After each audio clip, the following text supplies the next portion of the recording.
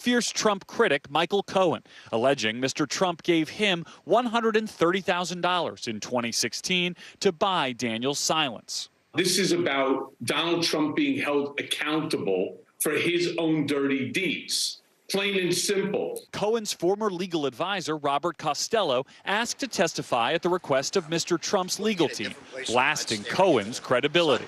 If they want to go after Donald Trump and they have solid evidence, so be it. But Michael Cohen is far from solid evidence. This weekend, the former president making headlines, predicting he'd be arrested at the investigation's conclusion and calling for protests. House Republicans rallying to his defense, slamming Democratic DA Alvin Bragg, vowing to question him before Congress. President Trump announced he was going to run for president again, and suddenly here they go. Now they're coming after him for some alleged bookkeeping error. You've got to be kidding me. Trump's top potential Republican presidential rival taking a dig at the progressive prosecutor. That's an example of pursuing a political agenda. But also a veiled shot at the former president. I don't know what goes into paying hush money to a porn star to secure silence over some type of alleged affair. I can't speak to that.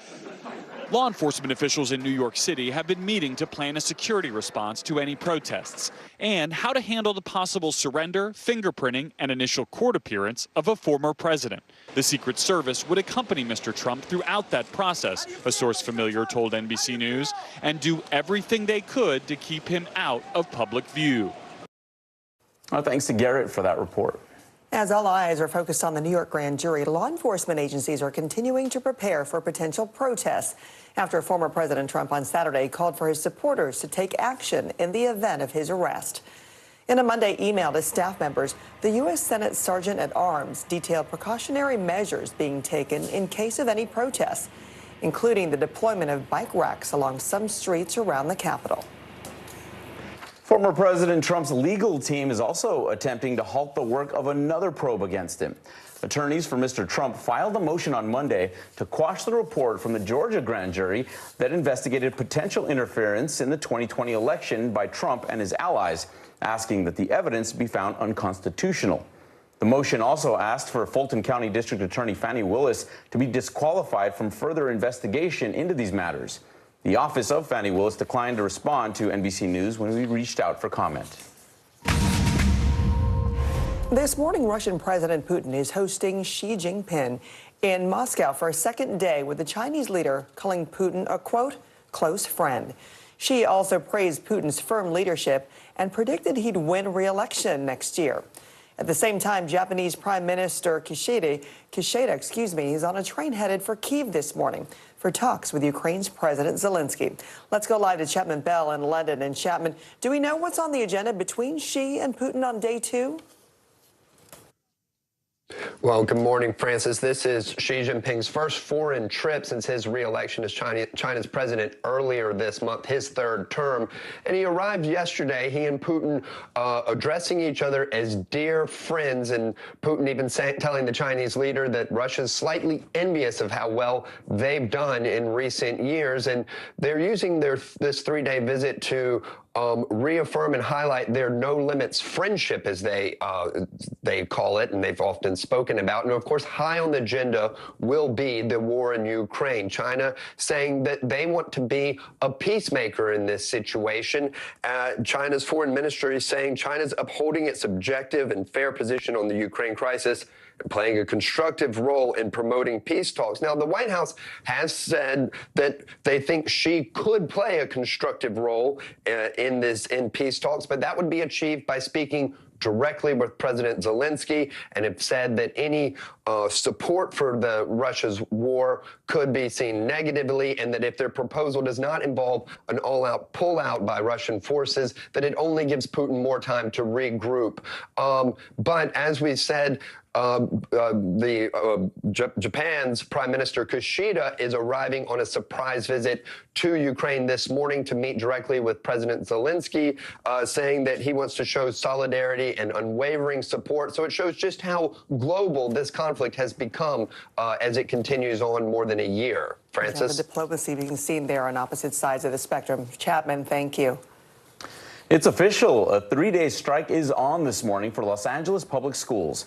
Teachers are walking out in solidarity with the union representing about 30,000 of the district's lowest paid employees, including bus drivers and food service workers. They're demanding salary increases and better working conditions. The district superintendent said he would be available around the clock for negotiations, but he says the unions have been refusing to come to the bargaining table. For a whole host of reasons, some of which I do not understand, we were never in the same room or even in the same building. The city is providing grab-and-go meals over the next few days as a resource for the students who rely on school lunches. An American man held hostage in West Africa for more than 6 years has been released, U.S. officials say. Aid worker Jeff Woodkey is, quote, thrilled to be free, his family says. The 62-year-old California man was kidnapped in northern Niger in October of 2016. The family says an ISIS group turned him over to an al-Qaeda affiliate in neighboring Mali. Secretary of State Anthony Blinken praised the efforts of Roger Carstens, the special presidential envoy for hostage affairs, for securing the release. President Biden has signed a bill to declassify as much intelligence about the origins of COVID-19 as possible. It directs the federal government to declassify intel related to China's Wuhan Institute of Virology. Agencies are divided over whether a lab leak or a spillover from animals is the likely source of the virus. Experts say it could take many years to pinpoint the true origin, or we may never know for sure. There is another major storm aiming for California. Let's turn to NBC meteorologist Angie Lessman, who is tracking it all for us. Angie, good morning. Good morning, guys. Are you getting deja vu? Because I am. Another atmospheric river event happening and unfolding over the next day or so for parts of California. We have 17 million people under flood alerts. No surprise there. They've had just quite a winter. And now we've moved into spring and nothing has let up. We're still going to see that heavy rain. It'll fall anywhere 3 to 5 inches up to 7 inches for isolated spots. We'll also get additional snowfall, not to mention some strong winds. Could be some power outages down trees over the next couple of days. That's a look at the weather across the country. Let's take a look at what's happening in your neighborhood. In the southeast, it's a warm afternoon. Temperatures end up into the upper 60s in Jacksonville. A little cooler as we look up towards Richmond, 66 degrees. New York at 62 with lots of sunshine. And Boston, partly cloudy skies with temperatures into the upper 50s. And that's a look at your forecast, guys. We'll talk about the chilly temperatures across the southeast this morning coming up in just a bit. All right, we'll see you in a bit then. Angie, thanks. Another day, another #1 seed falling in the NCAA women's tournament. Indiana mounted a comeback on their home court, but it was Destiny Harden knocking down the go-ahead bucket to break the tie. The Hoosiers couldn't respond, and Miami topples the top seed 70-68. UConn booked themselves a spot in the Sweet 16 for the 29th straight season. The Huskies clamped down after the first quarter and beat Baylor 77-58. Okay, after the break, our Richard Engel looks back at 20 years since the invasion of Iraq.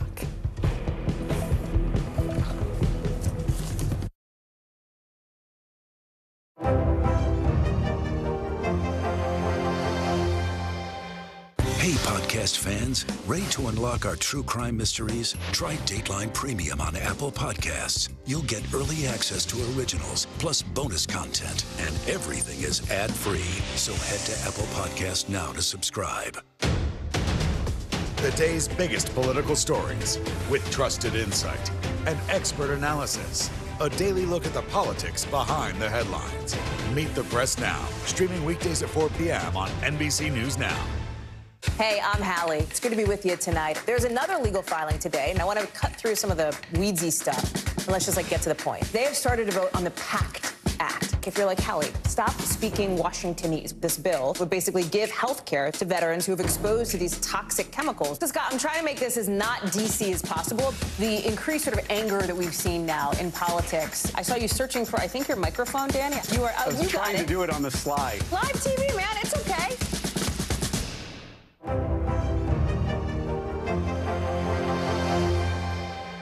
NBC News, streaming free now.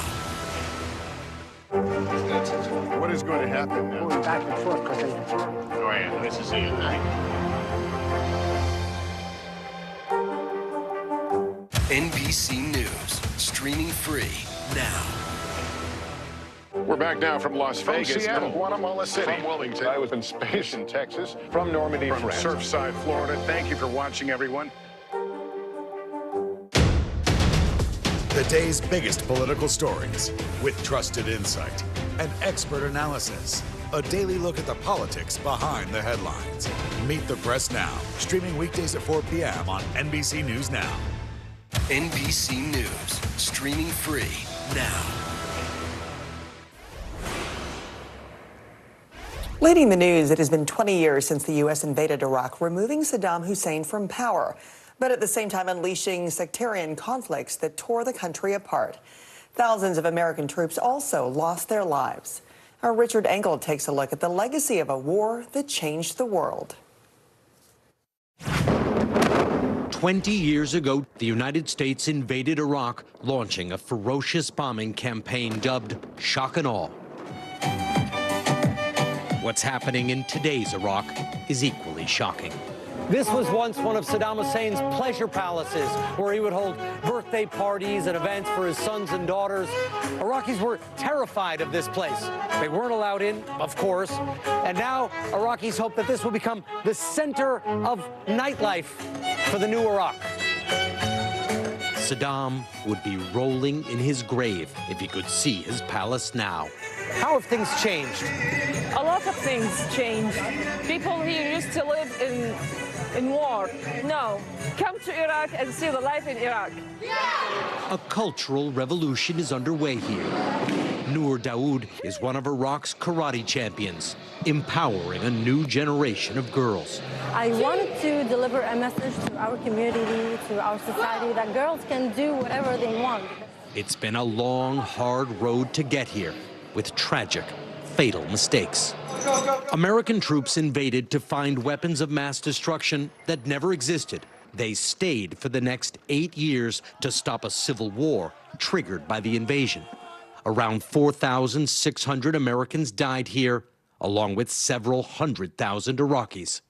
In 2006, I went to a Baghdad orphanage and met Marwa, Aliyah, and Sora. Their parents were executed during the frenzy of religious clashes in the chaos after Saddam's overthrow. Every day, there were more war orphans. The girls are still very clingy, clearly in need of a lot of affection. I met Marwa again this week. She's married and has 4 healthy children, but her life never recovered. My life didn't get better.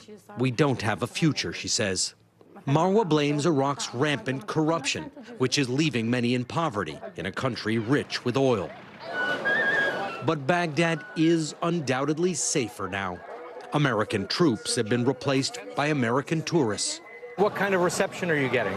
I must tell you, I feel like a rock star here. All the women and all the local people want to take pictures with us.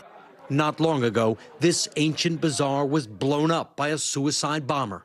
Now tourists can visit, relax, and reconnect with the cradle of civilization, cut off from the world by violence for the last 2 decades. Iraq still faces many political challenges. Saddam Hussein is gone, but the government is now dominated by Iran. Richard Engel, NBC News, Baghdad. What a fascinating, insightful look 20 years later. Still to come, up in the air, whether children under the age of 2 should be in their own seat on an airplane. What is going to happen now? Going back and forth because Oh, yeah, this is it, right? We begin top story with that breaking news. This is just in, a lot of stories to get to. What do people need most right now? Did the state and/or law enforcement drop the ball anywhere? Are we headed for a recession or a recovery? Migrant families now stranded in Mexico. What's the World Cup experience been like? The civilian effort is not just about fighting, it's also about helping. Every night, it's your news playlist. Top Story with Tom Llamas, streaming weeknights at 7 on NBC News Now.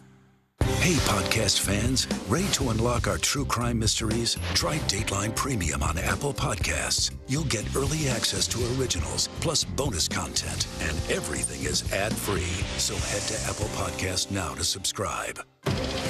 What do people need most right now? Did the state and/or law enforcement drop the ball? Migrant families now stranded in Mexico. What's the World Cup experience been like? It's your news playlist. Top Story with Tom Llamas, weeknights at 7 on NBC News Now. Still to come on the Channel 2 News. Well, the waters are certainly receding now. Still too close to call. Lester Holt reporting from the Ground Zero, as it's being referred to. It is, in fact, a taste of freedom. The Haitian people know a little something about resiliency. What's the biggest risk right now? Some of the troops who have been proud. I want to welcome you to the first presidential debate. In fact, we've been told we can't go any farther. Here are some resilient folks. Let me get a hint.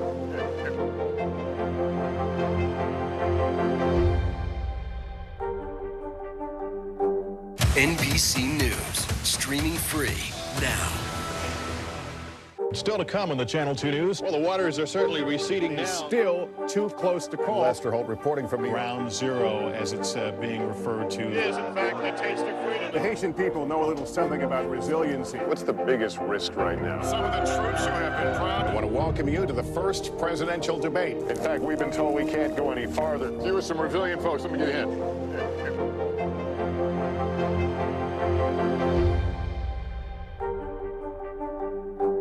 We begin top story with that breaking news. This is just in, a lot of stories to get to. What do people need most right now? Did the state and or law enforcement drop the ball anywhere? Are we headed for a recession or a recovery? Migrant families now stranded in Mexico. What's the World Cup experience been like? The civilian effort is not just about fighting, it's also about helping. Every night, it's your news playlist. Top Story with Tom Llamas. Streaming weeknights at 7 on NBC News Now. The CDC is warning of the alarming spread of a fungus that's drug-resistant and potentially deadly. It's called Candida auris, and the CDC says it's been spreading rapidly throughout the healthcare facilities in the United States. The CDC report says it's not a threat to healthy people, but can be lethal in those with weakened immune systems. Now to an important safety warning for parents flying with little ones. Flight attendants are renewing a push to keep babies off of laps and in their own seats while on planes. Our Miguel Almaguer explains why. The recent flights involving severe turbulence, which have turned everyday items into projectiles and left dozens injured, underscores the need for passengers to be buckled in their seats. But the Association of Flight Attendants is again calling for that to include children, even those under 2 who can fly for free if they're seated on their parents' laps. This is a life and death matter. A child that's not properly restrained today on any one of those flights that we've seen recently, that child is going to be flung to the ceiling, potentially hit their head, likely going to be very hurt or killed. Citing flights that have crashed, leaving infants injured or dead, the union says the evidence is clear. Children under 2 in FAA-approved car seats and buckled into their own seats are safer than in the arms of a parent. The NTSB and FAA say the safest place for a child under 2 is in a car seat or a restraint device. Parent Scott Fromheim agrees. You know, safety is of top importance always for us as new parents. We wanted to make sure she would be all good, any turbulence or anything else. The airline industry says safety is always the top priority. We support and follow the federal government's guidelines regarding safety seats for children. One concern for some parents, cost. Families on tight budgets could pay hundreds, if not thousands of dollars more in airfares. In the wake of turbulent flights, lawmakers face pressure to act. Miguel, thank you. Just ahead, Angie's tracking some chilly weather in the southeast. And the Girl Scout troop with a special bod, a story of sisterhood ahead. Still to come on the Channel 2 News. Well, the waters are certainly receding now. Still too close to call. Lester Holt reporting from the Ground Zero, as it's being referred to. It is, in fact, a taste of freedom. The Haitian people know a little something about resiliency. What's the biggest risk right now? Some of the troops who have been proud. I want to welcome you to the first presidential debate. In fact, we've been told we can't go any farther. Here are some resilient folks. Let me get a hint.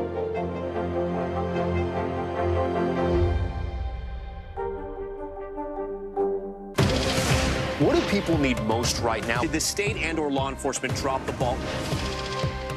Migrant families now stranded in Mexico. What's the World Cup experience been like? It's your news playlist. Top Story with Tom Llamas. Weeknights at 7 on NBC News Now.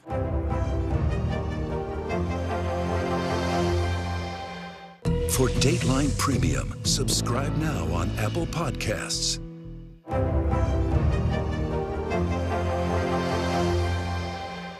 Hey, podcast fans, ready to unlock our true crime mysteries? Try Dateline Premium on Apple Podcasts. You'll get early access to originals, plus bonus content, and everything is ad-free. So head to Apple Podcasts now to subscribe.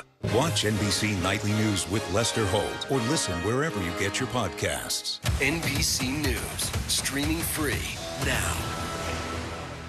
Hey, I'm Hallie. It's good to be with you tonight. There's another legal filing today, and I want to cut through some of the weedsy stuff. And let's just get to the point. They have started to vote on the PACT Act. If you're like Hallie, stop speaking Washingtonese. This bill would basically give health care to veterans who have exposed to these toxic chemicals. So, Scott, I'm trying to make this as not DC as possible. The increased sort of anger that we've seen now in politics. I saw you searching for, I think, your microphone, Dan. You are. I was trying to do it on the slide. Live TV, man. It's okay.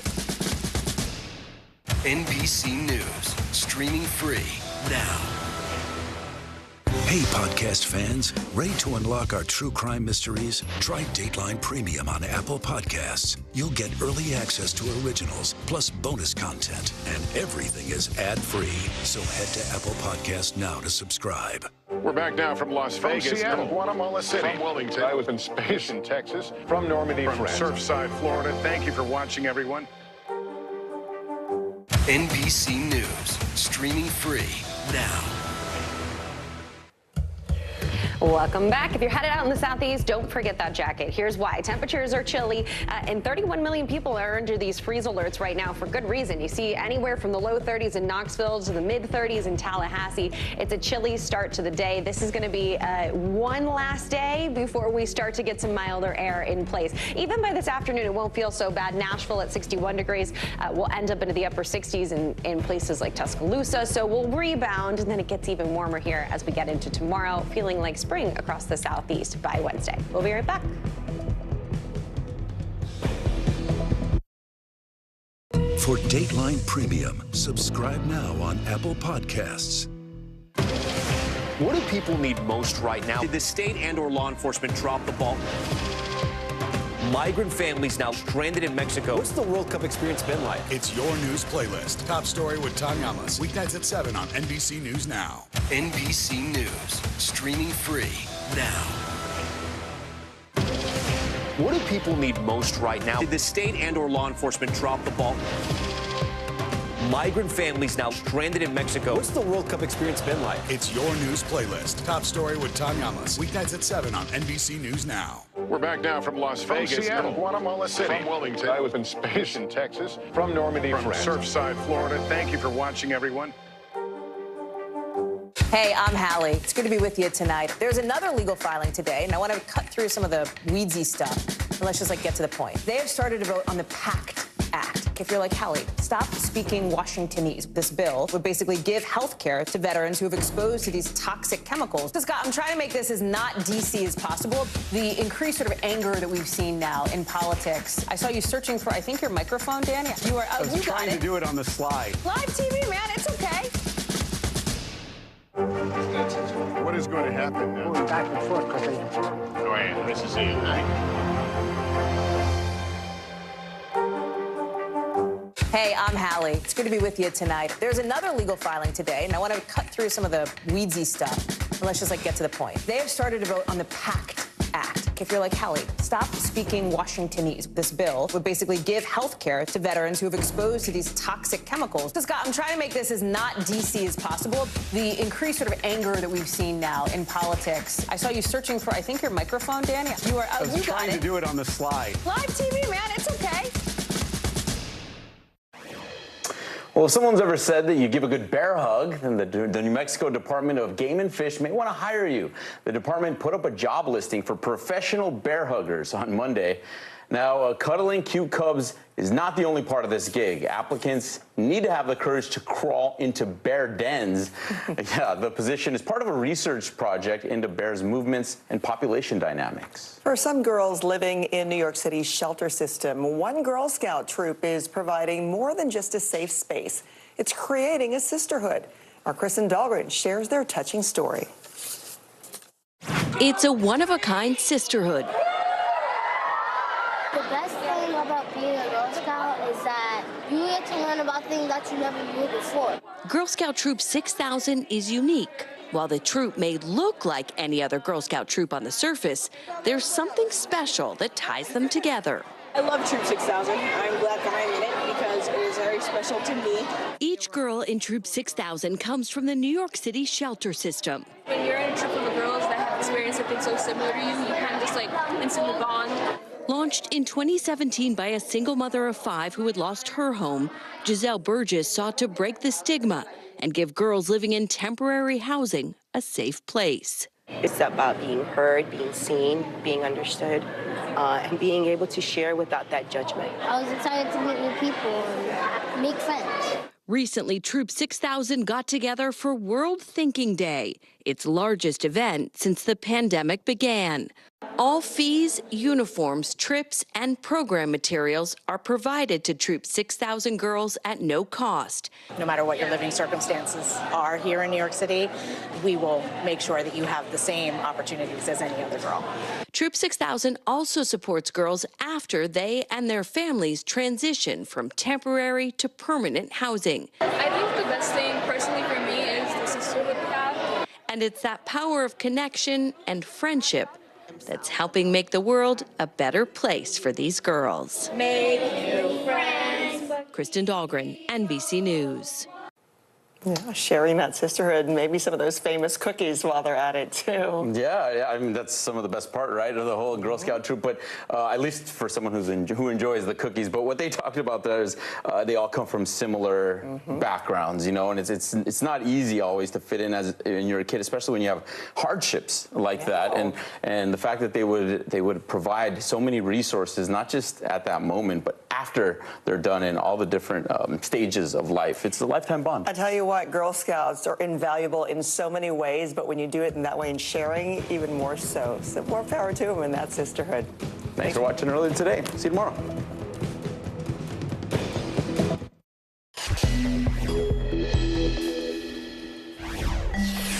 Breaking news, the Washington Post publishing disturbing surveillance video on the death of a man at a Virginia psychiatric hospital. 10 people have so far been charged with second-degree murder. Growing anticipation. All eyes on the New York grand jury investigating the hush money case involving former President Trump, as Trump's Republican allies step up attacks against the Manhattan DA overseeing the case. Massive strike. In just hours, union workers in Los Angeles hit the picket line, with parents scrambling ahead of a huge school workers strike that'll affect the country's second-largest school district. Speaking out, the teacher shot by her 6-year-old student speaks out for the first time in a Today exclusive about her challenging recovery. Some days are not so good days where I can't get up out of bed. Some days are better than others. More on how she's doing ahead. And stars in the White House. The cast of Ted Lasso makes an appearance at the White House promoting mental health awareness. It's Tuesday, March 21st. Early Today starts right now. Good morning, I'm Philip Mena. Hi, I'm Francis Rivera. There's breaking news this morning. The Washington Post has published the surveillance video showing the final moments of Ivo Atenyo. He is a black man who died in police custody at a Virginia hospital earlier this month. And we do want to warn you, this video is tough to watch. The hospital surveillance video shows Atenyo being dragged into an admissions room in handcuffs and leg irons. Several deputies and hospital staff then piling on top of him until his body goes limp. Prosecutors intended on making this video public today, but defense attorneys were trying to block it, arguing it would taint the jury pool. In the article, the Washington Post says they obtained it by clicking on a series of Dropbox links in the prosecutor's court filing. And we do want to clarify that NBC News does not know how the video has been edited or what was taken out.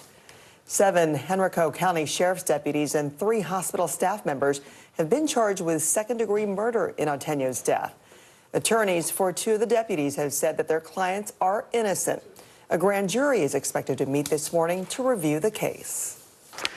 And this morning, a grand jury continues to investigate a hush money case involving former President Trump. And despite his weekend predictions that he would be indicted and arrested on Tuesday, sources tell Jonathan Deist of our New York affiliate WNBC that no developments are expected today in the New York hush money investigation of the 45th president. This coming a day after Robert Costello, a former legal advisor to Michael Cohen, a one-time Trump lawyer, testified before the Manhattan grand jury. And security preparations continued in both New York and D.C. for potential protests in the event of Mr. Trump's arrest. NBC's Alice Barr has more. No charges yet, but the political fallout is already underway, with former President Trump preparing for the possibility of becoming the first former U.S. president to be indicted for a crime. A Manhattan grand jury hearing from more key witnesses as it weighs whether Mr. Trump should face charges in a hush money investigation involving adult film star Stormy Daniels in the weeks leading up to the 2016 election. It's not the hush money payment itself, it's the way it's documented. The former president predicting on his social media over the weekend that he would be arrested Tuesday, though a spokesman clarified he has not been notified he will be charged. Mr. Trump and his allies attacking the Manhattan district attorney, with House Republican leaders now asking him to testify before Congress. Stop going after people because you have political differences. House Speaker Kevin McCarthy also urging people not to protest, something former President Trump did call for. Law enforcement in New York is on high alert. Complicating any potential prosecution, Mr. Trump has declared he's running for president again. Potential rivals, including Florida Governor Ron DeSantis, joining the Republican chorus slamming the investigation, though DeSantis added this. I don't know what goes into paying hush money to a porn star to secure silence over some type of alleged affair. I can't speak to that. It all comes as the Trump legal team filed paperwork in a separate case seeking to block potential prosecution of the former president and allies for allegations they tried to illegally overturn the 2020 election results in Georgia. In Washington, Alice Barr, NBC News. It is official. A 3-day strike is on this morning for Los Angeles public schools. Teachers are walking out in solidarity with a union representing about 30,000 of the district's lowest paid employees, including bus drivers and food service workers. They are demanding salary increases and better working conditions. The district superintendent said he would be available around the clock for negotiations, but he says the unions have been refusing to come to the bargaining table. For a whole host of reasons, some of which I do not understand, we were never in the same room or even in the same building. The city is providing grab-and-go meals over the next few days as a resource for the students who rely on school lunches. This morning, Japanese Prime Minister Fumio Kishida is on his way to visit Ukraine. The unannounced trip is a surprise show of on-the-ground support from a key Asian ally of Ukraine. And it counters the ongoing visit to Russia by Chinese President Xi Jinping, who is being hosted in Moscow by Putin for a second day. During their first day of talks, Xi called Putin his, quote, dear friend. Xi also praised Putin's leadership and predicted he'd win re-election next year. Russian presidential elections are widely seen as corrupt, with fraud being rampant. American diplomats watched this meeting from the sidelines, with Secretary of State Antony Blinken warning that China could still provide Putin with weapons and pursue a ceasefire terms favoring Russia. The surviving son of convicted murderer Alex Murdaugh is speaking out, denying links to the death of a local teenager. In 2015, Stephen Smith died of a hit and run, and now his case has been reopened, and his family is searching for answers. Here's Katie Beck. Sandy Smith has lived with unexplained loss for 8 years. It's been a rough road. She believes it wasn't by accident that her 19-year-old son Stephen was killed, found dead on a rural road in Hampton County, South Carolina in 2015. In my heart, this was not a hit and run. I think he was murdered, and I just need the proof. The case reopened by South Carolina investigators in June of 2021, saying it was based upon information gathered during the course of the double murder investigation of Paul and Maggie Murdaugh. Attention to the case peaking in months leading up to Alec Murdaugh's trial for the crimes, and a new Netflix docuseries drawing ties between Smith and Buster Murdaugh, who were high school classmates and rumored by some to be in an intimate relationship. And that name was, he goes by Buster Murdaugh. But Buster Murdaugh, for the first time publicly, challenging any and all implications that he was involved. I've tried my best to ignore the vicious rumors about my involvement in Stephen Smith's tragic death that continue to be published in the media as I grieve over the brutal murders of my mother and brother. I love them so much and miss them terribly. Murdoch adding he's still coping with their loss and the incarceration of his father while being harassed. These baseless rumors of my involvement with Stephen and his death are false. I unequivocally deny any involvement in his death, and my heart goes out to the Smith family. I need answers. I'm a mother. I need answers. And how those answers are found will rest in the hands of a judge. Smith's attorneys say they plan to petition the court and ask for permission to exhume, also presenting evidence about why it's necessary now. Back to you. Katie, thank you. Officials in Miami Beach narrowly voted against extending the city's curfew into this weekend. Commissioners instead voted to ban all alcohol sales for off-premises consumption after 6 p.m. starting on Thursday. Miami Beach issued a state of emergency and a curfew that lasted from midnight to 6 a.m. Monday. 2 people were killed in 2 separate shootings last weekend. One commissioner who voted against the curfew said emergency measures would have been applied after the majority of crowds have left. More than 100 firefighters responded to a massive blaze at a New Jersey church. The 8-alarm fire caused the roof to partially collapse. Firefighters said they were able to contain the flames from spreading to a nearby school. No injuries have been reported, and it's not clear what started the fire. The church pastor says Sunday service will be held at a nearby building this week. Feet of snow in the forecast for California's Sierra Nevada mountains, adding to a record-breaking winter. Cal Berkeley's Central Sierra Snow Lab has already measured nearly 56.5 feet of snow.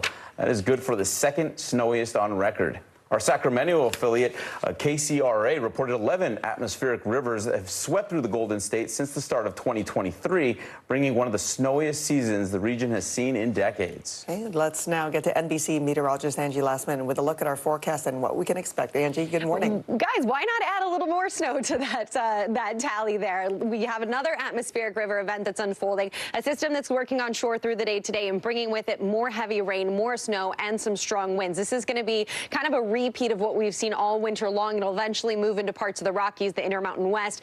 But in the next day or so, if you live in places like Southern California up into Central California, you could pick up another 3 to 5 inches. We know that it's already saturated, quite saturated in some spots, so the flooding concern will remain through the day today and even into tomorrow, where we could see localized amounts up to 10 inches. As far as the snowfall is concerned, a couple more feet for both the Sierra and range as well as the mountains just to the south. We'll see wind alerts as well for 28 million. That's a look at the weather across the country. Let's take a look at what's happening in your neighborhood. A mild afternoon for folks in the southeast. Temperatures into the upper 60s for Jackson. We look to the Midwest, where 55 degrees is all you get in Detroit today. 57 for Scranton, and Richmond ends up into the mid-60s with sun and clouds. And guys, it's going to be a busy day on the West Coast, but we also have some chilly morning temperatures to talk about in the Southeast. We'll get to those details coming up in just a bit. A lot to still follow. Thank you, Angie. Now to some nail-biting finishes in the NCAA tournament. Walker. Stuck to Sheldon. Sheldon knocks it in. The Buckeyes get to keep dancing. In dramatic fashion, J.C. Sheldon's last-second runner was enough to lift Ohio State over North Carolina 71-69. Another day, another #1 seed falling on their home court.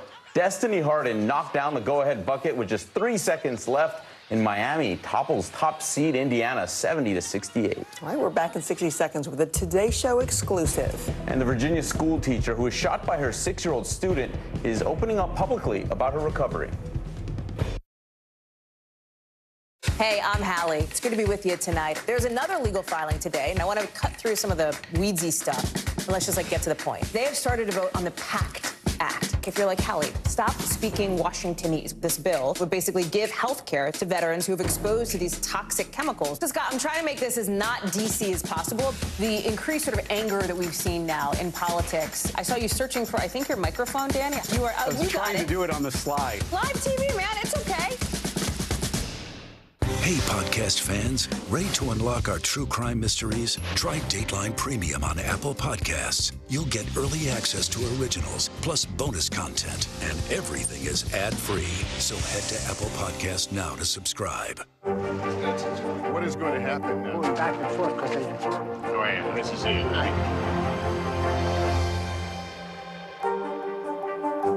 For Dateline Premium, subscribe now on Apple Podcasts. Hey, I'm Hallie. It's good to be with you tonight. There's another legal filing today, and I want to cut through some of the weedsy stuff. And let's just get to the point. They have started to vote on the PACT Act. If you're like, Hallie, stop speaking Washingtonese. This bill would basically give health care to veterans who have exposed to these toxic chemicals. So, Scott, I'm trying to make this as not DC as possible. The increased sort of anger that we've seen now in politics. I saw you searching for, I think, your microphone, Danny. You were I was trying to do it on the slide. Live TV, man. It's okay. Hey, podcast fans, ready to unlock our true crime mysteries? Try Dateline Premium on Apple Podcasts. You'll get early access to originals, plus bonus content, and everything is ad-free. So head to Apple Podcasts now to subscribe. NBC News, streaming free now. What is going to happen now? Going back and forth because they... Oh, yeah, this is it, right?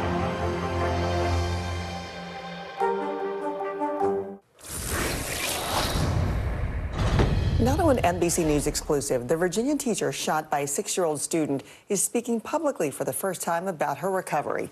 Abigail Zwerner sat down with our own Savannah Guthrie. And here's part of that exclusive interview. For the first time, Abigail Zwerner in her own words. In an exclusive interview with Savannah Guthrie, the first-grade teacher describing the challenges she faces after she was shot by a 6-year-old student in front of her class. How do you feel? How is your recovery going? I've been doing okay. You know, it's been challenging. I've gone through a lot of obstacles and challenges. Some days are not so good days where I can't get up out of bed. Some days are better than others where I'm able to get out of bed and make it to my appointment. But, you know, from going through what I've gone through, I try to stay positive, you know, try to have a positive outlook on what's happened and where my future's heading. Wounded in her left hand and chest, the 27-year-old says she has undergone 4 surgeries, the most recent one for her bandaged hand that Zwerner says she still cannot fully use. First grade student. I know where that student is. Earlier this month, the Newport News, Virginia prosecutor decided not to charge the 6-year-old boy, saying his age and inability to understand the legal system made it problematic. But the prosecutor says he is still looking at others. The boy's attorney says he welcomes the prosecutor's decision. We have not heard from school officials. This should have never happened. It was preventable. In a press conference earlier this year, Zwerner's attorney said at least 3 staffers warned the school administration at Rich Neck Elementary that the boy had a gun. Zwerner says she will make that case in civil court, where her attorney says she plans to file a lawsuit in 2 weeks. Ann Thompson, NBC News. And you can catch much more of that interview coming up on Today. President Biden is set to honor several artists at the White House later today. From Bruce Springsteen to Gladys Knight, Julia Louis-Dreyfus, and Mindy Kaling, the president will present the group of 12 with National Medals of Arts. These are the 2021 recipients finally getting their honors after COVID postponed the ceremony. Still to come here, Ted Lasso takes the White House, the cast message on mental wellness. But first, Amazon announcing another round of job cuts, marking tens of thousands of layoffs since November. We begin top story with that breaking news. This is just in, a lot of stories to get to. What do people need most right now? Did the state and or law enforcement drop the ball anywhere? Are we headed for a recession or a recovery?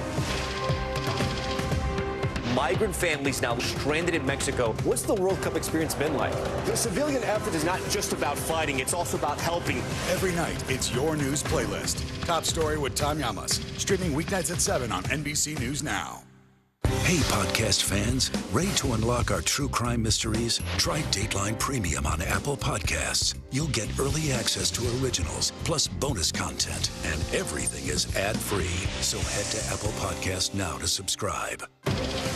What do people need most right now? Did the state and/or law enforcement drop the ball? Migrant families now stranded in Mexico. What's the World Cup experience been like? It's your news playlist. Top Story with Tom Yamas. Weeknights at 7 on NBC News Now.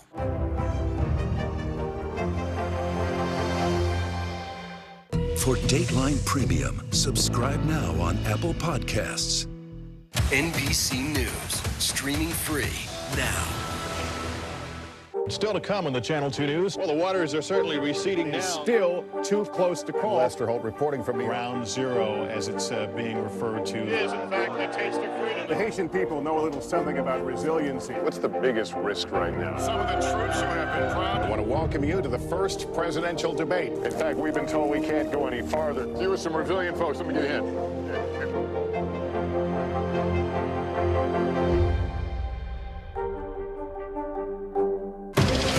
What do people need most right now? Did the state and/or law enforcement drop the ball?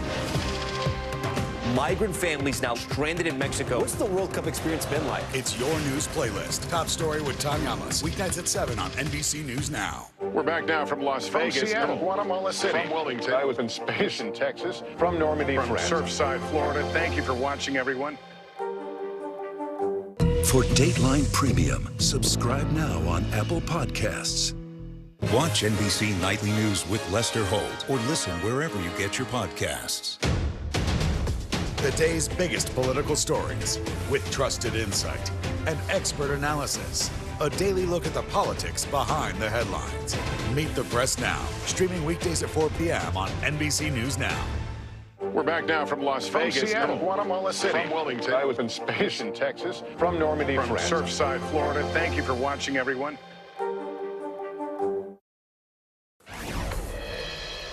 Coming up on Today, NBC News senior medical correspondent Dr. John Torres is breaking down everything you need to know about the popular drug Ozempic that is increasingly being used for weight loss. This morning, global markets are watching the takeover of Credit Suisse by UBS, and stocks of First Republic Bank reached new lows. Here with more on how the markets are reacting is CNBC's Juliana Tattlebaum. She joins us live from London. Hi, Juliana. Good morning. Philip, good morning. Well, the reaction has been a bit of a roller coaster to this news that was out over the weekend that UBS would be taking over its troubled rival Credit Suisse in Switzerland. Yesterday, we saw European equity markets sell off in the immediate wake of the news, but then stage a pretty robust rally, which continued into the U.S. session. On Wall Street, we saw we saw a rally in bank stocks, which was global in nature. All three of the major U.S. indices ended the day higher: the S&P, the Dow, and the NASDAQ. And now this morning, U.S. futures indicate the gains will continue. You mentioned First Republic. This continues to be a trouble spot for the market. Shares plunging yet again as JP Morgan CEO Jamie Dimon reportedly leads fresh efforts to stabilize the troubled lender. In the tech space, we're watching Amazon, the tech giant, coming out slashing another 9,000 jobs, reducing its total headcount by almost 10% in just the last few months. This as the CEO, Andy Jassy, cites shifting priorities and an uncertain economic outlook. In terms of the day ahead, investors on both sides of the Atlantic going to be keeping an eye on the Federal Reserve, which kicks off its two-day policy meeting today. The decision is expected tomorrow, and investors have been dialing back their expectations for rate hikes from the Federal Reserve in the wake of the market turmoil. Finally, on the earnings front, Nike comes out with their results later this afternoon. All right. Appreciate the update, Juliana. Thank you. Angie's tracking your Tuesday forecast after the break. And later, Jason Sudeikis is taking a page out of Ted Lasso's playbook during a visit to the White House. We begin Top Story with that breaking news. This is just in, a lot of stories to get to. What do people need most right now? Did the state and/or law enforcement drop the ball anywhere? Are we headed for a recession or a recovery? Migrant families now stranded in Mexico. What's the World Cup experience been like? The civilian effort is not just about fighting, it's also about helping. Every night, it's your news playlist. Top Story with Tom Yamas, streaming weeknights at 7 on NBC News Now. Watch NBC Nightly News with Lester Holt or listen wherever you get your podcasts. Hey, podcast fans, ready to unlock our true crime mysteries? Try Dateline Premium on Apple Podcasts. You'll get early access to originals, plus bonus content, and everything is ad-free. So head to Apple Podcasts now to subscribe. We're back now from Las Vegas. From Seattle, No. Guatemala City. From Wilmington. I was in space in Texas. From Normandy, From France. Surfside, Florida. Thank you for watching, everyone. Hey, I'm Hallie. It's good to be with you tonight. There's another legal filing today, and I want to cut through some of the weedsy stuff. But let's just get to the point. They have started to vote on the PACT Act. If you're like Hallie, stop speaking Washingtonese. This bill would basically give health care to veterans who have exposed to these toxic chemicals. So, Scott, I'm trying to make this as not DC as possible. The increased sort of anger that we've seen now in politics. I saw you searching for, I think, your microphone, Danny. You are. I was trying to do it on the slide. Live TV, man. It's okay.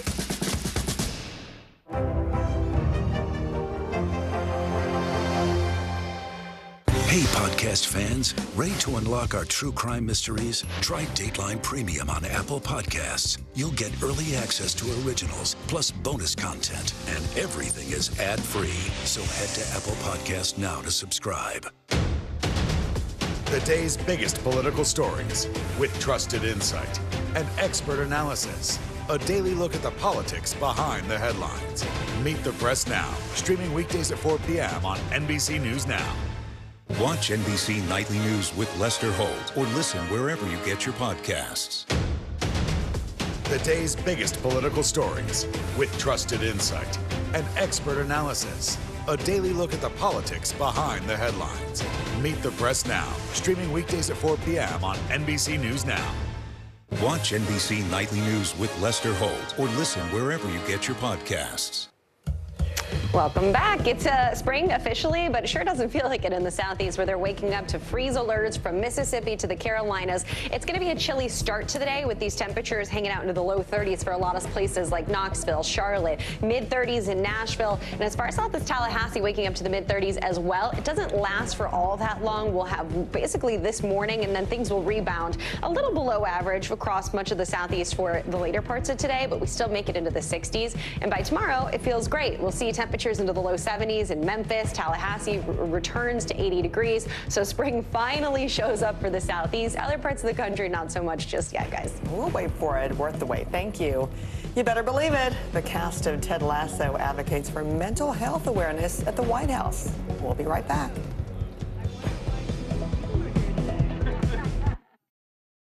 Hey, I'm Hallie. It's good to be with you tonight. There's another legal filing today, and I want to cut through some of the weedsy stuff. But let's just get to the point. They have started to vote on the PACT Act. If you're like Hallie, stop speaking Washingtonese. This bill would basically give health care to veterans who have exposed to these toxic chemicals. So, Scott, I'm trying to make this as not DC as possible. The increased sort of anger that we've seen now in politics. I saw you searching for, I think, your microphone, Danny. You are. I was trying to do it on the slide. Live TV, man. It's okay.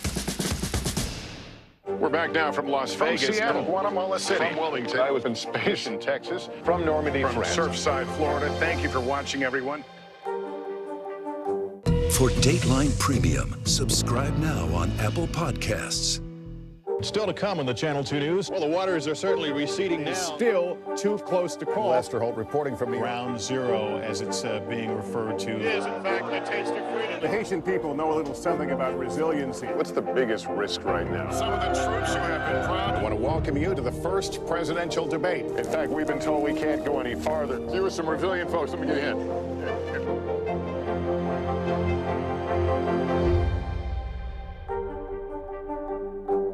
For Dateline Premium, subscribe now on Apple Podcasts. The day's biggest political stories with trusted insight and expert analysis. A daily look at the politics behind the headlines. Meet the Press Now, streaming weekdays at 4 p.m. on NBC News Now. Watch NBC Nightly News with Lester Holt or listen wherever you get your podcasts. What do people need most right now? Did the state and/or law enforcement drop the ball? Migrant families now stranded in Mexico. What's the World Cup experience been like? It's your news playlist. Top story with Tom Ellis. Weeknights at 7 on NBC News Now. NBC News, streaming free now. Fans of the hit comedy Ted Lasso might know a goldfish has a 10-second memory, but during a trip to the White House, the cast offered a mental health message to never forget. Ellison Barber kicks it off. Thank you for taking interest. Ted Lasso back for a third season and once again tackling an important issue. Regarding my panic attacks, I've had more psychotic episodes than Twin Peaks. Jason Sudeikis' Ted Lasso character usually cheers up those around him with his silly antics as the American head coach of a British soccer team. It's like this. You may hate me, but it ain't no lie. Yeah? Then the hands, bye, bye, bye. But since the show's first season, the main character's struggle with panic attacks and trauma has been front and center. Okay, you're having a panic attack. Just breathe. I'm going crazy. No more than anyone else. The show applauded by fans and advocates for bringing mental health awareness to prestige TV. And so, Coach Lasso, the podium is yours. The show's Emmy-winning cast bringing that discussion to the White House. So, like, no matter who you are, no matter where you live, no matter who you voted for, we all probably, I assume, we all know someone who has, or have been that someone ourselves, actually, that's struggled, that's felt isolated, that's felt anxious, that has felt alone, right? And it's actually one of the many things that believe it or not, that we all have in common as human beings, right? Sudeikis also urging people to seek help, something his character did in the last season, despite initial skepticism.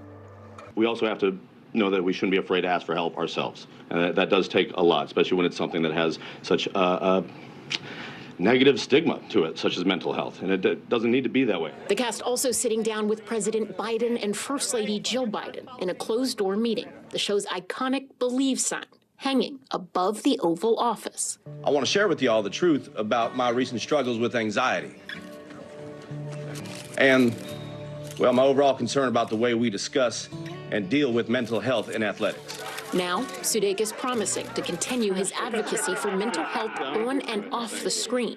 But it does seem he's retiring one of his famous SNL impressions. Thank you. Excuse me? You don't have a little Joe Biden impression? Nah, they got the real one here now. Our thanks to Ellison for that report. That is so important, especially for adults, to be that example for kids, saying that it is okay to speak out there in every arena, right? When it comes to education, entertainment, sports, and everything else. Yeah, when you see something like mental health issues affecting actors, athletes, people you look up to, and know that this is a safe space to talk about it. You know, you're not alone. It's not uncommon. And to get help. Really helps. Thanks for watching Early Today. Have a good one.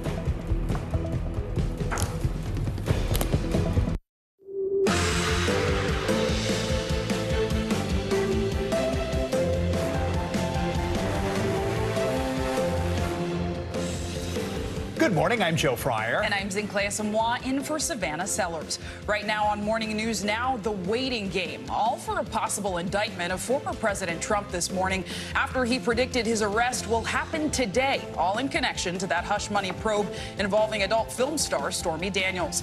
Yesterday, a courtroom bombshell here in New York, a key Trump ally casting doubt on longtime attorney Michael Cohen's testimony in the case. They did the smart thing. They looked at Michael Cohen and they said, we just can't trust this guy. You can't rely on him. We've got the latest on where things stand this morning, plus how law enforcement are preparing for a historic possible indictment.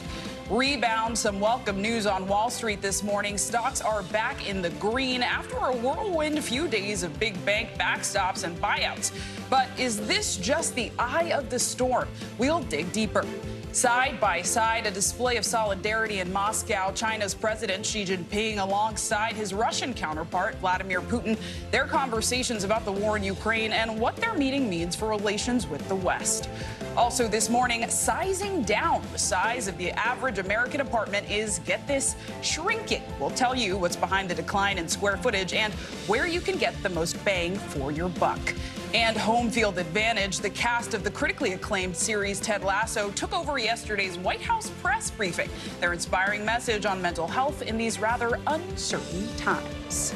A message I bet we all kind of need right now. Exactly. We could use that while you're still watching the new season of Ted Lasso. There we go. Which I enjoyed the first episode of the new season, I have to say. Good to know. And we'll get to that. We start off this morning, though, with new information in the grand jury proceedings here in New York against former President Donald Trump. Jurors are weighing whether to indict the former president for his alleged hush money payments to adult film actress Stormy Daniels. Attorney Rob Costello, the final witness in the proceedings, testified yesterday on Trump's behalf. Afterward, he told reporters that he spent most of his time trying to undermine the credibility of the prosecution's key witness, Trump's former attorney, Michael Cohen. Costello previously served as a legal advisor to Cohen, but the two have since had a falling out. Costello had this to say about his former colleague. I'm the one who decided to do this. A lot of people cautioned me against it because I had nothing to gain. The only thing I'm doing is trying to tell the truth to the grand jurors. If they want to go after Donald Trump and they have solid evidence, so be it.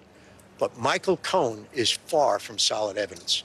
This guy, by any prosecutor's standard, and I used to be deputy chief of the criminal division in the Southern District of New York, I wouldn't have touched a guy like Michael Cohen, especially if he's a convicted perjurer.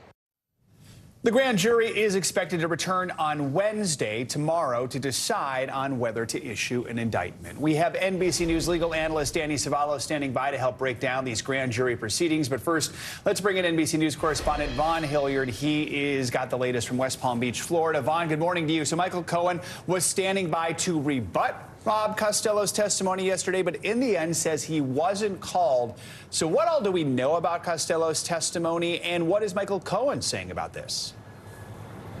Right. Robert Costello went in front of this grand jury at the behest of the Trump's legal counsel. The grand jury is convened by the district attorney, who brings forward to them evidence and potential witnesses who could help make his case to bring charges against a particular subject, in this case, Donald Trump, but presented them the opportunity, the Trump's legal counsel, to bring somebody forward before the grand jury, that individual, Robert Costello, who, as you just heard, countered Michael Cohen's testimony and questioned whether he embellished allegations against Donald Trump. That leads to Michael Cohen being present in Lower Manhattan yesterday as a potential rebuttal witness to Costello. Lanny Davis, ultimately Michael Cohen's attorney, said that they were there for multiple hours but were never called back into the room. Take a listen to Michael Cohen himself explain what unfolded yesterday afternoon.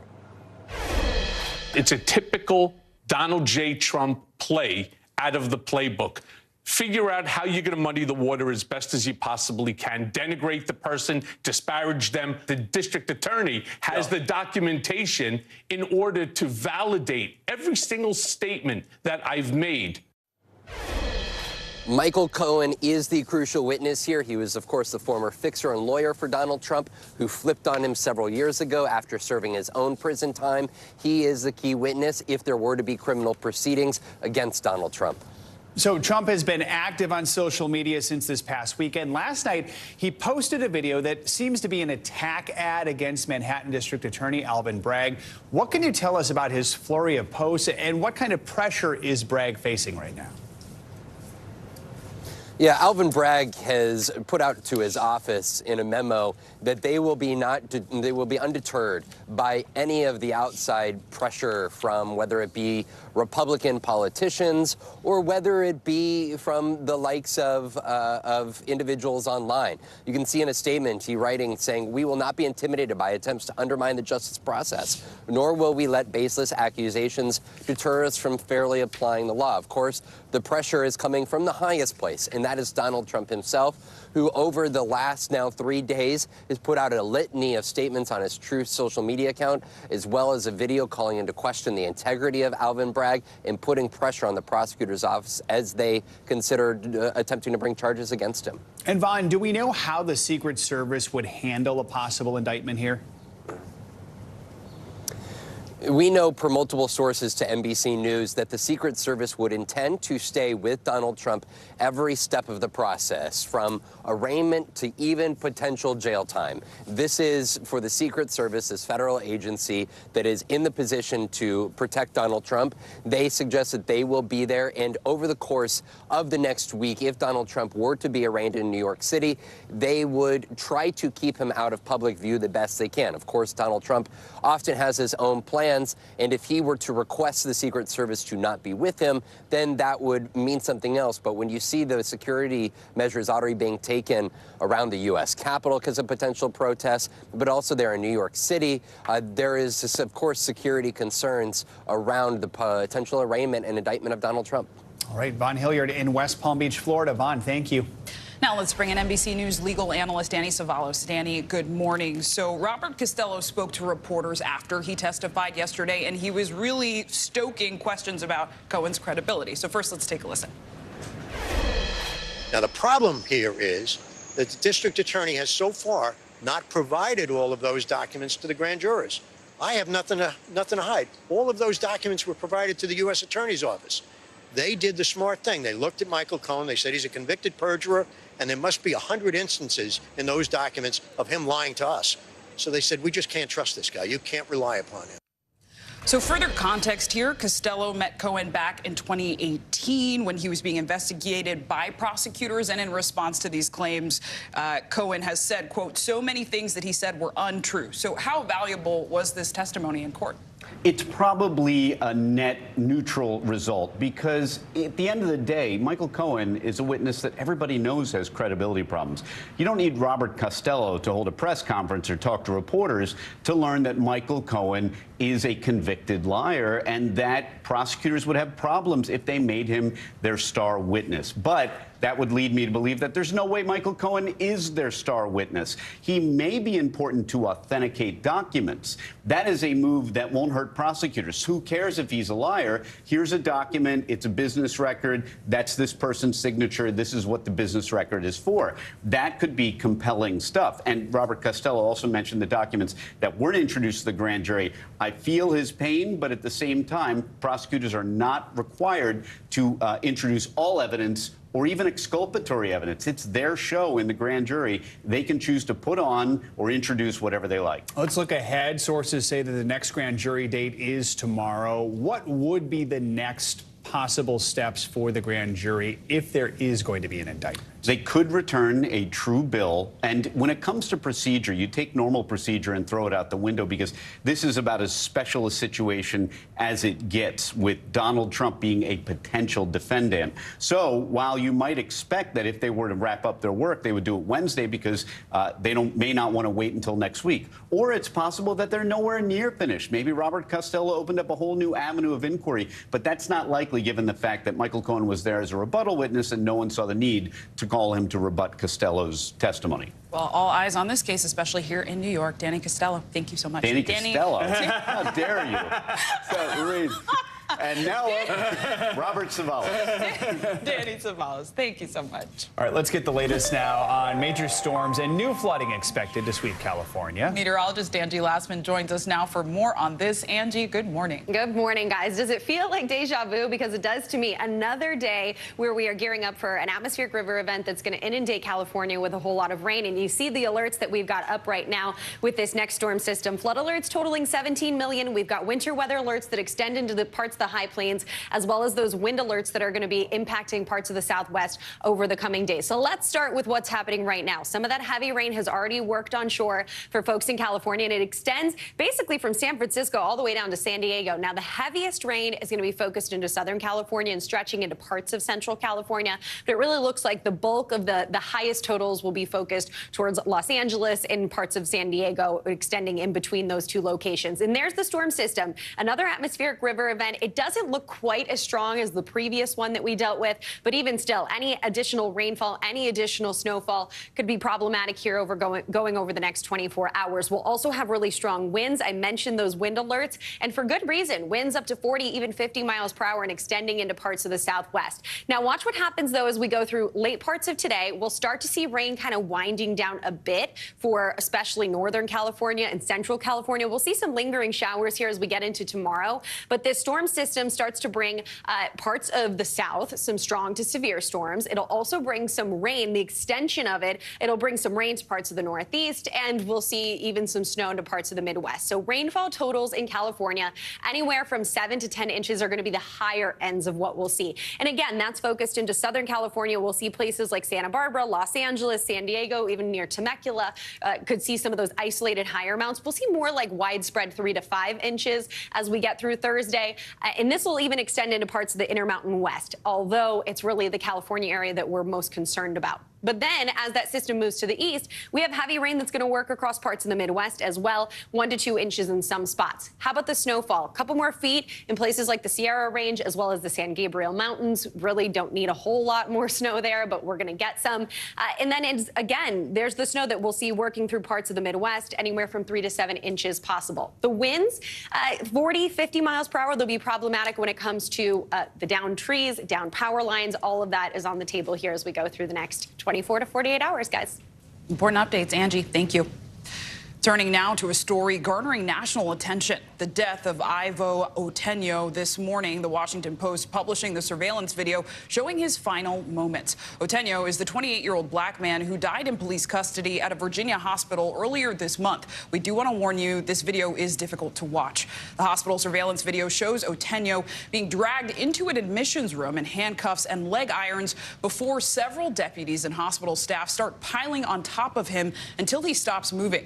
Prosecutors intended to release this video to the public today, but defense attorneys were trying to block that from happening, saying it would taint the jury pool. According to the Washington Post, the footage was obtained by clicking on a series of Dropbox links in the prosecutor's court filing. NBC News does not know how the video has been edited or what was taken out. 7 Henrico County Sheriff's deputies and 3 hospital staff members are now facing second-degree murder charges. Attorneys for 2 of the deputies have previously said that their clients are innocent. A grand jury is expected to meet later today to review the case. And in other news today, President Biden is crossing one item off his presidential bucket list, using his veto power for the first time yesterday. The president rejected a bipartisan measure that would nullify a new administration rule for retirement plans. He posted a video on social media about his decision. I just signed this veto because the legislation passed by the Congress would put at risk the retirement savings of individuals across the country. They couldn't take into consideration investments that wouldn't be impacted by climate, impacted by overpaying executives, and that's why I decided to veto it. CNBC reporter Brandon Gomez joins us now to break it all down. Brandon, good morning. So this measure really centers on the issue of socially conscious investments, something Biden's opponents called woke capitalism. What exactly should we know about what was initially proposed? That's right, Zinkley. So, I mean, putting that definition in terms, right, woke capitalism, I mean, what it really is, it's a set of standards that just socially conscious investors use to make sure their money aligns with certain values, right? So what was being proposed? It was a ban on federal managers of retirement plans from considering certain factors when making investments, factors like climate change, right? Considering if a company is overpaying executives, situations where there's an outstanding legal battle at the company, right? And so why veto? Biden said that these have material impact on the business bottom line, as you heard in that soundbite there. These are factors that should be considered by investors when they're considering where to put their money in terms of long-term return on their investments. Brandon, many were expecting the president to battle with Republican lawmakers on different issues, government spending and the nation's debt limit. So why did President Biden use his first veto on this particular measure, and what are Republicans saying about it? I mean, it's true, and those issues aren't off the table, right? We still may see those issues come up further down the line. I think this is an issue that you're going to hear a lot about, especially on the 2024 campaign trail if Florida Governor Ron DeSantis puts his hat in the bid, right? So he's been very vocal on this conversation about socially conscious investing. Really, the thesis of the conversation there is that business impact is not materially measured, right? So there's no real way to measure how a company performs based on these metrics. Now, here at CNBC with our partners at Just Capital, we actually turned to the data, right, and saw that companies that prioritize certain issues that we're talking about here, right, diversity in the workforce, these issues do matter, and they do actually outperform their peers. And Brandon, what's next with the measure for those who maybe forget their political or government classes from high school? Is it dead in the water after this veto, or is there another route to getting it passed? Yeah, so there would need to be a 2/3 majority in each chamber of the Congress to overturn as well. You could also see it on the state level, right? So in states like Florida, they can individually decide whether or not they want to ban these types of investments. I think really this is, again, going to be a conversation moving forward, but one that we need to sort of keep track of as we continue to head towards 2024 and lead with the data, right? Not just the opinion. A lot to watch. Brandon Gomez, thank you so much. We could soon learn a lot about what the government has learned about the origins of the COVID-19 virus. On Monday, President Biden signed a bill that directs the federal government to declassify as much intelligence as possible about the virus's origins. NBC News Chief White House correspondent Peter Alexander joins us now with more. Peter, good morning, my friend. So this new law would declassify some intelligence related to the virus in China. Do we know what we might learn and how soon? Yeah, Joe, it's a good question. This new move by President Biden is going to give Americans really their first chance to see for themselves the intelligence that the country has gathered on the origins of COVID-19. The president, as you noted, signed this bipartisan bill Monday, backed by Democrats and Republicans. It orders this country's top intelligence official, the Director of National Intelligence, to declassify all information that details the potential links between China's Wuhan lab and the COVID outbreak. And it has to happen within 90 days, President Biden saying he wants to be as transparent as possible about how the pandemic may have started, but he acknowledges the need, of course, to protect against the release of anything that could harm national security. As you know, the U.S. intelligence community right now remains split about COVID's origins. You got the Department of Energy and the FBI that have both recently said it was likely a lab leak, but then other agencies have said it may have started naturally. All of this matters because if COVID came from a Chinese lab, it would further break down these already strained relations between the U.S. and China. China has repeatedly blocked global efforts to try to figure out exactly where COVID-19 began, Joe. Yeah, and Peter, at the same time, we're watching yesterday's meeting between Chinese President Xi and Russian President Putin. As you mentioned, comes with relations between China and the U.S. incredibly strained. What's the White House saying about that encounter? Yeah, day two of that visit going on as we speak. The White House has called on China's President Xi to condemn Russia for its year-long war in Ukraine. Obviously, that hasn't happened. You remember Xi's pre-planned visit comes just days after the International Criminal Court accused the Russian president of war crimes. So this is obviously a major show of support for Russia from the leader of the world's second largest superpower. The U.S. has publicly warned the world that China may still send lethal weapons to Russia and not to be fooled by these potential proposals for a ceasefire, Joe. All right, Peter Alexander at the White House. Peter, thank you so much. Now to the banking crisis, where investor fears appear to be easing after U.S. stock markets closed in positive territory yesterday. The relief rally is continuing in Europe this morning, while U.S. futures are pointing to a positive market open. All this as investors digest the landmark takeover of Swiss bank Credit Suisse by UBS. Investopedia's editor-in-chief, Caleb Silver, joins us now. So, Caleb, investor nerves appear to be settling down a little bit following some rather stressful days there on the market. Are we out of the woods yet, or what are you watching for? Now, a little spring awakening for stocks, but actually this rally began last week, except in financials, which we know have been under the microscope lately. So you've seen regional bank stocks recover a lot yesterday, except for First Republic. That stock was down 45%, despite talks of JP Morgan and others trying to arrange some solution for the bank. That bank stock is rallying again this morning. So a little bit of a relief rally, but the Fed starts its meeting today. They will meet in about 1 day and 7 hours from now. We'll have a decision on interest rates, and that should be pivotal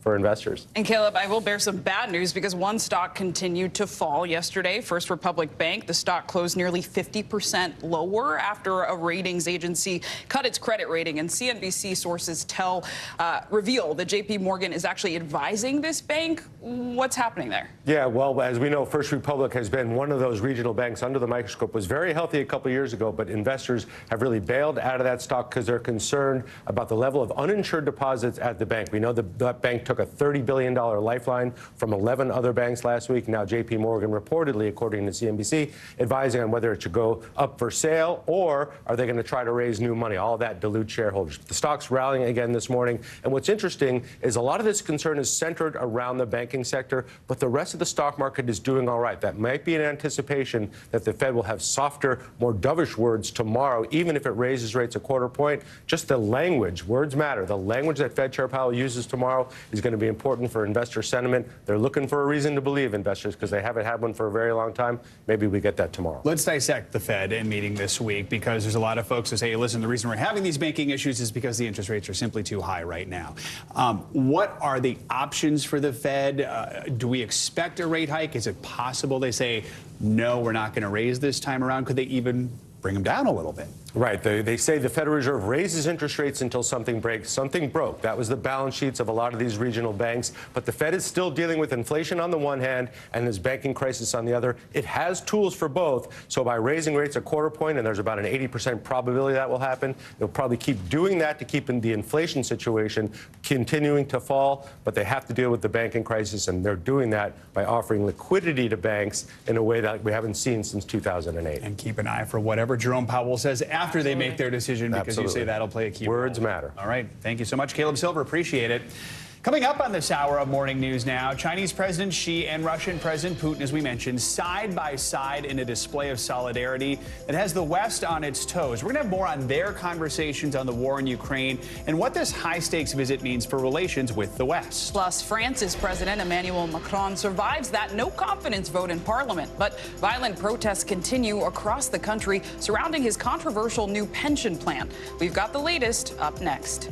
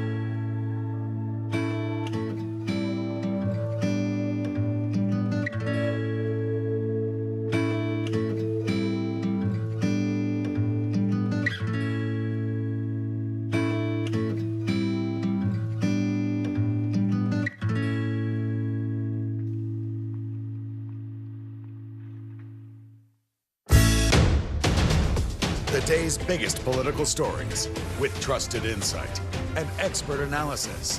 A daily look at the politics behind the headlines. Meet the Press Now, streaming weekdays at 4 p.m. on NBC News Now. We're back now from Las Vegas, Seattle, Guatemala City, from Wilmington, I was in space in Texas, from Normandy, from France, Surfside, Florida. Thank you for watching, everyone. NBC News, streaming free now. More meetings today between Russian President Vladimir Putin and Chinese President Xi Jinping. Yesterday, Xi sat down with Putin for an informal 4.5-hour meeting shortly after his arrival to Moscow. This trip could have major implications for the war in Ukraine. NBC News foreign correspondent Janice Mackey-Frayer joins us from Beijing with the latest. Janice, good morning. Good morning. This is a highly scrutinized visit by China's President Xi Jinping, standing side by side with his Russian counterpart, Vladimir Putin. Today, Xi invited Putin to come visit China again later this year. And while the war in Ukraine is a central issue, the two leaders so far have been framing this visit as a trip for peace. Xi Jinping and Vladimir Putin meeting again this morning, a day after spending hours together reaffirming their countries' ties. Old friends and powerful allies, unshaken by Russia's ongoing war in Ukraine. Xi telling Putin in their first meeting that the way out of what he called the Ukrainian conflict is through negotiations, adding that consolidating and developing Chinese-Russian relations is a strategic choice for China, according to an official Chinese summary of the meeting. Putin even mentioning Xi's recent peace proposals as something he would treat with respect. That China's leader would make the trip is symbolic for Putin, coming just days after being cited for war crimes by the International Criminal Court. U.S. officials calling China's maneuvering diplomatic cover. Calling for a ceasefire that does not include the removal of Russian forces from Ukrainian territory would effectively be supporting the ratification of Russian conquest. The China-Russia relationship is best described as pragmatic. Russia has depended on China to get around Western sanctions. This Russian truck driver at China's border says no one else wants to be our friends. What China gains is a strategic partner and a counterweight against the U.S. and the West. Russia actually is fighting indirectly with NATO, which is giving all out support to Ukraine. For Xi, backing Russia may be less about Putin winning the war than ensuring he doesn't lose. The concern with China's ceasefire proposal is that it will leave Russia's territorial gains largely in place, something Ukraine's government says it won't accept. However, Ukrainian President Zelensky has said he's open to having talks with Xi Jinping, and there is a chance their first phone call since the war started could happen later this week. Joe. All right, Janice, thank you. More protests in France after President Emmanuel Macron's government survived 2 no-confidence votes. It comes after he forced through a controversial bill that increased the retirement age for most workers. NBC News foreign correspondent Megan Fitzgerald has more. More anger in the streets of Paris after French President Emmanuel Macron's government survived a crucial and close no-confidence vote in Parliament. La majorité requise n'étant pas atteinte, la motion de censure n'est pas adoptée. Making his signature pension plan, which increases the retirement age for most workers from 62 to 64, law. Reigniting the fury of protesters who have set fires and clashed with police for more than a week. Macron used what French lawmakers call the nuclear option, a constitutional maneuver allowing him to force through a bill without a full parliamentary vote. Opposition lawmakers expressing their frustration. Depuis ce jeudi et le passage en force avec le 49.3 ne s'arrêteront pas parce que cette motion de censure a été si petitement battue à 9 petites voix. Rien n'a été réglé dans le pays et le pays continue à s'enfoncer dans une crise politique que Macron a lui-même créée. Macron was being squeezed by both a coalition of centrist and left-wing parties and also the far-right National Rally. Both debated no-confidence motions to defeat his signature pension plan and dissolve his cabinet. The new plan chipping away at a cornerstone of the French social pact and inciting the most intense political upheaval since his re-election last year. Upset protesters vowing to continue their impassioned demonstration. We've got a president that says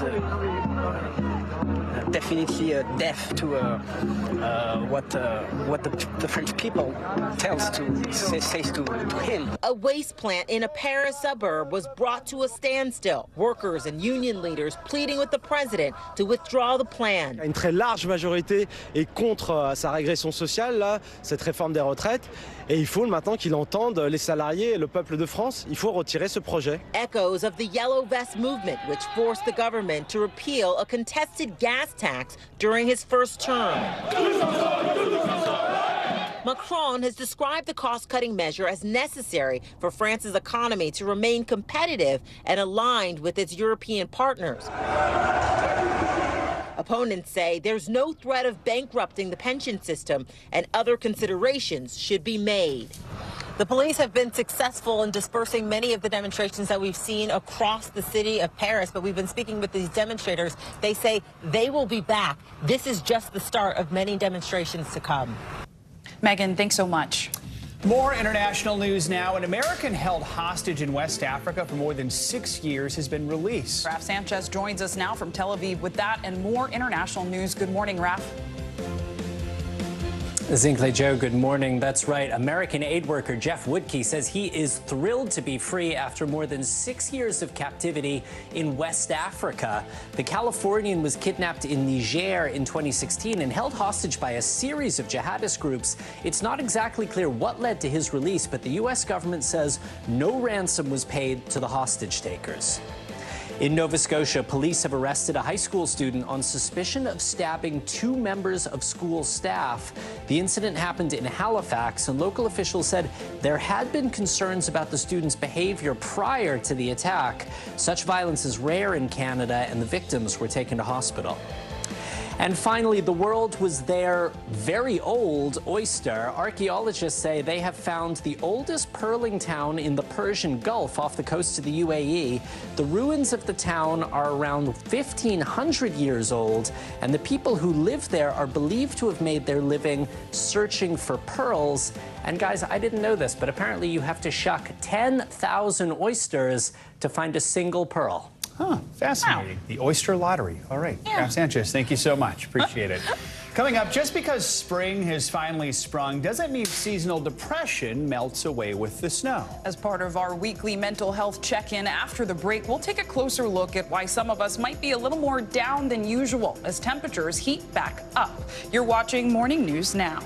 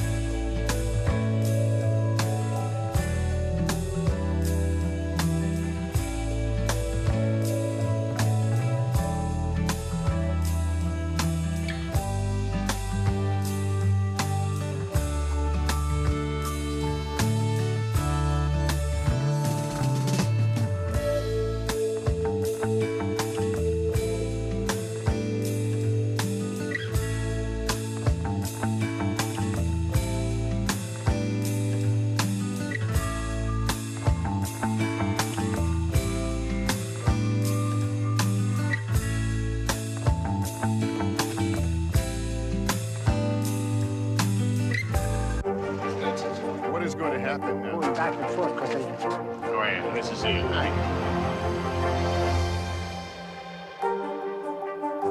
Hey, podcast fans, ready to unlock our true crime mysteries? Try Dateline Premium on Apple Podcasts. You'll get early access to originals, plus bonus content, and everything is ad-free. So head to Apple Podcasts now to subscribe. Watch NBC Nightly News with Lester Holt, or listen wherever you get your podcasts. We begin top story with that breaking news. This is just in, a lot of stories to get to. What do people need most right now? Did the state and or law enforcement drop the ball anywhere? Are we headed for a recession or a recovery? Migrant families now stranded in Mexico. What's the World Cup experience been like? The civilian effort is not just about fighting, it's also about helping. Every night, it's your news playlist. Top Story with Tom Llamas, streaming weeknights at 7 on NBC News Now. Still to come in the Channel 2 News. Well, the waters are certainly receding now. Still too close to call. Lester Holt reporting from Ground Zero, as it's being referred to. It is, in fact, the taste of freedom. The Haitian people know a little something about resiliency. What's the biggest risk right now? Some of the troops who have been proud. I want to welcome you to the first presidential debate. In fact, we've been told we can't go any farther. You with some resilient folks. Let me get a hint.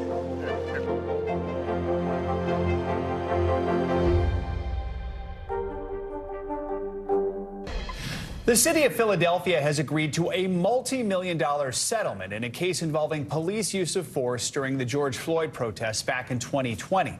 The city has agreed to a settlement with more than 300 people, agreeing to pay the group more than $9 million. Those people say they suffered violence and injuries at the hands of police during the protests. Injured protesters say officers used zip ties secured so tightly around their wrists that they needed surgery to correct the damage. In addition to the more than $9 million for the protesters, the city of Philadelphia will also spend another $500,000 for mental health and other services in West Philadelphia.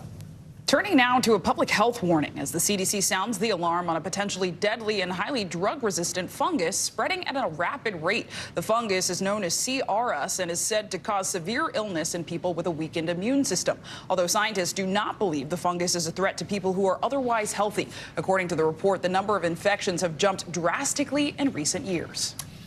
It's time now for our weekly mental health check-in, and we're taking a closer look at spring depression. We have more information on why the transition may be bringing the blues. Plus, a warning for those social media filter fanatics. Those filtered glow-ups may be harming your mental health. So let's bring in Dr. George James for more on this. He's a licensed marriage and family therapist. Dr. James, good morning. Thank you for being with us. So spring is officially here, but for some, blooming flowers come with a new round of depression. So why do we experience depression at this warm time of year? And how does it differ from the seasonal depression we see in the winter?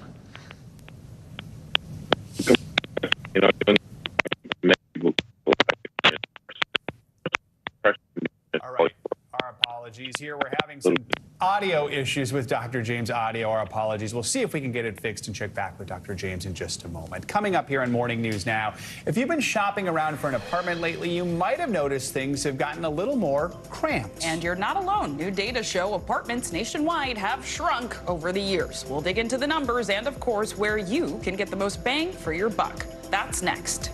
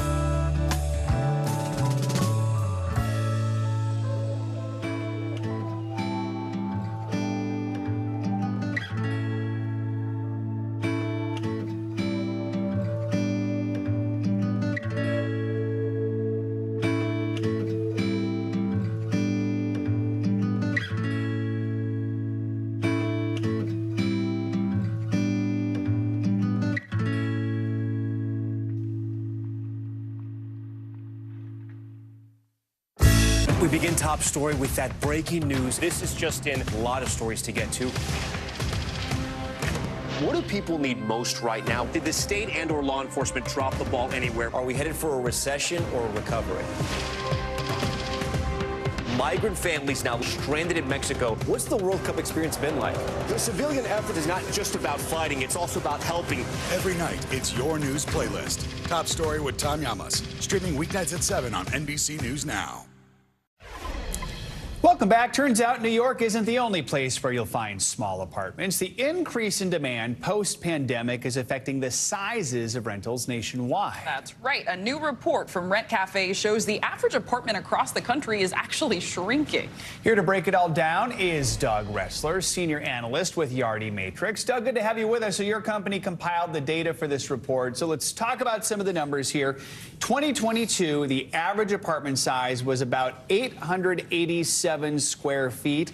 That is 54 square feet smaller than it was 10 years ago. So help us understand, why are apartments shrinking and how many people can actually live comfortably in a space this size? Well, the reason that, thanks for having me, by the way. The reason that we looked at the data, Rent Cafe, our sister division, used Yardi Matrix data, and we looked at it from a standpoint of the shrinkage. And what we found is consumer preference is one of the primary reasons that developers are developing to the demands of the changing demographics with renters. Lifestyle, density, those type of things, the ability to access green space and have facilities for work from home in your apartment, as well as near and proximity in terms of co-working. So fascinating. I mean, we're bringing you this broadcast from New York City, and we hear a lot of talk on social media and generally about our shoebox-sized apartments, rightfully so. But your findings showed that apartments in Manhattan have actually somehow upsized. Can you talk to us a little more about the locations with the biggest and smallest apartments? And did any of the results surprise you? What we saw is that in urban settings, you mentioned New York City, one of the things that we found in terms of the amenities that folks want is shared laundry space, if you can believe that. In Seattle, it's gym space. So there's a distinction, if you will, down at the market level. The shrinkage that we saw occurred on the west, Seattle, Portland. We did see shrinkage in Queens and Brooklyn. And as well, we saw increases in Tallahassee, Gainesville, Knoxville, and no small reason for that is in student housing. Student proximity to academic institutions, they want larger apartments, so ergo demand is going to follow. All right, interesting. I lived in Seattle. Our apartment was about 600 square feet. I thought it was small. Turns out it was average in Chicago, so now I know. All right. You're average. Doug, yes, exactly, very average. Doug Ressler, thank you so much for joining us. Appreciate it. Thanks. Always a privilege. Time now for our weekly mental health check-in. We're taking a closer look at spring depression. We have more on why the transition might be bringing the blues. Plus a warning for those social media filter fanatics. Those filtered glow-ups may be harming your mental health. So let's bring in Dr. George James for more on this. He's a licensed marriage and family therapist. Dr. James, good morning. So spring is here, but for some, the blooming flowers come with a new round of depression. So why do we experience depression at this time of year, and how does it differ from the seasonal winter depression we know more familiarly? Excuse me. Good morning. Thanks again for having me. And, you know, parts of what happens, you know, depression is something that people experience all year round. But during the spring, it's a little bit different. You know, we have the change in time that sometimes can mess with people in terms of energy and focus. And also just now that we start to get maybe a little bit light, the transition. Some of it is being able to get some exercise, being able to talk to somebody, and being able to do those things that really kind of help you to be able to overcome some of this. But that lack of sleep can really mess with people, and I know it did with me this season. All right, let's talk about those filters. Some of us can remember the days when social media filters were, you know, dog ears and heart eyes, but now they've taken on a life of their own, and often that means they present sort of these unrealistic beauty standards that could actually be harming people who use them and maybe those who are looking at those images. How do these impact our mental health? Why do they impact our mental health? Well, I think one of the things with the it starts to say that one way to be beautiful or one way to look good. And that's where we can get into a really dangerous place, right? Where, so, you know, especially for young teens who are now really starting to develop what is okay, what is their standard, and do I like myself? So that's where it can impact your self-esteem, it can impact what you think beauty is, and it can also impact.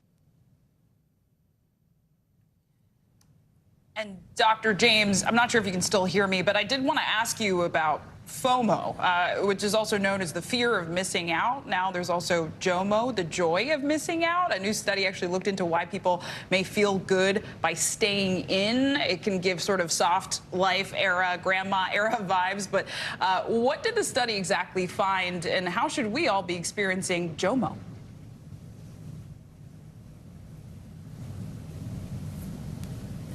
All right, Dr. James, well, thank you so much for your time and your insights for our mental health check-in. Now, let's turn to financial news. Amazon CEO announces yet another wave of layoffs. CNBC's Silvana Henao joins us with that and other money headlines. Silvana, good morning. Joe Zinkley, good morning to you. Well, Amazon is piling on to the wave of layoffs in the tech sector, saying it will axe another 9,000 jobs. Amazon has eliminated 27,000 positions in recent months, or 9% of its workforce. The latest cuts target the company's profitable cloud and advertising divisions. Those units were once seen as untouchable until concerns about the economy has prompted customers to take a harder look at their spending plans. More employers are posting the salary range for job listings, even in states where it's not required by law. A new report by Indeed shows the number of jobs advertising salary information more than doubled over the past 3 years to 44%. Employers are adopting transparency to stay competitive with companies in states that require salary information. Advocates say this benefits women and people of color who statistically don't fare as well in hiring negotiations. New York remains the most expensive city for business travel as post-pandemic surge in both corporate travel and tourism drove up costs by 8% last year. A report by consulting firm ECA International says New York costs business travelers $796 a day. Now, this includes 4-star hotels, meals, taxis, drinks, and incidentals. The U.S. dominates the rankings with Washington and San Francisco in the top 5, along with Geneva and Zurich, guys. But we just learned, Silvana, that New York apartments are actually growing a little bit. Isn't that exciting? So don't let that high business cost dissuade you, folks. Don't let it dissuade you, Silvana. Now, thank you so much. You got it. 3 years ago, the Museum of Chinese in America, located in New York City, was dealt a devastating blow. Thousands of precious artifacts were feared lost forever after a devastating fire ravaged the building where its archives were stored. Then, just weeks later, the pandemic hit, forcing businesses to shut down and triggering a wave of anti-Asian hate and discrimination. Now the museum is on the road to recovery thanks to help from some generous donors. NBC News correspondent and anchor Vicki Nguyen has the story. A 5-alarm fire in New York City's Chinatown sent smoke and flames billowing into the sky for hours in January of 2020. The building, home to the Museum of Chinese in America, and thousands of priceless photos, documents, and artifacts. The staff thought it was all gone. The entire building basically was completely eliminated. Nancy Yao is the museum president. She says after waiting one long month, the staff discovered 98% of the items in the museum could be saved. Those dresses were packed in archival boxes, about like 6 to 7 pieces per box before the fire. Yue Ma is in charge of the recovery effort. Do you believe in miracles? Yeah, kind of. I think everyone at the museum felt like so relieved. But just 2 months after the fire, the COVID-19 pandemic hit New York, followed by a wave of anti-Asian racism. No one wanted to come to Chinatown. The museum actually dealt with a triple whammy. But news of the fire and the museum's pandemic struggles reached some unlikely places and prompted 2 mega donors to step forward. Philanthropist Mackenzie Scott donated $5 million, and the Ford Foundation gave $50 million. When we received those phone calls, you just burst out in tears. It's the Powerball ticket. It really is. And I can't quite describe how miraculous those phone calls were and how it completely shifted 180 our trajectory. Suddenly, MoCA had enough funding to buy the building, securing a permanent home for Chinese history in America. It is so important for immigrant stories to have a home in America. If we really truly are an immigrant nation made up of all the riches and the diversity of everyone who becomes a part of this country, I think it's very symbolic that museums like MoCA do have a permanent home. Among the items now being cataloged and preserved, a newspaper from 1883, founded by the man credited with coining the term Chinese American. These paper sculptures made by Chinese refugees to the U.S. in the 1990s. And thousands of photographs, including these, taken by Emil Bosian, who worked for the China Post newspaper and lived alongside Chinese immigrants. What Emil did for us was a complete gift. He said, "This is interesting. You'll want to remember it one day." It reminds me that we did live a life. And it was wonderful. And there were joys and tears. And we sat around tables and had dim sum and talked. I love those photographs so much. Why are these special to you? I think this is like 1990s undocumented immigrant. It's so much, to learn and to think about. It really connects to you. Yeah. Renowned architect Maya Lin, who designed the Vietnam Veterans Memorial in Washington, D.C., has signed on to redesign the space. It's set to open to visitors in 2025. Our thanks to Vicki Nguyen for that report. And the public can help with the restoration of the museum's collection. The museum posts salvaged items on its website, along with each item's significance, level of damage, and what it will cost to repair it. People can then sponsor the item by making a donation. Coming up, home field advantage. The cast of the critically acclaimed comedy series Ted Lasso crashed yesterday's White House press briefing. After the break, we'll bring you their crucial message on mental health in these trying times. That's next.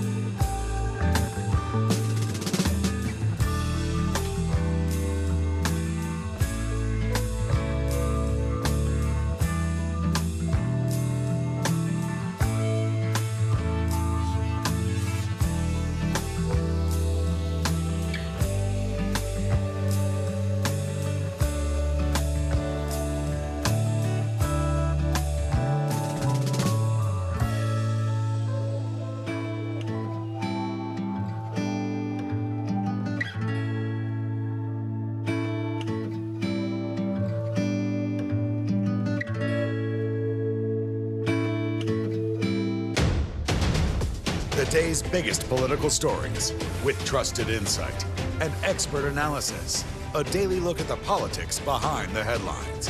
Meet the Press Now, streaming weekdays at 4 p.m. on NBC News Now. NBC News, streaming free now. We're back now from Las Vegas. From Seattle, Guatemala City. From Wilmington. I was in space in Texas. From Normandy, From France. Surfside, Florida. Thank you for watching, everyone. Welcome back. The compact disc, perhaps better known as the CD, is turning 40. The CD made its way to the U.S. back in March of 1983. It was revolutionary at the time, giving people an easier way to listen to hours and hours of music, an upgrade from cassettes because you could actually skip from track to track. The shiny discs changed the way we all listen to music in the 90s and 2000s, with CD sales reaching their peak in 1999. That, of course, was the era of boy bands and Britney Spears. The Recording Industry Association of America says almost 15 billion CDs have been purchased in the U.S. over the years, though it does seem highly unlikely they'll make the same comeback that vinyl is making. But Clay, I still remember well, one of the coolest gifts I ever got was the 5 CD changer, where you could put 5 in at a time. Yes. Go from disc 1 to disc and the pamphlets. 4. And oh, it was so exciting. We love those. Yes. But I know people also love the vinyls. They outpace CDs. First time since the 80s, Joe? Yes, exactly. And that has a little more of a sound texture to it, I think. So it's all good. Yeah. Thank you, Joe. Yep. And finally, this hour, it's time to believe. The new season of Ted Lasso debuted last week on Apple TV+. Several cast members of the hit show came to the White House yesterday to meet with President Biden and promote mental health awareness. NBC News correspondent Ellison Barber has the story. Ted Lasso back for a 3rd season and once again tackling an important issue. Regarding my panic attacks, I've had more psychotic episodes than Twin Peaks. Jason Sudeikis' Ted Lasso character usually cheers up those around him with his silly antics as the American head coach of a British soccer team. It's like this. You may hate me, but it ain't no lie. Yeah? Then the hands, bye, bye, bye. But since the show's 1st season, the main character's struggle with panic attacks and trauma has been front and center. Okay, you're having a panic attack. Just breathe. I'm going crazy. No more than anyone else. The show applauded by fans and advocates for bringing mental health awareness to prestige TV. And so, Coach Lasso, the podium is yours. The show's Emmy-winning cast bringing that discussion to the White House. So, no matter who you are, no matter where you live, no matter who you voted for, we all probably, I assume, we all know someone who has, or have been that someone ourselves, actually, that's struggled, that's felt isolated, that's felt anxious, that has felt alone, right? And it's actually one of the many things that believe it or not, that we all have in common as human beings, right? Sudeikis also urging people to seek help, something his character did in the last season, despite initial skepticism. We also have to know that we shouldn't be afraid to ask for help ourselves. And that does take a lot, especially when it's something that has such a negative stigma to it, such as mental health. And it doesn't need to be that way. The cast also sitting down with President Biden and First Lady Jill Biden in a closed-door meeting. The show's iconic Believe sign hanging above the Oval Office. I want to share with you all the truth about my recent struggles with anxiety. And, well, my overall concern about the way we discuss and deal with mental health in athletics. Now, Sudeikis promising to continue his advocacy for mental health on and off the screen. But it does seem he's retiring one of his famous SNL impressions. Thank you. Excuse me? You don't have a little Joe Biden impression? Nah, they got the real one here now. Yeah. An important conversation, and that was Ellison Barber reporting. And you can catch the new episodes of Ted Lasso out now on Apple TV+. I have a feeling you might be. Yeah, I think the next episode, drops tomorrow. They do them one a week, so Okay. it keeps you hooked and keeps you coming back for more. So we'll come back for more. Gotta love Ted Lasso. All right, that does it for this hour of Morning News Now. The news continues right now.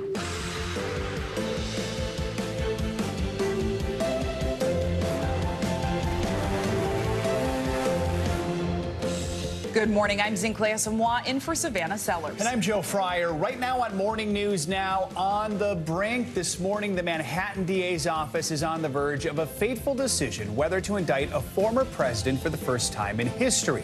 With former President Trump predicting he would be arrested today and calling for protests, the DA says he's not backing down. We'll have more on the new testimony heard by grand jurors and how law enforcement is preparing. Deepening ties just days after the International Criminal Court accused Russian President Vladimir Putin of war crimes. China's President Xi Jinping called him a dear friend. High-stakes meeting playing out as the U.S. grows more concerned China will give Russia lethal aid to use in Ukraine. A new reaction from the White House as Putin and Xi discuss ways to end the war. on strike. This morning, workers in the nation's second largest school district are hitting the picket lines. Union leaders in Los Angeles are pushing for better wages in one of the nation's most expensive cities. But with negotiations stuck in gridlock, hundreds of thousands of parents are scrambling to find care for their kids. California storms. This morning, millions of people are under wind alerts from San Francisco to San Diego. Another storm system is set to bring heavy rain, while the mountains near LA brace for up to 4 feet of snow. First responders are preparing for another round of severe weather. And making their mark, we'll introduce you to one Girl Scout troop that's more than meets the eye, how they're building a special community through a powerful connection. Talking beyond cookies here. So look forward to bringing you that story a little bit. We're going to begin this hour here in New York, where a Manhattan grand jury is weighing a possible indictment against former President Donald Trump. Jurors heard new testimony yesterday in the investigation into alleged hush money payments to adult film actress Stormy Daniels. The final witness, attorney Rob Costello, appeared before the grand jury at the request of Trump's legal team. He used his time on the stand to attack the credibility of former partner Michael Cohen. NBC News senior congressional correspondent Garrett Hake has the details. The former president set off a firestorm over the weekend when he predicted his own arrest would come today. So far, that hasn't happened, and multiple sources familiar with the grand jury's work say it almost certainly won't happen today. Still, anticipation is growing around a potentially history-making indictment of a former president after grand jurors heard from an additional new witness Monday. On the brink of a possible criminal indictment by a Manhattan grand jury, former President Donald Trump remaining defiant, weighing in overnight on Truth Social. Our enemies are desperate to stop us because they know that we are the only ones who can stop them. In a new video, lashing out at Manhattan District Attorney Alvin Bragg, now wrapping up his investigation of Mr. Trump's alleged effort to keep an extramarital affair a secret by paying hush money to adult film actress Stormy Daniels. I'm the only thing standing between the American dream and total anarchy, madness, and chaos. Grand jurors have heard testimony from former Trump fixer turned fierce Trump critic Michael Cohen, alleging Mr. Trump gave him $130,000 in 2016 to buy Daniels' silence.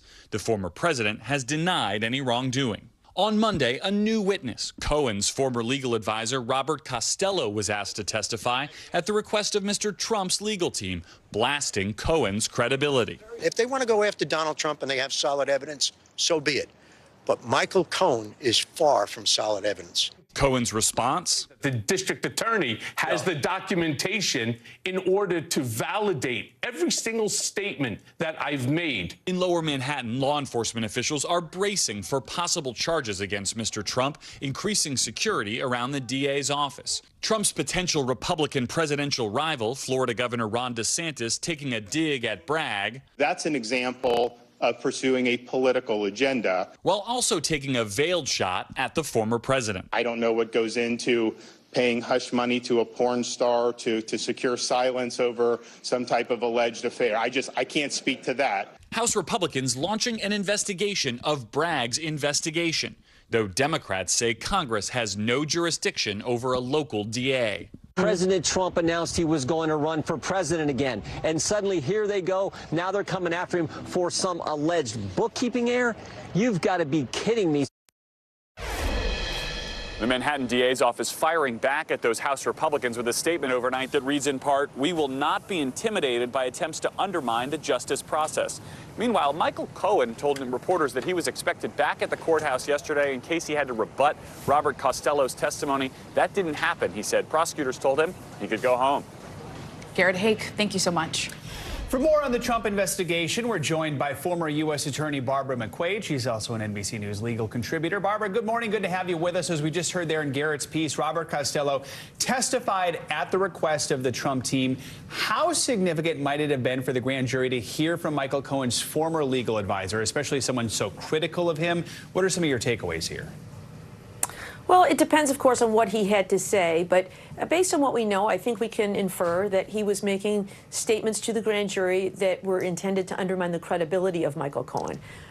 This, I think, likely came as a result of the invitation by the prosecutors to Donald Trump to come in and testify. And he declined that invitation, but said, but I would like you to call this lawyer who can tell you some things that might be useful. It appears to me, based on the fact that the prosecutors did not put Michael Cohen back in the grand jury to rebut those claims, that they did not think that they were significant enough to cause pause by the members of the grand jury. And remember, their job is just to find probable cause to believe that a crime has been committed here. No doubt Michael Cohen has credibility problems. He's a convicted perjurer. But I think that prosecutors have known and been preparing for that throughout this case. There's been reporting that he met with prosecutors 19 or 20 times before they put him in the grand jury. And so I imagine that they have other evidence to corroborate what he is testifying about in the form of other witnesses and documents, such that whatever Robert Costello has to say probably did not have a significant impact on the grand jury. So, Barbara, you know, former President Trump has been active the last several days on social media. As we near a potential indictment in this particular case, could anything he posts be used against him at all in this case if it moves forward, if it goes to trial?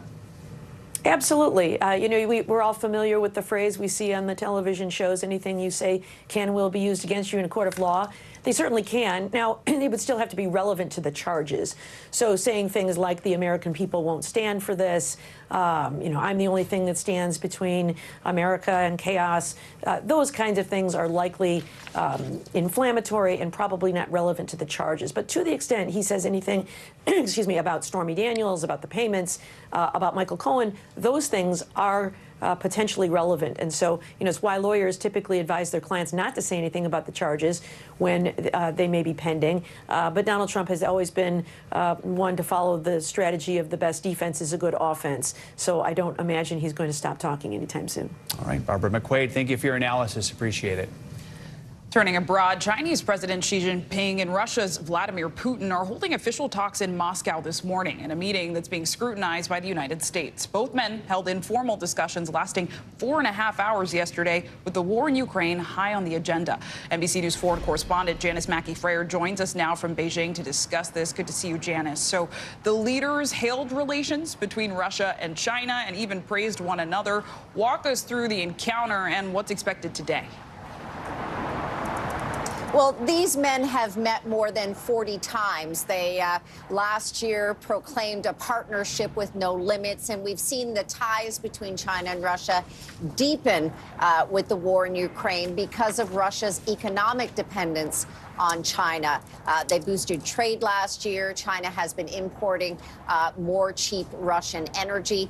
But the focus of this visit, while it is economic, is also, of course, on the war in Ukraine. And while the two men have framed the visit as a trip for peace, they've actually publicly said very little about the war in Ukraine.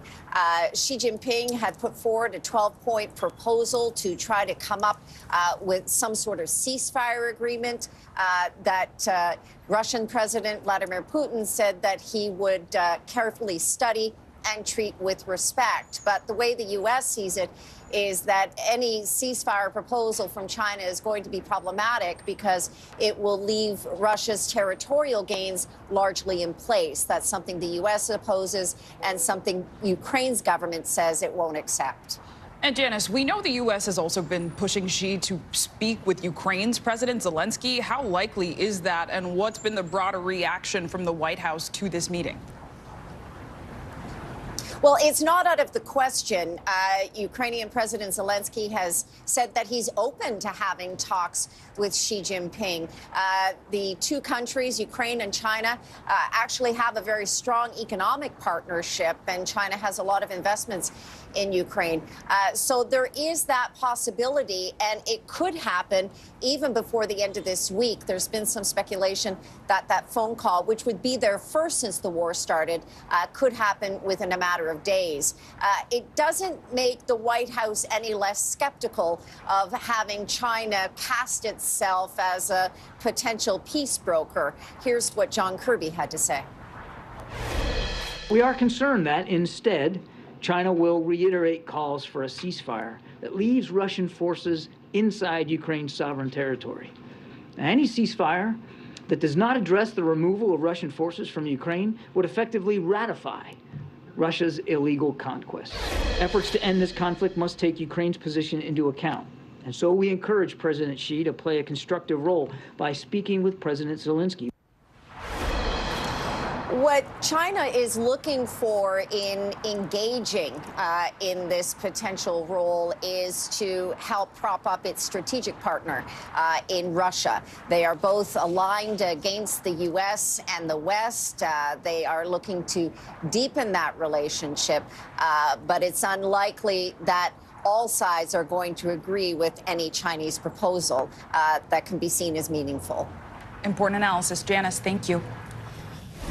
We're now on the major storms hitting the West yet again. Let's bring in meteorologist Angie Lassman for the latest on the forecast. Angie, good morning. Hey there, guys. Good morning. We've got another atmospheric river event unfolding on the West Coast, but just real quick, we've got a chilly morning for folks in the Southeast. They're waking up to these freeze alerts stretching from Mississippi up into Tennessee and as far east as the Carolinas. We're going to see just, again, one more kind of chilly morning where temperatures are below freezing in some spots like Knoxville and Charlotte, Augusta included in that, and flirting with freezing in places like Montgomery. Not great for sensitive vegetation, not great for the plumbing. So we'll watch for any implications as far as that's concerned, but notice what happens by the time we get into the afternoon hours. We do end up into the 60s in Tuscaloosa. Baltimore hits 64 today. St. Louis, a little on the cool side for now, ending up at 48 degrees, but look what happens by tomorrow. We jump into the upper 60s. We'll see 80s across parts of the Gulf Coast. Texas, places like San Angelo are going to hit the mid-80s. So spring, first full day of spring officially today, will be back in full force here as we go through the rest of the work week. You see temperatures in the 70s in Charleston, Washington, D.C.,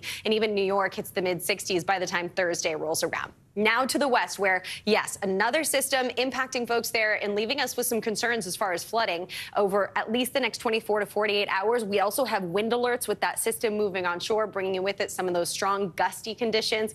And we have wintry weather that extends up into the parts of the high plains as we'll see another system working through over the coming days. There's the rain right now. We saw it start to work onshore into the overnight hours, in L.A. to San Diego and up to San Francisco has been in and out of the gloomy conditions and the soggy conditions since then. We're going to still see this system work across the state here through the day today. We'll see it eventually as we get into tomorrow start to pull away, still impacting the southwest with strong winds, still leaving some lingering rain for parts of Southern California and stretching into Central California. But the heaviest of the rain is expected for today, but it won't be completely dry for tomorrow. And then as we head into the later parts of the work week, this system, along with an extension of a cold front, is going to bring some unsettled weather to parts of the south. It could be severe weather at times and also some snow.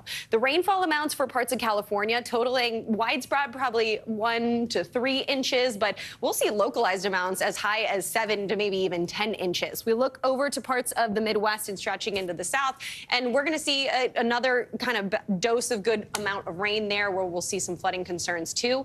And as if we needed more snow in California, a couple more feet added on to the Sierra range. We'll see that for parts of Southern California too. And even into the high plains and parts of the Midwest, we'll see anywhere from 1 to 3 inches. No spring in sight just yet for folks there.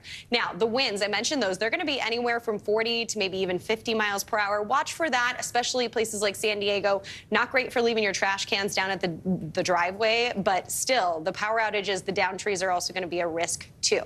As we get into Thursday, that severe weather threat that I mentioned, it'll be focused mainly into Texas and Oklahoma. We'll see the potential for some damaging hail up to 2 inches. I mean, this is something we dealt with in the same area last week. We'll watch to see impacts there. The wind gusts will be up to 60 miles per hour possible, and we could even see a tornado or two. So those are all things that'll be on the table. And even as we get into Friday, that severe weather will still be out there. So, you know, 'tis the season. We get into spring, and this is what we're talking about as far as severe weather. We officially say March is out like a lion now? Is that how that works? Yes. Is this a lion? Yes, right. exactly. All right, thank you, Angie. Thank you.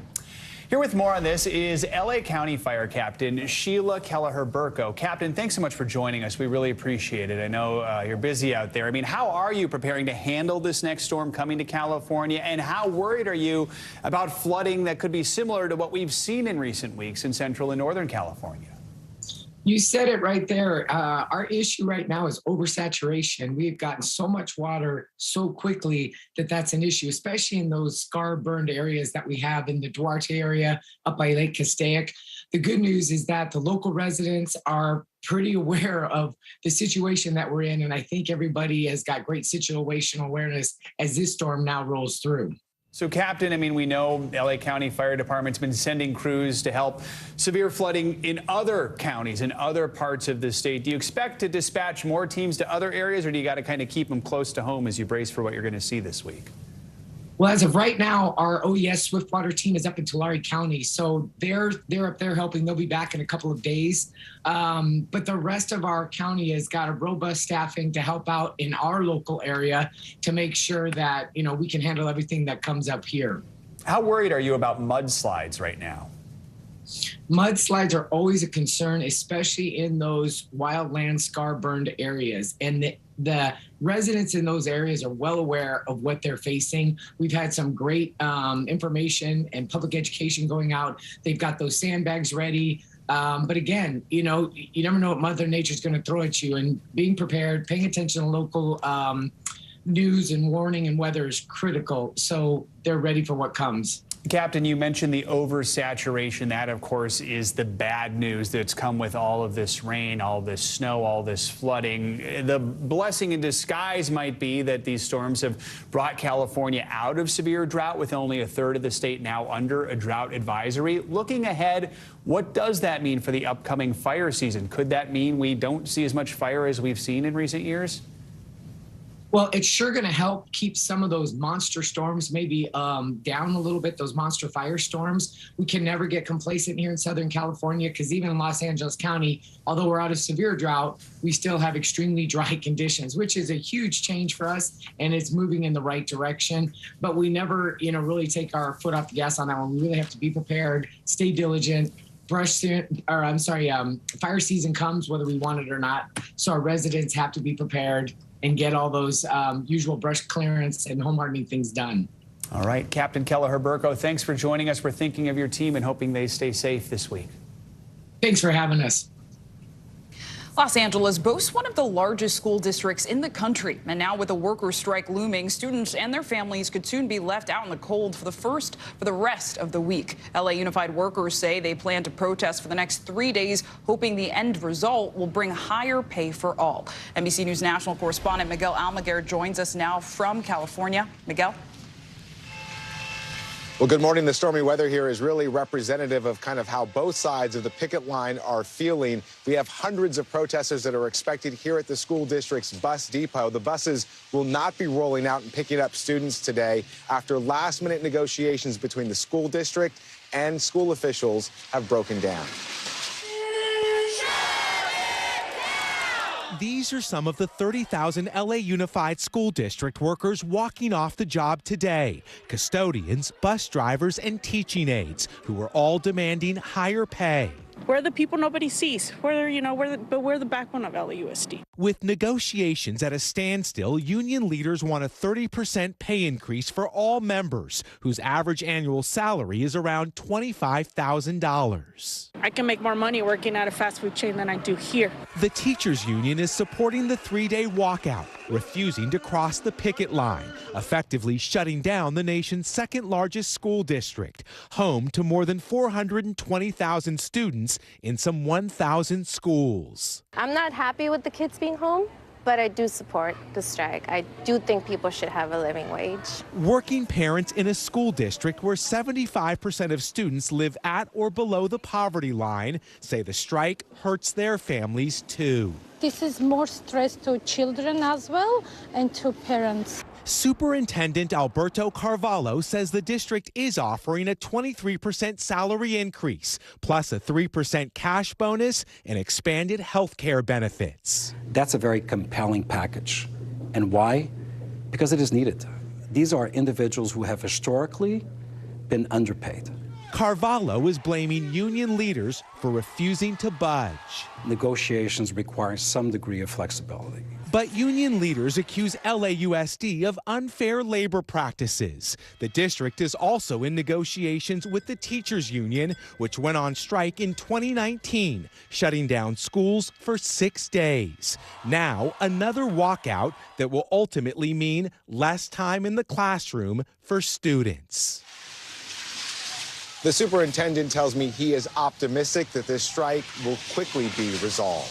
We'll have to wait and see. Back to you. Important reporting. Miguel Almaguer, thank you so much. Coming up, an NBC News exclusive. For the first time, we're hearing from the Virginia teacher who was shot by a 6-year-old student in her class. Up next, what she's saying about her road to recovery and the day that forever changed her life.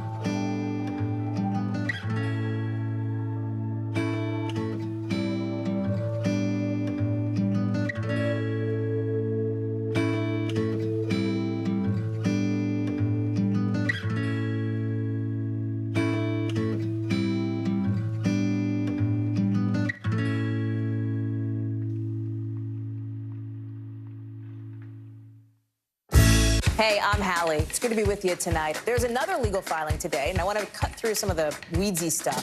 And let's just get to the point. They have started to vote on the PACT Act. If you're like, Hallie, stop speaking Washingtonese. This bill would basically give health care to veterans who have exposed to these toxic chemicals. So, Scott, I'm trying to make this as not DC as possible. The increased sort of anger that we've seen now in politics. I saw you searching for, I think, your microphone, Dan. You are. I was trying to do it on the slide. Live TV, man. It's okay.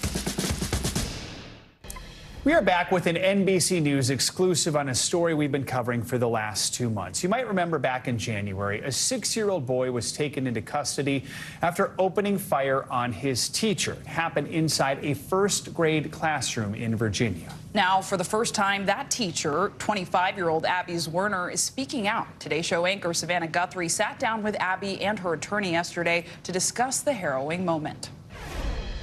It's a story that left the world in disbelief. Never put a teacher shot.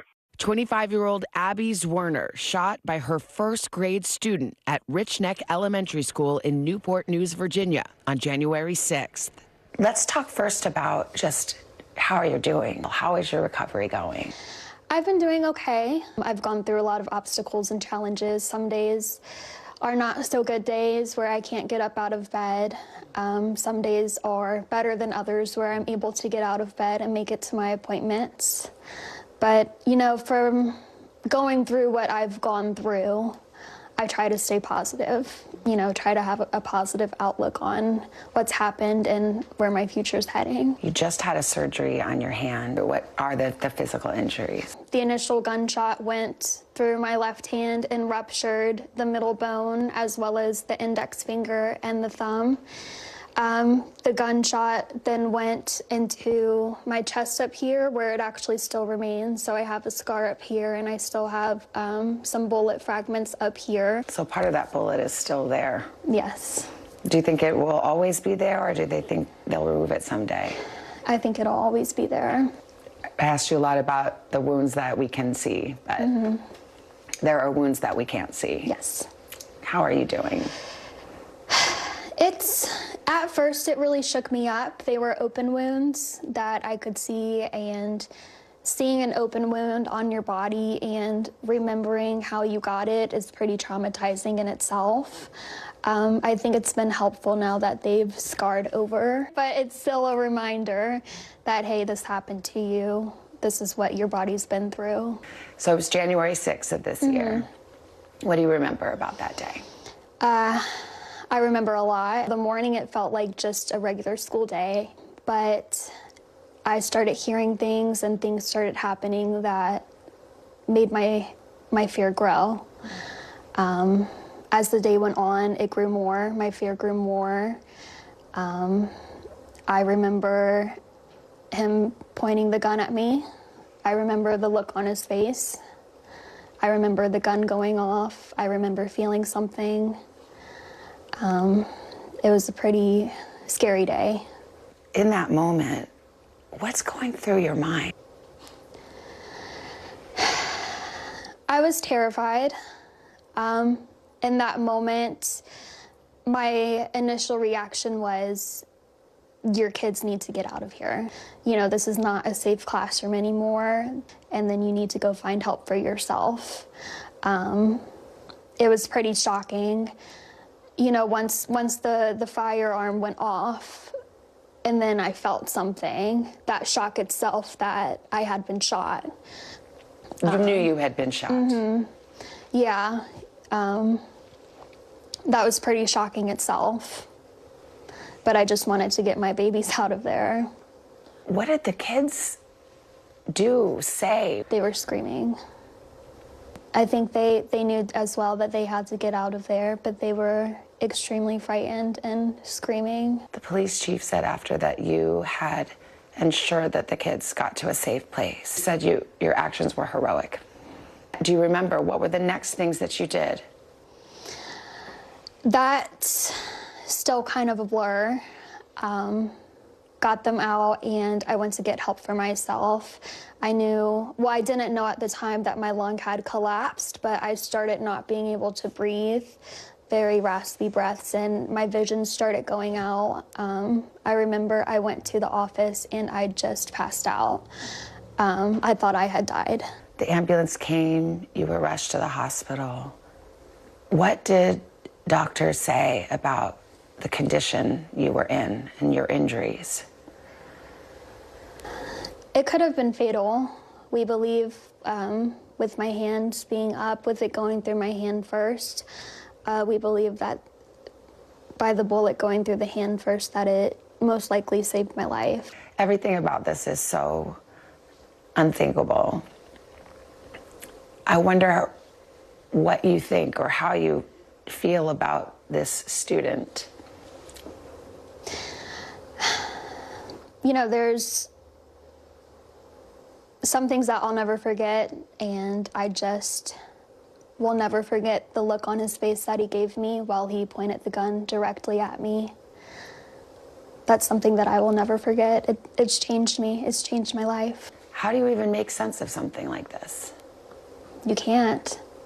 You can't. I'm not sure when the shock will ever go away because of just how surreal it was. And, the vivid memories that I have of that day. I think about it daily. Sometimes I have nightmares.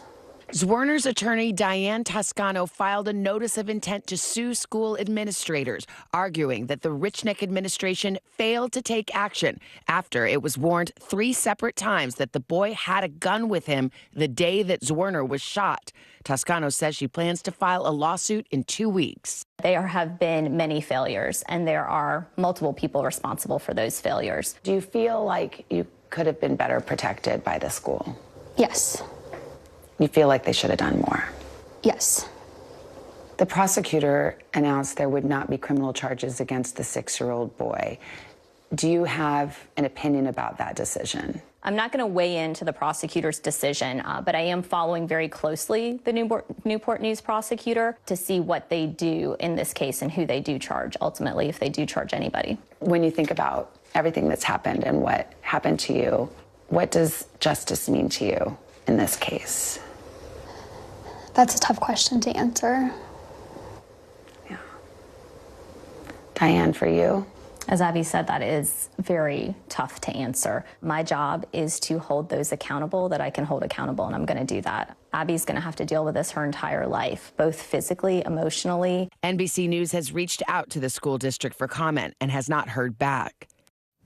Our thanks to Savannah Guthrie for that interview. An attorney for the boy's family tells NBC News, quote, "We welcome the prosecutor's decision and continue to pray for Ms. Werner's complete recovery."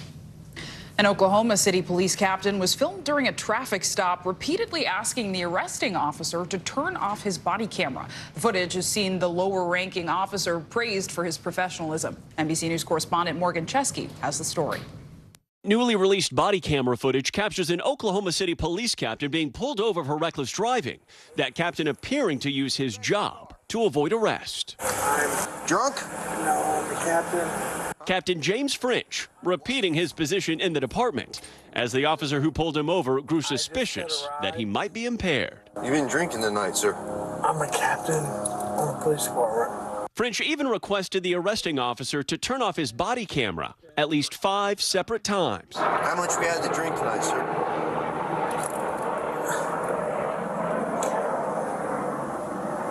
Please. Huh? I'm not turning my camera off. At one point, pleading with his fellow policemen. Please. Please. The arresting officer not caving into any requests from the higher-ranking French. I don't show favoritism to anyone, regardless. I don't care if you're a gangbanger or the president of the United States. After failing multiple sobriety tests. 1, 2, 3, 4. Sir, please. Please. I'm asking you. French is arrested for driving under the influence. Go ahead and turn around for me. Put your hands behind your back. Are you going to arrest me, sir? Yes, I am. And then handcuffed. He's since been released on bond and placed on administrative leave with pay, according to the Oklahoma City Police Department. French has not responded to calls for comment. The department's chief applauding the actions of the sergeant who responded. The officer did exactly as he should have and handled it, very professionally, in my opinion. As for Captain French, the department confirmed a criminal investigation is now underway, with an administrative investigation to follow, which will decide French's future on the force. And tonight we've learned that Oklahoma City police captain was driving a city-owned vehicle at the time he was pulled over. He's currently suspended with pay, but the department tells us that an upcoming hearing could result in his salary being withheld until this investigation is finally complete. As for French, he's served in the Oklahoma City Police Department for 32 years, and the department says he has not had any prior incidents. Morgan, thanks so much. Coming up, now or never, a dire new warning about the threat of climate change. We're breaking down one of the biggest climate reports ever and the changes it says need to be made to secure a livable future for everyone before time runs out.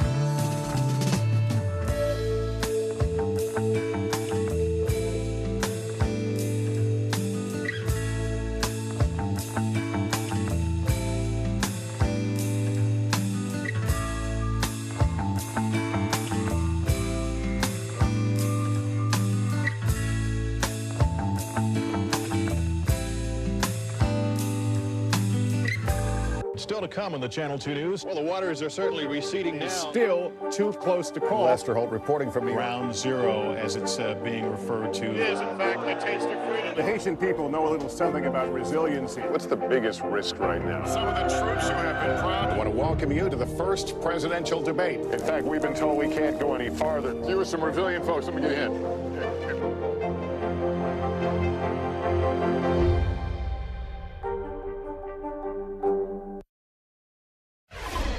We're back now with a dire warning from the United Nations on the state of climate change. A new report from the UN Intergovernmental Panel on Climate Change says time is running out to avoid catastrophe, and action must be taken now before it's too late.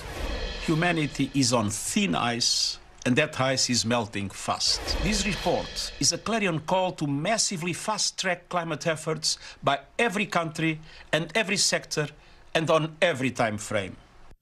There is some good news. The panel says countries do still have an opportunity to get back on the right track toward a sustainable future. So to discuss this is Dr. Rob Jackson, climate scientist at Stanford University and chair of the Global Carbon Project. Thank you so much for joining us this morning, Dr. Jackson. So first off, thousands of climate scientists worked on this report for more than 6 years. What are the major takeaways? Well, I think you just heard it. I keep thinking that we aren't good communicators as scientists. We fail to show people what's at stake. I mean, biblical storms and droughts, 30 generations of sea level rise, mass migrations and unstable national borders. You think we've got a border problem now? Just wait. And yet, the report emphasizes the hope that's still there. There's so much we can do and a difference we can make. You mentioned some of the effects of climate change that we've been seeing in recent years. That includes these intense heat waves, deadly floods, more wildfires. What's this report saying we have to do in order to slow the effects of climate change? We can't predict where weird and wild weather will happen, but we can predict that it will happen more often. As we heat the air, we heat the surface of the ocean, we're going to get wilder and crazier weather consistently. That means fires and droughts and floods and such. So we have to cut emissions to stave off that, and every 1/10 of a degree we cut matters. And of course, this can kind of trigger some climate anxiety hearing these numbers and the outlook. So let's look at the silver lining to this. What progress, if any, have we made over the years in our efforts to cut global emissions? There's been a lot of progress, and we've saved lives now doing it. I mean, there are dozens of countries over the past decade who've succeeded in cutting their emissions and growing their economies. Cleaner, renewable electricity is now cheaper than fossil power. And people bought 10 million electric cars last year, 1 out of every 6 new vehicles. So we're starting also to see progress in heavy industry like steel and cement production. Those are really the most challenging areas. You know, individuals can sometimes feel helpless because they feel like anything they do is a drop in the bucket, to put it mildly. What are the most important actions that personally we can take in our everyday lives to cut down on our carbon footprint? Well, for those of us in a country like the United States, fly less. Drive less, walk and bike more for your own health and the health of the planet. If you can afford to, swap your gas appliances for cleaner electric models, do it for the future of people, but also to make your kids less likely to have asthma. Change your business, your neighborhood, your town for the better. And above all, vote. And you talked about the individual actions we can take. Are there systemic changes you're hoping to see from companies? There certainly are. I hope that companies have the ability and the wherewithal to take a longer look. They're under pressure, quarterly pressure to maximize profits, but we have to think beyond short-term quarterly benefits and think about what the world will be like 10 years and 100 years from now. And remembering that everything we do today to clean up our air and help the planet helps us today and makes us safer and healthier. It'll save lives and make us better. An important point for the generations today and tomorrow. Dr. Rob Jackson, thank you so much. Thank you. Now to some international headlines. The International Monetary Fund has finally approved a $3 billion bailout for debt-stricken Sri Lanka. Raf Sanchez joins us now from Tel Aviv with that and more. Good morning, Raf. Hey, Zinkley. Hey, Joe. Yeah, that's right. Sri Lanka has secured a $3 billion loan as it faces the worst economic crisis in its history. The money is coming, as you said, from the International Monetary Funds, the IMF, and in return, Sri Lanka has agreed to reforms, including privatizing the national airline. The nation has been suffering shortages of fuel, medicine, and other essentials. In France, President Macron's government has survived a no-confidence vote over his controversial plan to raise the country's retirement age. But protesters remain on the streets, and more than 200 people were arrested yesterday. Macron is expected to sit down for interviews with French broadcasters tomorrow. And finally, the case of the missing Bollywood blockbusters. Some of the most popular music from India's massive film industry has been pulled from Spotify after the streaming giant failed to reach a deal with the music's owners. It's causing a lot of distress for fans, not just in India, but around the world.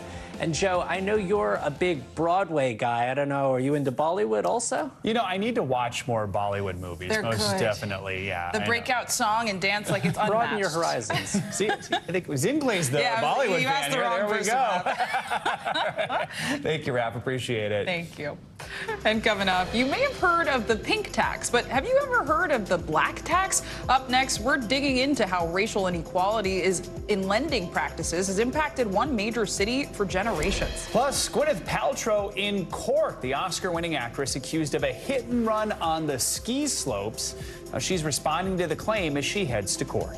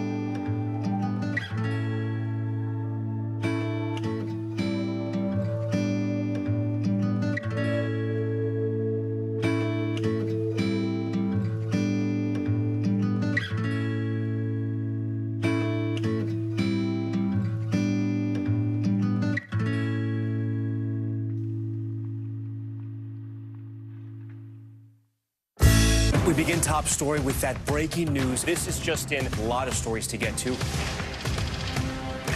What do people need most right now? Did the state and or law enforcement drop the ball anywhere? Are we headed for a recession or a recovery?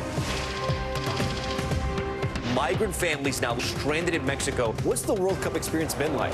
The civilian effort is not just about fighting, it's also about helping. Every night, it's your news playlist. Top Story with Tom Llamas. Streaming weeknights at 7 on NBC News Now. Racial inequality in America continues to impact communities all across the country in nearly every aspect of daily life. And in one Memphis community, that injustice comes in the form of what some researchers are calling the black tax. NBC News correspondent Antonia Hilton joins us now with more. Antonia, good to see you in person. Good morning. Good morning. Good to see you. Look, this is a story about possible financial discrimination. And often when we talk about discrimination in financial markets, it can be hard to visualize who's been impacted, hard to see the evidence in your everyday life. That's not the case in Memphis, where residents have for years been living under debt with serious struggles to raise money for their public services and with schools that are literally crumbling. And some financial researchers think they know why. Take a look. Every morning, Daphne Pratcher packs lunch for her daughter Ramia and niece Zuri. Typically, they'd all ride over to the same Memphis, Tennessee school where Daphne works in special education. But in August, their routine turned upside down when the roof of the library at their school, Cummings Elementary, caved in, sending 3 adults to the ER. The kids have to go to school, so just pray that, from day to day, that everything is safe. Since then, the school has been closed. For years now, Memphis students have attended schools with over $500 million in deferred maintenance costs, according to the county school board. A new study offers a clue as to why. Researchers found evidence that Memphis has been harmed by what they call the black tax, a pattern in which cities with more black residents pay higher borrowing costs in the municipal bond market compared to majority white communities, even when credit risk is taken into account. The more black people, the more lenders charge them to borrow less money, and the harder it is to fund projects like schools. We discovered other. For years, Reverend Althea Green has fought for more funding on the school board. I've been in Memphis my entire life. I'm a product of Memphis City Schools. I can remember as a little girl growing up and going to elementary school, this sink is where I went to. The exact same sinks. The exact same sinks. Professor Matthew Winter studies the black tax. His team believes it has cost Memphis more than $100 million. The market's behaving as if the presence of these black people in and of itself is something that makes it risky. We reached out to the major banks underwriting municipal bonds, the agencies assigning bond ratings, and the SEC, which regulates them. All declined to comment. But Shelby County Mayor Lee Harris plans to demand answers. How are you going to hold them accountable? That's a major implication. That's a disrespect not just to the county, but to every single black person who lives in it. I think that's right. I think that's right. We have demonstrated to this community of lenders that we have what it takes, and we just need to make sure that we're treated fairly.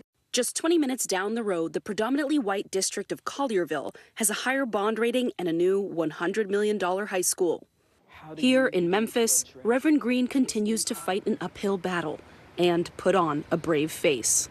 Don't children who look like me deserve to see better and to go in places that look like the schools look in other areas? But how do we get there? The question, how do we get there? How do we improve these schools is the one that was on everyone's minds.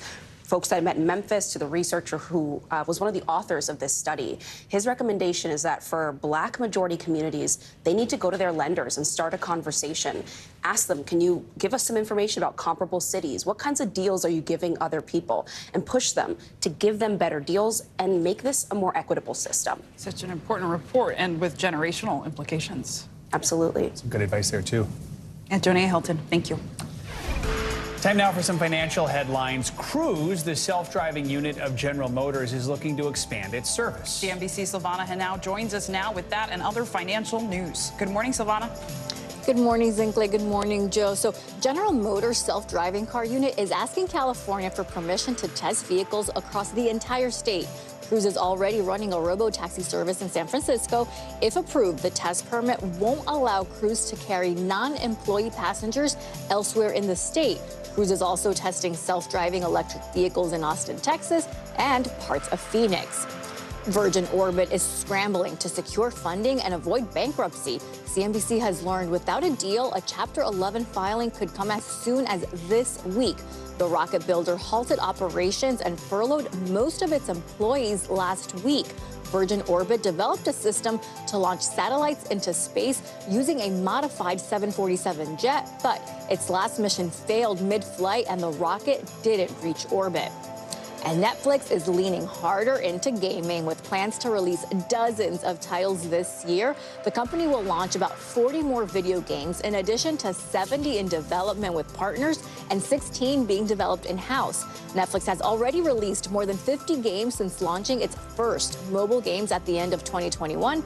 Currently, those games are free for Netflix subscribers on its iOS and Android apps, guys. So more reasons to not get off the couch, I guess. I don't know. Right, exactly. Yeah, exactly. Now I'm done binging. Now let's play video games. Yeah, all right. exactly. Thanks, Yvonne. Appreciate it. This morning, actress and entrepreneur Gwyneth Paltrow will take center stage in a Utah courtroom. That's where she'll defend herself against accusations of severely injuring a man in a 2016 ski accident. The actress denies those charges and claims that she was the victim in the incident. NBC's contributing correspondent Kaylee Hartung joins us now from Los Angeles with more. Kaylee, good morning.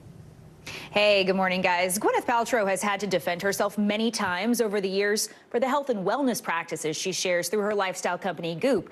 Now, just days after battling her latest controversy, she is expected to take the stand in a lawsuit of a different nature that she says has no merit.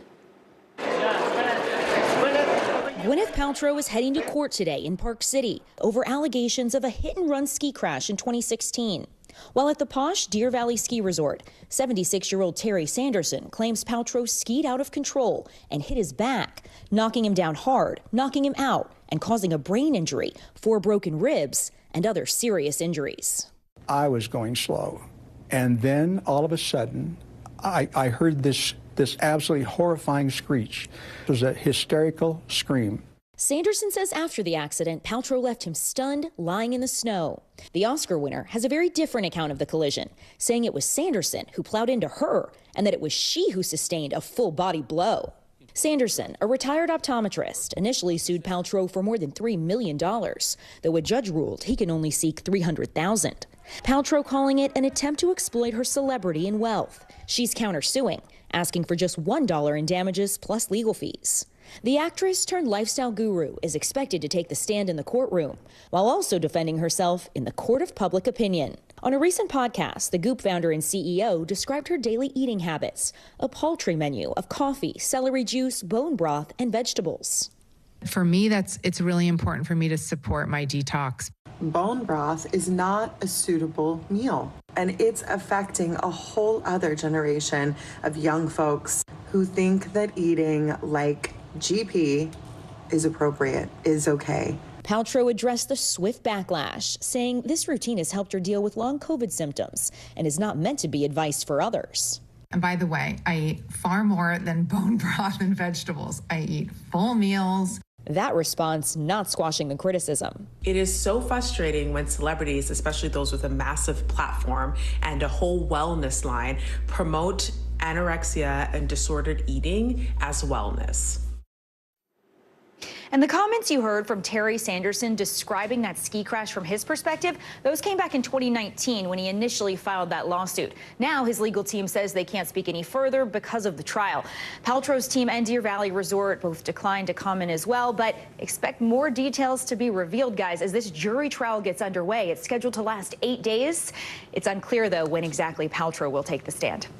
All right, Kaylee, thank you so much. Coming up, we'll introduce you to one special Girl Scout troop sharing a unique bond. How they're working together to fight a painful stigma and provide a brighter future for everyone.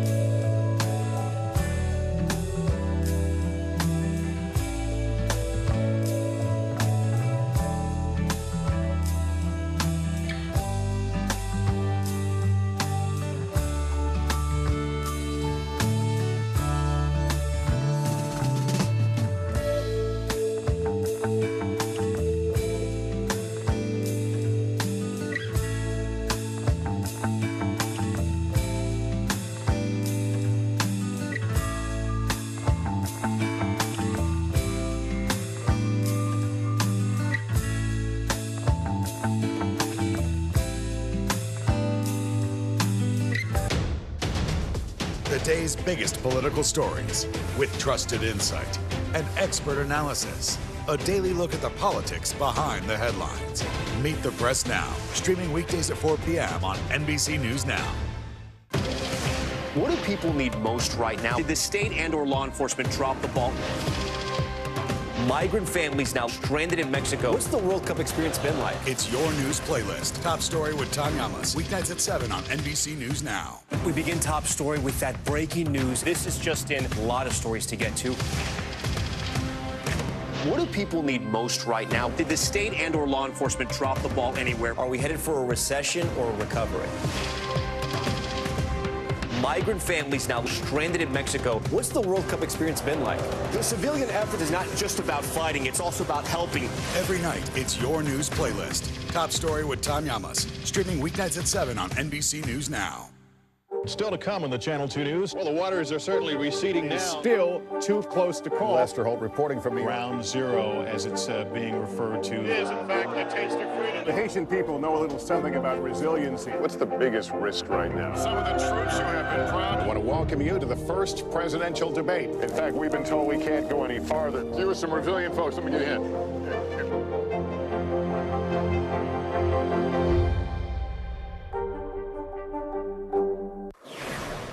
Welcome back. This one's for my dad. Dad jokes are typically corny, but turns out they're actually good for your health. Researchers in the UK found that the cheesy jokes help children become healthy adults because they say the jokes can be embarrassing and teaches kids how to overcome awkward moments as they get older. Dad jokes are typically corny puns and not offensive. And psychologists say the jokes can be helpful even if they miss the punchline. So when does a joke become a dad joke? Joe, this is for you. I got a joke for you. Okay. Yeah. When does a joke become a dad joke, Sinclair? When it becomes apparent. Ah.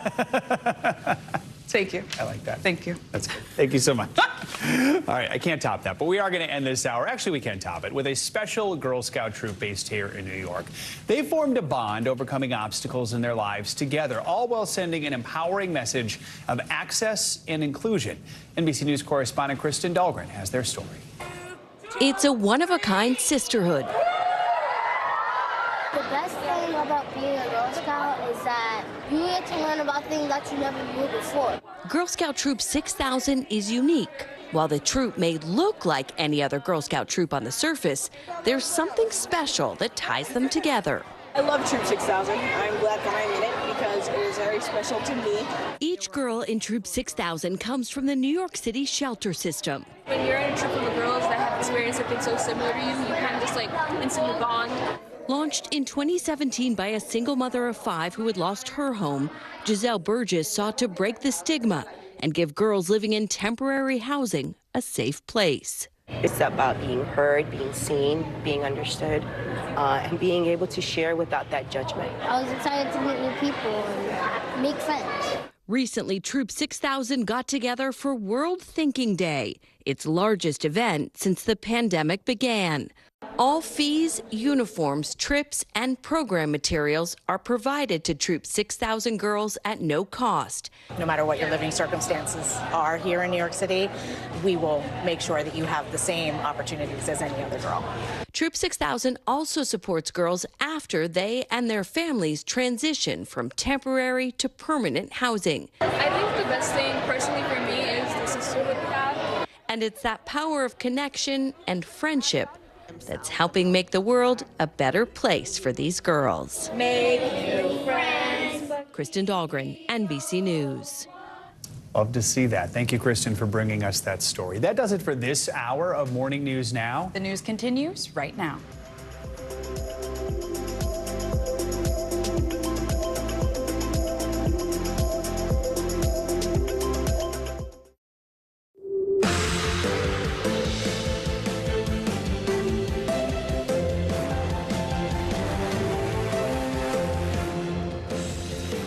Good morning, I'm Joe Fryer. And I'm Zinklea Samoa in for Savannah Sellers. Right now on Morning News Now, the waiting game, all for a possible indictment of former President Trump this morning after he predicted his arrest will happen today, all in connection to that hush money probe involving adult film star Stormy Daniels.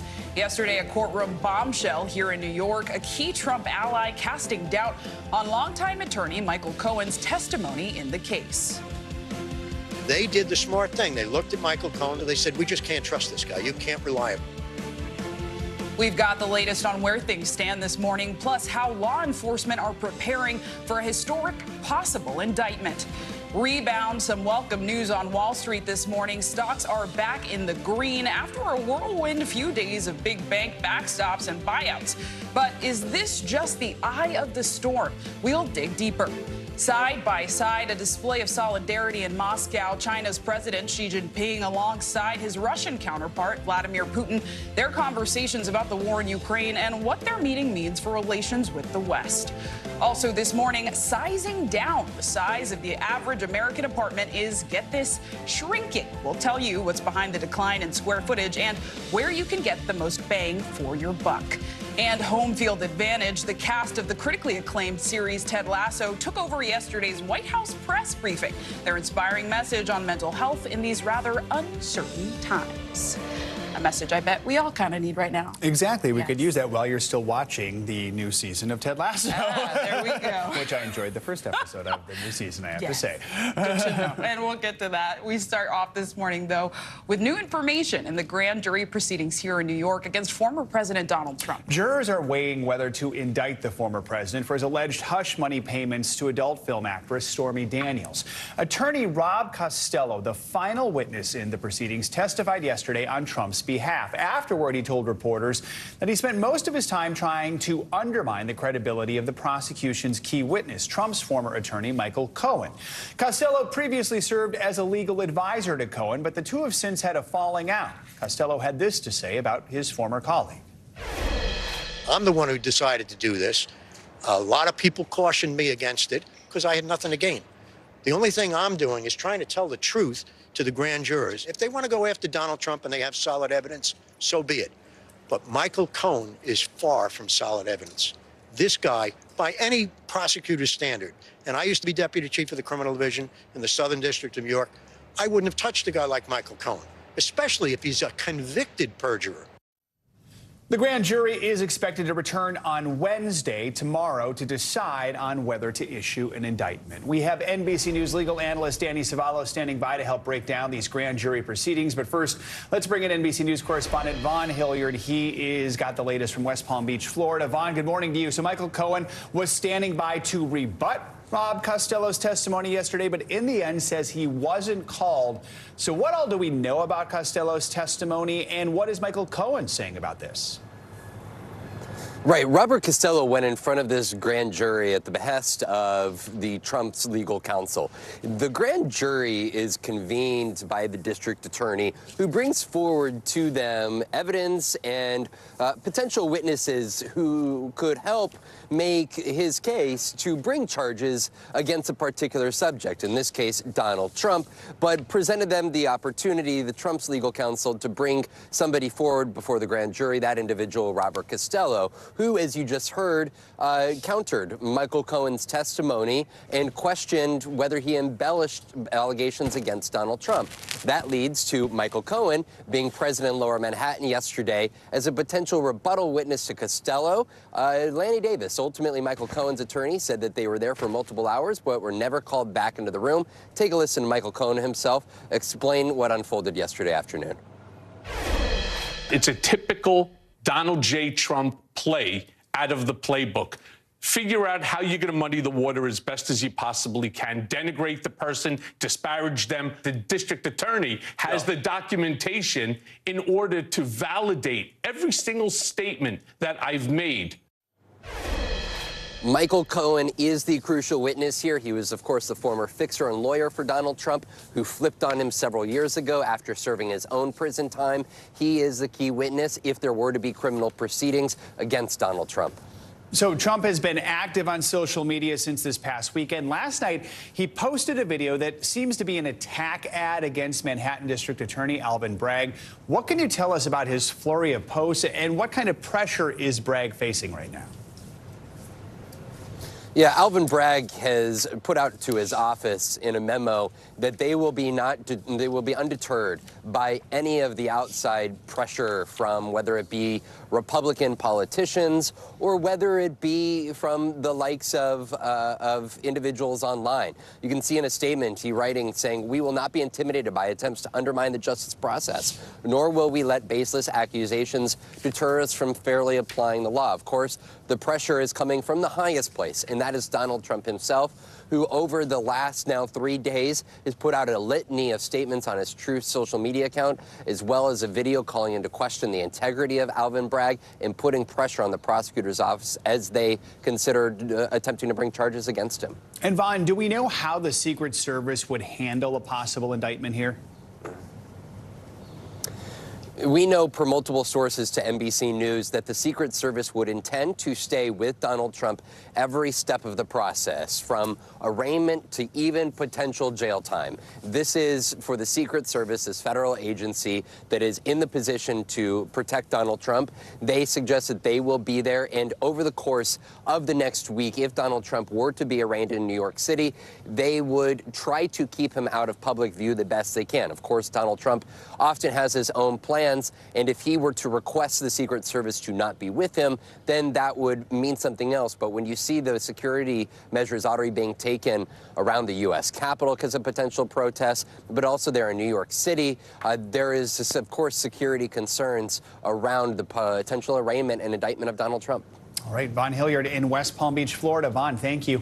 Now let's bring in NBC News legal analyst Danny Savalos. Danny, good morning. So Robert Costello spoke to reporters after he testified yesterday, and he was really stoking questions about Cohen's credibility. So first, let's take a listen.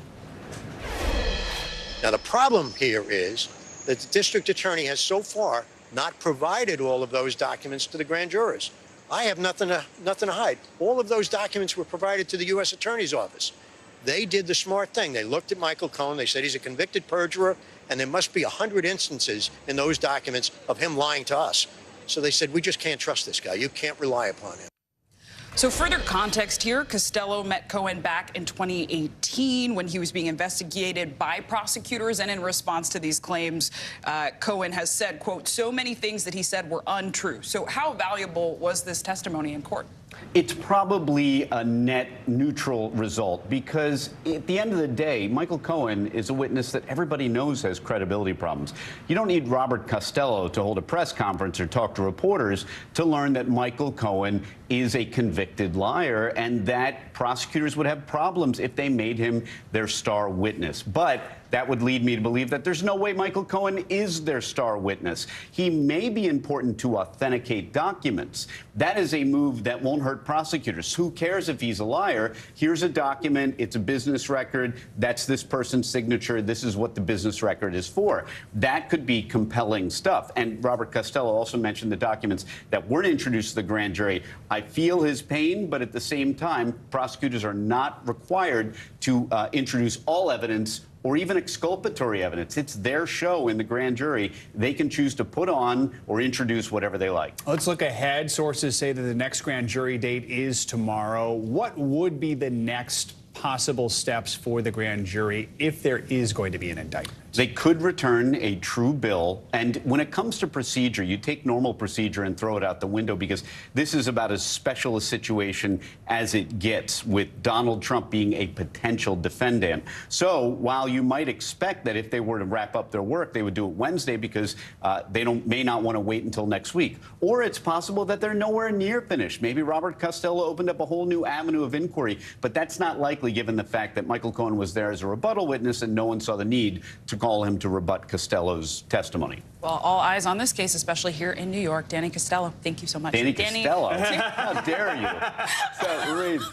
And now, Robert Savalas. Danny Savalas, thank you so much. All right, let's get the latest now on major storms and new flooding expected to sweep California. Meteorologist Angie Lassman joins us now for more on this. Angie, good morning. Good morning, guys. Does it feel like deja vu? Because it does to me. Another day where we are gearing up for an atmospheric river event that's going to inundate California with a whole lot of rain. And you see the alerts that we've got up right now with this next storm system. Flood alerts totaling 17 million. We've got winter weather alerts that extend into the parts of the high plains, as well as those wind alerts that are going to be impacting parts of the Southwest over the coming days. So let's start with what's happening right now. Some of that heavy rain has already worked on shore for folks in California, and it extends basically from San Francisco all the way down to San Diego. Now, the heaviest rain is going to be focused into Southern California and stretching into parts of Central California. But it really looks like the bulk of the highest totals will be focused towards Los Angeles and parts of San Diego, extending in between those two locations. And there's the storm system, another atmospheric river event. It doesn't look quite as strong as the previous one that we dealt with,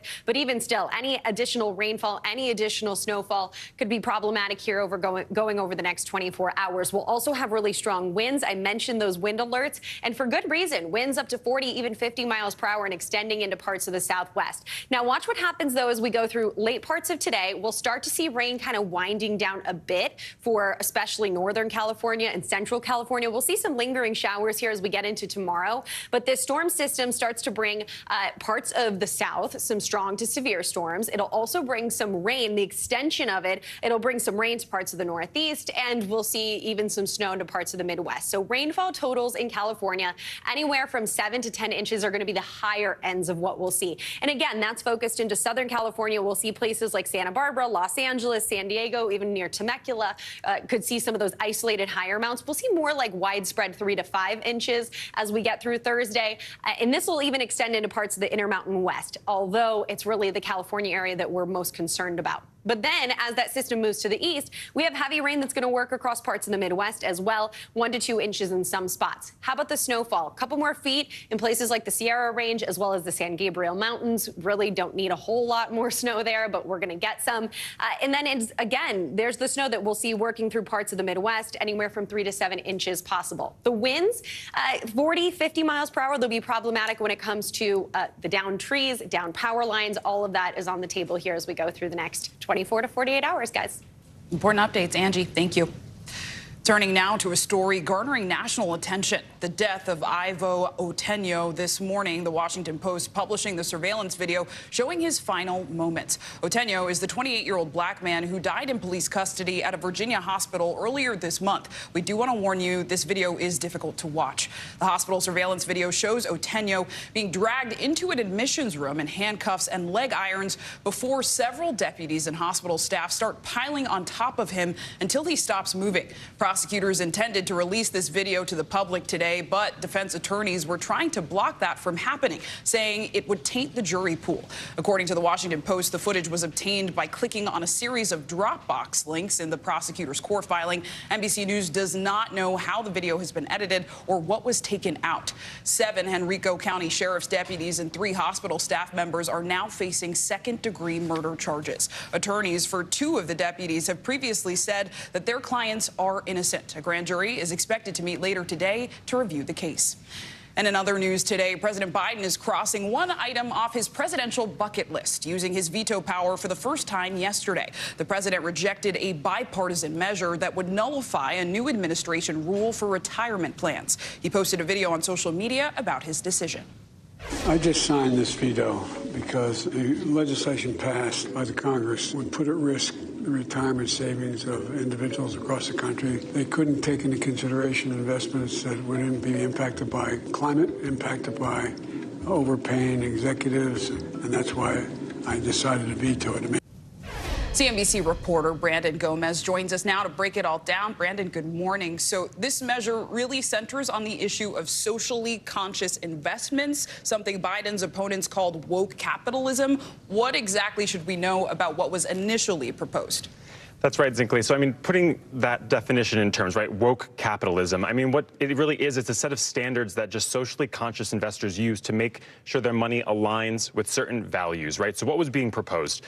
It was a ban on federal managers of retirement plans from considering certain factors when making investments, factors like climate change, right? Considering if a company is overpaying executives, situations where there's an outstanding legal battle at the company, right? And so why veto? Biden said that these have material impact on the business bottom line, as you heard in that soundbite there.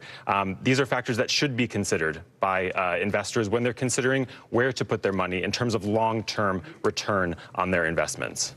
Brandon, many were expecting the president to battle with Republican lawmakers on different issues, government spending and the nation's debt limit. So why did President Biden use his first veto on this particular measure, and what are Republicans saying about it? I mean, it's true, and those issues aren't off the table, right? We still may see those issues come up further down the line. I think this is an issue that you're going to hear a lot about, especially on the 2024 campaign trail if Florida Governor Ron DeSantis puts his hat in the bid, right? So he's been very vocal on this conversation about socially conscious investing. Really, the thesis of the conversation there is that business impact is not materially measured, right? So there's no real way to measure how a company performs based on these metrics. Now, here at CNBC with our partners at Just Capital, we actually turned to the data, right, and saw that companies that prioritize certain issues that we're talking about here, right, diversity in the workforce, these issues do matter, and they do actually outperform their peers. And Brandon, what's next with the measure for those who maybe forget their political or government classes from high school? Is it dead in the water after this veto, or is there another route to getting it passed? Yeah, so there would need to be a 2/3 majority in each chamber of the Congress to overturn as well. You could also see it on the state level, right? So in states like Florida, they can individually decide whether or not they want to ban these types of investments. I think really this is, again, going to be a conversation moving forward, but one that we need to sort of keep track of as we continue to head towards 2024 and lead with the data, right? Not just the opinion. A lot to watch. Brandon Gomez, thank you so much. We could soon learn a lot about what the government has learned about the origins of the COVID-19 virus. On Monday, President Biden signed a bill that directs the federal government to declassify as much intelligence as possible about the virus's origins.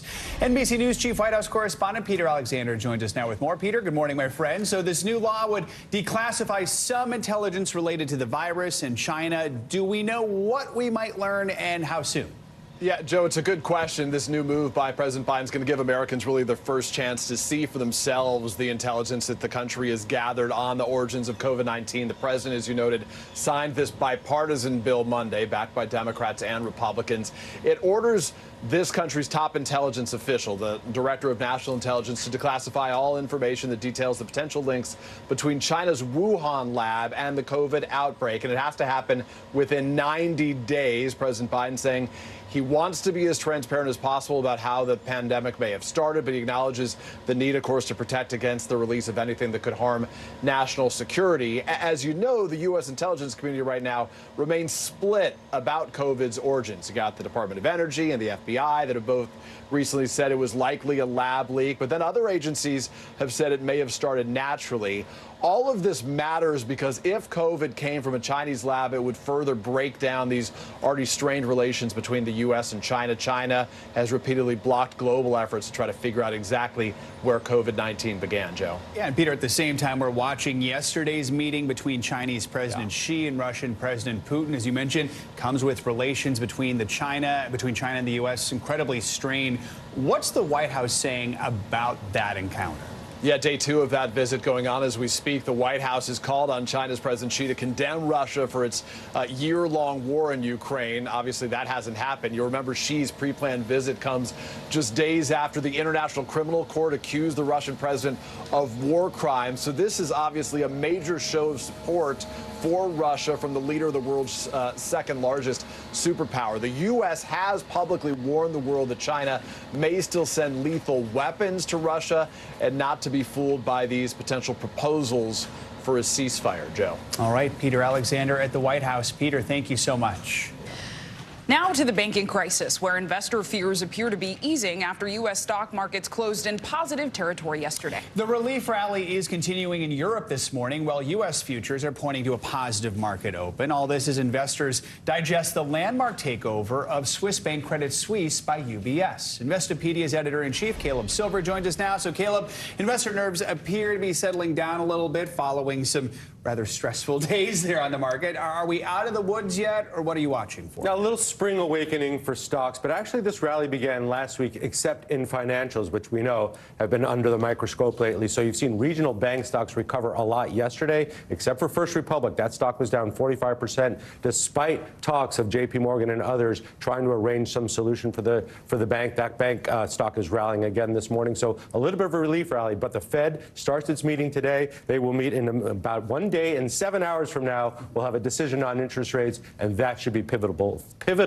for investors. And Caleb, I will bear some bad news because one stock continued to fall yesterday. First Republic Bank, the stock closed nearly 50% lower after a ratings agency cut its credit rating. And CNBC sources reveal that JP Morgan is actually advising this bank. What's happening there? Yeah, well, as we know, First Republic has been one of those regional banks under the microscope. Was very healthy a couple of years ago, but investors have really bailed out of that stock because they're concerned about the level of uninsured deposits at the bank. We know that bank took a $30 billion lifeline from 11 other banks last week. Now JP Morgan reportedly, according to CNBC, advising on whether it should go up for sale or are they going to try to raise new money. All of that dilute shareholders. The stock's rallying again this morning. And what's interesting is a lot of this concern is centered around the banking sector, but the rest of the stock market is doing all right. That might be an anticipation that the Fed will have softer, more dovish words tomorrow, even if it raises rates a quarter point. Just the language, words matter. The language that Fed Chair Powell uses tomorrow is going to be important for investor sentiment. They're looking for a reason to believe, investors, because they haven't had one for a very long time.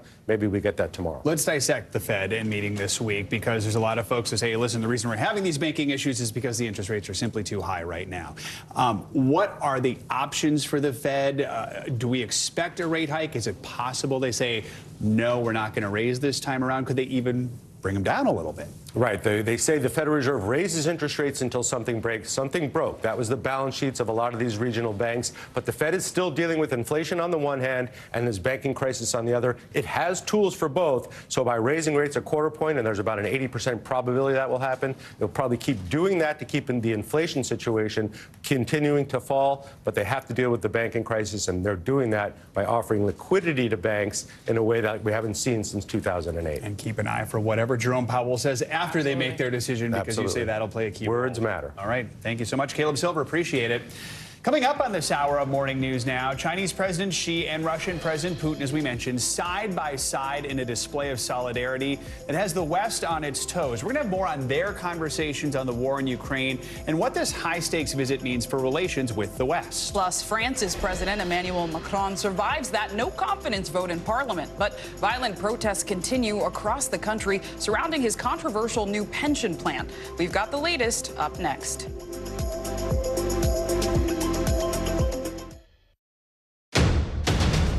The day's biggest political stories with trusted insight and expert analysis. A daily look at the politics behind the headlines. Meet the Press Now, streaming weekdays at 4 p.m. on NBC News Now.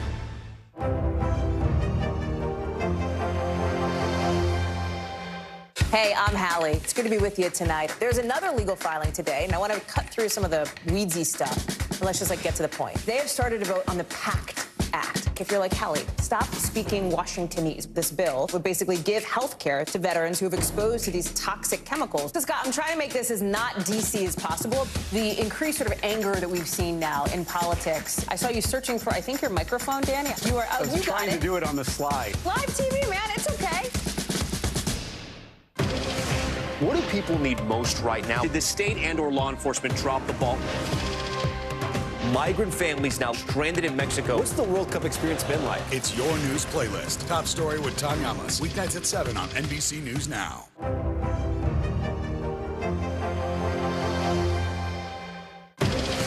What do people need most right now? Did the state and/or law enforcement drop the ball? Migrant families now stranded in Mexico. What's the World Cup experience been like? It's your news playlist. Top story with Tom Yamas. Weeknights at 7 on NBC News Now. We're back now from Las Vegas. From Seattle, Guatemala City. From Wilmington. I was in space in Texas. From Normandy, From France. Surfside, Florida. Thank you for watching, everyone. Hey, podcast fans, ready to unlock our true crime mysteries? Try Dateline Premium on Apple Podcasts. You'll get early access to originals, plus bonus content, and everything is ad-free. So head to Apple Podcasts now to subscribe. What do people need most right now? Did the state and/or law enforcement drop the ball? Migrant families now stranded in Mexico. What's the World Cup experience been like? It's your news playlist. Top story with Tanya Amos. Weeknights at 7 on NBC News Now. NBC News, streaming free now. What do people need most right now? Did the state and/or law enforcement drop the ball?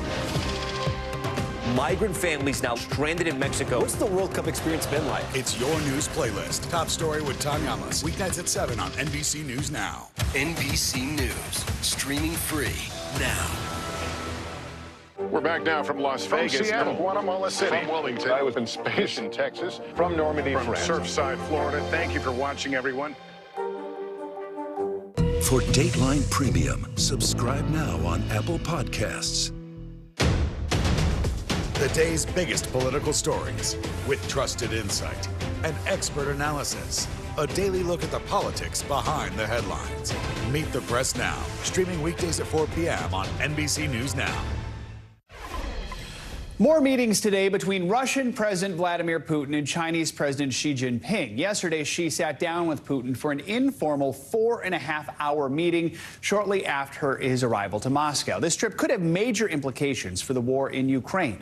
NBC News foreign correspondent Janice Mackey-Frayer joins us from Beijing with the latest. Janice, good morning. Good morning. This is a highly scrutinized visit by China's President Xi Jinping, standing side by side with his Russian counterpart, Vladimir Putin. Today, Xi invited Putin to come visit China again later this year. And while the war in Ukraine is a central issue, the two leaders so far have been framing this visit as a trip for peace. Xi Jinping and Vladimir Putin meeting again this morning, a day after spending hours together reaffirming their countries' ties.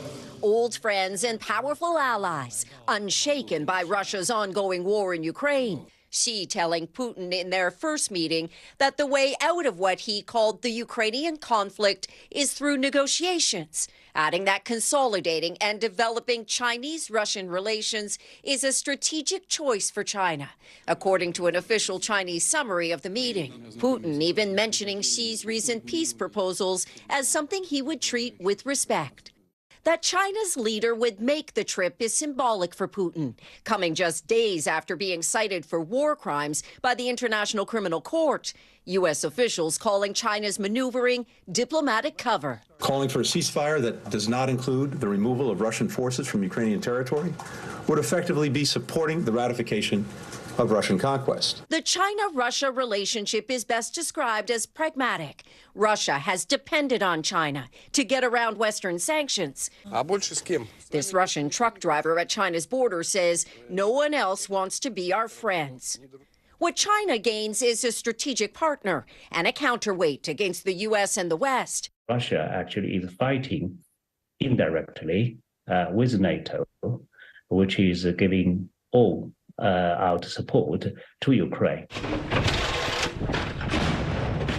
For Xi, backing Russia may be less about Putin winning the war than ensuring he doesn't lose. The concern with China's ceasefire proposal is that it will leave Russia's territorial gains largely in place, something Ukraine's government says it won't accept. However, Ukrainian President Zelensky has said he's open to having talks with Xi Jinping. And there is a chance their first phone call since the war started could happen later this week. Joe. All right, Janice, thank you. More protests in France after President Emmanuel Macron's government survived 2 no-confidence votes. It comes after he forced through a controversial bill that increased the retirement age for most workers. NBC News foreign correspondent Megan Fitzgerald has more. More anger in the streets of Paris after French President Emmanuel Macron's government survived a crucial and close no-confidence vote in Parliament. La majorité requise n'étant pas atteinte, la motion de censure n'est pas adoptée. Making his signature pension plan, which increases the retirement age for most workers from 62 to 64, law. Reigniting the fury of protesters who have set fires and clashed with police for more than a week. Macron used what French lawmakers called a nuclear option, a constitutional maneuver allowing him to force through a bill without a full parliamentary vote. Opposition lawmakers expressing their frustration. Depuis ce jeudi et le passage en force avec le 49.3 ne s'arrêteront pas parce que cette motion de censure a été si petitement battue à 9 petites voix. Rien n'a été réglé dans le pays et le pays continue à s'enfoncer dans une crise politique que Macron a lui-même créée. Macron was being squeezed by both a coalition of centrist and left-wing parties and also the far-right National Rally. Both debated no-confidence motions to defeat his signature pension plan and dissolve his cabinet. The new plan chipping away at a cornerstone of the French social pact and inciting the most intense political upheaval since his re-election last year. Upset protesters vowing to continue their impassioned demonstration. We've got a president that says definitely deaf to what the French people says to him. A waste plant in a Paris suburb was brought to a standstill. Workers and union leaders pleading with the president to withdraw the plan. Une très large majorité est contre sa régression sociale, là, cette réforme des retraites. Et il faut maintenant qu'il entende les salariés et le peuple de France. Il faut retirer ce projet. Echoes of the Yellow Vest movement, which forced the government to repeal a contested gas tax during his first term. Macron has described the cost-cutting measure as necessary for France's economy to remain competitive and aligned with its European partners. Opponents say there's no threat of bankrupting the pension system and other considerations should be made. The police have been successful in dispersing many of the demonstrations that we've seen across the city of Paris, but we've been speaking with these demonstrators. They say they will be back. This is just the start of many demonstrations to come. Megan, thanks so much. More international news now. An American held hostage in West Africa for more than 6 years has been released. Raf Sanchez joins us now from Tel Aviv with that and more international news. Good morning, Raf. Zinkley Joe, good morning. That's right. American aid worker Jeff Woodkey says he is thrilled to be free after more than 6 years of captivity in West Africa. The Californian was kidnapped in Niger in 2016 and held hostage by a series of jihadist groups. It's not exactly clear what led to his release, but the U.S. government says no ransom was paid to the hostage takers. In Nova Scotia, police have arrested a high school student on suspicion of stabbing 2 members of school staff. The incident happened in Halifax, and local officials said there had been concerns about the student's behavior prior to the attack. Such violence is rare in Canada, and the victims were taken to hospital. And finally, the world was their very old oyster. Archaeologists say they have found the oldest pearling town in the Persian Gulf off the coast of the UAE. The ruins of the town are around 1,500 years old, and the people who live there are believed to have made their living searching for pearls. And guys, I didn't know this, but apparently you have to shuck 10,000 oysters to find a single pearl. Huh, fascinating. Wow. The oyster lottery. All right. Yeah. Raf Sanchez, thank you so much. Appreciate it. Coming up, just because spring has finally sprung doesn't mean seasonal depression melts away with the snow. As part of our weekly mental health check-in after the break, we'll take a closer look at why some of us might be a little more down than usual as temperatures heat back up. You're watching Morning News Now.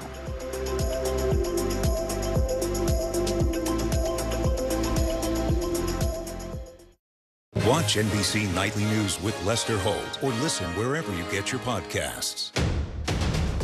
The day's biggest political stories with trusted insight and expert analysis. A daily look at the politics behind the headlines. Meet the Press Now, streaming weekdays at 4 p.m. on NBC News Now. What is going to happen now? Going back and forth because Go ahead. Nice to see you.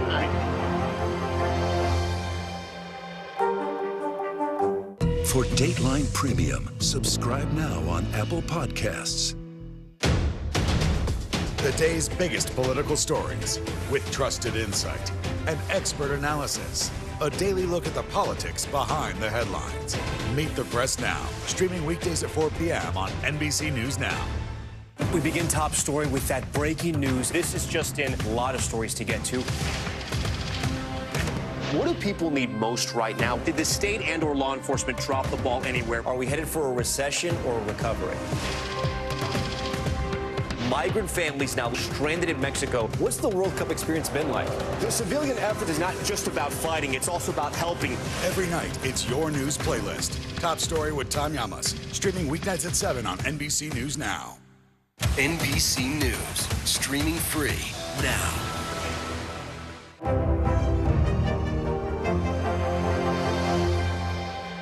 We begin top story with that breaking news. This is just in, a lot of stories to get to. What do people need most right now? Did the state and or law enforcement drop the ball anywhere? Are we headed for a recession or a recovery? Migrant families now stranded in Mexico. What's the World Cup experience been like? The civilian effort is not just about fighting, it's also about helping. Every night, it's your news playlist. Top Story with Tom Llamas, streaming weeknights at 7 on NBC News Now. Hey, I'm Hallie. It's good to be with you tonight. There's another legal filing today, and I want to cut through some of the weedsy stuff. And let's just get to the point. They have started to vote on the PACT Act. If you're like Hallie, stop speaking Washingtonese. This bill would basically give health care to veterans who have exposed to these toxic chemicals. So, Scott, I'm trying to make this as not DC as possible. The increased sort of anger that we've seen now in politics. I saw you searching for, I think, your microphone, Dan. You are. I was trying to do it on the slide. Live TV, man. It's okay. Still to come on the Channel 2 News. Well, the waters are certainly receding now. Still too close to call. Lester Holt reporting from the Ground Zero, as it's being referred to. It is, in fact, the taste of freedom. The Haitian people know a little something about resiliency. What's the biggest risk right now? Some of the troops who have been proud. I want to welcome you to the first presidential debate. In fact, we've been told we can't go any farther. You were some resilient folks. Let me get in.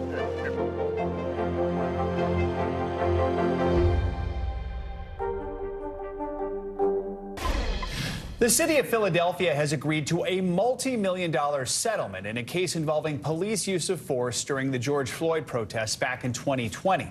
The city has agreed to a settlement with more than 300 people, agreeing to pay the group more than $9 million. Those people say they suffered violence and injuries at the hands of police during the protests. Injured protesters say officers used zip ties secured so tightly around their wrists that they needed surgery to correct the damage. In addition to the more than $9 million for the protesters, the city of Philadelphia will also spend another $500,000 for mental health and other services in West Philadelphia.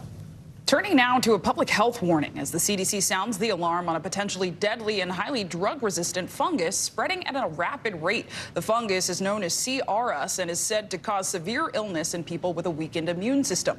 Although scientists do not believe the fungus is a threat to people who are otherwise healthy. According to the report, the number of infections have jumped drastically in recent years.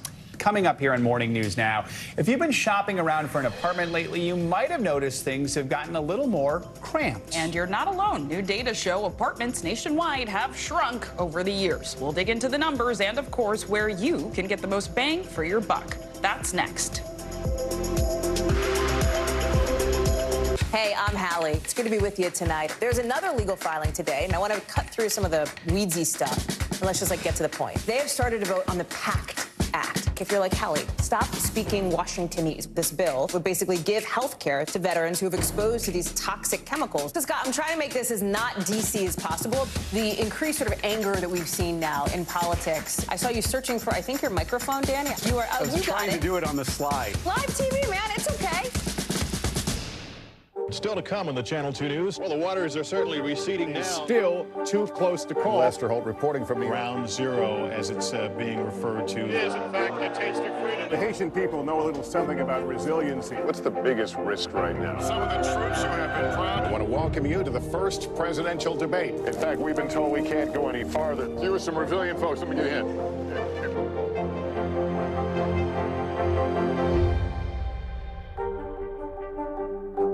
Hey, I'm Hallie. It's good to be with you tonight. There's another legal filing today, and I want to cut through some of the weedsy stuff. And let's just get to the point. They have started to vote on the PACT Act. If you're like, Hallie, stop speaking Washingtonese. This bill would basically give health care to veterans who have exposed to these toxic chemicals. So, Scott, I'm trying to make this as not DC as possible. The increased sort of anger that we've seen now in politics. I saw you searching for, I think, your microphone, Dan. You are. I was trying to do it on the slide. Live TV, man. It's okay. For Dateline Premium, subscribe now on Apple Podcasts. We begin top story with that breaking news. This is just in, a lot of stories to get to. What do people need most right now? Did the state and or law enforcement drop the ball anywhere? Are we headed for a recession or a recovery? Migrant families now stranded in Mexico. What's the World Cup experience been like? The civilian effort is not just about fighting, it's also about helping. Every night, it's your news playlist. Top Story with Tom Llamas, streaming weeknights at 7 on NBC News Now. Hey, I'm Hallie. It's good to be with you tonight. There's another legal filing today, and I want to cut through some of the weedsy stuff. And let's just get to the point. They have started to vote on the PACT Act. If you're like, Hallie, stop speaking Washingtonese. This bill would basically give health care to veterans who have exposed to these toxic chemicals. So, Scott, I'm trying to make this as not DC as possible. The increased sort of anger that we've seen now in politics. I saw you searching for, I think, your microphone, Dan. You are. I was trying to do it on the slide. Live TV, man. It's okay. NBC News, streaming free now. Watch NBC Nightly News with Lester Holt or listen wherever you get your podcasts. Hey, podcast fans, ready to unlock our true crime mysteries? Try Dateline Premium on Apple Podcasts. You'll get early access to originals, plus bonus content, and everything is ad-free. So head to Apple Podcasts now to subscribe.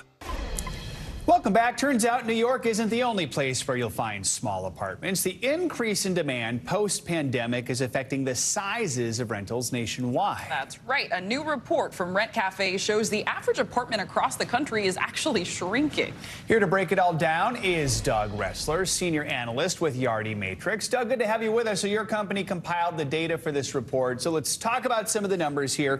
2022, the average apartment size was about 887 square feet.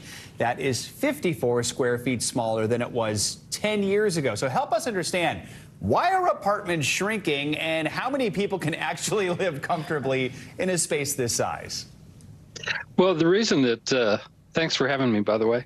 The reason that we looked at the data, Rent Cafe, our sister division, used Yardi Matrix data, and we looked at it from a standpoint of the shrinkage. And what we found is consumer preference is one of the primary reasons that developers are developing to the demands of the changing demographics with renters. Lifestyle, density, those type of things, the ability to access green space and have facilities for work from home in your apartment, as well as near and proximity in terms of co-working. So fascinating. I mean, we're bringing you this broadcast from New York City, and we hear a lot of talk on social media and generally about our shoebox-sized apartments, rightfully so.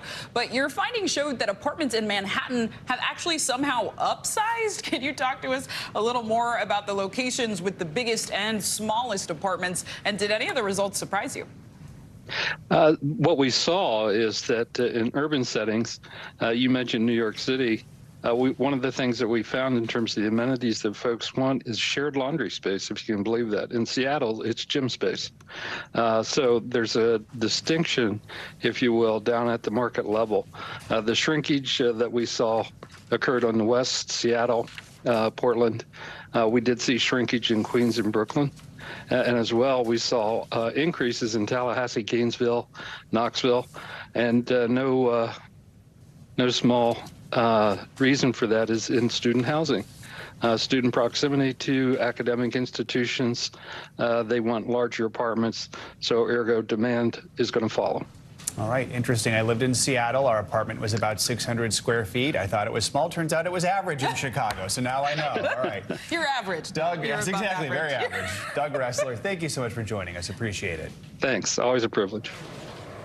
Time now for our weekly mental health check-in. We're taking a closer look at spring depression. We have more on why the transition might be bringing the blues. Plus, a warning for those social media filter fanatics. Those filtered glow-ups may be harming your mental health. So let's bring in Dr. George James for more on this. He's a licensed marriage and family therapist. Dr. James, good morning. So spring is here, but for some, the blooming flowers come with a new round of depression. So why do we experience depression at this time of year, and how does it differ from the seasonal winter depression we know more familiarly? Excuse me.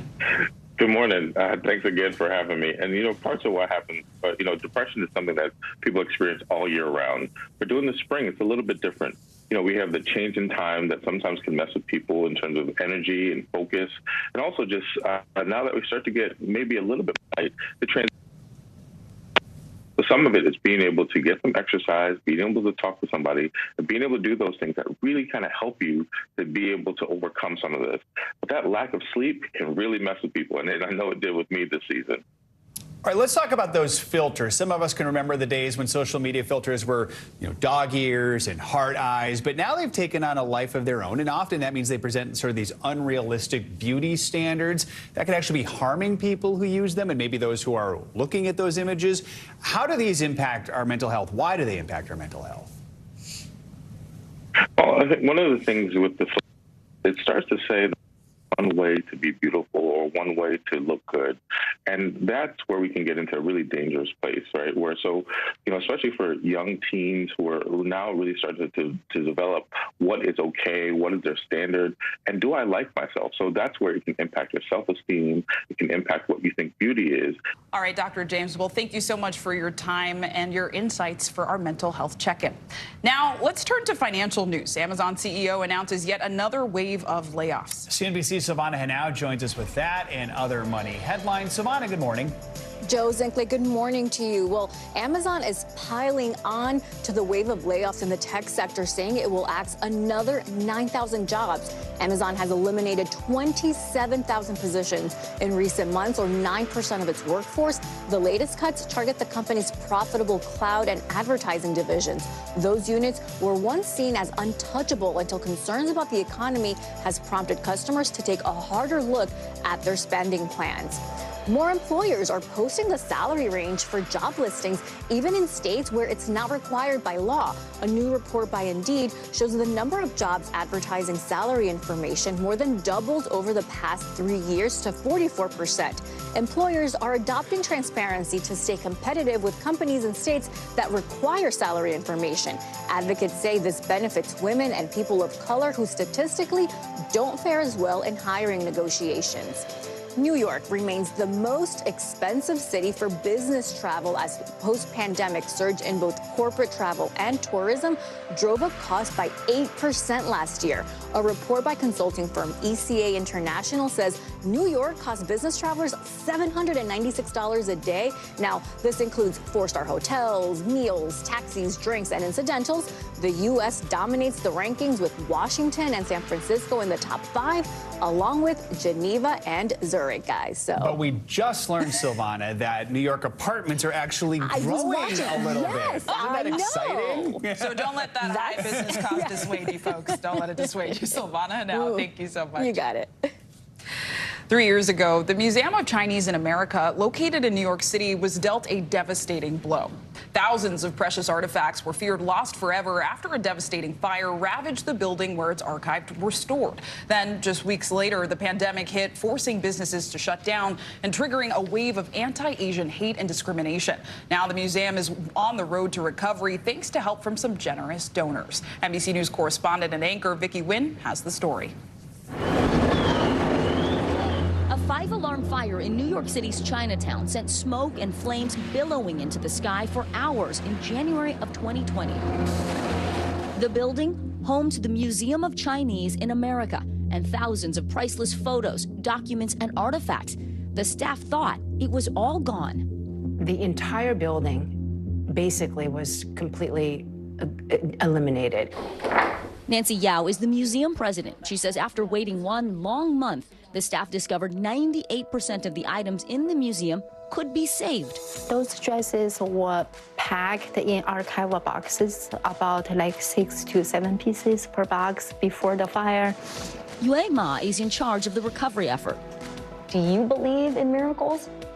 Yeah, kind of. I think everyone at the museum felt like so relieved. But just 2 months after the fire, the COVID-19 pandemic hit New York, followed by a wave of anti-Asian racism.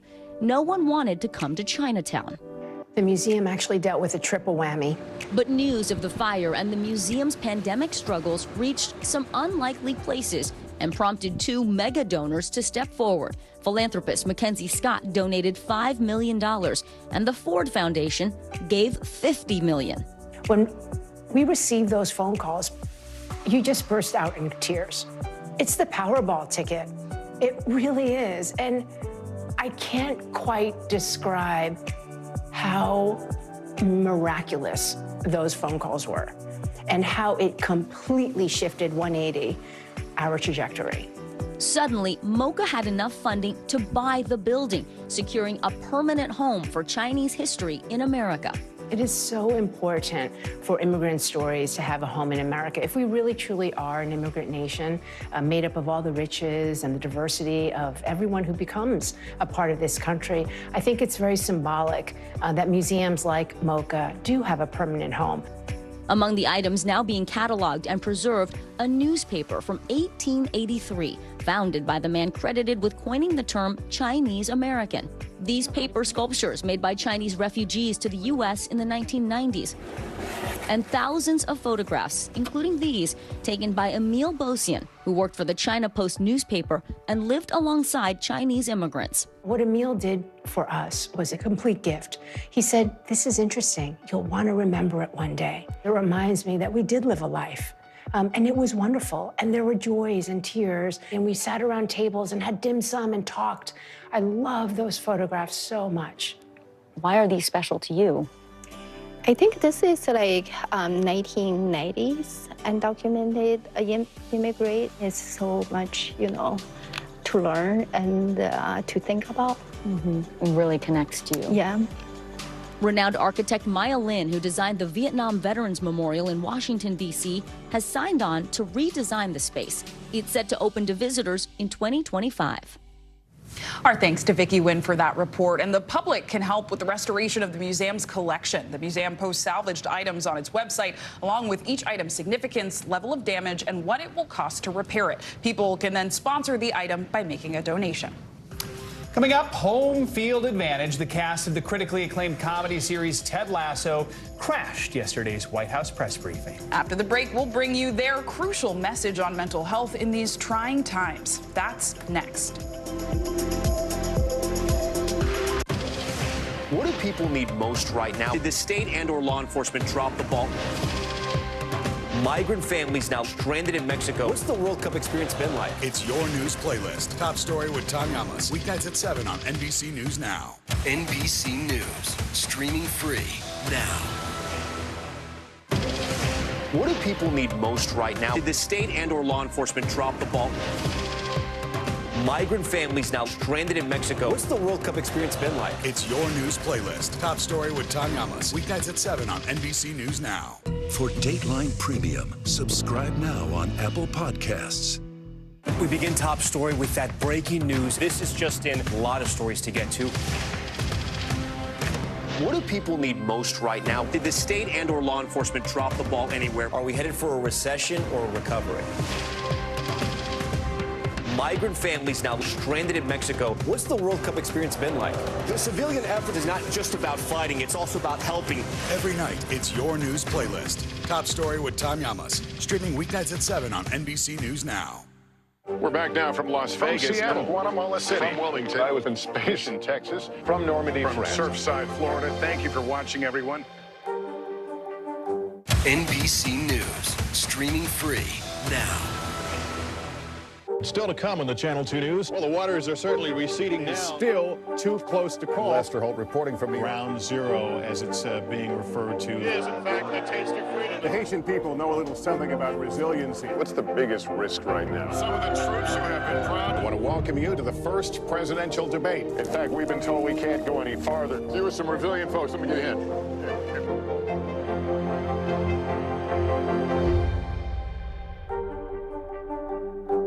NBC News, streaming free now.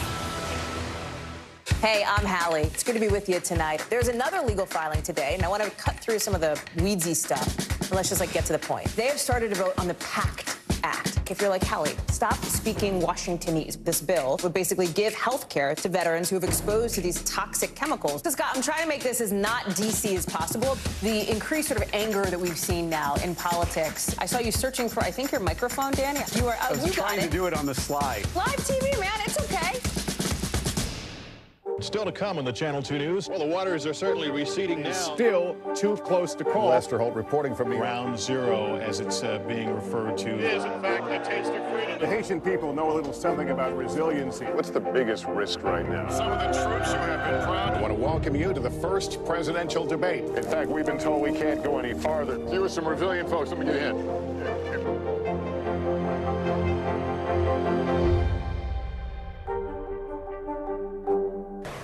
Welcome back. The compact disc, perhaps better known as the CD, is turning 40. The CD made its way to the U.S. back in March of 1983.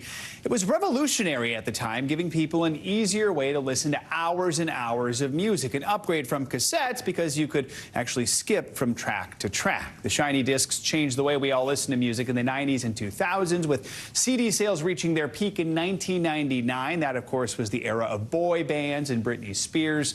The Recording Industry Association of America says almost 15 billion CDs have been purchased in the U.S. over the years, though it does seem highly unlikely they'll make the same comeback that vinyl is making. But Zin Clay, I still remember well, one of the coolest gifts I ever got was the 5 CD changer, where you could put 5 in at a time. Yes. Go from disc 1 to disc 4. And the pamphlets. And oh, it was so exciting. We love those. Yes. But I know people also love the vinyls. They outpace CDs. First time since the 80s, Joe? Yes, exactly. And that has a little more of a sound texture to it, I think. So it's all good. Yeah. Thank you, Joe. Yep.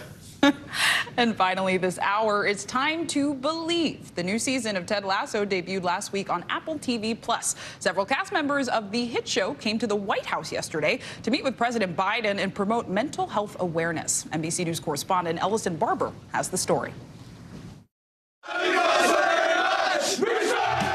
Ted Lasso back for a 3rd season and once again tackling an important issue. Regarding my panic attacks, I've had more psychotic episodes than Twin Peaks. Jason Sudeikis' Ted Lasso character usually cheers up those around him with his silly antics as the American head coach of a British soccer team. It's like this. You may hate me, but it ain't no lie. Yeah? Then the hands, bye, bye, bye. But since the show's first season, the main character's struggle with panic attacks and trauma has been front and center. Okay, you're having a panic attack. Just breathe. I'm going crazy.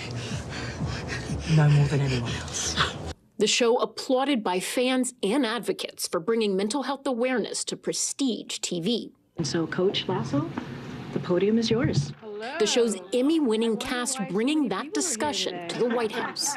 So, no matter who you are, no matter where you live, no matter who you voted for, we all probably, I assume, we all know someone who has, or have been that someone ourselves, actually, that's struggled, that's felt isolated, that's felt anxious, that has felt alone, right? And it's actually one of the many things that believe it or not, that we all have in common as human beings, right? Sudeikis also urging people to seek help, something his character did in the last season, despite initial skepticism. We also have to know that we shouldn't be afraid to ask for help ourselves. And that does take a lot, especially when it's something that has such a negative stigma to it, such as mental health. And it doesn't need to be that way. The cast also sitting down with President Biden and First Lady Jill Biden in a closed-door meeting. The show's iconic Believe sign hanging above the Oval Office. I want to share with you all the truth about my recent struggles with anxiety. And, well, my overall concern about the way we discuss and deal with mental health in athletics. Now, Sudeikis promising to continue his advocacy for mental health on and off the screen. But it does seem he's retiring one of his famous SNL impressions. Thank you. Excuse me? You don't have a little Joe Biden impression? Nah, they got the real one here now. Yeah.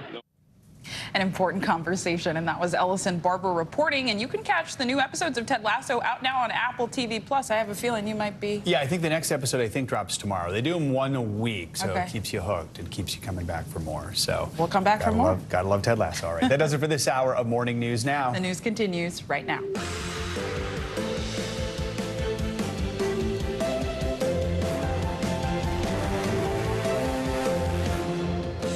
Good morning. I'm Zinklea Samoa in for Savannah Sellers. And I'm Joe Fryer. Right now on Morning News Now, on the brink. This morning, the Manhattan DA's office is on the verge of a fateful decision whether to indict a former president for the first time in history. With former President Trump predicting he would be arrested today and calling for protests, the DA says he's not backing down. We'll have more on the new testimony heard by grand jurors and how law enforcement is preparing. Deepening ties just days after the International Criminal Court accused Russian President Vladimir Putin of war crimes. China's President Xi Jinping called him a dear friend. High-stakes meeting playing out as the U.S. grows more concerned China will give Russia lethal aid to use in Ukraine. The new reaction from the White House as Putin and Xi discuss ways to end the war. On strike. This morning, workers in the nation's second largest school district are hitting the picket lines. Union leaders in Los Angeles are pushing for better wages in one of the nation's most expensive cities. But with negotiations stuck in gridlock, hundreds of thousands of parents are scrambling to find care for their kids. California storms. This morning, millions of people are under wind alerts from San Francisco to San Diego. Another storm system is set to bring heavy rain, while the mountains near LA brace for up to 4 feet of snow. First responders are preparing for another round of severe weather. And making their mark, we'll introduce you to one Girl Scout troop that's more than meets the eye, how they're building a special community through a powerful connection. Talking beyond cookies here. So look forward to bringing you that story a little bit. We're going to begin this hour here in New York, where a Manhattan grand jury is weighing a possible indictment against former President Donald Trump. Jurors heard new testimony yesterday in the investigation into alleged hush money payments to adult film actress Stormy Daniels. The final witness, attorney Rob Costello, appeared before the grand jury at the request of Trump's legal team. He used his time on the stand to attack the credibility of former partner Michael Cohen. NBC News senior congressional correspondent Garrett Hake has the details. The former president set off a firestorm over the weekend when he predicted his own arrest would come today. So far, that hasn't happened, and multiple sources familiar with the grand jury's work say it almost certainly won't happen today. Still, anticipation is growing around a potentially history-making indictment of a former president after grand jurors heard from an additional new witness Monday.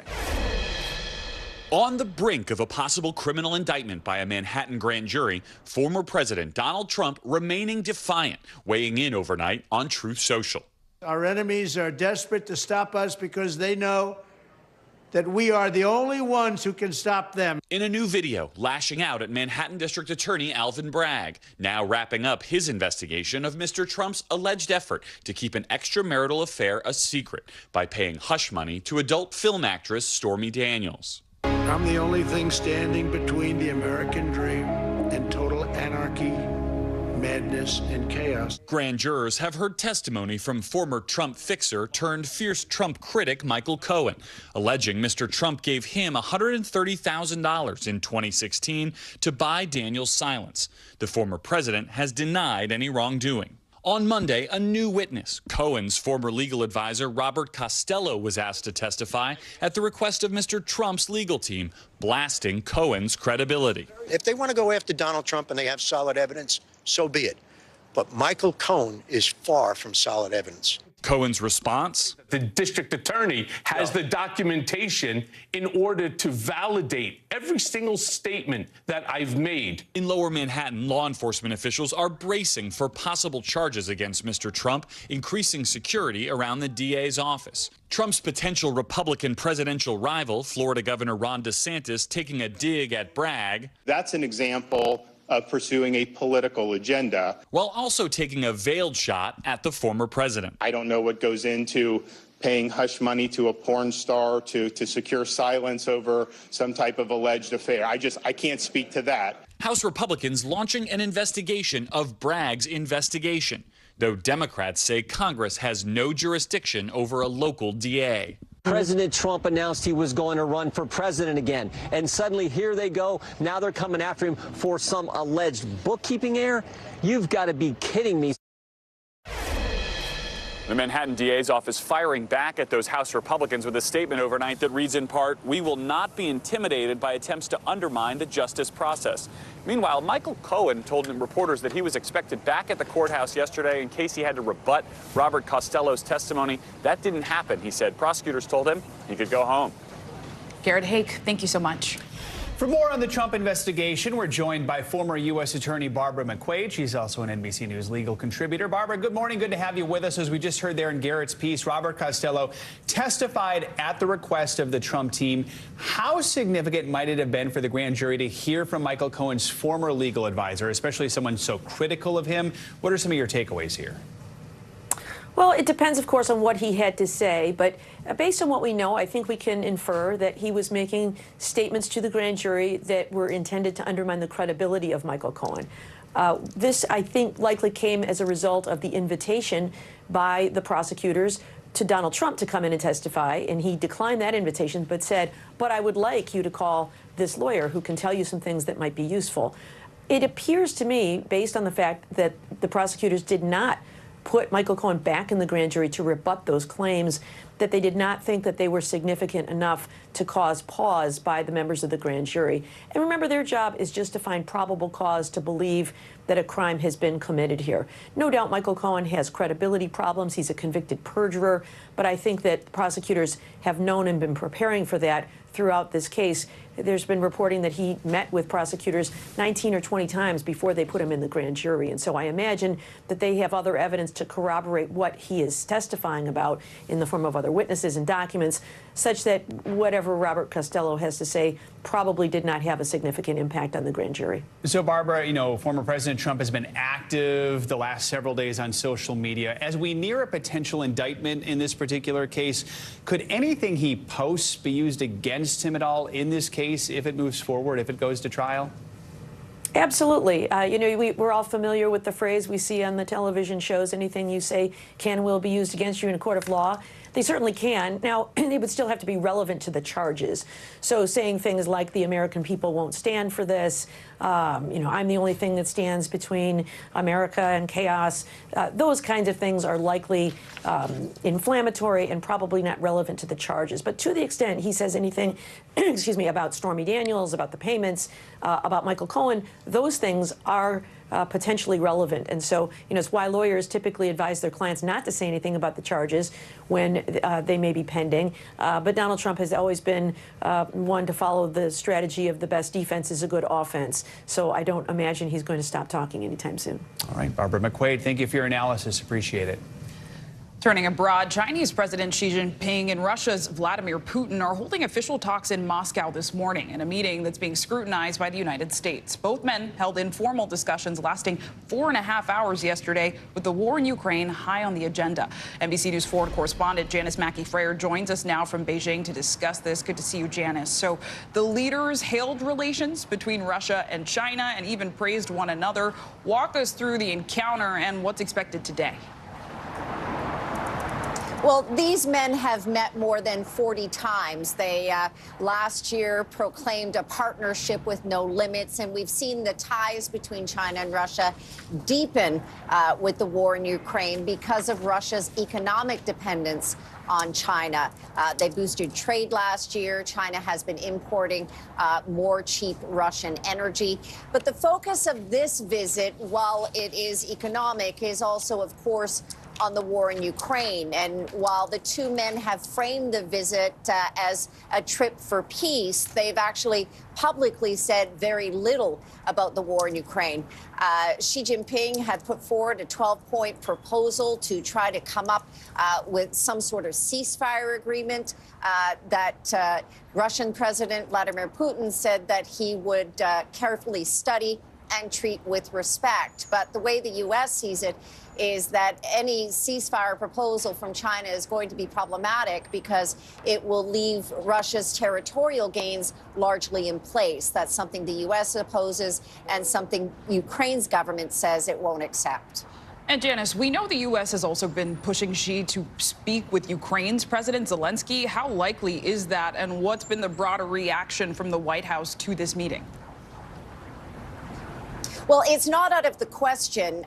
Ukrainian President Zelensky has said that he's open to having talks with Xi Jinping. The two countries, Ukraine and China, actually have a very strong economic partnership, and China has a lot of investments in Ukraine.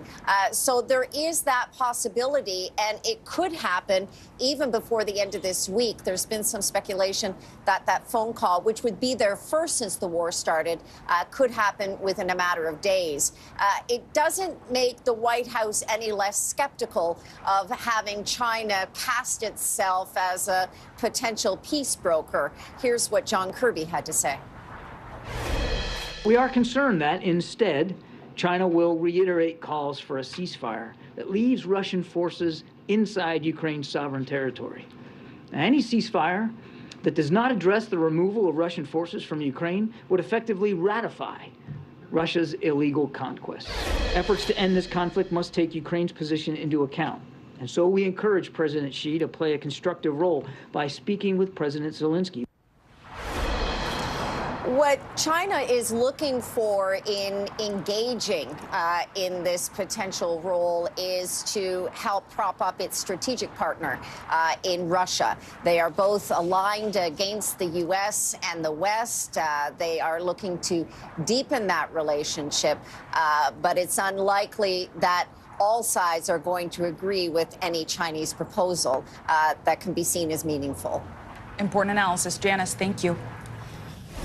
We're now on the major storms hitting the West yet again. Let's bring in meteorologist Angie Lassman for the latest on the forecast. Angie, good morning. Hey there, guys. Good morning. We've got another atmospheric river event unfolding on the West Coast, but just real quick, we've got a chilly morning for folks in the Southeast. They're waking up to these freeze alerts stretching from Mississippi up into Tennessee and as far east as the Carolinas. We're going to see just, again, one more kind of chilly morning where temperatures are below freezing in some spots like Knoxville and Charlotte, Augusta included in that, and flirting with freezing in places like Montgomery. Not great for sensitive vegetation, not great for the plumbing. So we'll watch for any implications as far as that's concerned, but notice what happens by the time we get into the afternoon hours. We do end up into the 60s in Tuscaloosa. Baltimore hits 64 today. St. Louis, a little on the cool side for now, ending up at 48 degrees, but look what happens by tomorrow. We jump into the upper 60s. We'll see 80s across parts of the Gulf Coast. Texas, places like San Angelo are going to hit the mid-80s. So spring, first full day of spring officially today, will be back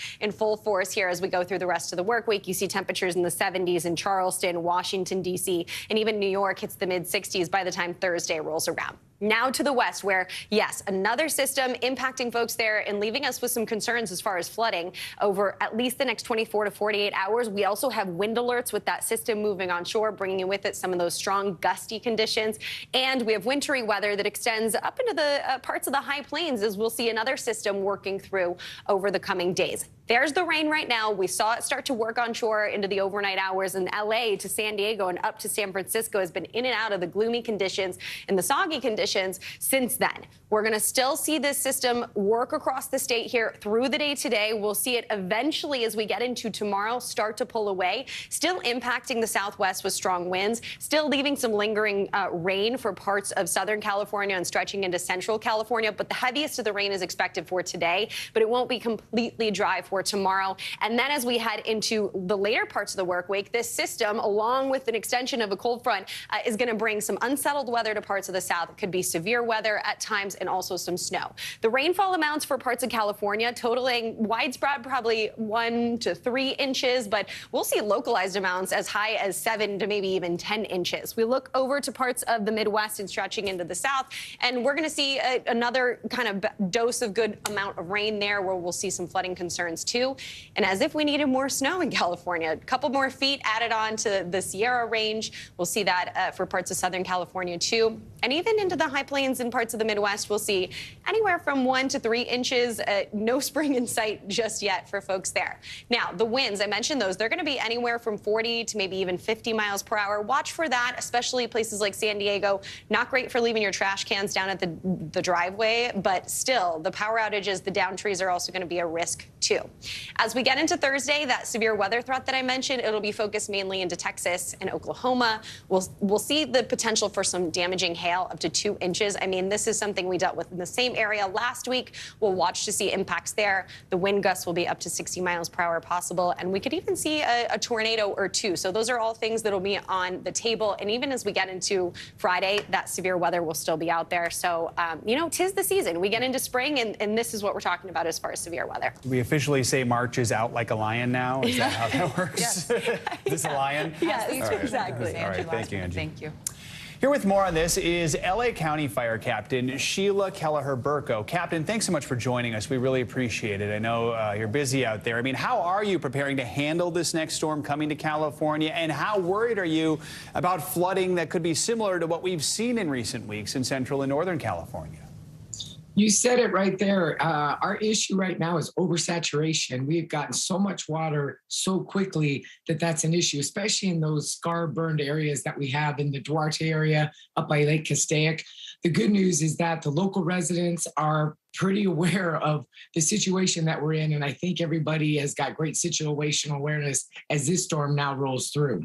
So, Captain, I mean, we know LA County Fire Department's been sending crews to help severe flooding in other counties, in other parts of the state. Do you expect to dispatch more teams to other areas, or do you got to kind of keep them close to home as you brace for what you're going to see this week? Well, as of right now, our OES Swiftwater team is up in Tulare County, so they're up there helping. They'll be back in a couple of days. But the rest of our county has got a robust staffing to help out in our local area to make sure that, you know, we can handle everything that comes up here. How worried are you about mudslides right now? Mudslides are always a concern, especially in those wildland scar-burned areas. And the residents in those areas are well aware of what they're facing. We've had some great information and public education going out. They've got those sandbags ready. But again, you know, you never know what Mother Nature's going to throw at you. And being prepared, paying attention to local news and warning and weather is critical. So they're ready for what comes. Captain, you mentioned the oversaturation. That, of course, is the bad news that's come with all of this rain, all this snow, all this flooding. The blessing in disguise might be that these storms have brought California out of severe drought, with only a third of the state now under a drought advisory. Looking ahead, what does that mean for the upcoming fire season? Could that mean we don't see as much fire as we've seen in recent years? Well, it's sure going to help keep some of those monster storms maybe down a little bit, those monster firestorms. We can never get complacent here in Southern California, because even in Los Angeles County, although we're out of severe drought, we still have extremely dry conditions, which is a huge change for us, and it's moving in the right direction. But we never, you know, really take our foot off the gas on that one. We really have to be prepared, stay diligent. Fire season comes whether we want it or not. So our residents have to be prepared and get all those usual brush clearance and home hardening things done. All right, Captain Kelleher-Burko, thanks for joining us. We're thinking of your team and hoping they stay safe this week. Thanks for having us. Los Angeles boasts one of the largest school districts in the country. And now with a workers' strike looming, students and their families could soon be left out in the cold for the rest of the week. LA Unified workers say they plan to protest for the next 3 days, hoping the end result will bring higher pay for all. NBC News national correspondent Miguel Almaguer joins us now from California. Miguel? Well, good morning. The stormy weather here is really representative of kind of how both sides of the picket line are feeling. We have hundreds of protesters that are expected here at the school district's bus depot. The buses will not be rolling out and picking up students today after last-minute negotiations between the school district and school officials have broken down. These are some of the 30,000 LA Unified School District workers walking off the job today. Custodians, bus drivers, and teaching aides, who are all demanding higher pay. We're the people nobody sees. We're the backbone of LAUSD. With negotiations at a standstill, union leaders want a 30% pay increase for all members, whose average annual salary is around $25,000. I can make more money working at a fast food chain than I do here. The teachers union is supporting the 3-day walkout, refusing to cross the picket line, effectively shutting down the nation's second largest school district, home to more than 420,000 students in some 1,000 schools. I'm not happy with the kids being home, but I do support the strike. I do think people should have a living wage. Working parents in a school district where 75% of students live at or below the poverty line say the strike hurts their families too. This is more stress to children as well and to parents. Superintendent Alberto Carvalho says the district is offering a 23% salary increase, plus a 3% cash bonus and expanded health care benefits. That's a very compelling package. And why? Because it is needed. These are individuals who have historically been underpaid. Carvalho is blaming union leaders for refusing to budge. Negotiations require some degree of flexibility. But union leaders accuse LAUSD of unfair labor practices. The district is also in negotiations with the teachers union, which went on strike in 2019, shutting down schools for 6 days. Now, another walkout that will ultimately mean less time in the classroom for students. The superintendent tells me he is optimistic that this strike will quickly be resolved. We'll have to wait and see. Back to you. Important reporting, Miguel Almaguer. Thank you so much. Coming up, an NBC News exclusive. For the first time, we're hearing from the Virginia teacher who was shot by a 6-year-old student in her class. Up next, what she's saying about her road to recovery and the day that forever changed her life.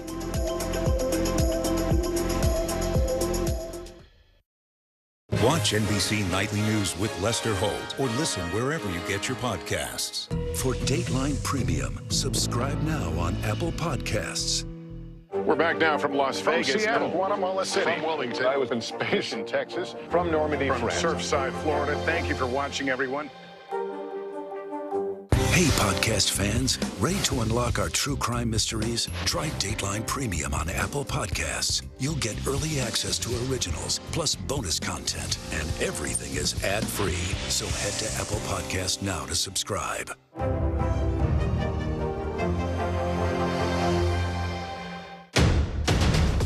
The day's biggest political stories with trusted insight and expert analysis. A daily look at the politics behind the headlines.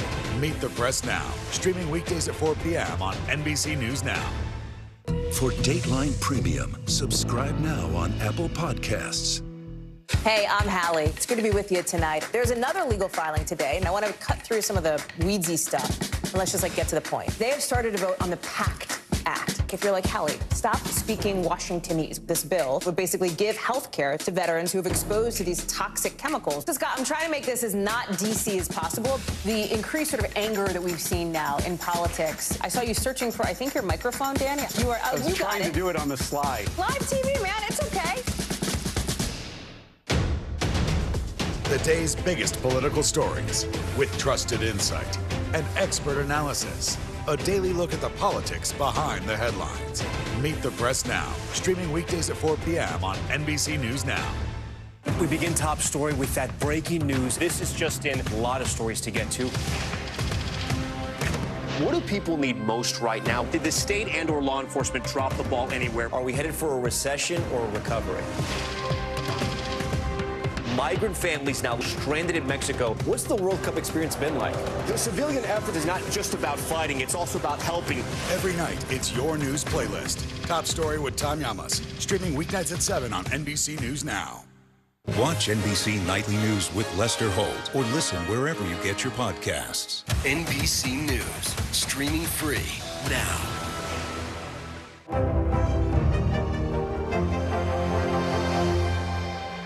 Hey, I'm Hallie. It's good to be with you tonight. There's another legal filing today, and I want to cut through some of the weedsy stuff. And let's just get to the point. They have started to vote on the PACT Act. back. If you're like, Hallie, stop speaking Washingtonese. This bill would basically give health care to veterans who have exposed to these toxic chemicals. So, Scott, I'm trying to make this as not DC as possible. The increased sort of anger that we've seen now in politics. I saw you searching for, I think, your microphone, Dan. You are. I was trying to do it on the slide. Live TV, man. It's okay. We are back with an NBC News exclusive on a story we've been covering for the last 2 months. You might remember back in January, a 6-year-old boy was taken into custody after opening fire on his teacher. It happened inside a first-grade classroom in Virginia. Now, for the first time, that teacher, 25-year-old Abby Werner, is speaking out. Today Show anchor Savannah Guthrie sat down with Abby and her attorney yesterday to discuss the harrowing moment. It's a story that left the world in disbelief. Never put of a teacher shot. 25-year-old Abby Werner shot by her first-grade student at Rich Neck Elementary School in Newport News, Virginia, on January 6th. Let's talk first about just how are you doing? How is your recovery going? I've been doing okay. I've gone through a lot of obstacles and challenges. Some days are not so good days where I can't get up out of bed. Some days are better than others where I'm able to get out of bed and make it to my appointments. But, you know, from going through what I've gone through, I try to stay positive, you know, try to have a positive outlook on what's happened and where my future's heading. You just had a surgery on your hand. What are the physical injuries? The initial gunshot went through my left hand and ruptured the middle bone as well as the index finger and the thumb. The gunshot then went into my chest up here where it actually still remains. So I have a scar up here and I still have some bullet fragments up here. So part of that bullet is still there? Yes. Do you think it will always be there, or do they think they'll remove it someday? I think it'll always be there. I asked you a lot about the wounds that we can see, but there are wounds that we can't see. Yes. How are you doing? At first, it really shook me up. They were open wounds that I could see, and seeing an open wound on your body and remembering how you got it is pretty traumatizing in itself. I think it's been helpful now that they've scarred over, but it's still a reminder that, hey, this happened to you. This is what your body's been through. So it was January 6th of this year. What do you remember about that day? I remember a lot. The morning, it felt like just a regular school day, but I started hearing things and things started happening that made my fear grow. As the day went on, it grew more. My fear grew more. I remember him pointing the gun at me. I remember the look on his face. I remember the gun going off. I remember feeling something. It was a pretty scary day. In that moment, what's going through your mind? I was terrified. In that moment, my initial reaction was, your kids need to get out of here. You know, this is not a safe classroom anymore, and then you need to go find help for yourself. It was pretty shocking. You know, once the firearm went off, and then I felt something, that shock itself that I had been shot. You knew you had been shot? Yeah. That was pretty shocking itself. But I just wanted to get my babies out of there. What did the kids do, say? They were screaming. I think they knew as well that they had to get out of there, but they were extremely frightened and screaming. The police chief said after that you had ensured that the kids got to a safe place. He said your actions were heroic. Do you remember what were the next things that you did? That's still kind of a blur. Got them out and I went to get help for myself.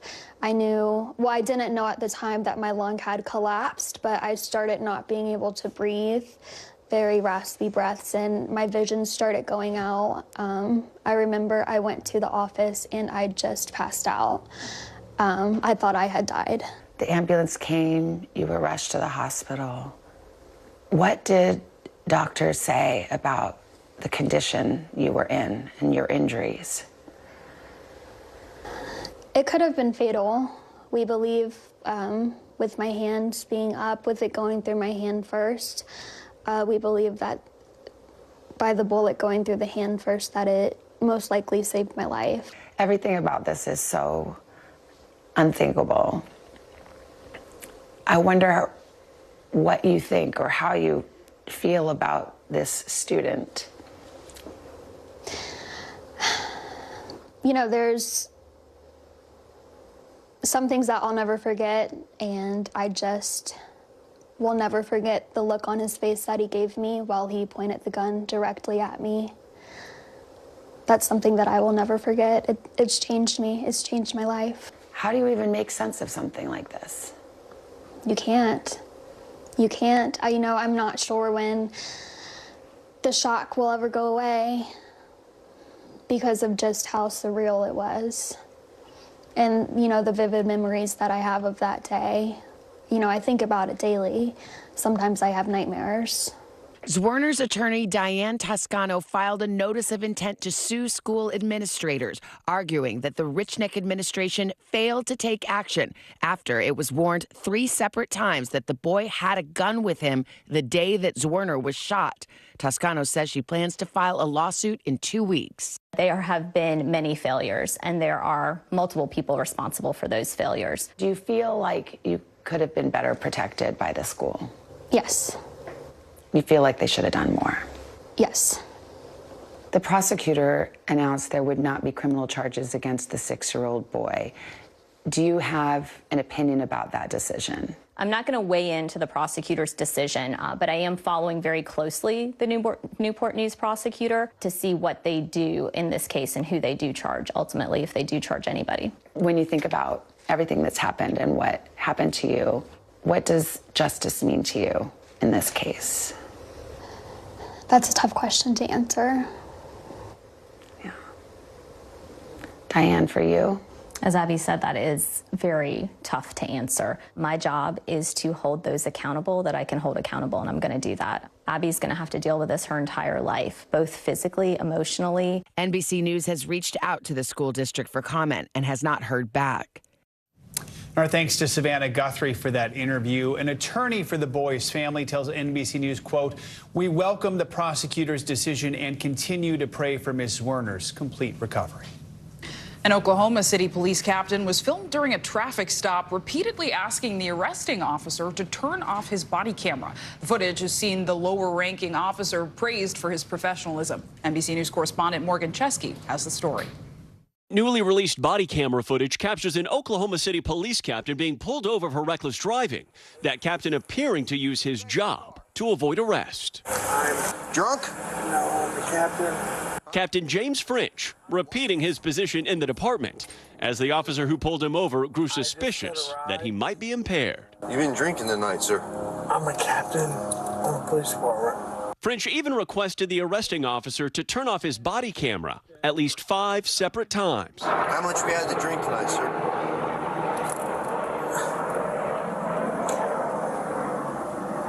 Please. Huh?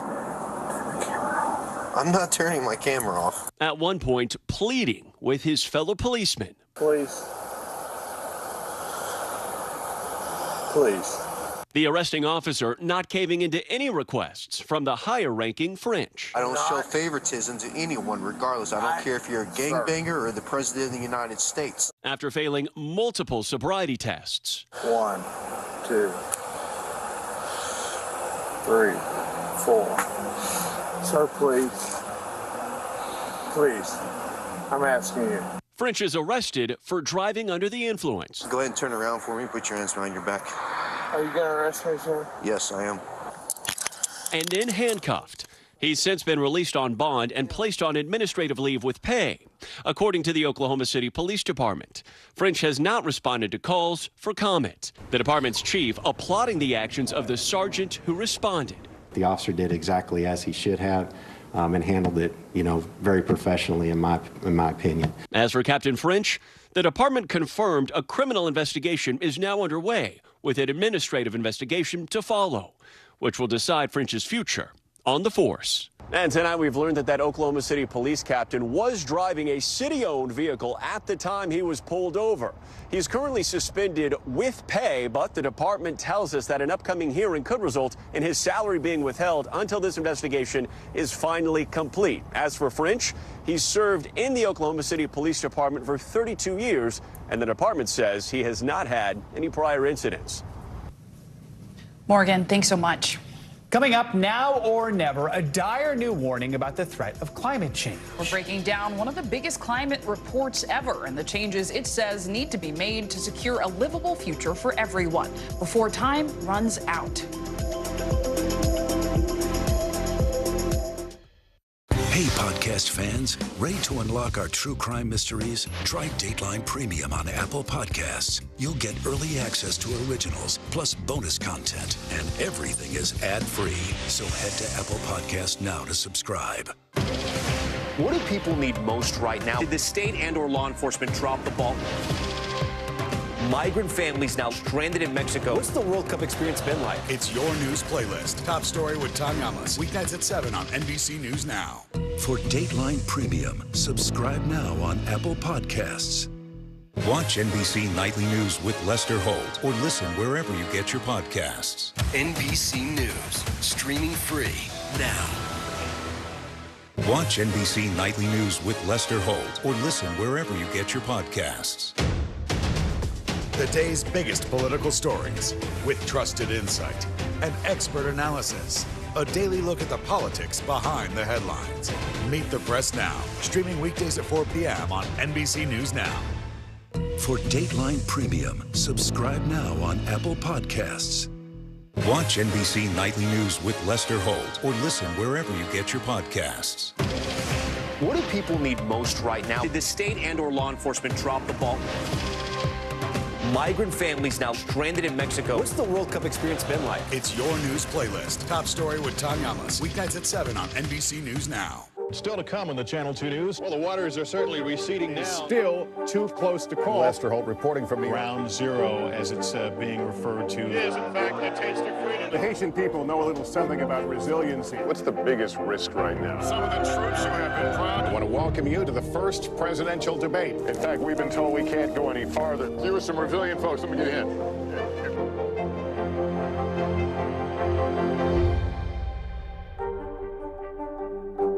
Hey, I'm Hallie. It's good to be with you tonight. There's another legal filing today, and I want to cut through some of the weedsy stuff. And let's just get to the point. They have started to vote on the PACT Act. If you're like, Hallie, stop speaking Washingtonese. This bill would basically give health care to veterans who have exposed to these toxic chemicals. So, Scott, I'm trying to make this as not DC as possible. The increased sort of anger that we've seen now in politics. I saw you searching for, I think, your microphone, Dan. You are. I was trying to do it on the slide. Live TV, man. It's okay.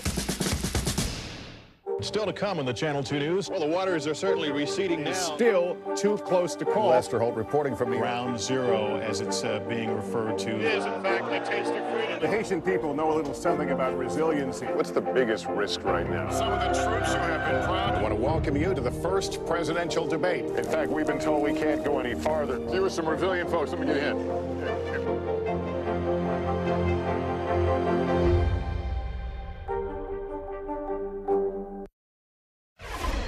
We're back now with a dire warning from the United Nations on the state of climate change. A new report from the UN Intergovernmental Panel on Climate Change says time is running out to avoid catastrophe, and action must be taken now before it's too late.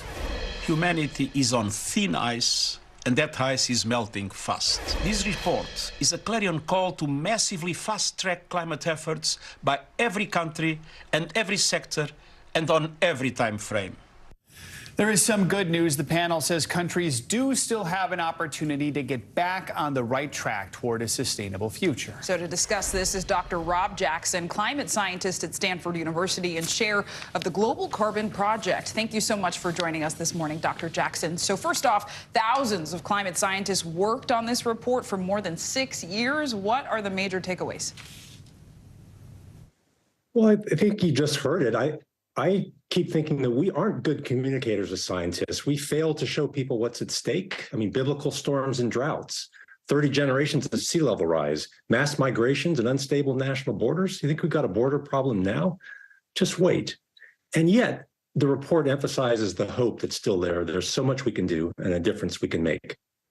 You mentioned some of the effects of climate change that we've been seeing in recent years. That includes these intense heat waves, deadly floods, more wildfires. What's this report saying we have to do in order to slow the effects of climate change? We can't predict where weird and wild weather will happen, but we can predict that it will happen more often. As we heat the air, we heat the surface of the ocean, we're going to get wilder and crazier weather consistently. That means fires and droughts and floods and such. So we have to cut emissions to stave off that, and every 1/10 of a degree we cut matters. And of course, this can kind of trigger some climate anxiety hearing these numbers and the outlook. So let's look at the silver lining to this. What progress, if any, have we made over the years in our efforts to cut global emissions? There's been a lot of progress, and we've saved lives now doing it. I mean, there are dozens of countries over the past decade who've succeeded in cutting their emissions and growing their economies. Cleaner, renewable electricity is now cheaper than fossil power. And people bought 10 million electric cars last year, 1 out of every 6 new vehicles. So we're starting also to see progress in heavy industry like steel and cement production. Those are really the most challenging areas. You know, individuals can sometimes feel helpless because they feel like anything they do is a drop in the bucket, to put it mildly. What are the most important actions that personally we can take in our everyday lives to cut down on our carbon footprint? Well, for those of us in a country like the United States, fly less, drive less, walk and bike more for your own health and the health of the planet. If you can afford to, swap your gas appliances for cleaner electric models. Do it for the future of people, but also to make your kids less likely to have asthma. Change your business, your neighborhood, your town for the better. And above all, vote. And you talked about the individual actions we can take. Are there systemic changes you're hoping to see from companies? There certainly are.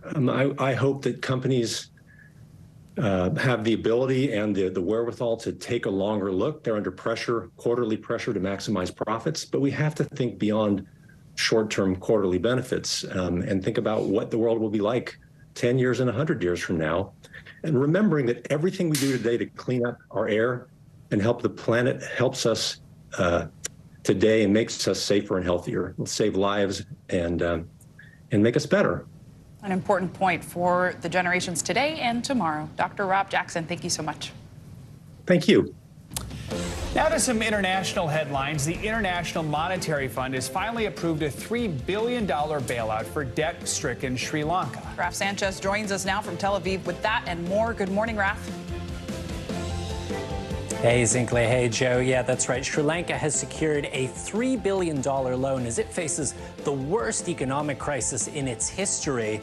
The money is coming, as you said, from the International Monetary Fund, the IMF, and in return, Sri Lanka has agreed to reforms, including privatizing the national airline.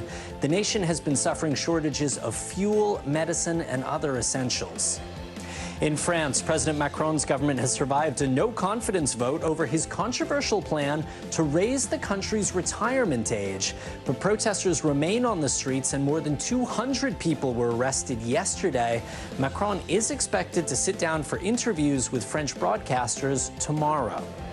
And finally, the case of the missing Bollywood blockbusters. Some of the most popular music from India's massive film industry has been pulled from Spotify after the streaming giant failed to reach a deal with the music's owners. It's causing a lot of distress for fans, not just in India, but around the world.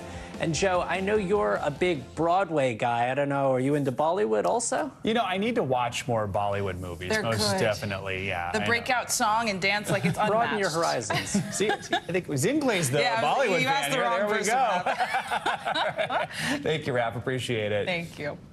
And coming up, you may have heard of the pink tax, but have you ever heard of the black tax? Up next, we're digging into how racial inequality in lending practices has impacted one major city for generations.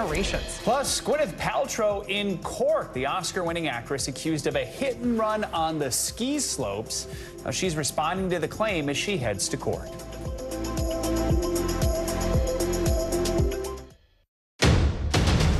The day's biggest political stories with trusted insight and expert analysis. a daily look at the politics behind the headlines. Meet the Press Now, streaming weekdays at 4 p.m. on NBC News Now.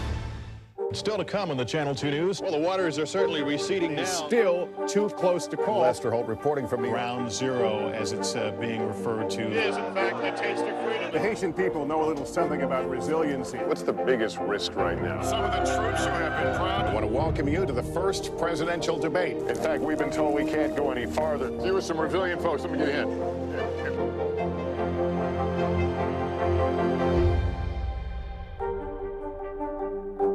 We begin top story with that breaking news. This is just in, a lot of stories to get to. What do people need most right now? Did the state and or law enforcement drop the ball anywhere? Are we headed for a recession or a recovery? Migrant families now stranded in Mexico. What's the World Cup experience been like? The civilian effort is not just about fighting, it's also about helping. Every night, it's your news playlist. Top Story with Tom Llamas, streaming weeknights at 7 on NBC News Now. Hey, podcast fans, ready to unlock our true crime mysteries? Try Dateline Premium on Apple Podcasts. You'll get early access to originals, plus bonus content, and everything is ad-free. So head to Apple Podcasts now to subscribe. Hey, I'm Hallie. It's good to be with you tonight. There's another legal filing today, and I want to cut through some of the weedsy stuff. And let's just get to the point. They have started to vote on the PACT Act. If you're like, Hallie, stop speaking Washingtonese. This bill would basically give health care to veterans who have exposed to these toxic chemicals. Scott, I'm trying to make this as not DC as possible. The increased sort of anger that we've seen now in politics. I saw you searching for, I think, your microphone, Danny. You are I was you trying got to do it on the slide. Live TV, man. It's okay. What is going to happen now? Going back and forth because Go ahead. This is it, right? NBC News, streaming free now. Still to come on the Channel 2 News. Well, the waters are certainly receding now. Still too close to call. Lester Holt reporting from the Ground Zero, as it's being referred to. It is, in fact, a taste of freedom. The Haitian people know a little something about resiliency. What's the biggest risk right now? Some of the troops who have been proud. I want to welcome you to the first presidential debate. In fact, we've been told we can't go any farther. Here are some resilient folks. Let me get in.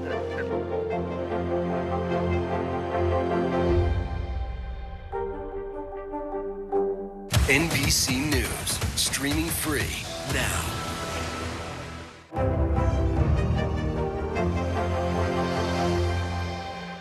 For Dateline Premium, subscribe now on Apple Podcasts.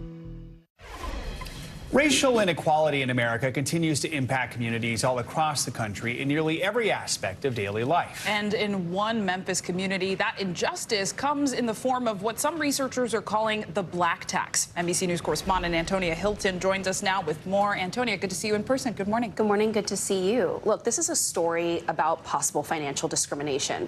And often when we talk about discrimination in financial markets, it can be hard to visualize who's been impacted, hard to see the evidence in your everyday life. That's not the case in Memphis, where residents have for years been living under debt with serious struggles to raise money for their public services and with schools that are literally crumbling.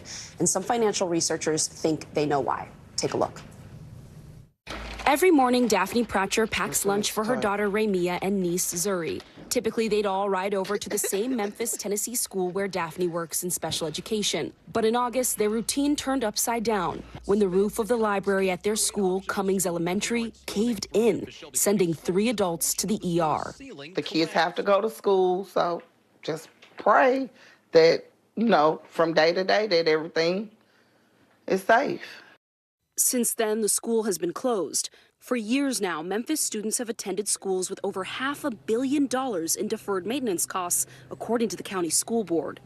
A new study offers a clue as to why. Researchers found evidence that Memphis has been harmed by what they call the black tax, a pattern in which cities with more black residents pay higher borrowing costs in the municipal bond market compared to majority white communities, even when credit risk is taken into account. The more black people, the more lenders charge them to borrow less money, and the harder it is to fund projects like schools. We discovered For years, Reverend Althea Green has fought for more funding on the school board. I've been in Memphis my entire life. I'm a product of Memphis City Schools. I can remember as a little girl growing up and going to elementary school, this sink is where I went to. The exact same The exact. same things.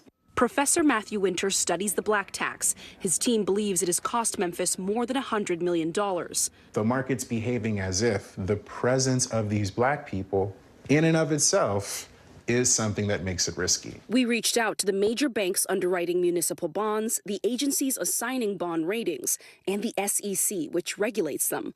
All declined to comment. But Shelby County Mayor Lee Harris plans to demand answers. How are you going to hold them accountable? That's a major implication.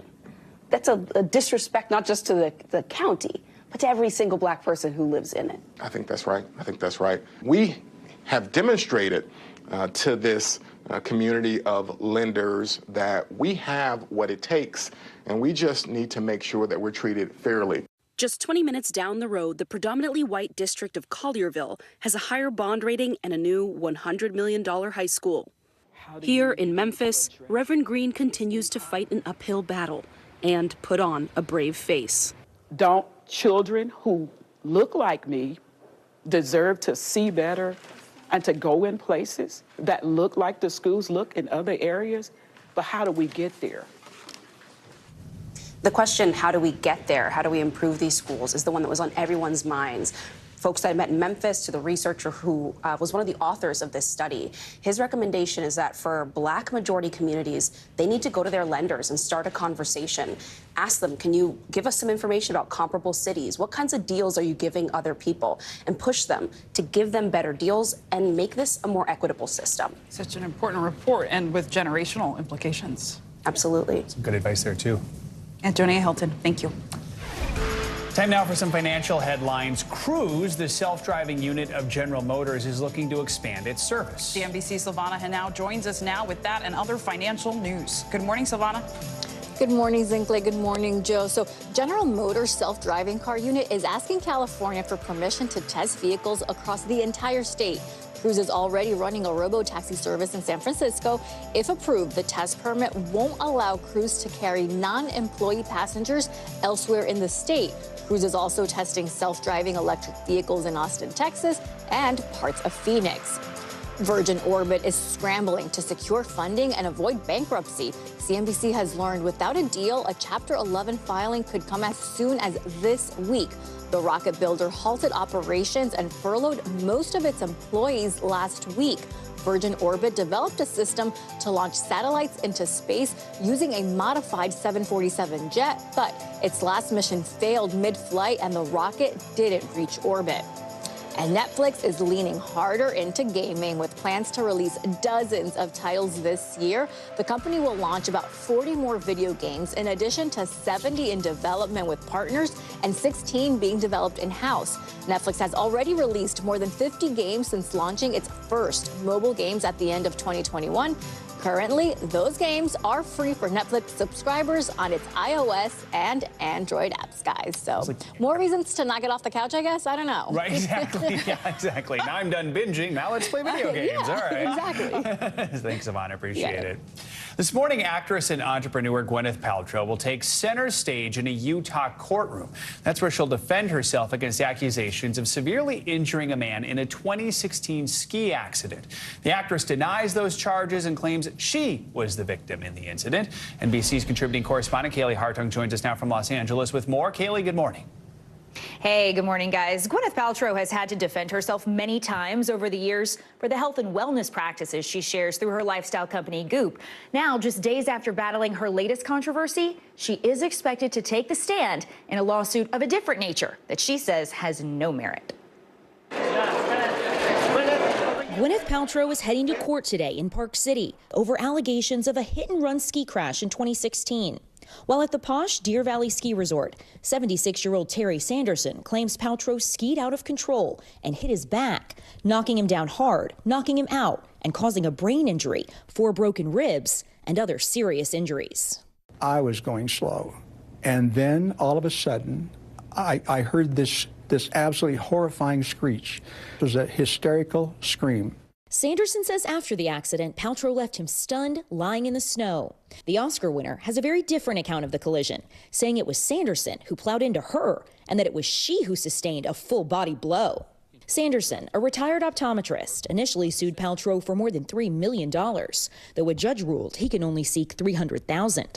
Paltrow calling it an attempt to exploit her celebrity and wealth. She's countersuing, asking for just $1 in damages plus legal fees.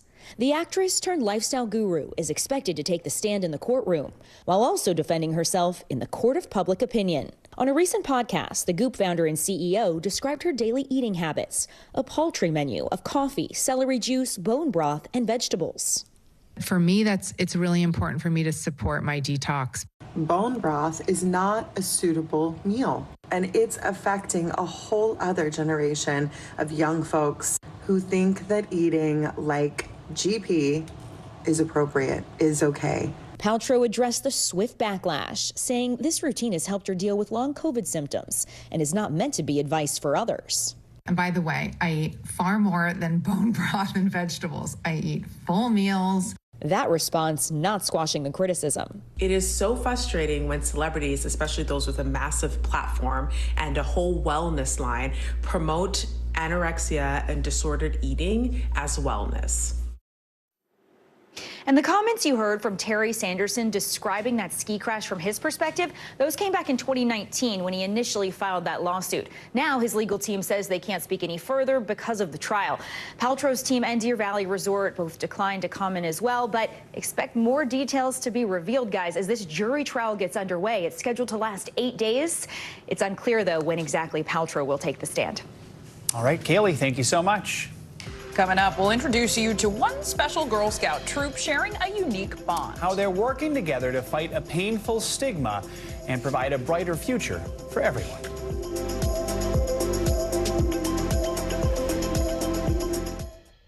Watch NBC Nightly News with Lester Holt or listen wherever you get your podcasts. Hey, I'm Hallie. It's good to be with you tonight. There's another legal filing today, and I want to cut through some of the weedsy stuff. And let's just get to the point. They have started to vote on the PACT Act. If you're like Hallie, stop speaking Washingtonese. This bill would basically give health care to veterans who have exposed to these toxic chemicals. So, Scott, I'm trying to make this as not DC as possible. The increased sort of anger that we've seen now in politics. I saw you searching for, I think, your microphone, Dan. You are. I was trying to do it on the slide. Live TV, man. It's okay.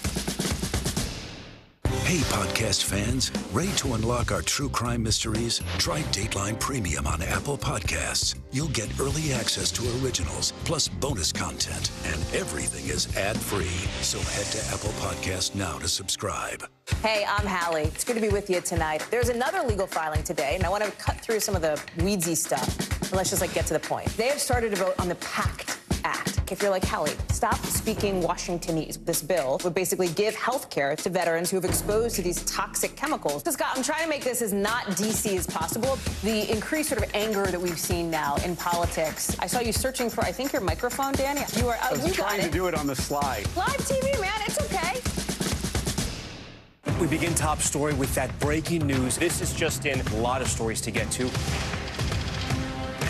What do people need most right now? Did the state and or law enforcement drop the ball anywhere? Are we headed for a recession or a recovery? Migrant families now stranded in Mexico. What's the World Cup experience been like?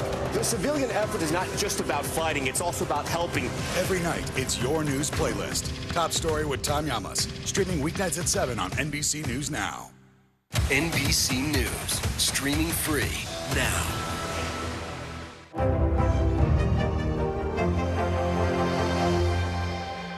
Hey, I'm Hallie. It's good to be with you tonight. There's another legal filing today, and I want to cut through some of the weedsy stuff. And let's just get to the point. They have started to vote on the PACT Act. If you're like Hallie, stop speaking Washingtonese. This bill would basically give health care to veterans who have exposed to these toxic chemicals. So, Scott, I'm trying to make this as not DC as possible. The increased sort of anger that we've seen now in politics. I saw you searching for, I think, your microphone, Dan. You are. I was trying to do it on the slide. Live TV, man. It's okay.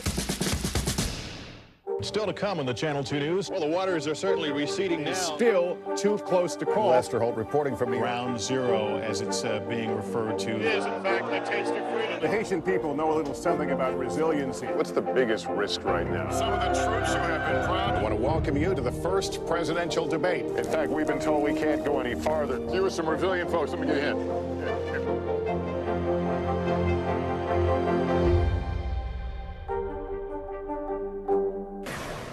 Welcome back. This one's for my dad. Dad jokes are typically corny, but turns out they're actually good for your health. Researchers in the UK found that the cheesy jokes help children become healthy adults because they say the jokes can be embarrassing and teaches kids how to overcome awkward moments as they get older. Dad jokes are typically corny puns and not offensive. And psychologists say the jokes can be helpful even if they miss the punchline. So when does a joke become a dad joke? Joe, this is for you. I got a joke for you. Okay. Yeah. When does a joke become a dad joke, Sinclair? When it becomes apparent. Ah. Thank you. I like that. Thank you. That's good. Thank you so much. All right, I can't top that, but we are going to end this hour. Actually, we can top it with a special Girl Scout troop based here in New York. They formed a bond overcoming obstacles in their lives together, all while sending an empowering message of access and inclusion. NBC News correspondent Kristen Dahlgren has their story. It's a one-of-a-kind sisterhood. The best thing about being a Girl Scout is that you get to learn about things that you never knew before. Girl Scout Troop 6000 is unique. While the troop may look like any other Girl Scout troop on the surface, there's something special that ties them together. I love Troop 6000. I'm glad that I'm in it because it is very special to me. Each girl in Troop 6000 comes from the New York City shelter system. When you're in a troop of girls that have experienced something so similar to you, you kind of just like instantly bond.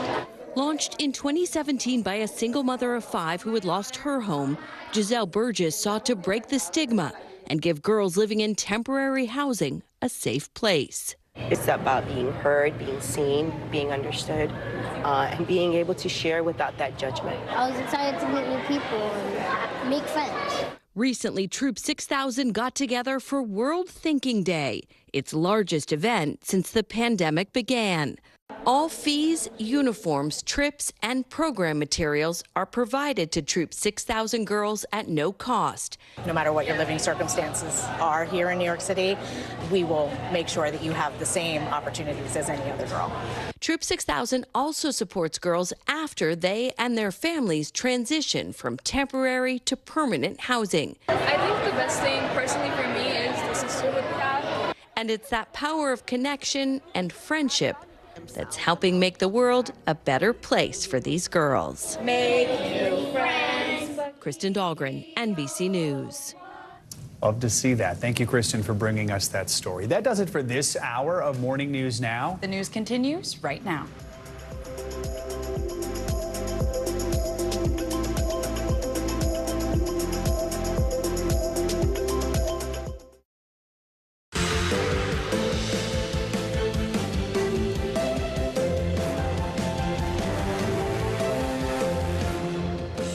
Good morning. I'm Zinklea Samoa in for Savannah Sellers. And I'm Joe Fryer. Right now on Morning News Now, on the brink. This morning, the Manhattan DA's office is on the verge of a fateful decision whether to indict a former president for the first time in history. With former President Trump predicting he would be arrested today and calling for protests, the DA says he's not backing down. We'll have more on the new testimony heard by grand jurors and how law enforcement is preparing. Deepening ties just days after the International Criminal Court accused Russian President Vladimir Putin of war crimes. China's President Xi Jinping called him a dear friend. High-stakes meeting playing out as the U.S. grows more concerned China will give Russia lethal aid to use in Ukraine. A new reaction from the White House as Putin and Xi discuss ways to end the war. On strike. This morning, workers in the nation's second largest school district are hitting the picket lines. Union leaders in Los Angeles are pushing for better wages in one of the nation's most expensive cities. But with negotiations stuck in gridlock, hundreds of thousands of parents are scrambling to find care for their kids. California storms. This morning, millions of people are under wind alerts from San Francisco to San Diego. Another storm system is set to bring heavy rain, while the mountains near LA brace for up to 4 feet of snow. First responders are preparing for another round of severe weather. And making their mark, we'll introduce you to one Girl Scout troop that's more than meets the eye, how they're building a special community through a powerful connection. talking beyond cookies here. So look forward to bringing you that story a little bit. We're going to begin this hour here in New York, where a Manhattan grand jury is weighing a possible indictment against former President Donald Trump. Jurors heard new testimony yesterday in the investigation into alleged hush money payments to adult film actress Stormy Daniels. The final witness, attorney Rob Costello, appeared before the grand jury at the request of Trump's legal team. He used his time on the stand to attack the credibility of former partner Michael Cohen. NBC News senior congressional correspondent Garrett Hake has the details. The former president set off a firestorm over the weekend when he predicted his own arrest would come today. So far, that hasn't happened, and multiple sources familiar with the grand jury's work say it almost certainly won't happen today. Still, anticipation is growing around a potentially history-making indictment of a former president after grand jurors heard from an additional new witness Monday. On the brink of a possible criminal indictment by a Manhattan grand jury, former President Donald Trump remaining defiant, weighing in overnight on Truth Social. Our enemies are desperate to stop us because they know that we are the only ones who can stop them. In a new video, lashing out at Manhattan District Attorney Alvin Bragg, now wrapping up his investigation of Mr. Trump's alleged effort to keep an extramarital affair a secret by paying hush money to adult film actress Stormy Daniels. I'm the only thing standing between the American dream and total anarchy, madness, and chaos. Grand jurors have heard testimony from former Trump fixer turned fierce Trump critic Michael Cohen, alleging Mr. Trump gave him $130,000 in 2016 to buy Daniels' silence. The former president has denied any wrongdoing. On Monday, a new witness, Cohen's former legal advisor Robert Costello, was asked to testify at the request of Mr. Trump's legal team, blasting Cohen's credibility. If they want to go after Donald Trump and they have solid evidence, so be it. But Michael Cohen is far from solid evidence. Cohen's response? The district attorney has the documentation in order to validate every single statement that I've made. In Lower Manhattan, law enforcement officials are bracing for possible charges against Mr. Trump, increasing security around the DA's office. Trump's potential Republican presidential rival, Florida Governor Ron DeSantis, taking a dig at Bragg. That's an example of pursuing a political agenda, while also taking a veiled shot at the former president. I don't know what goes into paying hush money to a porn star to secure silence over some type of alleged affair. I can't speak to that. House Republicans launching an investigation of Bragg's investigation, though Democrats say Congress has no jurisdiction over a local DA. President Trump announced he was going to run for president again, and suddenly here they go. Now they're coming after him for some alleged bookkeeping error. You've got to be kidding me. The Manhattan DA's office firing back at those House Republicans with a statement overnight that reads in part, "We will not be intimidated by attempts to undermine the justice process." Meanwhile, Michael Cohen told reporters that he was expected back at the courthouse yesterday in case he had to rebut Robert Costello's testimony. That didn't happen, he said. Prosecutors told him he could go home. Garrett Hake, thank you so much.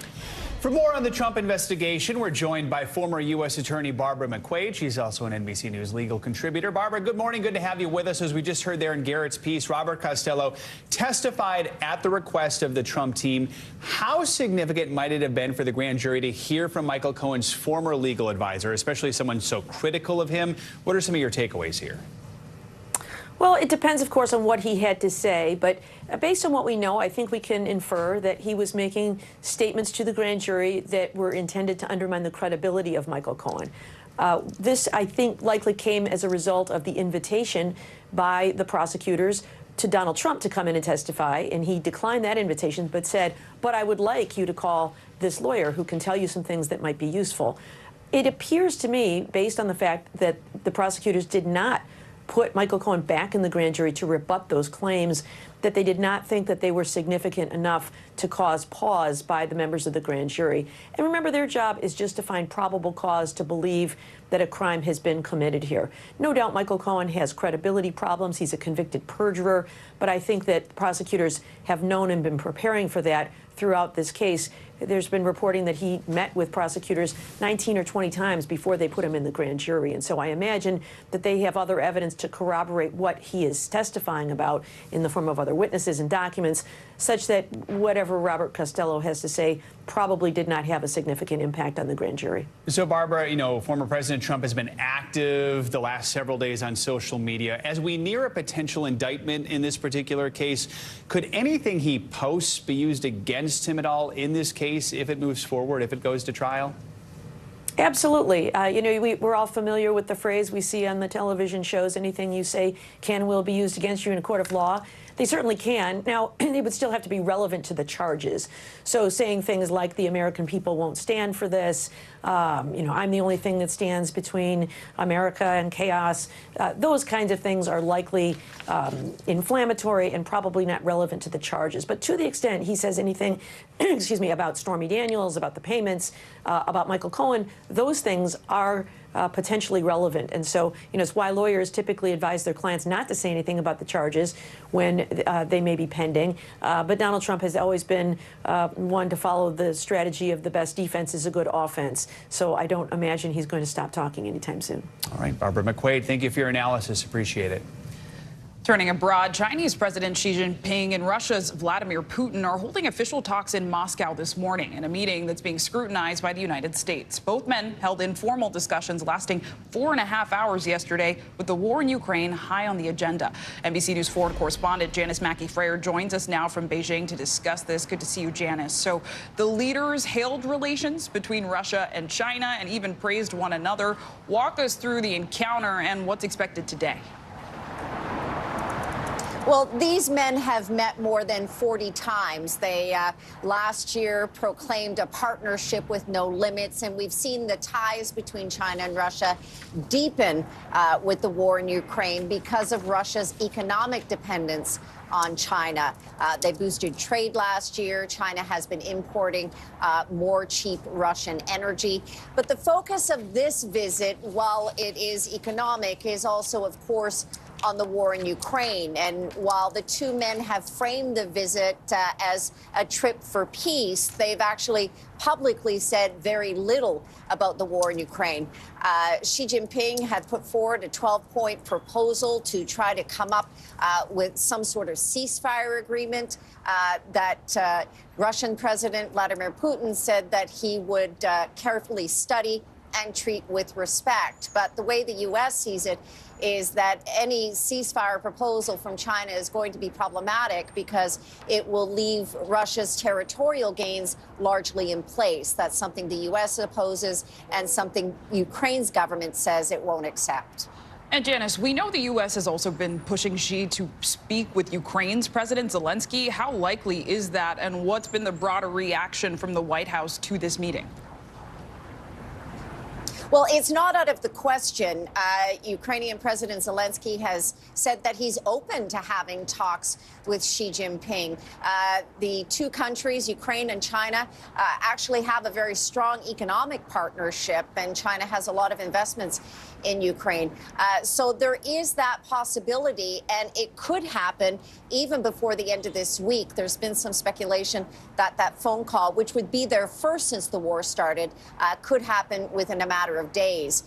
It doesn't make the White House any less skeptical of having China cast itself as a potential peace broker. Here's what John Kirby had to say.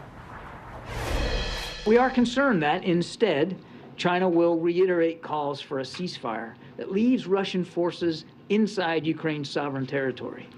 Now, any ceasefire that does not address the removal of Russian forces from Ukraine would effectively ratify Russia's illegal conquests. Efforts to end this conflict must take Ukraine's position into account. And so we encourage President Xi to play a constructive role by speaking with President Zelensky. What China is looking for in engaging in this potential role is to help prop up its strategic partner in Russia. They are both aligned against the U.S. and the West. They are looking to deepen that relationship, but it's unlikely that all sides are going to agree with any Chinese proposal that can be seen as meaningful. Important analysis. Janice, thank you.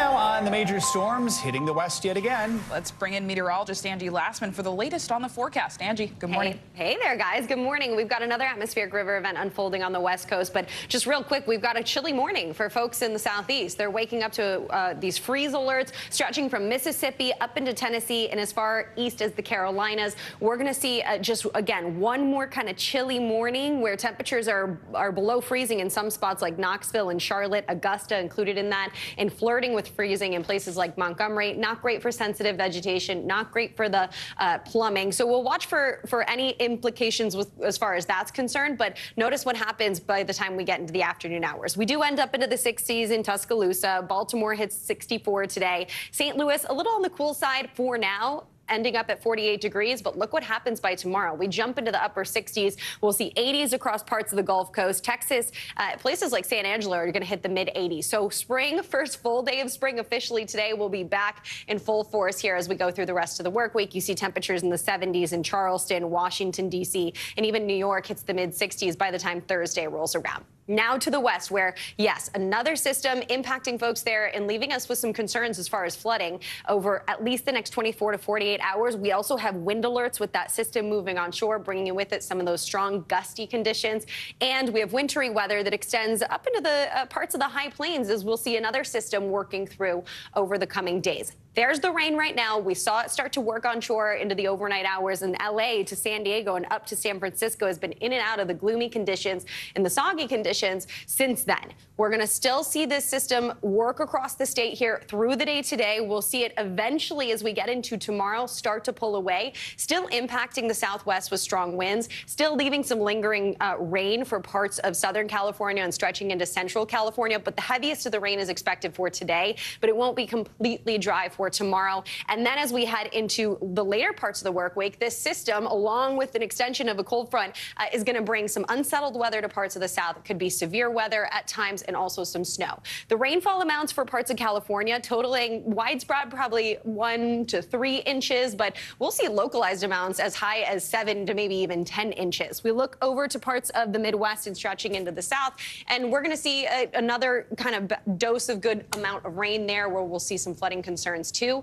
And as if we needed more snow in California, a couple more feet added on to the Sierra range. We'll see that for parts of Southern California too. And even into the high plains and parts of the Midwest, we'll see anywhere from 1 to 3 inches.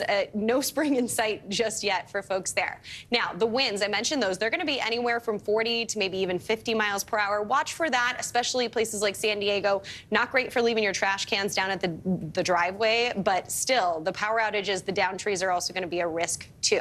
As we get into Thursday, that severe weather threat that I mentioned, it'll be focused mainly into Texas and Oklahoma. We'll see the potential for some damaging hail up to 2 inches. I mean, this is something we dealt with in the same area last week. We'll watch to see impacts there. The wind gusts will be up to 60 miles per hour possible, and we could even see a tornado or two. So those are all things that'll be on the table. And even as we get into Friday, that severe weather will still be out there. So, you know, 'tis the season. We get into spring, and this is what we're talking about as far as severe weather. We officially say March is out like a lion now? Is that how that works? Yes. Is this a lion? Yes, Right. exactly. All right, thank you, Angie. Thank you.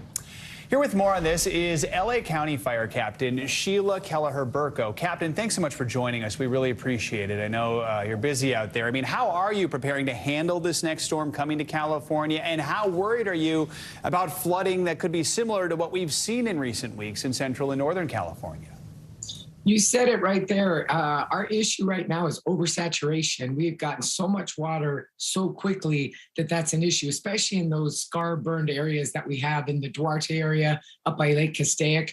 The good news is that the local residents are pretty aware of the situation that we're in, and I think everybody has got great situational awareness as this storm now rolls through. So, Captain, I mean, we know L.A. County Fire Department's been sending crews to help severe flooding in other counties, in other parts of the state. Do you expect to dispatch more teams to other areas, or do you got to kind of keep them close to home as you brace for what you're going to see this week? Well, as of right now, our OES Swiftwater team is up in Tulare County. So they're up there helping. They'll be back in a couple of days. But the rest of our county has got a robust staffing to help out in our local area to make sure that, you know, we can handle everything that comes up here. How worried are you about mudslides right now? Mudslides are always a concern, especially in those wildland scar-burned areas. And the residents in those areas are well aware of what they're facing. We've had some great information and public education going out. They've got those sandbags ready. But again, you never know what Mother Nature's going to throw at you, and being prepared, paying attention to local news and warning and weather is critical, so they're ready for what comes. Captain, you mentioned the oversaturation. That, of course, is the bad news that's come with all of this rain, all this snow, all this flooding. The blessing in disguise might be that these storms have brought California out of severe drought, with only a third of the state now under a drought advisory. Looking ahead, what does that mean for the upcoming fire season? Could that mean we don't see as much fire as we've seen in recent years? Well, it's sure going to help keep some of those monster storms maybe down a little bit, those monster firestorms. We can never get complacent here in Southern California, because even in Los Angeles County, although we're out of severe drought, we still have extremely dry conditions, which is a huge change for us, and it's moving in the right direction. But we never, really take our foot off the gas on that one. We really have to be prepared, stay diligent. Fire season comes whether we want it or not. So our residents have to be prepared and get all those usual brush clearance and home hardening things done. All right, Captain Kelleher Burko, thanks for joining us. We're thinking of your team and hoping they stay safe this week. Thanks for having us.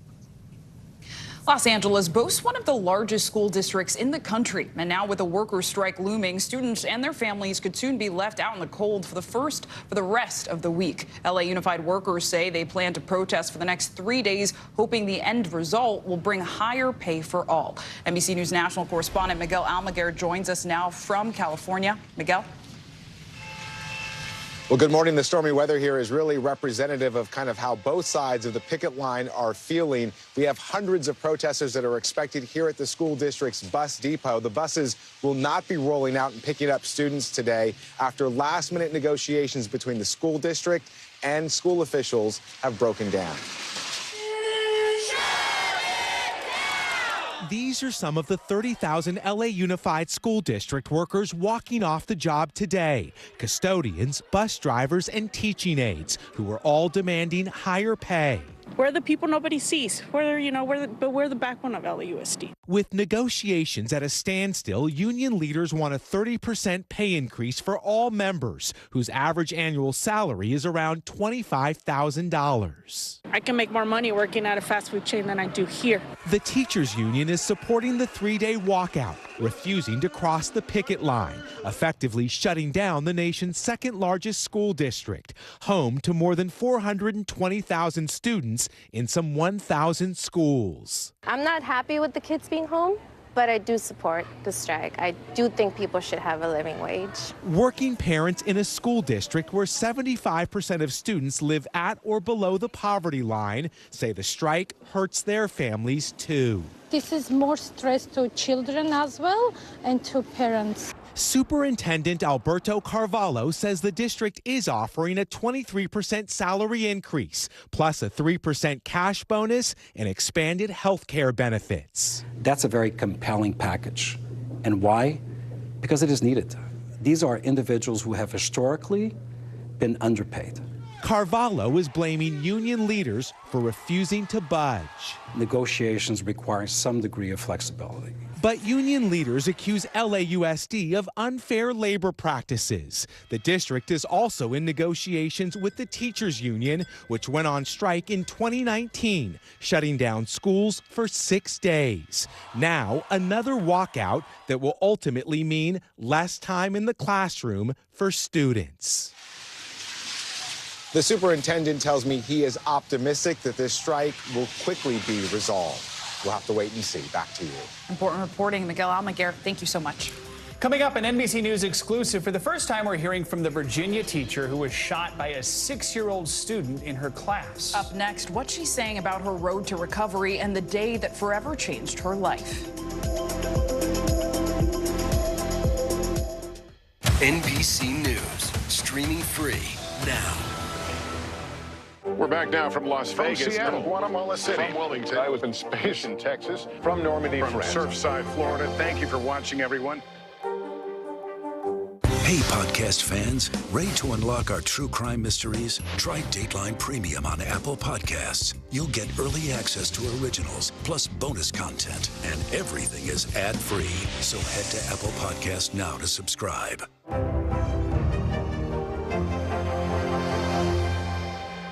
Hey, podcast fans, ready to unlock our true crime mysteries? Try Dateline Premium on Apple Podcasts. You'll get early access to originals, plus bonus content, and everything is ad-free. So head to Apple Podcasts now to subscribe. We're back now from Las Vegas, Seattle, Guatemala City, from Wilmington, I was in space in Texas, from Normandy, from France, Surfside, Florida. Thank you for watching, everyone. For Dateline Premium, subscribe now on Apple Podcasts. We're back now from Las Vegas, Seattle, Guatemala City, from Wilmington, I was in space in Texas, from Normandy, from France, Surfside, Florida. Thank you for watching, everyone. NBC News, streaming free now. Watch NBC Nightly News with Lester Holt or listen wherever you get your podcasts. We begin top story with that breaking news. This is just in, a lot of stories to get to. What do people need most right now? Did the state and or law enforcement drop the ball anywhere? Are we headed for a recession or a recovery? Migrant families now stranded in Mexico. What's the World Cup experience been like? The civilian effort is not just about fighting, it's also about helping. Every night, it's your news playlist. Top Story with Tom Llamas. Streaming weeknights at 7 on NBC News Now. Hey, podcast fans, ready to unlock our true crime mysteries? Try Dateline Premium on Apple Podcasts. You'll get early access to originals, plus bonus content, and everything is ad-free. So head to Apple Podcasts now to subscribe. We begin top story with that breaking news. This is just in, a lot of stories to get to. What do people need most right now? Did the state and or law enforcement drop the ball anywhere? Are we headed for a recession or a recovery? Migrant families now stranded in Mexico. What's the World Cup experience been like? The civilian effort is not just about fighting, it's also about helping. Every night, it's your news playlist. Top Story with Tom Llamas. Streaming weeknights at 7 on NBC News Now. Watch NBC Nightly News with Lester Holt or listen wherever you get your podcasts. Hey, podcast fans, ready to unlock our true crime mysteries? Try Dateline Premium on Apple Podcasts. You'll get early access to originals, plus bonus content, and everything is ad-free. So head to Apple Podcasts now to subscribe. We are back with an NBC News exclusive on a story we've been covering for the last 2 months. You might remember back in January, a 6-year-old boy was taken into custody after opening fire on his teacher. It happened inside a first-grade classroom in Virginia. Now, for the first time, that teacher, 25-year-old Abby Werner, is speaking out. Today Show anchor Savannah Guthrie sat down with Abby and her attorney yesterday to discuss the harrowing moment. It's a story that left the world in disbelief. Never put a teacher shot. 25-year-old Abby Werner shot by her first-grade student at Rich Neck Elementary School in Newport News, Virginia, on January 6th. Let's talk first about just how are you doing? How is your recovery going? I've been doing okay. I've gone through a lot of obstacles and challenges. Some days are not so good days where I can't get up out of bed. Some days are better than others where I'm able to get out of bed and make it to my appointments. But, you know, from going through what I've gone through, I try to stay positive, you know, try to have a positive outlook on what's happened and where my future's heading. You just had a surgery on your hand. What are the physical injuries? The initial gunshot went through my left hand and ruptured the middle bone as well as the index finger and the thumb. The gunshot then went into my chest up here where it actually still remains. So I have a scar up here and I still have some bullet fragments up here. So part of that bullet is still there? Yes. Do you think it will always be there or do they think they'll remove it someday? I think it'll always be there. I asked you a lot about the wounds that we can see, but there are wounds that we can't see. Yes. How are you doing? At first, it really shook me up. They were open wounds that I could see, and seeing an open wound on your body and remembering how you got it is pretty traumatizing in itself. I think it's been helpful now that they've scarred over, but it's still a reminder that, hey, this happened to you. This is what your body's been through. So it was January 6th of this year. What do you remember about that day? I remember a lot. The morning, it felt like just a regular school day, but I started hearing things and things started happening that made my fear grow. As the day went on, it grew more. My fear grew more. I remember him pointing the gun at me. I remember the look on his face. I remember the gun going off. I remember feeling something. It was a pretty scary day. In that moment, what's going through your mind? I was terrified. In that moment, my initial reaction was, your kids need to get out of here. You know, this is not a safe classroom anymore, and then you need to go find help for yourself. It was pretty shocking. You know, once the firearm went off, and then I felt something, that shock itself that I had been shot. You knew you had been shot? Yeah. That was pretty shocking itself. But I just wanted to get my babies out of there. What did the kids do, say? They were screaming. I think they knew as well that they had to get out of there, but they were extremely frightened and screaming. The police chief said after that you had ensured that the kids got to a safe place. He said your actions were heroic.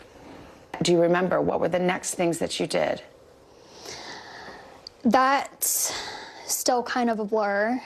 Got them out and I went to get help for myself. I didn't know at the time that my lung had collapsed, but I started not being able to breathe, very raspy breaths, and my vision started going out. I remember I went to the office and I just passed out.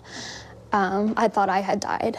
The ambulance came, you were rushed to the hospital. What did doctors say about the condition you were in and your injuries? It could have been fatal. We believe with my hand being up, with it going through my hand first, we believe that by the bullet going through the hand first, that it most likely saved my life. Everything about this is so unthinkable. I wonder what you think or how you feel about this student. You know, there's some things that I'll never forget, and I just will never forget the look on his face that he gave me while he pointed the gun directly at me. That's something that I will never forget. It's changed me. It's changed my life. How do you even make sense of something like this? You can't. You can't. I'm not sure when the shock will ever go away because of just how surreal it was. And, the vivid memories that I have of that day. I think about it daily. Sometimes I have nightmares. Zwerner's attorney, Diane Toscano, filed a notice of intent to sue school administrators, arguing that the Rich Neck administration failed to take action after it was warned 3 separate times that the boy had a gun with him the day that Zwerner was shot. Toscano says she plans to file a lawsuit in 2 weeks. There have been many failures, and there are multiple people responsible for those failures. Do you feel like you could have been better protected by the school? Yes. You feel like they should have done more? Yes. The prosecutor announced there would not be criminal charges against the 6-year-old boy.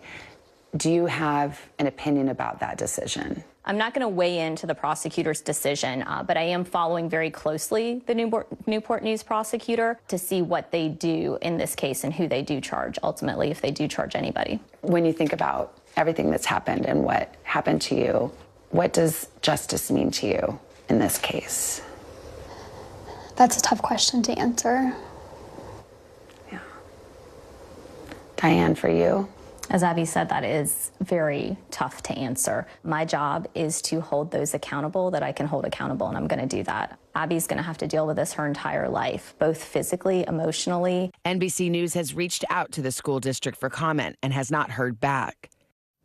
Our thanks to Savannah Guthrie for that interview. An attorney for the boy's family tells NBC News, quote, "We welcome the prosecutor's decision and continue to pray for Ms. Werner's complete recovery."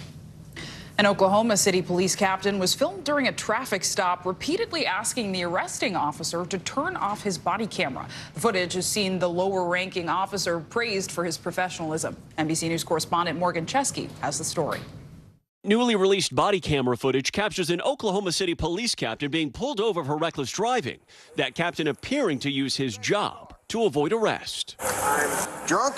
No, I'm the captain. Captain James French repeating his position in the department as the officer who pulled him over grew suspicious that he might be impaired. You've been drinking tonight, sir. I'm a captain on the police department. French even requested the arresting officer to turn off his body camera at least 5 separate times. How much we had to drink tonight, sir?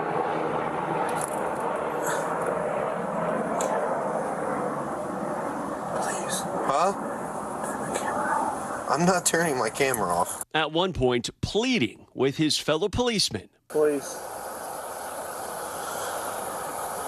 Please. The arresting officer not caving into any requests from the higher-ranking French. I don't show favoritism to anyone, regardless. I don't care if you're a gangbanger or the president of the United States. After failing multiple sobriety tests. 1, 2, 3, 4. So please, I'm asking you. French is arrested for driving under the influence. Go ahead and turn around for me. Put your hands behind your back. Are you going to arrest me, sir? Yes, I am. And then handcuffed. He's since been released on bond and placed on administrative leave with pay, according to the Oklahoma City Police Department. French has not responded to calls for comment. The department's chief applauding the actions of the sergeant who responded. The officer did exactly as he should have and handled it, very professionally, in my opinion. As for Captain French, the department confirmed a criminal investigation is now underway, with an administrative investigation to follow, which will decide French's future on the force. And tonight we've learned that Oklahoma City police captain was driving a city-owned vehicle at the time he was pulled over. He's currently suspended with pay, but the department tells us that an upcoming hearing could result in his salary being withheld until this investigation is finally complete. As for French, he's served in the Oklahoma City Police Department for 32 years, and the department says he has not had any prior incidents. Morgan, thanks so much. Coming up, now or never, a dire new warning about the threat of climate change. We're breaking down one of the biggest climate reports ever and the changes it says need to be made to secure a livable future for everyone before time runs out.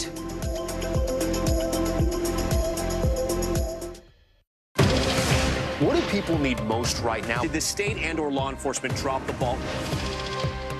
Migrant families now stranded in Mexico. What's the World Cup experience been like? It's your news playlist. Top story with Tom Yamas. Weeknights at 7 on NBC News Now. The day's biggest political stories with trusted insight and expert analysis. A daily look at the politics behind the headlines. Meet the Press Now. Streaming weekdays at 4 p.m. on NBC News Now. What do people need most right now? Did the state and/or law enforcement drop the ball? Migrant families now stranded in Mexico. What's the World Cup experience been like? It's your news playlist. Top story with Tom Yamas. Weeknights at 7 on NBC News Now. Still to come on the Channel 2 News. Well, the waters are certainly receding now. Still too close to call. Lester Holt reporting from Ground Zero, as it's being referred to. It is, in fact, the taste of freedom. The Haitian people know a little something about resiliency. What's the biggest risk right now? Some of the troops who have been proud. I want to welcome you to the first presidential debate. In fact, we've been told we can't go any farther. You are some resilient folks. Let me get in.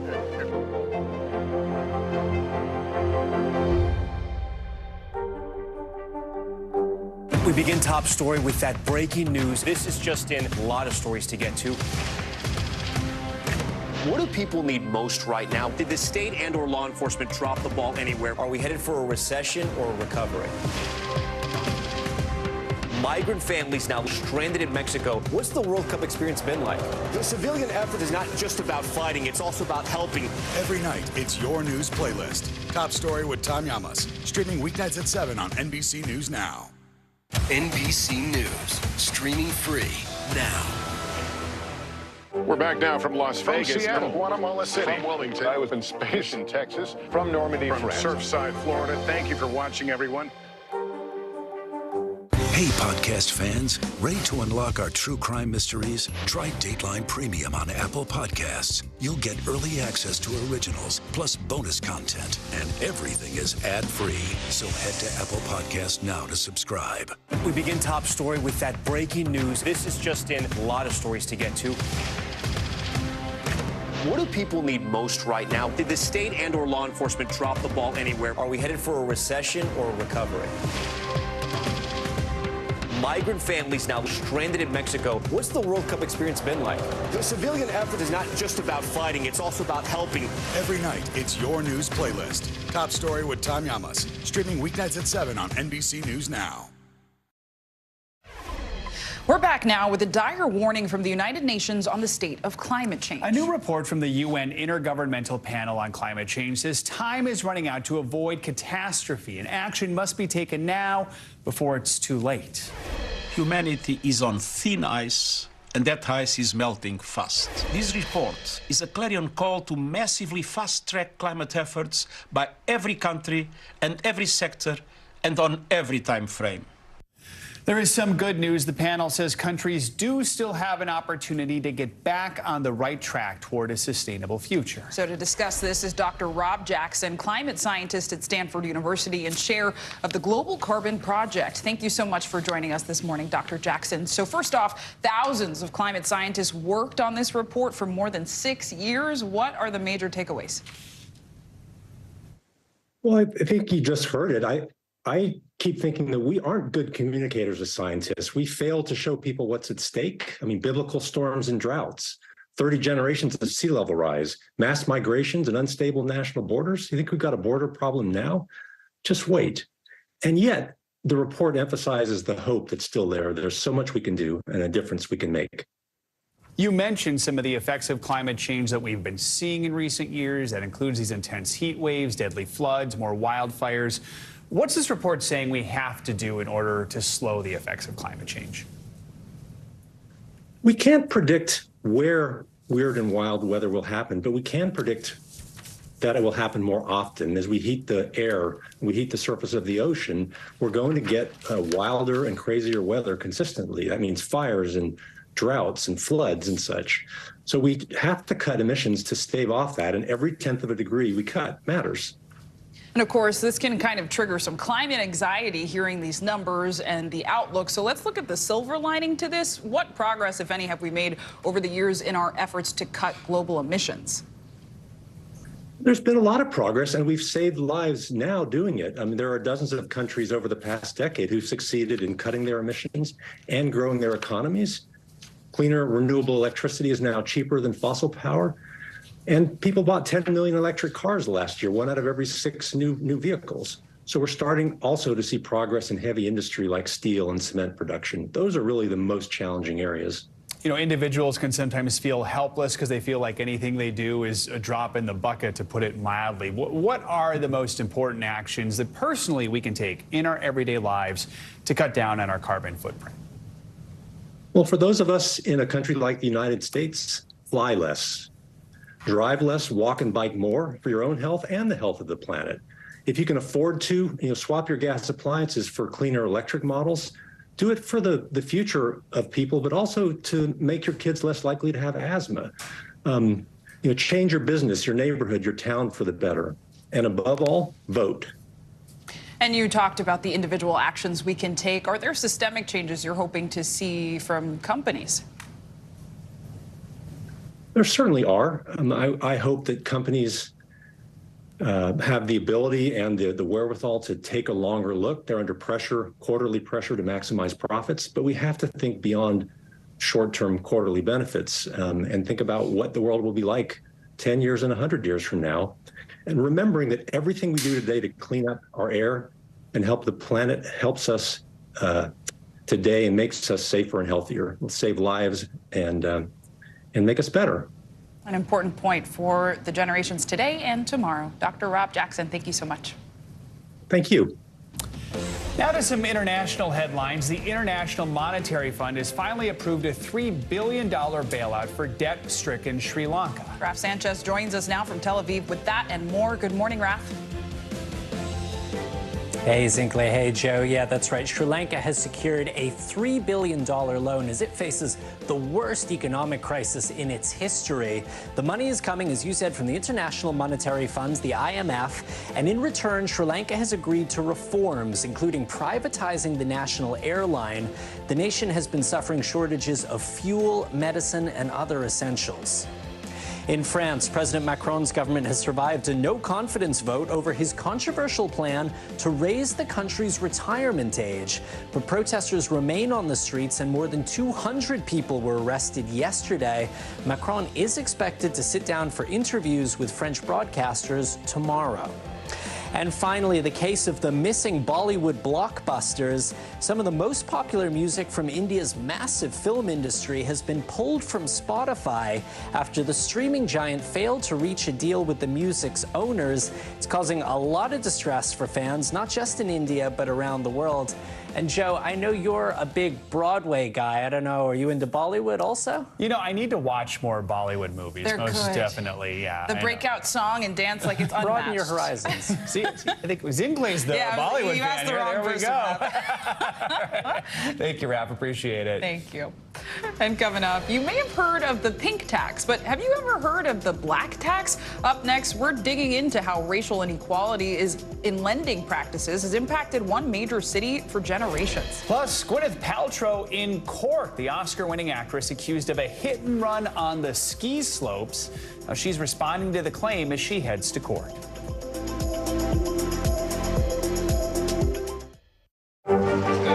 What is going to happen now? Going back and forth because Oh, yeah, this is it, right?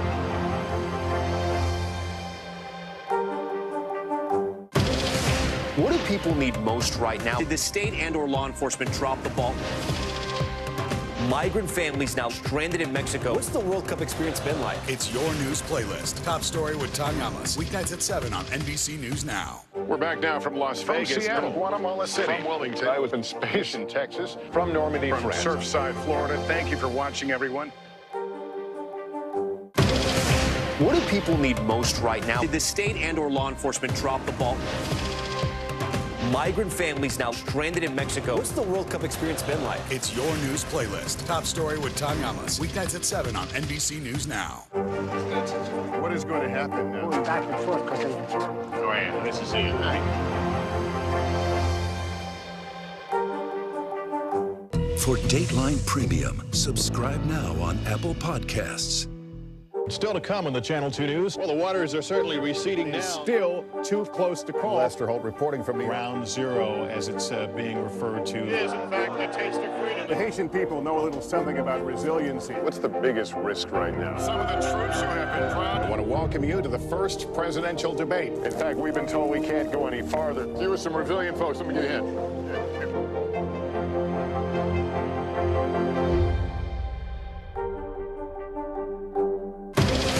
What do people need most right now? Did the state and/or law enforcement drop the ball?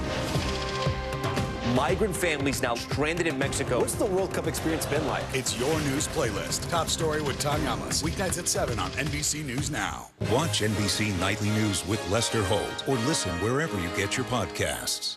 For Dateline Premium, subscribe now on Apple Podcasts. Watch NBC Nightly News with Lester Holt or listen wherever you get your podcasts. NBC News, streaming free now. Still to come on the Channel 2 News. Well, the waters are certainly receding now. Still too close to call. Lester Holt reporting from the Ground Zero, as it's being referred to. It is, in fact, the taste of freedom. The Haitian people know a little something about resiliency. What's the biggest risk right now? Some of the troops who have been proud. I want to welcome you to the first presidential debate. In fact, we've been told we can't go any farther. You are some resilient folks. Let me get ahead.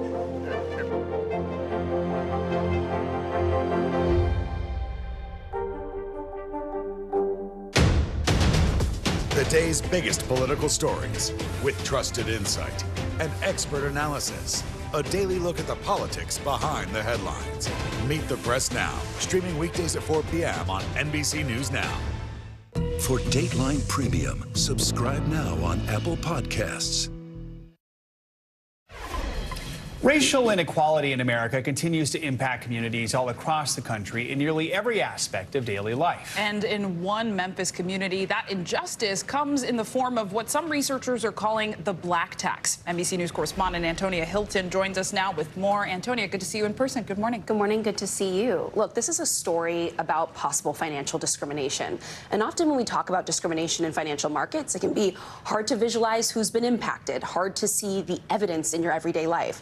That's not the case in Memphis, where residents have for years been living under debt with serious struggles to raise money for their public services and with schools that are literally crumbling. And some financial researchers think they know why. Take a look.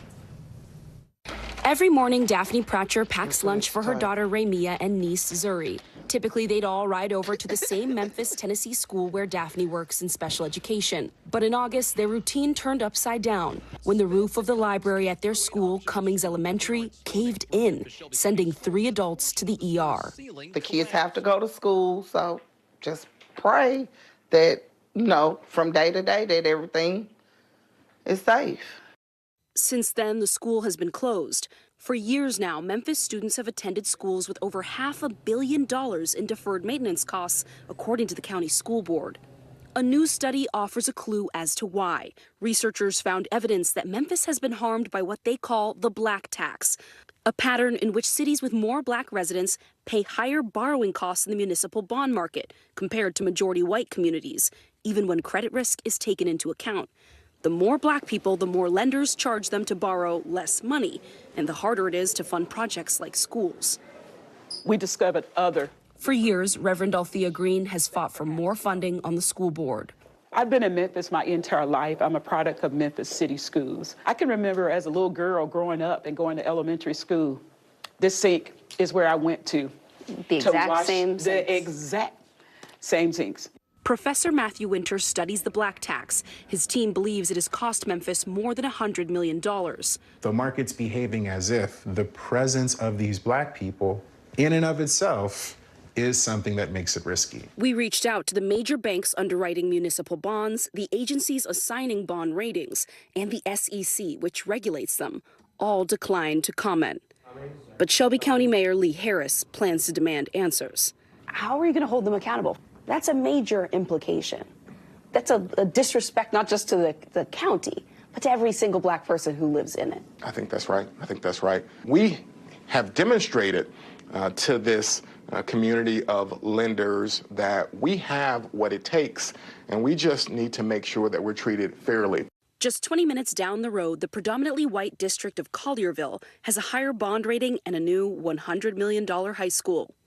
Here in Memphis, Reverend Green continues to fight an uphill battle and put on a brave face. Don't children who look like me deserve to see better and to go in places that look like the schools look in other areas? But how do we get there? The question, how do we get there? How do we improve these schools, is the one that was on everyone's minds.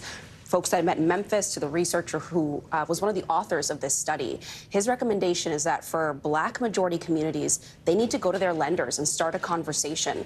Ask them, can you give us some information about comparable cities? What kinds of deals are you giving other people? And push them to give them better deals and make this a more equitable system. Such an important report and with generational implications. Absolutely. Some good advice there, too. Antonia Hilton, thank you. Time now for some financial headlines. Cruise, the self-driving unit of General Motors, is looking to expand its service. The NBC's Silvana Henao joins us now with that and other financial news. Good morning, Silvana. Good morning, Zinkley. Good morning, Joe. So General Motors self-driving car unit is asking California for permission to test vehicles across the entire state. Cruise is already running a robo-taxi service in San Francisco. If approved, the test permit won't allow Cruise to carry non-employee passengers elsewhere in the state. Cruise is also testing self-driving electric vehicles in Austin, Texas, and parts of Phoenix. Virgin Orbit is scrambling to secure funding and avoid bankruptcy. CNBC has learned without a deal, a Chapter 11 filing could come as soon as this week. The rocket builder halted operations and furloughed most of its employees last week. Virgin Orbit developed a system to launch satellites into space using a modified 747 jet, but its last mission failed mid-flight and the rocket didn't reach orbit. And Netflix is leaning harder into gaming with plans to release dozens of titles this year.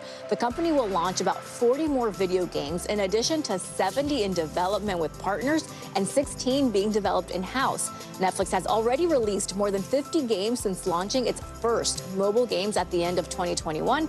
Currently, those games are free for Netflix subscribers on its iOS and Android apps, guys. So more reasons to not get off the couch, I guess. I don't know. Right, exactly. Yeah, exactly. Now I'm done binging. Now let's play video games. Yeah, all right. exactly. Thanks, Yvonne. I appreciate it. This morning, actress and entrepreneur Gwyneth Paltrow will take center stage in a Utah courtroom.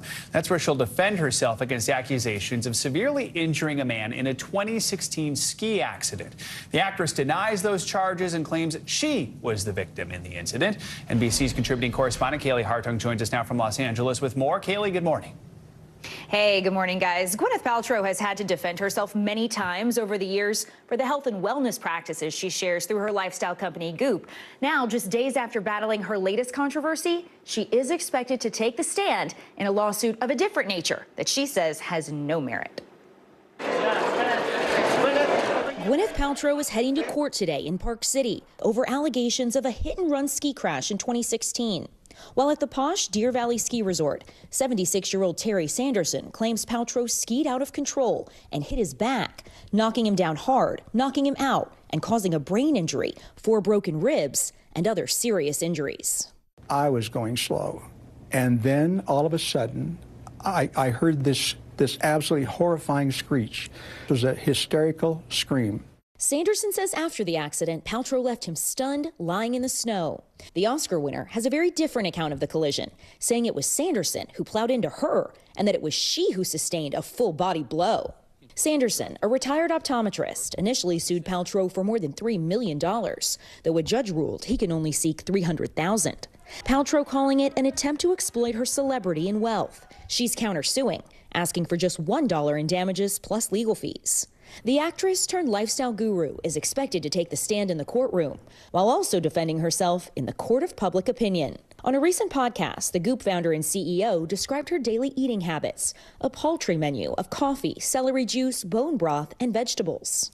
For me, it's really important for me to support my detox. Bone broth is not a suitable meal, and it's affecting a whole other generation of young folks who think that eating like GP is appropriate, is okay. Paltrow addressed the swift backlash, saying this routine has helped her deal with long COVID symptoms and is not meant to be advice for others. And by the way, I eat far more than bone broth and vegetables. I eat full meals. That response not squashing the criticism. It is so frustrating when celebrities, especially those with a massive platform and a whole wellness line, promote anorexia and disordered eating as wellness. And the comments you heard from Terry Sanderson describing that ski crash from his perspective, those came back in 2019 when he initially filed that lawsuit. Now his legal team says they can't speak any further because of the trial. Paltrow's team and Deer Valley Resort both declined to comment as well, but expect more details to be revealed, guys, as this jury trial gets underway. It's scheduled to last 8 days. It's unclear, though, when exactly Paltrow will take the stand. All right, Kaylee, thank you so much. Coming up, we'll introduce you to one special Girl Scout troop sharing a unique bond. How they're working together to fight a painful stigma and provide a brighter future for everyone.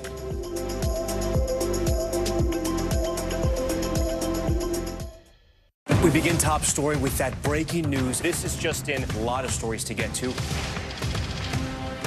What do people need most right now? Did the state and/or law enforcement drop the ball anywhere? Are we headed for a recession or a recovery? Migrant families now stranded in Mexico. What's the World Cup experience been like? The civilian effort is not just about fighting, it's also about helping. Every night, it's your news playlist. Top Story with Tom Llamas, streaming weeknights at 7 on NBC News Now.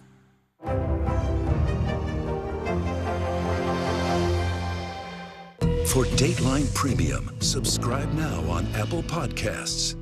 What is going to happen now? Going back and forth because Go ahead. Nice to see you.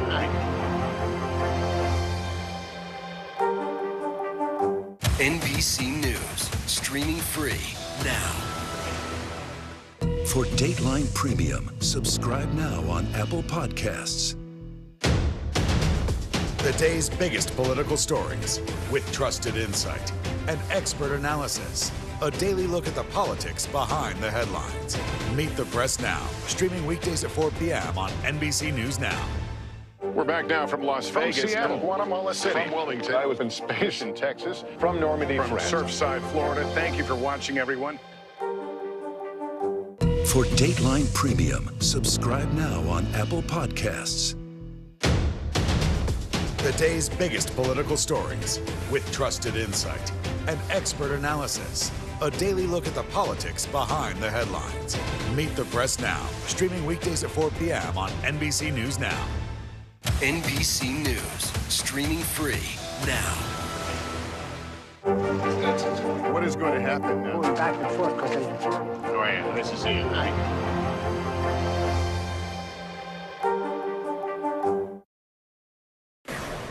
Welcome back. This one's for my dad. Dad jokes are typically corny, but turns out they're actually good for your health. Researchers in the UK found that the cheesy jokes help children become healthy adults because they say the jokes can be embarrassing and teaches kids how to overcome awkward moments as they get older. Dad jokes are typically corny puns and not offensive. And psychologists say the jokes can be helpful even if they miss the punchline. So when does a joke become a dad joke? Joe, this is for you. I got a joke for you. Okay. Yeah. When does a joke become a dad joke, Sinclair? When it becomes apparent. Ah. Thank you. I like that. Thank you. That's good. Thank you so much. All right, I can't top that, but we are going to end this hour. Actually, we can top it with a special Girl Scout troop based here in New York. They formed a bond overcoming obstacles in their lives together, all while sending an empowering message of access and inclusion. NBC News correspondent Kristen Dahlgren has their story. It's a one-of-a-kind sisterhood. The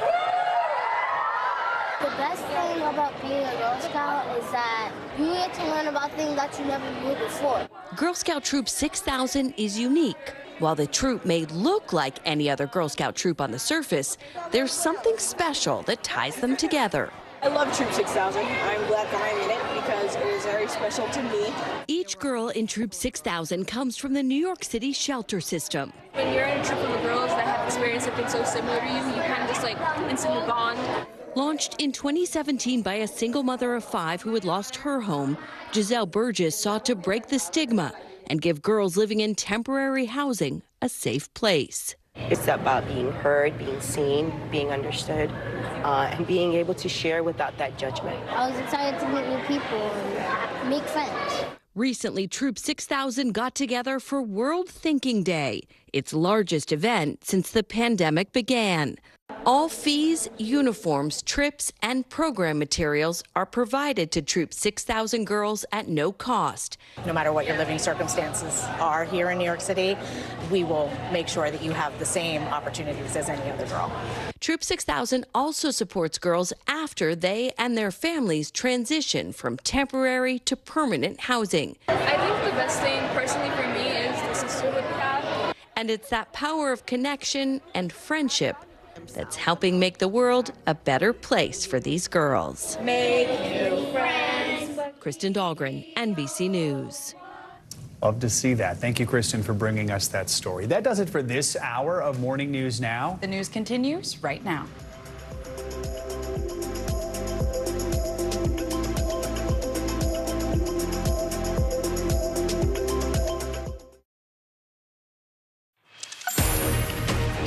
Everyone, I'm so glad you could be with us. I'm Vicki Wynn. And I'm Savannah Sellers. Thanks for joining. NBC News Daily starts right now.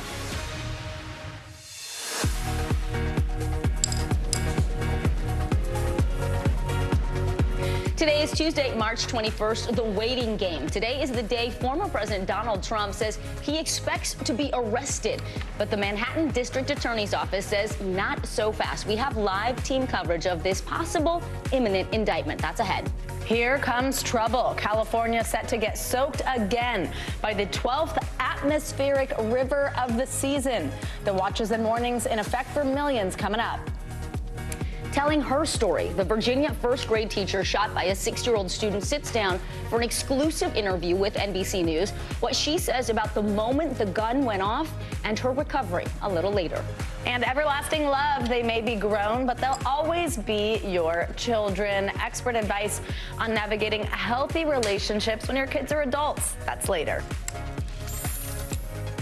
Welcome to NBC News Daily. It is good to be with you. We begin with the growing anticipation and new questions over whether authorities will arrest former President Donald Trump, and if so, when. Mr. Trump predicted an indictment would come today, but sources familiar with the matter tell NBC News they do not expect that to happen. The grand jury is set to meet again tomorrow.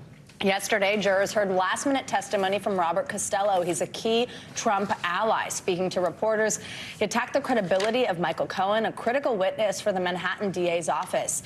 It's investigating the former president over alleged hush money payments to an adult film star. We have coverage from all angles. Danny Savalos is standing by with legal analysis on the potential timeline for the grand jury.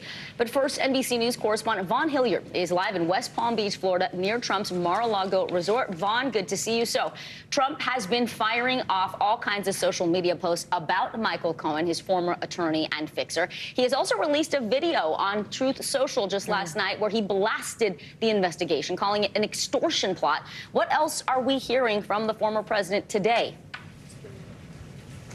Right. This is a former president who is trying to avoid potential prosecution. He is, even in a True social media post here this morning, he suggested that DA Bragg is going to do the right thing. Of course, they had a key witness there in Robert Costello going before the grand jury to attempt to undercut some of Michael Cohen's previous testimony. The extent to which they made grand jurors question, of course, we don't know at this time. But I want to let you see a little video that Trump posted on his social media account just earlier today. Take a listen. Our enemies are desperate to stop us because they know that we are the only ones who can stop them. They know that we can defeat them. They know that we will defeat them. But they're not coming after me. They're coming after you. I'm just standing in their way, and I always will stand in their way. And Trump has really tried to frame these investigations into him as a Democratic effort to undermine his own 2024 presidential campaign. Vaughn, law enforcement agencies across the country are gearing up for possible protests if this were to come down. What kind of chatter are they monitoring online? Such an important piece of this now. Is it anything, that compares to anything we've seen before, like maybe the lead up to the January 6th attack? Right. We have not seen quite the chatter as we did leading up to January 6th. There are a great number of folks who are part of the far right who believe that January 6th was framed by the government, and even some suggesting that folks shouldn't go to protest because of a similar situation. Of course, that is not based in reality, as we watch now nearly 1,000 defendants be arrested by the Department of Justice. But when it comes to the protests so far, they've hardly manifested here around the country. There's only about a dozen folks right now here outside of Mar-a-Lago. Of course, the question would be, what sort of a presence would there come to be if in fact, the former president were to be indicted? All right, Vaughn, thank you so much. We want to bring in NBC News legal analyst Danny Savalos now. So, Danny, yesterday right here on this news hour, you told us Robert Costello's testimony would not move the needle for the grand jury. You've now heard him speak to reporters. You stand by that assessment? I do, and I actually agree with some of what he said to reporters and some I don't agree with. He did say what I expected he would say, what we all know, which is Michael Cohen is not a very credible witness. But that doesn't mean that much if Michael Cohen is not the star witness. He's been called that, but I just can't believe that these prosecutors would balance an entire case on Michael Cohen. He may be there to authenticate documents, in which case his credibility is less important. It's the documents that matter and not so much Michael Cohen's pendency for truth or dishonesty or whatever the case may be. So I partially agree with Costello there. Where I don't agree with him is where he said, as a former prosecutor myself, I would never use someone like Michael Cohen. Prosecutors use cooperating witnesses all the time. They have huge credibility issues. Often they're brought in. I just had a trial where they're frequently brought in their prison scrubs, all shackled up, looking at the jury, and the jury is saying, well, you know, I have to believe a prisoner here. And so this is something that prosecutors do all the time. They will say to the jury, you need a criminal to catch a criminal. Danny, very quickly, we've got about 20 seconds for this answer, but the big question is, if this is happening, when could it happen? Grand jury reconvenes tomorrow. What do we think? Yeah, the timeline's tough. The grand jury does convene tomorrow. Normally, you might think they have enough time to true bill or no true bill, which means indict or not indict, but this is no ordinary grand jury. So any timeline, whenever there's a high-profile case, you take the timelines, the normal timelines, you ball them up, and you throw them out a window. All right, NBC News correspondent Vaughn Hilliard and NBC News legal analyst Danny Savalas here on set with us. Thank you so much. Well, the 12th atmospheric river of the season is soaking the West Coast again. Well, right now, 17 million people are under flood alerts across California, Nevada, and Arizona. Yeah, we've got live team coverage. NBC News meteorologist Bill Cairns is right here in studio with us tracking this new storm. But we're going to begin with NBC News correspondent Scott Cohn, who's in Los Angeles, where a flood watch is in effect. Scott, I mean, it looks bad behind you. How are things going, and how are people preparing for yet another storm? Yeah, folks will be forgiven if they don't recognize what's behind me. That is the LA River. Wow. You may be used to seeing it basically running dry or a trickle. They film movie car chases and drag races through here. Now they could probably do a whitewater rafting scene if the weather was not so absolutely miserable. Imagine this now with a couple more inches of rain falling on it, which is what we're expecting over the next 24 hours or so. It's not so much that this river is going to overflow its banks, but there is isolated flooding. The rain right now is starting to let up, but we're supposed to get another wave coming in later today, and that's going to be accompanied by some high winds. With everything as saturated as it is, that means down trees, down power lines, as we brace for yet another atmospheric river by the real river. Guys. Right. Wow. Well, Scott, it's not just the rain that's going to be an issue today. Millions are bracing for high winds as well. What are the power companies there doing to get ahead of power lines? Because that is always an issue. Yeah. Yeah, and you see this throughout the state. Of course, all of California has been dealing with this. There are inevitably going to be power outages, and so you see power company utility trucks staged in certain areas trying to anticipate what's going to happen. But we have this issue of the saturated soils, the trees that will come down. Invariably, they'll hit power lines, or power poles themselves come down. This has been just an incredibly long and seemingly ceaseless winter, and now we're into spring for the power companies and for everybody that consumes electricity here.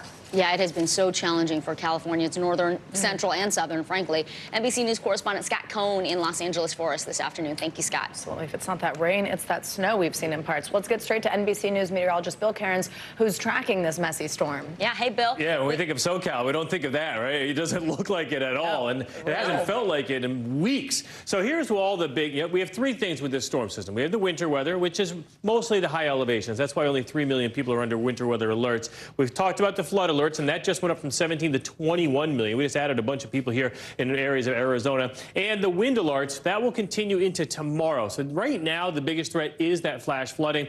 With the heaviest rains are happening this morning in areas of California. We have very heavy rain from Santa Cruz to Monterey heading up through the Bay over the next hour or two.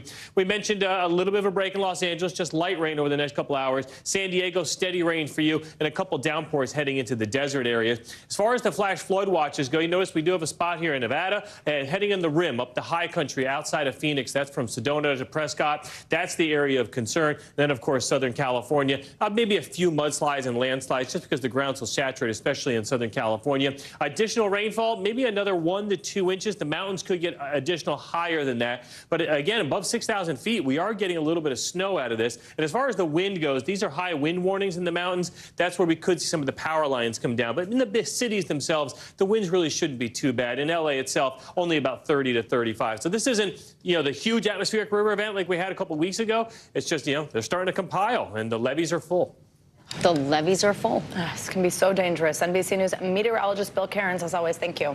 Turning now to our CNBC Money Minute. Salaries are no longer a hidden secret in many companies. Yeah. About 44% of job posts on Indeed, they actually now show salary ranges. That is more than double what it was 3 years ago, according to a new Indeed salary report. It's an interesting one. It's something that we're not totally used to, but can definitely be helpful to people. Well, CNBC Tech Check anchor Deirdre Bosa joins us on this. Hey, Deirdre, so salary transparency, as it's called, it can help people earn more money, get the money they really deserve, negotiate raises. Tell us what's pushing this trend. So it's aimed to shrink the racial and gender pay gap, and that's what's driving companies to disclose pay ranges up front. It's not just happening in states mandated to do so either. Experts note that even in areas without active salary disclosure requirements, pay transparency has soared in the past year. Meantime, Dodge is bringing back the Challenger SRT Demon for a final special edition version of the vehicle before production ends on the brand's current V8 engine cars later this year. Dodge says the new car will deliver 1,025 total horsepower, reaching 60 miles per hour from a rolling start in under 2 seconds. The SRT Demon will sport a price tag starting at around $100,000. And finally, guys, Fanatics will become the National Hockey League's official uniform supplier, replacing Adidas beginning with the 2024-2025 season. This is a 10-year deal, and it marks the first time that Fanatics branding will appear on official player uniforms in pro sports. My family will be a buyer. We are a hockey family, and I'll start with the Toronto Maple Leafs. Thank you very much. Oh, nice. All right, go Maple Leafs, Deirdre. Yeah, my husband's a big Rangers fan, so that's cool. Are they rivals? Ooh, Okay, yeah, she doesn't seem happy about that. Deirdre, thanks so much. Always good to see you. Well, new changes could be coming for parents flying with babies. What flight attendants are pushing for and how it could impact your wallet and your safety. That's after the break. You are watching NBC News Daily.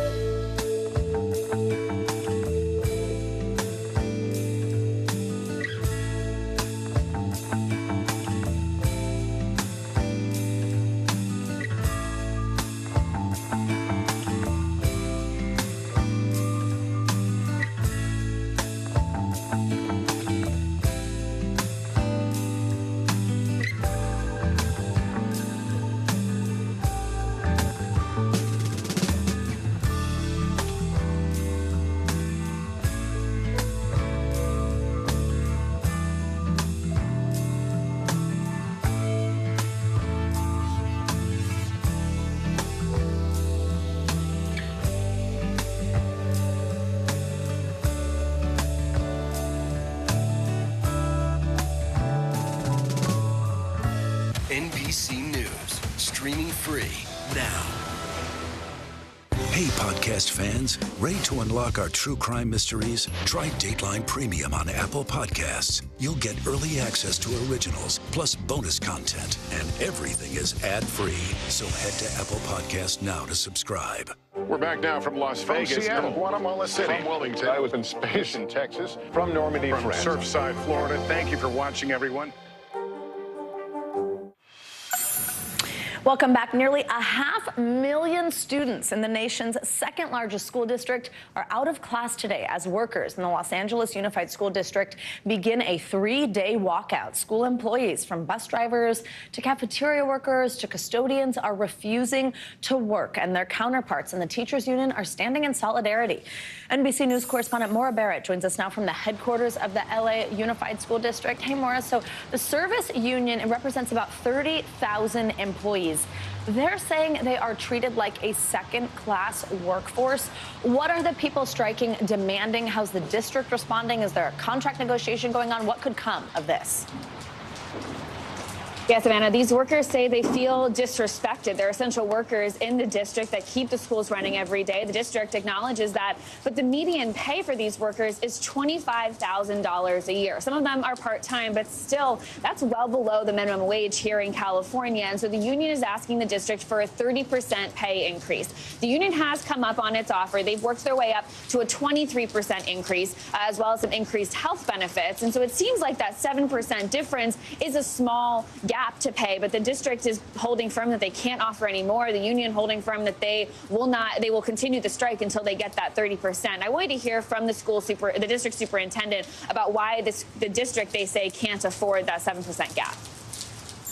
We do not want to be in a position that precedes me, took place back in 2008, where a 7% increase was put on the table. The following year, economic conditions worsened, and there were furloughs, firings, and reductions of program. I will not put in something with my right hand, having to take it away with the left hand, and that's exactly what would happen. So obviously a complicated budget on their end, but for these union workers, they're struggling to make ends meet, paying 85% of their salary just to go to their living costs. And then they have to figure out the rest of their costs and how to pay for that. I'm standing outside the headquarters where a Board of Education meeting is ongoing right now to talk about labor negotiations. It's a closed meeting, so we don't know what we'll get in terms of that. But outside the headquarters, you can't tell, we might be battling some intense rains here as a rally is planned this afternoon, but the road is shut down as they expect a rally here this afternoon and ongoing for the next 3 days, Savannah. Yeah, just before you, Maura, another big story out of LA is the weather, so we'll see how that turns out. So look, I mean, this means parents that rely on schools for childcare, this is 3 days that they don't have that anymore. Meals that kids rely on to eat throughout the day, they don't have that. You know, back in 2019, there was actually a 6-day teacher strike in this same district. Is there a possibility that this goes on even longer than those 3 days?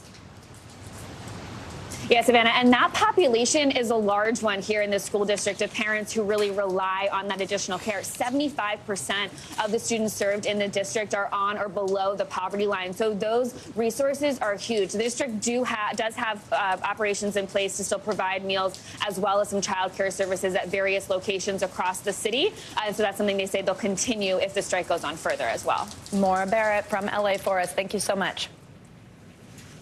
Well, flight attendants are renewing their push to ban parents from flying with babies in their laps. They say it simply isn't safe. NBC News national correspondent Miguel Almaguer tells us what this could mean for families and their future flights. The recent flights involving severe turbulence, which have turned everyday items into projectiles and left dozens injured, underscores the need for passengers to be buckled in their seat. The Association of Flight Attendants is again calling for that to include children, even those under 2 who can fly for free if they're seated on their parents' laps. This is a life and death matter. A child that's not properly restrained today on any one of those flights that we've seen recently, that child is going to be flung to the ceiling, potentially hit their head, likely going to be very hurt or killed. Citing flights that have crashed, leaving infants injured or dead, the union says the evidence is clear. Children under 2 in FAA-approved car seats and buckled into their own seats are safer than in the arms of a parent. The NTSB and FAA say the safest place for a child under 2 is in a car seat or a restraint device. Parent Scott Fromheim agrees. You know, safety is of top importance always for us as new parents, and we wanted to make sure she would be all good, any turbulence or anything else. The airline industry says safety is always the top priority. We support and follow the federal government's guidelines regarding safety seats for children. One concern for some parents, cost. Families on tight budgets could pay hundreds, if not thousands of dollars more in airfares. In the wake of turbulent flights, lawmakers face pressure to act. Miguel, thank you. And you are watching NBC News Daily.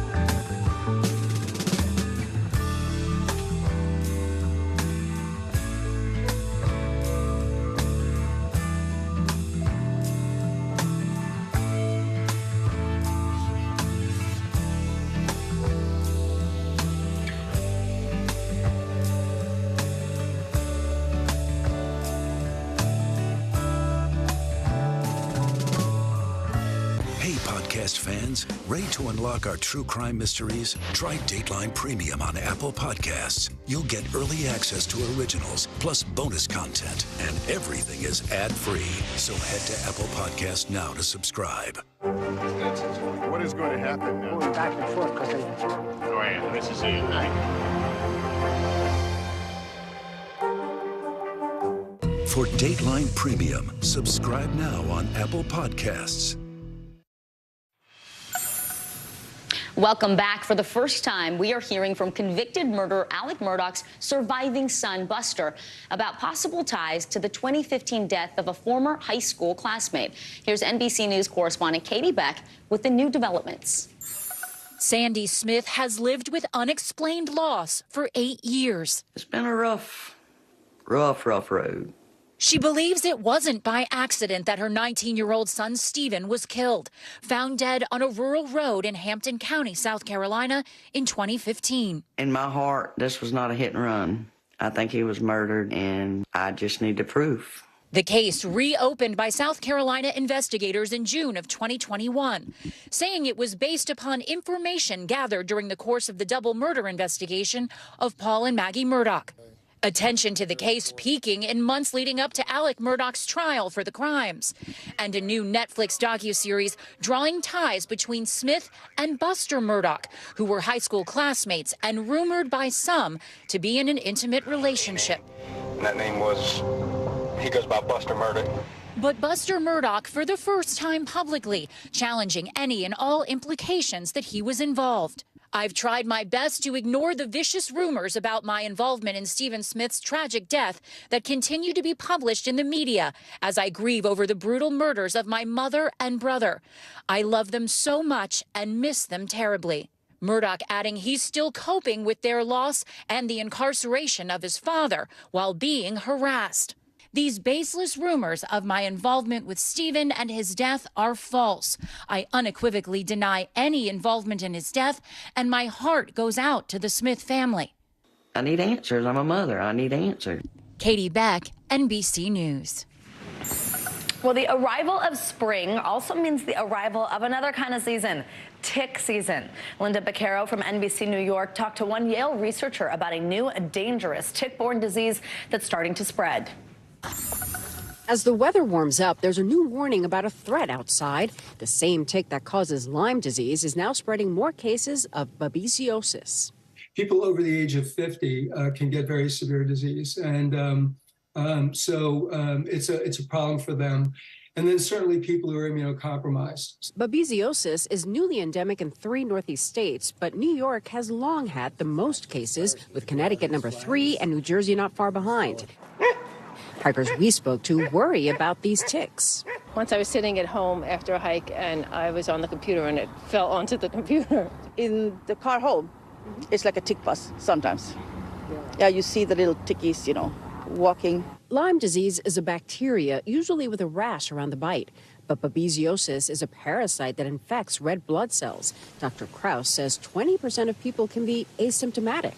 We also look for typical symptoms, which are fever, headache, chills, sweats. Blood donations are now screened for the disease, and treatment is available. But the best medicine is prevention. To avoid areas where ticks are found, and they're found in brushy areas, wooded areas. So they should try to avoid those areas. Also, you can wear long pants, long sleeve shirt, getting rid of leaf litter in your yard, keeping your yard mowed. Long grass is not, as more conducive to ticks. When it's tick season, I will put the bug sprays on and tick sprays, and also put it on the pets. I use my sprays to avoid it. Linda Baccaro for NBC News Daily. So important to keep your eye out as we head into spring and summer. Definitely prevent those tick bites. And also, if you do get a tick, take a picture, a good, clear picture of it, and send it to that organization, Tick Spotters. They'll at least help you identify what kind of tick it is, and that's something you can talk to your doctor about. It made a big difference. I had a tick, and with identifying it, they found out it was an American dog tick, there you go, which doesn't carry Lyme. So we need to look for other things, which is another story, but it was really good to know. That's a real relief. All right. Well, investigators are still trying to figure out what sparked a massive 8-alarm fire that gutted a 50-year-old church near the New Jersey-Pennsylvania state line. That's right. The entire roof of the 3,000-seat mega church collapsed as more than 100 firefighters knocked down the flames late last night. Crews were able to keep the fire from spreading to a nearby school. There are no reports of anyone being hurt, gratefully. China's president is in Russia visiting his, quote, dear friend, President Vladimir Putin. How his trip can impact America's national security. After the break, you're watching NBC News Daily. And don't forget, you can watch us for free anytime on our streaming network, NBC News Now. The news continues right after this.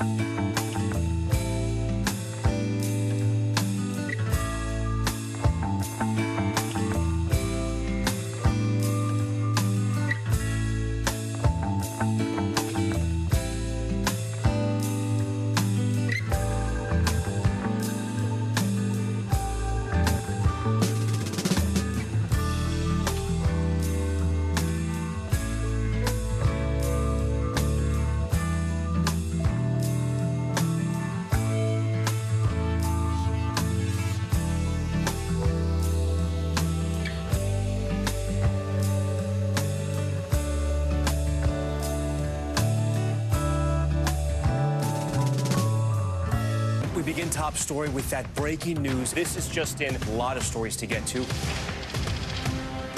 What do people need most right now? Did the state and or law enforcement drop the ball anywhere? Are we headed for a recession or a recovery?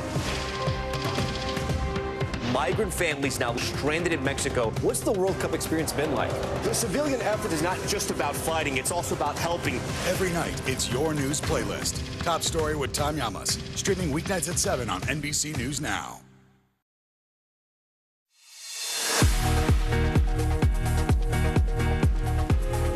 Hey, welcome back on this Tuesday. We are so happy you're with us. I'm Vicki Nguyen. And I'm Savannah Sellers. Here's what's making news right now. Google is suspending popular Chinese shopping app Pinduoduo after malware was discovered in certain versions of the app. In a statement, the tech giant says the Chinese app was removed from the Google Play Store for security reasons. Google is warning users to uninstall the app if it was downloaded from other sources, and they say they're investigating. Pinduoduo. Well, Oscar winner Gwyneth Paltrow is taking the stand to defend herself in Park City, Utah. She's in a trial there. A skier alleges Paltrow crashed into him on the slopes back in 2016. But the movie star says she's the one who was hurt. Paltrow has filed a countersuit with her own version of the incident.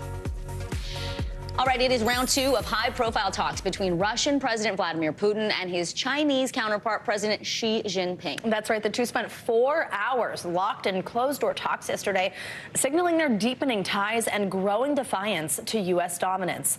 NBC News foreign correspondent Janice Mackey-Frere joins us now live from Beijing. Hey, Janice, so Putin called President Xi his dear friend, said he carefully studied China's recent proposal for ending the war in Ukraine.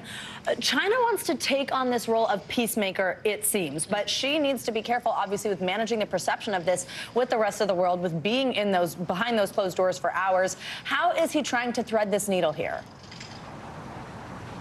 Well, Xi Jinping has been trying to straddle this issue for the better part of the past year in walking this fine line of not wanting to appear to support Russia in its invasion, which China still refers to as a crisis, but at the same time not wanting to risk drawing the ire of the West and having further sanctions hit China. So he has come up with this 12-point proposal for a ceasefire that he released a couple of weeks ago, took it to Moscow.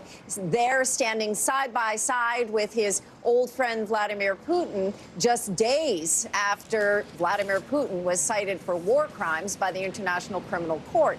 So he's now also playing with optics, which are not going over well in the West. U.S. officials have accused China of trying to provide diplomatic cover to Russia to continue to commit crimes in Ukraine.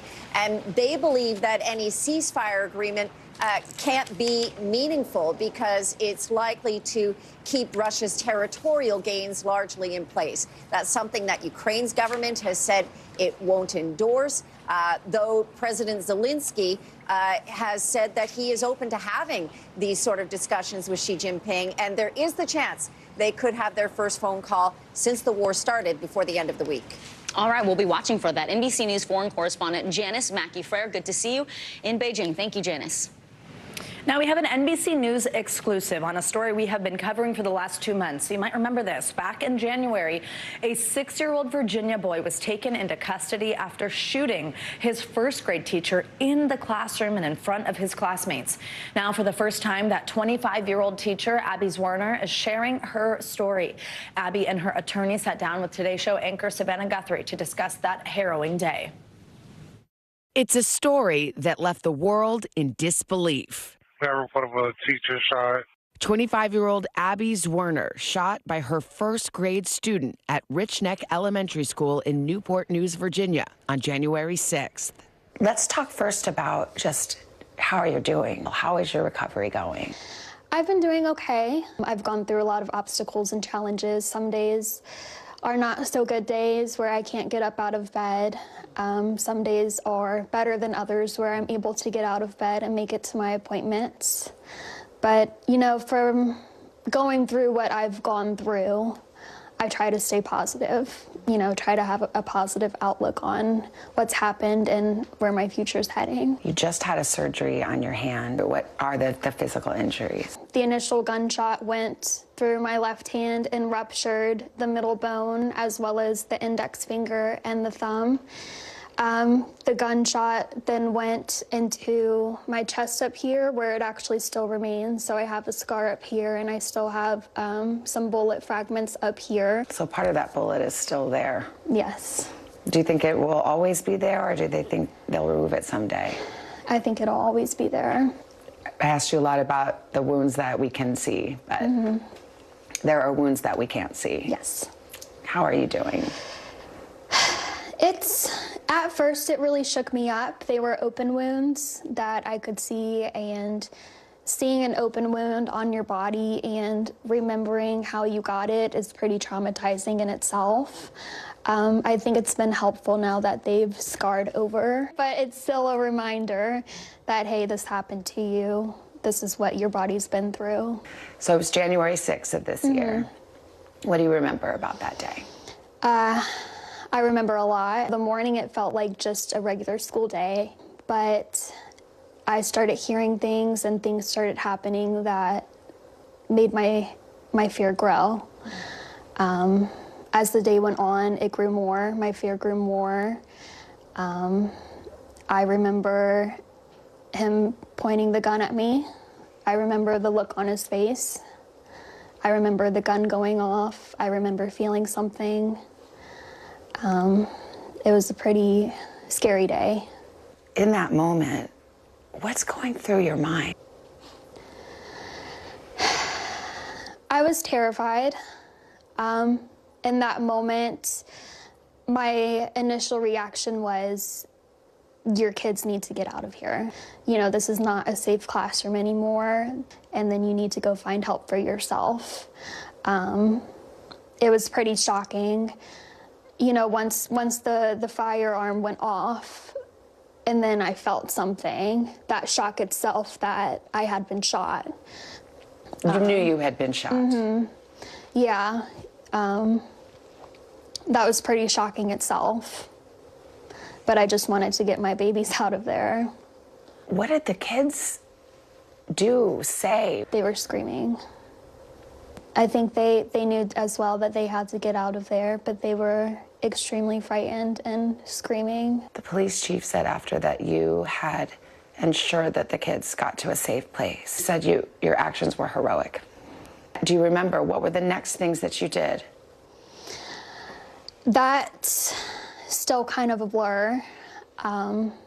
Got them out and I went to get help for myself. I didn't know at the time that my lung had collapsed, but I started not being able to breathe, very raspy breaths, and my vision started going out. I remember I went to the office and I just passed out. I thought I had died. The ambulance came, you were rushed to the hospital. What did doctors say about the condition you were in and your injuries? It could have been fatal. We believe with my hand being up, with it going through my hand first, we believe that by the bullet going through the hand first, that it most likely saved my life. Everything about this is so unthinkable. I wonder what you think or how you feel about this student. There's some things that I'll never forget, and I just will never forget the look on his face that he gave me while he pointed the gun directly at me. That's something that I will never forget. It's changed me. It's changed my life. How do you even make sense of something like this? You can't. You can't. I'm not sure when the shock will ever go away because of just how surreal it was. And, the vivid memories that I have of that day. I think about it daily. Sometimes I have nightmares. Zwerner's attorney, Diane Toscano, filed a notice of intent to sue school administrators, arguing that the Richneck administration failed to take action after it was warned 3 separate times that the boy had a gun with him the day that Zwerner was shot. Toscano says she plans to file a lawsuit in 2 weeks. There have been many failures, and there are multiple people responsible for those failures. Do you feel like you could have been better protected by the school? Yes. You feel like they should have done more? Yes. The prosecutor announced there would not be criminal charges against the 6-year-old boy. Do you have an opinion about that decision? I'm not going to weigh into the prosecutor's decision, but I am following very closely the Newport News prosecutor to see what they do in this case and who they do charge, ultimately, if they do charge anybody. When you think about everything that's happened and what happened to you, what does justice mean to you in this case? That's a tough question to answer. Yeah. Diane, for you? As Abby said, that is very tough to answer. My job is to hold those accountable that I can hold accountable, and I'm going to do that. Abby's going to have to deal with this her entire life, both physically, emotionally. NBC News has reached out to the school district for comment and has not heard back. Our thanks to Today's Show anchor Savannah Guthrie for that in-depth interview. An attorney for the boy's family tells NBC News, quote, "We welcome the prosecutor's decision and continue to pray for Ms. Zwerner's complete recovery." All right, well, Savannah, spring break curfew controversy in Miami Beach in a crackdown on rowdy crowds after separate deadly shootings. Miami Beach officials are not extending the midnight curfew into this upcoming weekend. NBC News correspondent Guad Venegas takes a closer look at the city's decision. A city in shock after a deadly weekend in Miami Beach. This whole crowd of people just ran past us, probably about 50. Gunfire first ringing out on Friday night on the iconic Ocean Drive. The crowd of spring breakers celebrating St. Patrick's Day sent running for their lives. Someone decided to just start shooting, and then everyone started running. One person killed, another critically injured, and a suspect taken into custody, with police seizing 4 firearms. Then, less than 48 hours later, they're giving that boy CPR. A second shooter opening fire on the same strip early Sunday morning. One more person killed. The unruly nature of too many in the presence of guns has created a peril that cannot go unchecked. The mayor of Miami Beach declaring a state of emergency and imposing a curfew on all of South Beach, the affected area, including multiple party streets. Businesses forced to close by 11:59 p.m., with hotels allowed to provide services only to guests and restaurants only allowed delivery after midnight. Yet just hours before the curfew went into effect, video shared with NBC Miami by a witness shows people jumping on occupied cars as the city struggles to control ruckus crowds in the streets. The Sunday night curfew expiring, the city convening an emergency commission meeting to consider another curfew next week. These aren't spring breakers, they're lawbreakers. Officials also discussing other measures for the rest of the season and in future years, even considering metal detectors at entries to problem areas to curb gun violence. I don't view any other option at this point than doing metal detectors. There's literally zero option. I'm telling you right now, I am going to fight for that to the core. But they voted against a new curfew, only adding a restriction to the sale of liquor after 6 p.m. at stores. Drinking on premises at bars and restaurants will still be allowed. The spring break destination now grappling with a path forward. We're definitely walking everywhere, expecting the worst. If we come out here later tonight, then yeah, you never know what you're going to get. After a weekend of deadly violence. Guad Venegas, NBC News. Family fallouts at any age are more common than you think. Straight ahead, how to stay close to your kids throughout the years of their lives. More NBC News Daily right after this.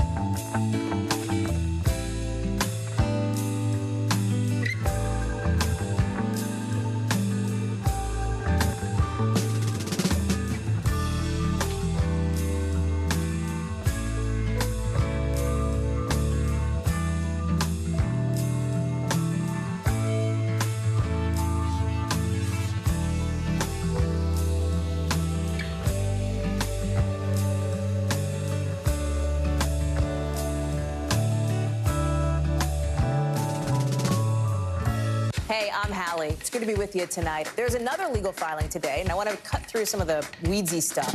And let's just get to the point. They have started to vote on the PACT Act. If you're like, Hallie, stop speaking Washingtonese. This bill would basically give health care to veterans who have exposed to these toxic chemicals. So, Scott, I'm trying to make this as not DC as possible. The increased sort of anger that we've seen now in politics. I saw you searching for, I think, your microphone, Dan. You are. I was trying to do it on the slide. Live TV, man. It's okay. For Dateline Premium, subscribe now on Apple Podcasts. Well, roughly 67 million Americans have cut off contact with a family member, according to a first-of-its-kind Cornell University study. Most of the people say that estrangement is over some form of conflict. Yeah, the study reveals the rockiest relationships are between a parent and child. Some parents and adult children have great relationships, but for those who don't, we have some tips to try to make it better. Here with those tips is author and parenting coach B. Moyce. B, thanks for being with us. So first, let's talk about some of the main reasons that cause friction between parents and their adult children. What are they? So some of the main differences that will create a negative relationship with the parent-child is personality, the frequency of contact that the child may not want or the parent may want, unresolved trauma and issues from childhood or early part of child rearing, and the differences in terms of how the child now wants to parent their children or their grandchildren, and of course partner choices and whether or not the parent approved of the choice that the child made and taking on a partner. Yeah, a lot of points of friction as we're looking at on that graphic there, because as you grow older and become your own person, that's just more opportunity for disagreement with your parent. Yeah. What are ways that parents can course correct, or children, adult children course correct, and make a relationship better with the other party? Well, there are obviously communication. Communication will always improve any type of negative relationship. Letting go, the parent can let go of the past, but acknowledge that the child felt or experienced something, because perception is reality. So what the child perceived was their reality, even if it wasn't for that parent. And respecting boundaries that the new adult child may have in place that wasn't there before. And really changing the role of becoming a listener and not a speaker, because as parents, we speak to children. We don't really necessarily listen, although we're trying to change that. But we really like to speak, but instead now you have to swap the roles and become more of the listener rather than the speaker. That is good advice. It's very good advice, but I imagine that's tough. It's sort of like you're going from this role of being the teacher, the one who has all the information to dispense, into kind of more of a consultant, like I'll check in when I need you, but I don't need you all the time because I'm an adult now. That's a hard shift, though, I imagine. What's the most important thing sort of to wrap your mind around that? Well, it is difficult to become, going from parent to consultant. You have to talk honestly. You have to have an open communication with your adult child, talk honestly, candidly, but also be kind. Just because you're still the parent and the adult or the older adult in a situation doesn't mean you can't be kind and judgment-free. This isn't a place to talk about what you need to do or what not to do. And going from, from parent to consultant, it's difficult. It's not something that you're used to. It's not something that we are comfortable with doing, but it's nice. The rewards are high. It's a lot less, stress. You don't have to be involved in the day-to-day management of what's going on. So I think it's a promotion in your parenting journey, really. I love that. That is such good advice. It's good for the adult parent and the adult child. Yeah. Sometimes letting go is helpful. Absolutely. And can help heal. And reframe it as a promotion, like you just said. Right? Less stress, higher reward. Love those words. Author and parenting coach B. Moyce, thank you so much for joining us. And you are watching NBC News Daily.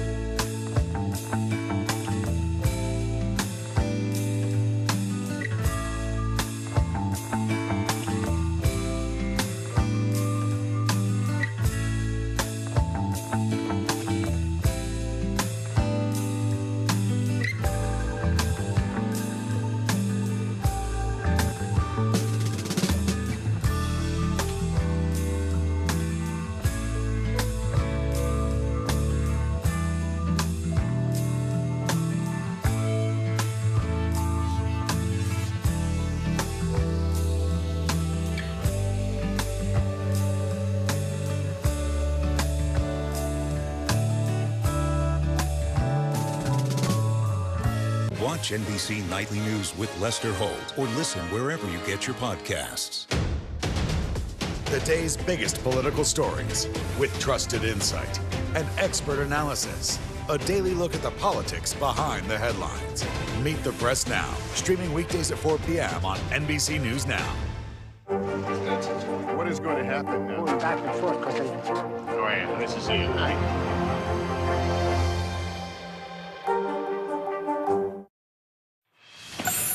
Welcome back. ADHD is one of the most common neurodevelopmental disorders in children, but for millions of adults, the symptoms may be hiding in plain sight.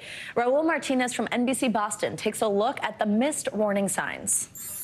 It's a big challenge. A lot of awareness, I think, has been increasing probably since the start of the pandemic. Right now, about 1 in 25 adults have ADHD. I think a lot of people think of ADHD in children, like hyperactive, impulsive, disruptive, and it looks different in adults. Dr. Thor Bergerson is a psychiatrist and founder of ADHD Boston and says the warning signs for adults can include procrastination, lack of concentration, having problems staying organized, following direction, and also having trouble finishing your work on time. The signs and symptoms are there, and they can be hidden by things like depression and anxiety because having these symptoms is frustrating. So a lot of people get discouraged and frustrated. And Dr. Bergerson says there's many ways to help once you're diagnosed. He recommends getting 6 hours of sleep or more, exercising, especially in the morning. It will help you focus. Also eating regularly throughout the day, drinking less caffeine, and getting the right medication. There's a lot of misinformation about medicines like Ritalin and Adderall, and there's lots of different forms of those, but they're very safe and effective. For NBC News Daily, I'm Raul Martinez. Well, the world's favorite fictional soccer coach is taking a critical message about mental health all the way to the White House. NBC News correspondent Ellison Barber shows us how the Ted Lasso cast is pushing for people to believe in themselves. Ted Lasso back for a third season and once again tackling an important issue. Regarding my panic attacks, I've had more psychotic episodes than Twin Peaks. Jason Sudeikis' Ted Lasso character usually cheers up those around him with his silly antics as the American head coach of a British soccer team. It's like this. You may hate me, but it ain't no lie. Yeah? Then the hands, bye, bye, bye. But since the show's first season, the main character's struggle with panic attacks and trauma has been front and center. Okay, you're having a panic attack. Just breathe. I'm going crazy. No more than anyone else. The show applauded by fans and advocates for bringing mental health awareness to prestige TV. And so, Coach Lasso, the podium is yours. The show's Emmy-winning cast bringing that discussion to the White House. So, like, no matter who you are, no matter where you live, no matter who you voted for, we all probably, I assume, we all know someone who has, or have been that someone ourselves, actually, that's struggled, that's felt isolated, that's felt anxious, that has felt alone, right? And it's actually one of the many things that believe it or not, that we all have in common as human beings, right? Sudeikis also urging people to seek help, something his character did in the last season, despite initial skepticism. We also have to know that we shouldn't be afraid to ask for help ourselves. And that does take a lot, especially when it's something that has such a negative stigma to it, such as mental health. And it doesn't need to be that way. The cast also sitting down with President Biden and First Lady Jill Biden in a closed-door meeting. The show's iconic Believe sign hanging above the Oval Office. I want to share with you all the truth about my recent struggles with anxiety. And, well, my overall concern about the way we discuss and deal with mental health in athletics. Now, Sudeikis promising to continue his advocacy for mental health on and off the screen. But it does seem he's retiring one of his famous SNL impressions. Thank you. Excuse me? You don't have a little Joe Biden impression? Nah, they got the real one here now. Yeah. Ellison Barber, NBC News. What a fun visit. I've really got to get into that show. Yeah, you haven't watched a single episode? No, It's good. It's very good. I know, you've said that, so I need to listen to you. Soon. All right, here's what's trending now. Welcome back to Good Burger. Stars of the original Nickelodeon comedy say a sequel to the 1997 classic is in the works. On The Tonight Show, Kenan Thompson and Kel Mitchell announced they will reprise their iconic roles. Filming is expected to start this summer. Kenan and Kel, come on, that's awesome. All right, the Oscar-winning pair behind Everything Everywhere All at Once is heading to a galaxy far, far away. Daniel Kwan and Daniel Schnert have directed at least one episode of Star Wars Skeleton Crew, starring Jude Law for Disney+. There's no word yet on a premiere date. That's very exciting. Go Daniels. Yeah. I'm Savannah Sellers. I'm Vicki Wynn. You're watching NBC News Daily.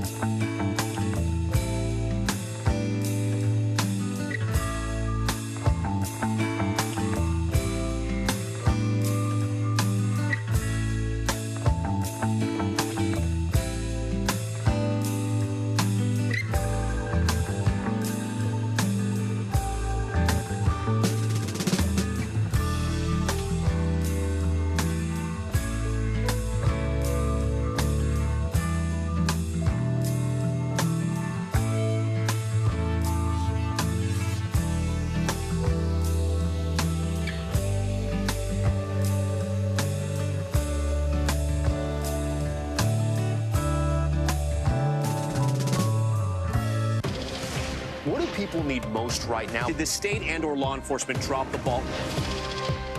Migrant families now stranded in Mexico. What's the World Cup experience been like? It's your news playlist. Top story with Tom Yamas. Weeknights at 7 on NBC News Now.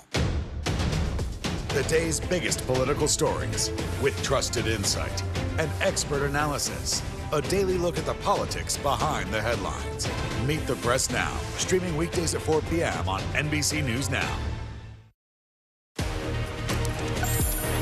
Hey everyone, thanks for joining us today. I'm Savannah Sellers. It is good to be with you. I'm Vicki Wynn. NBC News Daily starts right now.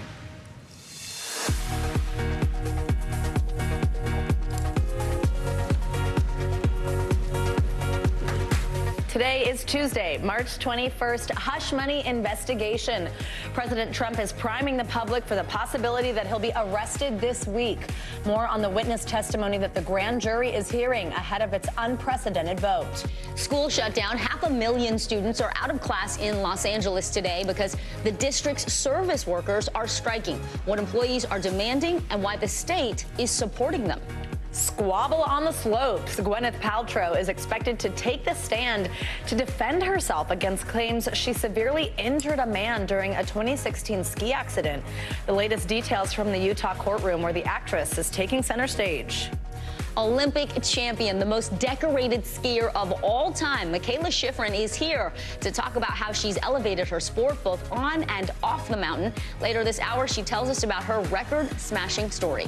I just love her. I'm so excited to see her. Yeah, it's going to be fun. Well, welcome to NBC News Daily. We begin with the former President Donald Trump remaining defiant ahead of a potentially historic indictment. Today, the former president's unleashing a barrage of posts on his social media platform. He's blasting the investigation investigation into alleged hush money payments made to an adult film star. He's also criticizing his former attorney, Michael Cohen.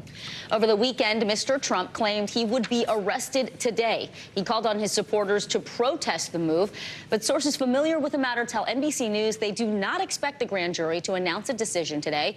Jurors are scheduled to meet again tomorrow. That's right. NBC News national correspondent Gabe Gutierrez is live outside the Manhattan District Attorney's office. Hey, Gabe, good to have you with us again. So it's difficult to predict the timeline here, but do we have any sense of when the grand jury could make a decision? Hi there, Vicki and Savannah. Well, as you mentioned, a source familiar with the matter tells NBC News that we do not expect any new developments on this grand jury investigation today, and that the grand jury's next scheduled date is tomorrow. But the big question at this point is, could there be potentially another witness? Of course, yesterday, Robert Costello, which was Michael Cohen's former legal advisor, he testified, and Michael Cohen was on hand as a rebuttal witness, but he says that the prosecutor did not need him, did not want him to testify once again in front of the grand jury. So many legal experts say that that could signal that this grand jury investigation could be reaching its conclusion. But again, former President Trump over the weekend raised a lot of eyebrows by suggesting he could be arrested today. However, that does not appear to be the case, and we are waiting right now to see if potentially we could learn of another witness who could testify before those grand jurors tomorrow. Then it's anyone's guess when a potential indictment could come down. Becky? Gabe, if the jurors do decide to indict Mr. Trump, what would the process be for charging him? And then also, let's talk about what analysts are saying in terms of how this could impact his presidential run. Well, Vicki and Savannah, in many ways, of course, this is unprecedented, the possible indictment of a former president of the United States. But if this indictment, if the grand jurors were to vote to indict former President Trump, then that, true bill would go to the judge under seal. And then former President Trump's legal team would be made aware that he would need to surrender. And right now we understand that that could potentially mean that the former president could come back to New York under heavy security. Of course, he is protected by Secret Service. He would then need to be processed, fingerprinted, perhaps a mugshot. And then the question is, would he potentially be handcuffed? Many legal experts we have spoken with say that that is highly unlikely given the need for Secret Service protection. But of course, a lot of questions at this point about that because this is also unprecedented. And what we can tell you, though, Savannah and Vicki, is that we have been noticing a larger security presence here outside the district attorney's courthouse, more metal barricades being put up here, and several law enforcement agencies have been in constant discussions about logistics and security as we await a potential indictment. Again, we don't have a firm timeline on when that could happen. Could be later this week, perhaps even next week. At this point, we just simply don't know. Back to you. We will all be watching. NBC News national correspondent Gabe Gutierrez. Gabe, thank you. Now, public schools in Los Angeles are closed today as 30,000 of the district's service workers go on strike. School employees, from bus drivers to cafeteria workers to custodians, are asking for a 30% raise since, according to the union, they're currently paid poverty wages. NBC News correspondent Maura Barrett joins us now from the headquarters of the LA Unified School District. Hey, Maura, so, this puts nearly 500,000 students in the country's second largest school district out of school today, at home. What's the status of negotiations with the union? How soon do you think we could see kids back in class?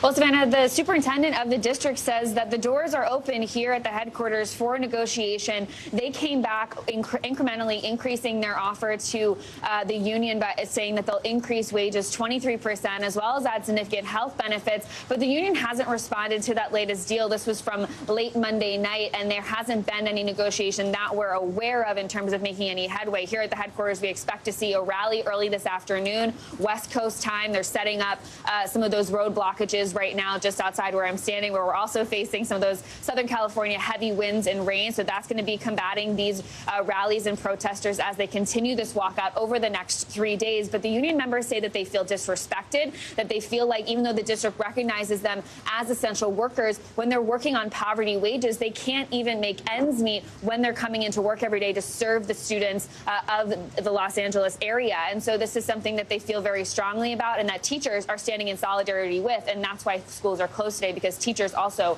are refusing to cross the picket line, Savannah. Maura, also, of course, the question here is, what happens with these kids who that's kind of their childcare? And now the Los Angeles Zoo, as well as Botanical Gardens, are offering free admission for students looking for a place to spend the day.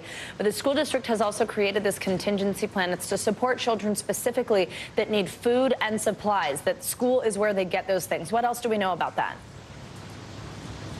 It's a huge resource for students and families that rely on schools for childcare, for those meals, like you mentioned. And the city is stepping up to help families that can take their kids to the zoo or to the Botanical Gardens today. But the district recognizes that a lot of working parents can't do that. And so there are several campuses that are open that the district is providing childcare for. They're also providing grab-and-go meals. And in the case of the fact that this might last longer than 3 days, the last strike we saw in 2019 lasted more than 6 days, they're planning for at-home instruction kits, as well as some technological devices to help students continue learning from home if this goes on longer than this week, Savannah. Oh, that's good to hear. Of course, that's the major concern. Maura Barrett, thank you very much. Well, Savannah, right now, about 21 million people are under flood alerts and warnings in areas of the West Coast as another storm hits. Forecasters say this system could produce as much as 10 inches of rain in some parts of California. Heavy wind, thunderstorms, and snow also in the forecast. NBC News correspondent Scott Cohn joins us now from Los Angeles, where a flood watch is in effect, and we can see why behind you there, Scott. So a significant risk of flash flooding in L.A. and San Diego. How are the conditions there right now? Vicki, it is pretty nasty. That behind me is the Los Angeles River. You're used to seeing that as maybe a trickle. Now, of course, it's a torrent. And we are starting to see the precipitation start to let up just a little bit, but they tell us that that is a lull. And when it comes back through later in the afternoon, we are expecting to see higher winds, 70-mile-per-hour winds up in the mountains, possible thunderstorms, just making matters worse. And so this comes on top of 11 prior atmospheric rivers in the state. We have saturated soils, weakened trees. That means that they will be coming down inevitably. That means power outages. It is just a nasty day in LA. Scott, this storm, as you mentioned, expected to produce 50 to 70-mile-an-hour wind gusts. What exactly are people being advised to do? Are they being asked to stay off the road, stay inside? Depending on where you are, there are travel advisories. They're telling people not to travel if you don't have to. You can see, though, that people are, to some degree, going out about their business. That's the I-5 freeway, the main north-south route up and down the state of California. But it is difficult. People are being told in some cases to avoid trees and to have extra supplies in their homes and be prepared for power outages. All of that is virtually certain to happen, as it has happened repeatedly since the beginning of this year. All right, Scott Cohn reporting live for us from Los Angeles this afternoon. Scott, thank you so much. Now let's turn to our CNBC Money Minute. The housing market bounced back in February. Home sales rose more than 14% last month. That's according to the National Association of Realtors. CNBC technology correspondent Steve Kovac joins us now. Hey, Steve. So that is actually the largest increase in home sales that we have seen since the start of the COVID-19 pandemic. So what is pushing Americans to buy again? Yeah, Vicki. Well, it's important to note that the spike in sales based on closings in February, so the contracts tied to these sales were likely signed at the end of December and throughout January, when mortgage rates had fallen sharply. Driving the increase at the time, the average rate on a 30-year fixed loan had dropped to the low 6% range. Since then, however, mortgage rates have climbed back up to around 6.7%. Sales were still down 22% compared to last February. Meantime, Google is introducing its ChatGPT competitor called Bard to the public this week, starting with tests in the U.S. and UK. The tech giant said it will be expanding availability to other countries and languages. But Google is warning users that Bard may make mistakes with some answers. And finally, New York remains the most expensive city for business travel, as a post-pandemic surge in both corporate travel and tourism drove up costs by 8% last year. A report by the consulting firm ECA International says New York costs business travelers $796 a day. The U.S. dominates the rankings with Washington and San Francisco in the top 5, along with Geneva and Zurich. Savannah, Vicky, I'll send it back to you. Wow. So I guess including like the cost of a hotel and then everything else you eat, that kind of thing, that's a lot for companies to foot to come to New York. Wow. Steve Kovac, thank you so much. Thank you, Steve. Well, there are new concerns about doctors not taking patients' concerns seriously. We are talking medical gaslighting. That's next. What you can do to make sure your voice is being heard. You are watching NBC News Daily.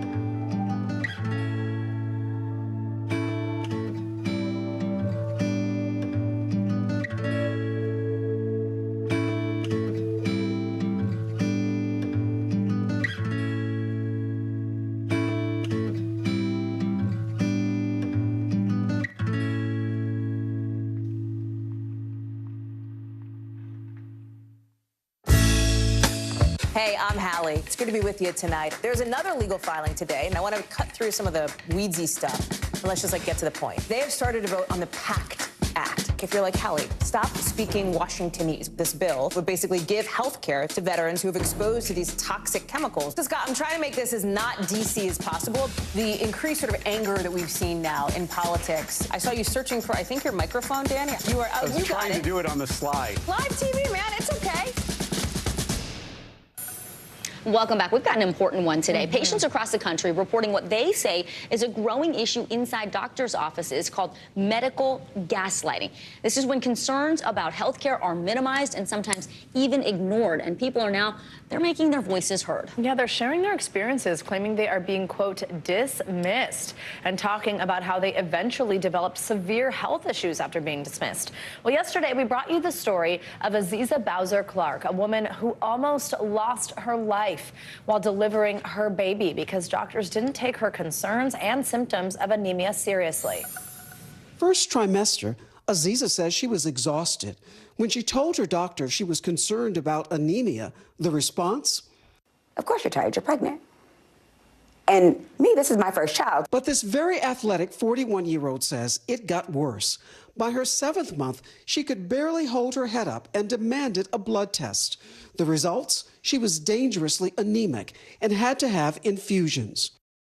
Oh, my goodness. To help explain what's going on and, of course, importantly, how to protect yourself, we've got our friend, NBC News senior medical correspondent, Dr. John Torres, with us. Hi, doctor. So, how are you doing? Good. How are you? Good. I know this is a tough one. You know, what's going on with doctors? But tell us, I mean, why are we hearing now so many patients saying that they're feeling that they're being dismissed by their doctors? Where is this? And I think the reason you're hearing is because it is probably happening more and more often for a variety of reasons. And what's happening is it used to be in the clinic room itself. It was a clinic room. It was basically the doctor, the patient, a nurse, maybe a med tech, and that was all that was involved in there. Well, now there's a lot more entities involved in that clinic room, and so decisions are branched out from where they used to be, and it's not so much in the lap of the doctors right now. There's a lot of other facilities and entities that are involved with that thing. At the same time, people are getting more knowledge, and some of that knowledge is good because it is accurate knowledge, and some of that knowledge is inaccurate because of where they go to on the internet and they find out the information. And so some of that they bring in, and so there's just almost cacophony of information and entities happening at the same time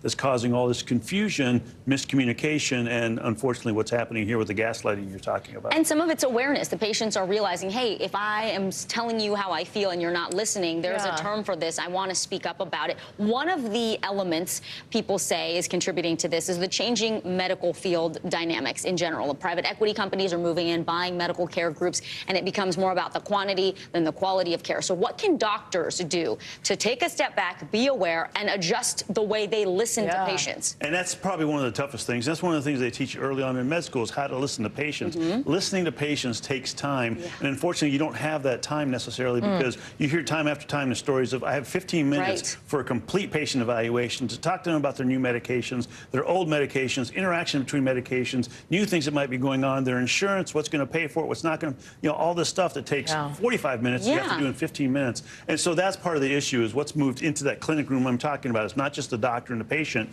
These are not 30 to 45 minutes anymore where you can go into detail. And so things have to be done more efficiently. And I think we're going to start seeing a change here, both in what's being done, what's being asked, and possibly even AI, the artificial intelligence coming in, helping out, going through those charts to give us the information we need so we can ask those pointed questions. Wow. Sounds like maybe a good use of AI, even though it's scaring us all a little bit. Doctor, I mean, the important thing here, what's the takeaway? What's the advice for patients? I think it's kind of hard for somebody to, you know, stick up for themselves in front of a doctor. You're in a position of authority, you know. How can we do that? It is, and remember, this is a two-way street here. This is a partnership between you and your doctor. So go ahead and ask the questions you want to ask, but write those questions down because you're going to forget them. Even when I go to my doctor or my dentist, I forget the questions I want to ask. Have an advocate with you, somebody who can help you out and can see, hey, this is the information you need to ask. Go ahead and look things up, but realize at the same time that some of the things you look up might not be accurate. So ask about it, and if you hear they're not accurate and understand why they're not accurate, that's great. If you need to go further with the questions, definitely go further. And one of the biggest things I can say is, you know, be nice, be civil. The doctor should be nice and civil and professional as well, and that's how you can get these things met. You know, talk to the nurse, talk to the tech if you can't talk to the doctor for very long, and get that information, get those answers, or find out how they're going to get those answers, when they're going to get those answers, because it might not be that visit, but it should be sometime right down the line. Very good advice. Be assertive. I like that. Write it down and do your homework, and then ask the questions.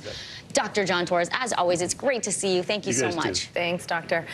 Well, spring has arrived, and with it comes springtime allergies. And if you think yours are worse than ever, it could have something to do with where you live. Yeah, the Asthma and Allergy Foundation of America released its list of the worst places to live if you have allergies, making the top 5 Tulsa, Oklahoma, followed by Oklahoma City. Scranton, Pennsylvania came in 3rd, and 2nd, Dallas, Texas, and 1st place, Wichita, Kansas. Yeah, it's feeling pretty bad already this year. Well, you are watching NBC News Daily.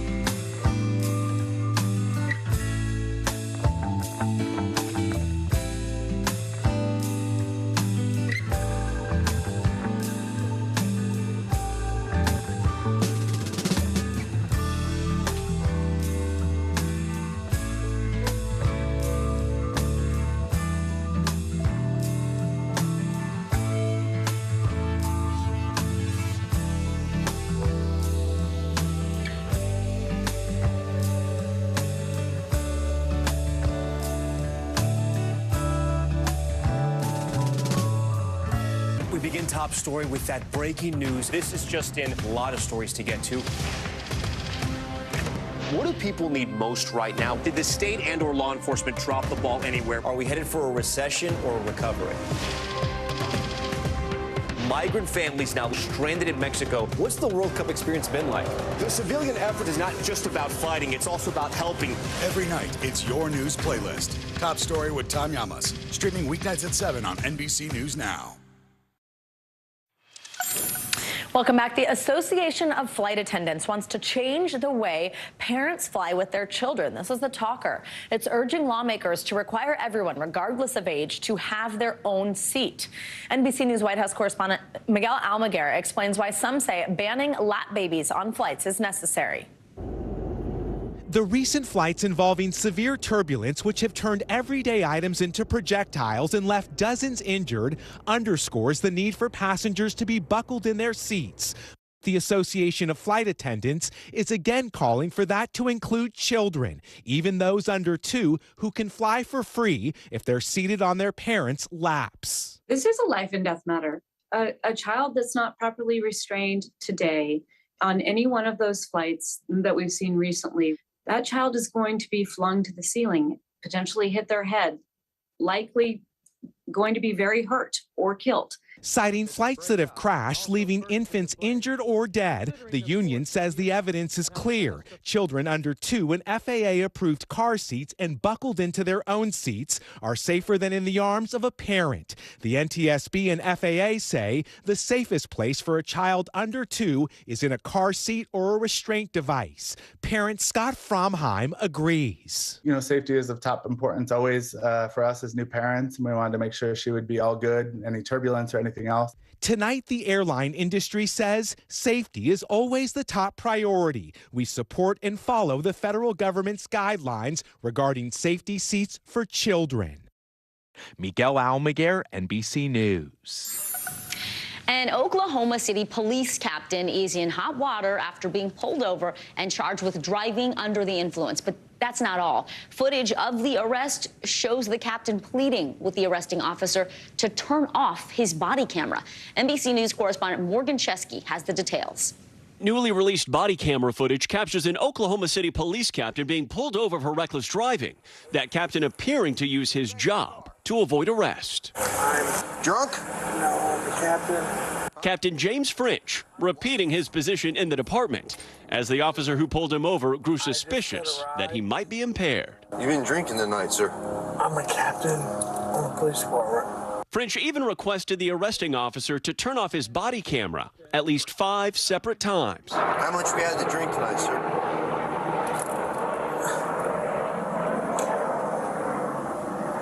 Please. Huh? I'm not turning my camera off. At one point, pleading with his fellow policemen. Please. Please. The arresting officer not caving into any requests from the higher-ranking French. I don't show favoritism to anyone, regardless. I don't care if you're a gangbanger or the President of the United States. After failing multiple sobriety tests. 1, 2, 3, 4. So please, I'm asking you. French is arrested for driving under the influence. Go ahead and turn around for me. Put your hands behind your back. Are you going to arrest me, sir? Yes, I am. And then handcuffed. He's since been released on bond and placed on administrative leave with pay, according to the Oklahoma City Police Department.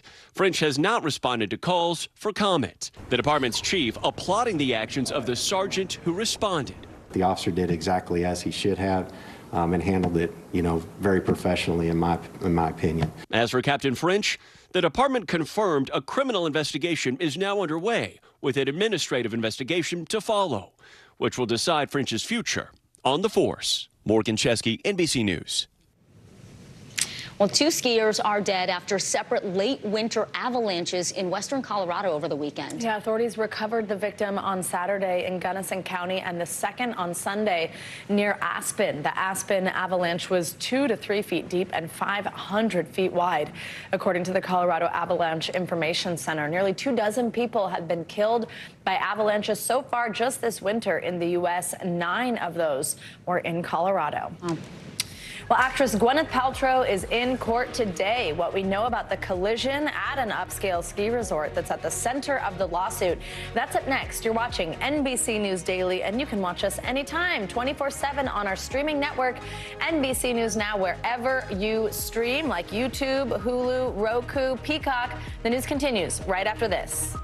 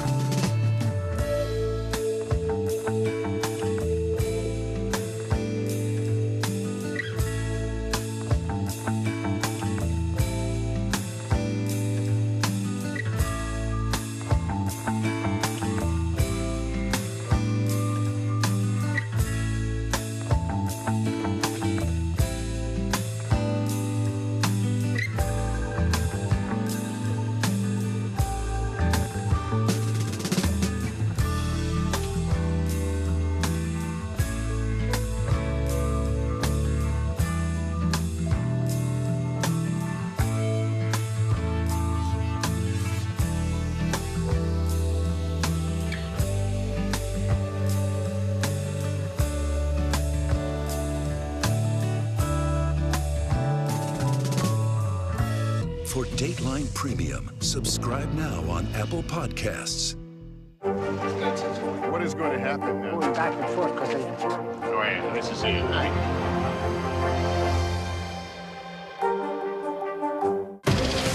What do people need most right now? Did the state and/or law enforcement drop the ball? Migrant families now stranded in Mexico. What's the World Cup experience been like? It's your news playlist. Top Story with Tanya Amos. Weeknights at 7 on NBC News Now.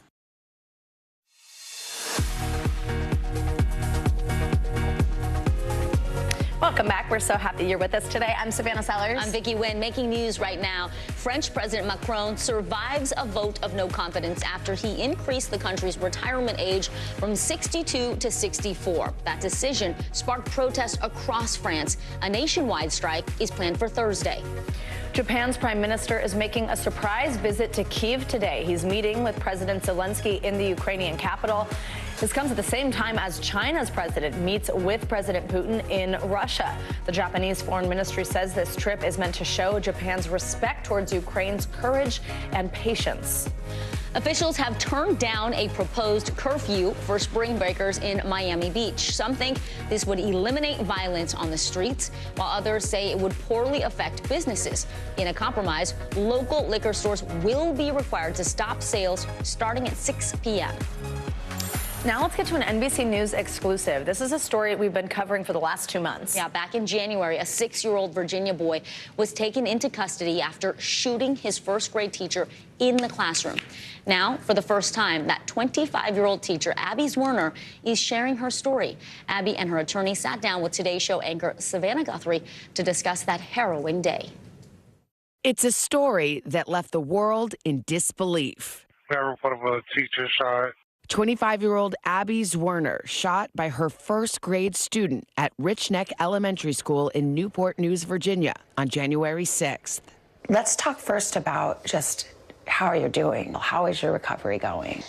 I've been doing okay. I've gone through a lot of obstacles and challenges. Some days are not so good days where I can't get up out of bed. Some days are better than others where I'm able to get out of bed and make it to my appointments. But, you know, from going through what I've gone through, I try to stay positive, you know, try to have a positive outlook on what's happened and where my future's heading. You just had a surgery on your hand. What are the physical injuries? The initial gunshot went through my left hand and ruptured the middle bone as well as the index finger and the thumb. The gunshot then went into my chest up here where it actually still remains. So I have a scar up here and I still have some bullet fragments up here. So part of that bullet is still there? Yes.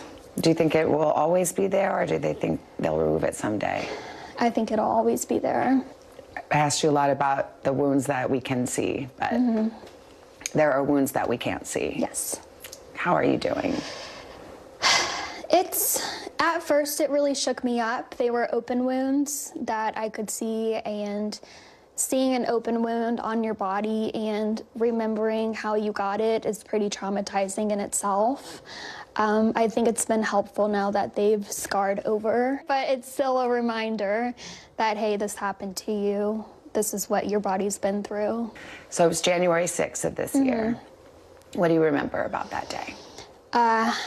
I remember a lot. The morning, it felt like just a regular school day, but I started hearing things and things started happening that made my fear grow. As the day went on, it grew more. My fear grew more. I remember him pointing the gun at me. I remember the look on his face. I remember the gun going off. I remember feeling something. It was a pretty scary day. In that moment, what's going through your mind? I was terrified. In that moment, my initial reaction was, your kids need to get out of here. You know, this is not a safe classroom anymore, and then you need to go find help for yourself. It was pretty shocking. You know, once the firearm went off, and then I felt something, that shock itself that I had been shot. You knew you had been shot? Yeah. That was pretty shocking itself. But I just wanted to get my babies out of there.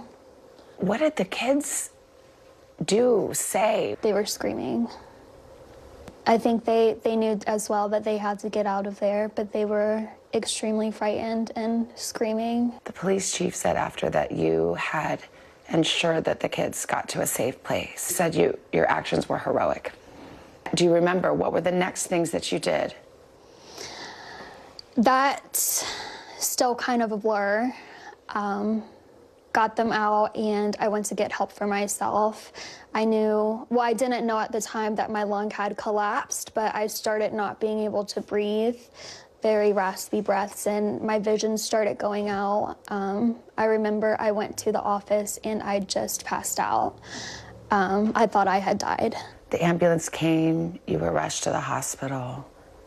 What did doctors say about the condition you were in and your injuries? It could have been fatal.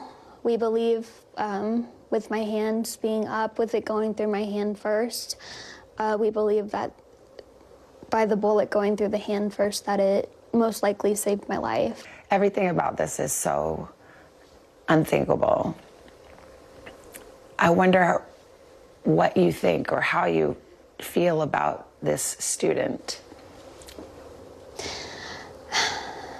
You know, there's some things that I'll never forget, and I just will never forget the look on his face that he gave me while he pointed the gun directly at me. That's something that I will never forget. It's changed me. It's changed my life. How do you even make sense of something like this? You can't. You can't. I'm not sure when the shock will ever go away because of just how surreal it was. And, the vivid memories that I have of that day. I think about it daily. Sometimes I have nightmares. Zwerner's attorney, Diane Toscano, filed a notice of intent to sue school administrators, arguing that the Richneck administration failed to take action after it was warned 3 separate times that the boy had a gun with him the day that Zwerner was shot. Toscano says she plans to file a lawsuit in 2 weeks. There have been many failures, and there are multiple people responsible for those failures. Do you feel like you could have been better protected by the school? Yes. You feel like they should have done more? Yes. The prosecutor announced there would not be criminal charges against the 6-year-old boy. Do you have an opinion about that decision? I'm not going to weigh into the prosecutor's decision, but I am following very closely the Newport News prosecutor to see what they do in this case and who they do charge, ultimately, if they do charge anybody. When you think about everything that's happened and what happened to you, what does justice mean to you in this case? That's a tough question to answer. Yeah. Diane, for you?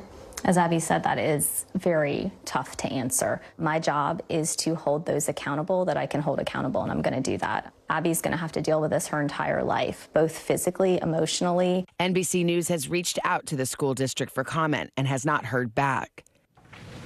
Our thanks to Today's Show anchor Savannah Guthrie for that interview. Obviously, that woman is so strong, and what she talks about her other students in that class and what she went through to get them to safety. Really, really remarkable what she had to do in that moment while hurt, while bleeding. I mean, our teachers, we can't say enough. They really are on the front lines of helping us raise our own children. Absolutely. Total heroes. And by the way, an attorney for the boy's family tells NBC News, quote, "We welcome the prosecutor's decision and continue to pray for Ms. Zwerner's complete recovery." All right, switching gears now, Oscar-winning actress Gwyneth Paltrow is expected to testify today in her own defense. This is a live picture from inside the courtroom in Park City, Utah. Paltrow is accused of severely injuring a man at a ski resort back in 2016. 76-year-old Terry Sanderson says he was on the slopes when a, quote, reckless Paltrow crashed into him. He says he suffered a brain injury and 4 broken ribs. Well, Sanderson is suing Paltrow for $300,000. Paltrow, though, denies the accusations and says it was actually Sanderson who crashed into her. She says he is attempting to exploit her wealth and celebrity status. The actress filed a countersuit with her own version of the incident. The trial is scheduled to end March 30th. Well, in the hit TV show Ted Lasso, the show creators are not shy about talking about the issue and tackling the issue of mental health. Yesterday, they took their message all the way to the White House, advocating for the cause. And NBC News correspondent Ellison Barber has these details. Ted Lasso back for a 3rd season and once again tackling an important issue. Regarding my panic attacks, I've had more psychotic episodes than Twin Peaks. Jason Sudeikis' Ted Lasso character usually cheers up those around him with his silly antics as the American head coach of a British soccer team. It's like this. You may hate me, but it ain't no lie. Yeah? Then the hands, bye, bye, bye. But since the show's 1st season, the main character's struggle with panic attacks and trauma has been front and center. Okay, you're having a panic attack. Just breathe. I'm going crazy. No more than anyone else. The show applauded by fans and advocates for bringing mental health awareness to prestige TV. And so, Coach Lasso, the podium is yours. The show's Emmy-winning cast bringing that discussion to the White House. So, like, no matter who you are, no matter where you live, no matter who you voted for, we all probably, I assume, we all know someone who has, or have been that someone ourselves, actually, that's struggled, that's felt isolated, that's felt anxious, that has felt alone, right? And it's actually one of the many things that believe it or not, that we all have in common as human beings, right? Sudeikis also urging people to seek help, something his character did in the last season, despite initial skepticism. We also have to know that we shouldn't be afraid to ask for help ourselves. And that does take a lot, especially when it's something that has such a negative stigma to it, such as mental health. And it doesn't need to be that way. The cast also sitting down with President Biden and First Lady Jill Biden in a closed-door meeting. The show's iconic Believe sign hanging above the Oval Office. I want to share with you all the truth about my recent struggles with anxiety. And, well, my overall concern about the way we discuss and deal with mental health in athletics. Now, Sudeikis promising to continue his advocacy for mental health on and off the screen. But it does seem he's retiring one of his famous SNL impressions. Thank you. Excuse me? You don't have a little Joe Biden impression? Nah, they got the real one here now. Yeah. Ellison Barber, NBC News. All right, we have a treat for you coming up. Olympian Michaela Schifrin keeps making history. The greatest alpine skier of all time joins us in studio right now. That's her. Love it. Hey, Michaela. Can't wait to talk to you. There's more NBC News Daily right after this.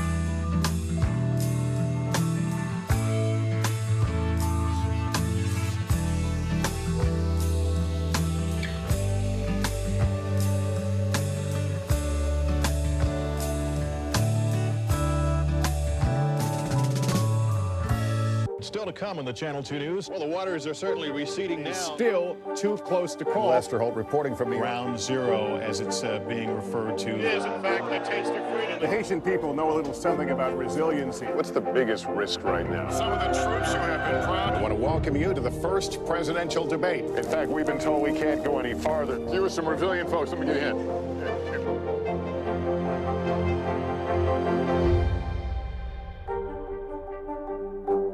NBC News, streaming free now. Welcome back. Alpine skier Michaela Schifrin. She's here with us, and she snagged her 88th World Cup win over the weekend. That shattered a 34-year-old record and cemented her title as the most decorated skier in history. Yeah, but this all did not happen without setbacks. She's 28 years old. Michaela has endured some challenging moments during her career. That's young, baby. That's young. She says these things have taught you resilience. We're so excited to talk to you. So, first of all, can we just run through a couple of more, of your accolades here? Double Olympic champion, 7-time world champion, and we have to mention you are the most decorated skier of all time. Thank you for bringing some of your amazing trophies and medals to share with us. It's so cool to get to see them up close.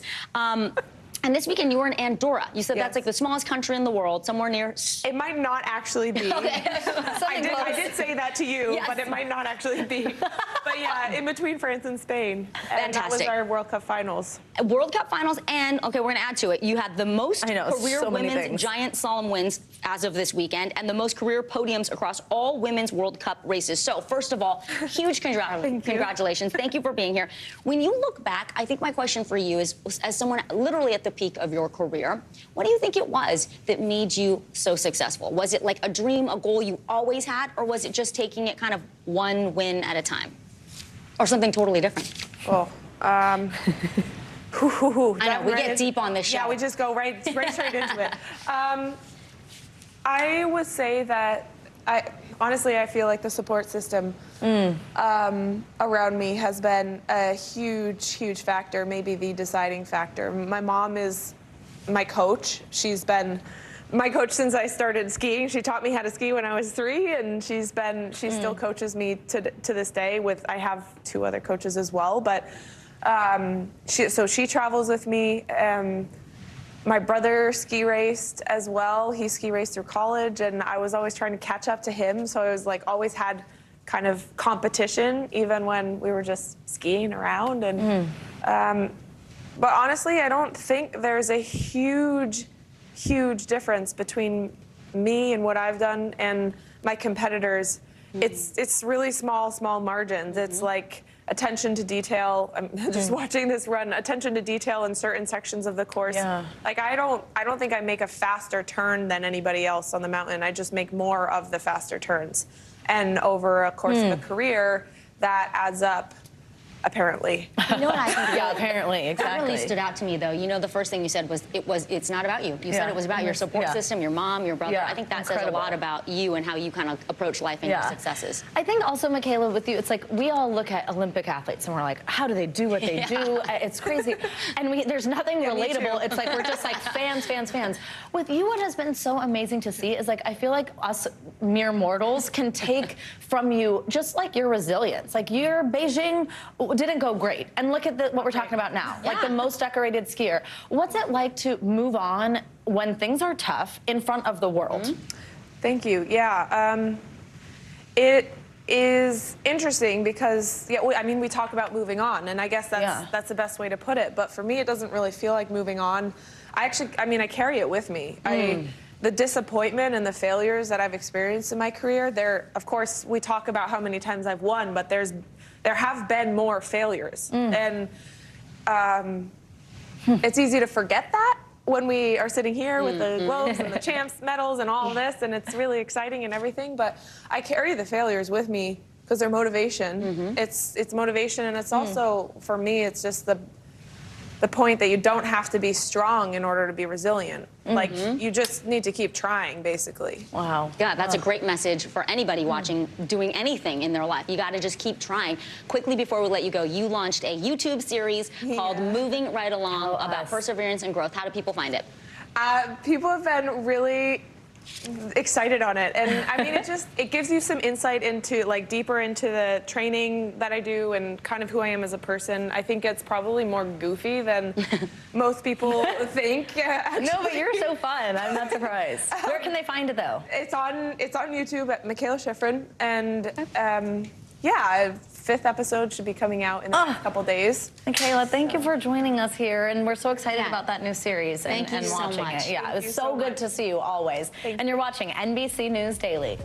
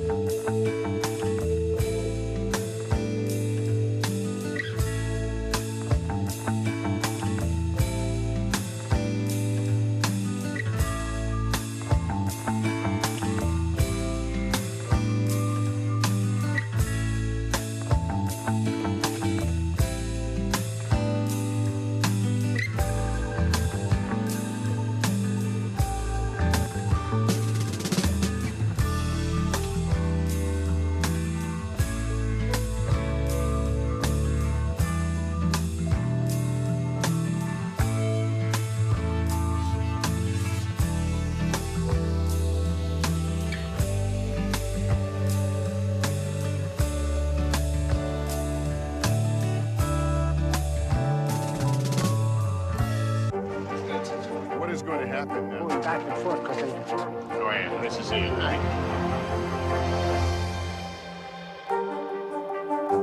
For Dateline Premium, subscribe now on Apple Podcasts. The day's biggest political stories with trusted insight and expert analysis. A daily look at the politics behind the headlines.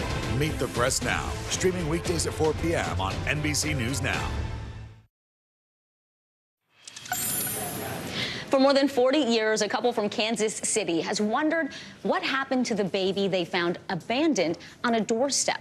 Recently, that question was answered. Our Dallas-Fort Worth affiliate and its reporter, Allie Spilliards, has the details of a reunion 4 decades in the making. Actually, the original story was in the Kansas City Star, and this is the original one from 1982. Behind an article yellowed with age is a story that Bob Hopkins and his partner Bob Wisnett have recounted time and time again. We woke up one morning. I just bought a new Jeep and a new snowplow, and it was 33 inches of snow on the ground or something like that, and it was 10 below zero. He said, "We're going to go shovel a driveway." And I was paying attention to the snow, and Bob was looking around trying to figure things out, and he said, "Bob, there's something moving over there on the back porch." And so we got out of the car and went over to the porch, and there in a box is this wrapped bundle with a note pinned to it, and we unfolded the blanket, and this beautiful child is smiling up at us. The old newspaper clip goes on to describe how there was nothing identifying the 8-month-old girl bundled in a green snowsuit, who was eventually handed over to CPS, leaving the Bobs with more questions than answers. What happened to this little girl? Who took her in? Is she alive? Is she not? Is she a president? Is she a janitor? Until 4 decades later, that now grown-up baby came across an old Facebook post Hopkins made looking for her. It never crossed my mind to find them. And Tyra Pearl reached out for a reunion that was long overdue. Tears. Lots of tears. I mean, this man saved my life. Like, had he not paid attention to this box that was on the steps, or had he just said, "Oh, well, gone by my business," I would have died. So it meant a lot. I swear it sounds corny, but that's my hero. Together in Dallas, where the Bobs now live, Pearl spoke of a happy childhood, a successful career, and the 2 children she's raised. Though she never got the chance to meet her birth mother, Pearl says there's no ill will. She did what she did. She felt it was best. In our reality, I've lived a better life probably, with what she did. And in part because of Hopkins and Wisnett. Perhaps the greatest events in our lives are those that we see as totally insignificant. Now more than just a sidebar to her story. I said to her when we left, "Is this the end of our story?" And we both looked at each other and said, "I hope not."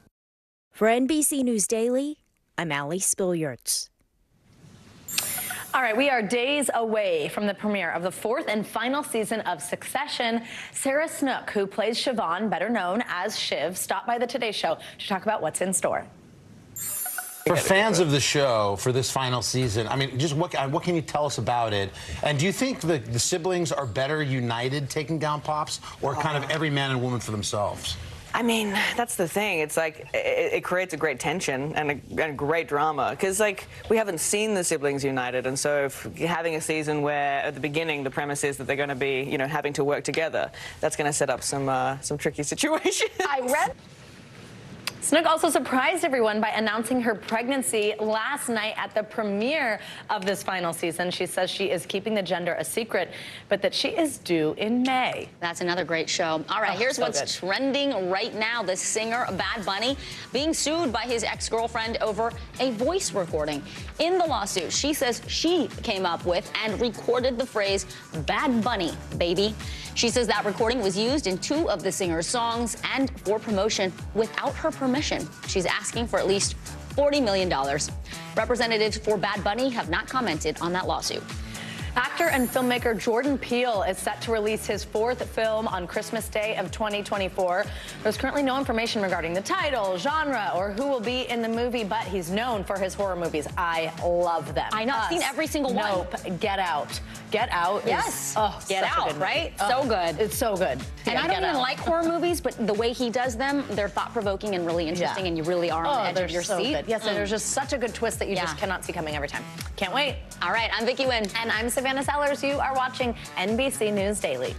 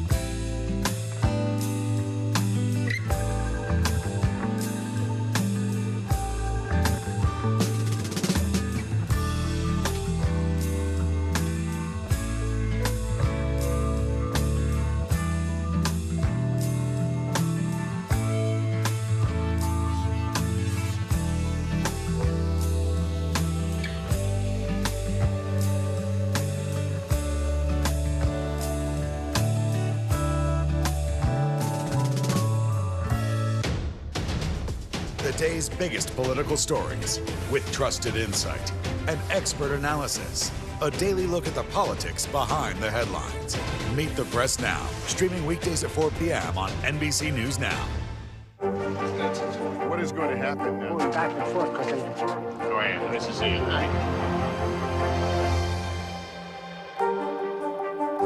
For Dateline Premium, subscribe now on Apple Podcasts. Hi, everyone. I'm Kate Snow. And I'm Ellison Barber. NBC News Daily starts right now.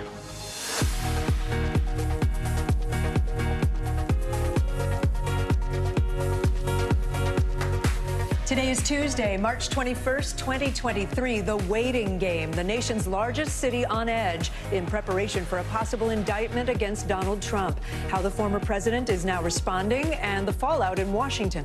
Moments of terror. The school teacher shot by a 6-year-old boy tells her story only to NBC News. I remember him pointing the gun at me. I remember the look on his face. I remember the gun going off. What she's sharing with our Savannah Guthrie about her road to recovery. Contestant charged. A man who went on Family Feud is now accused of murdering his wife. The chilling comment he made on the show.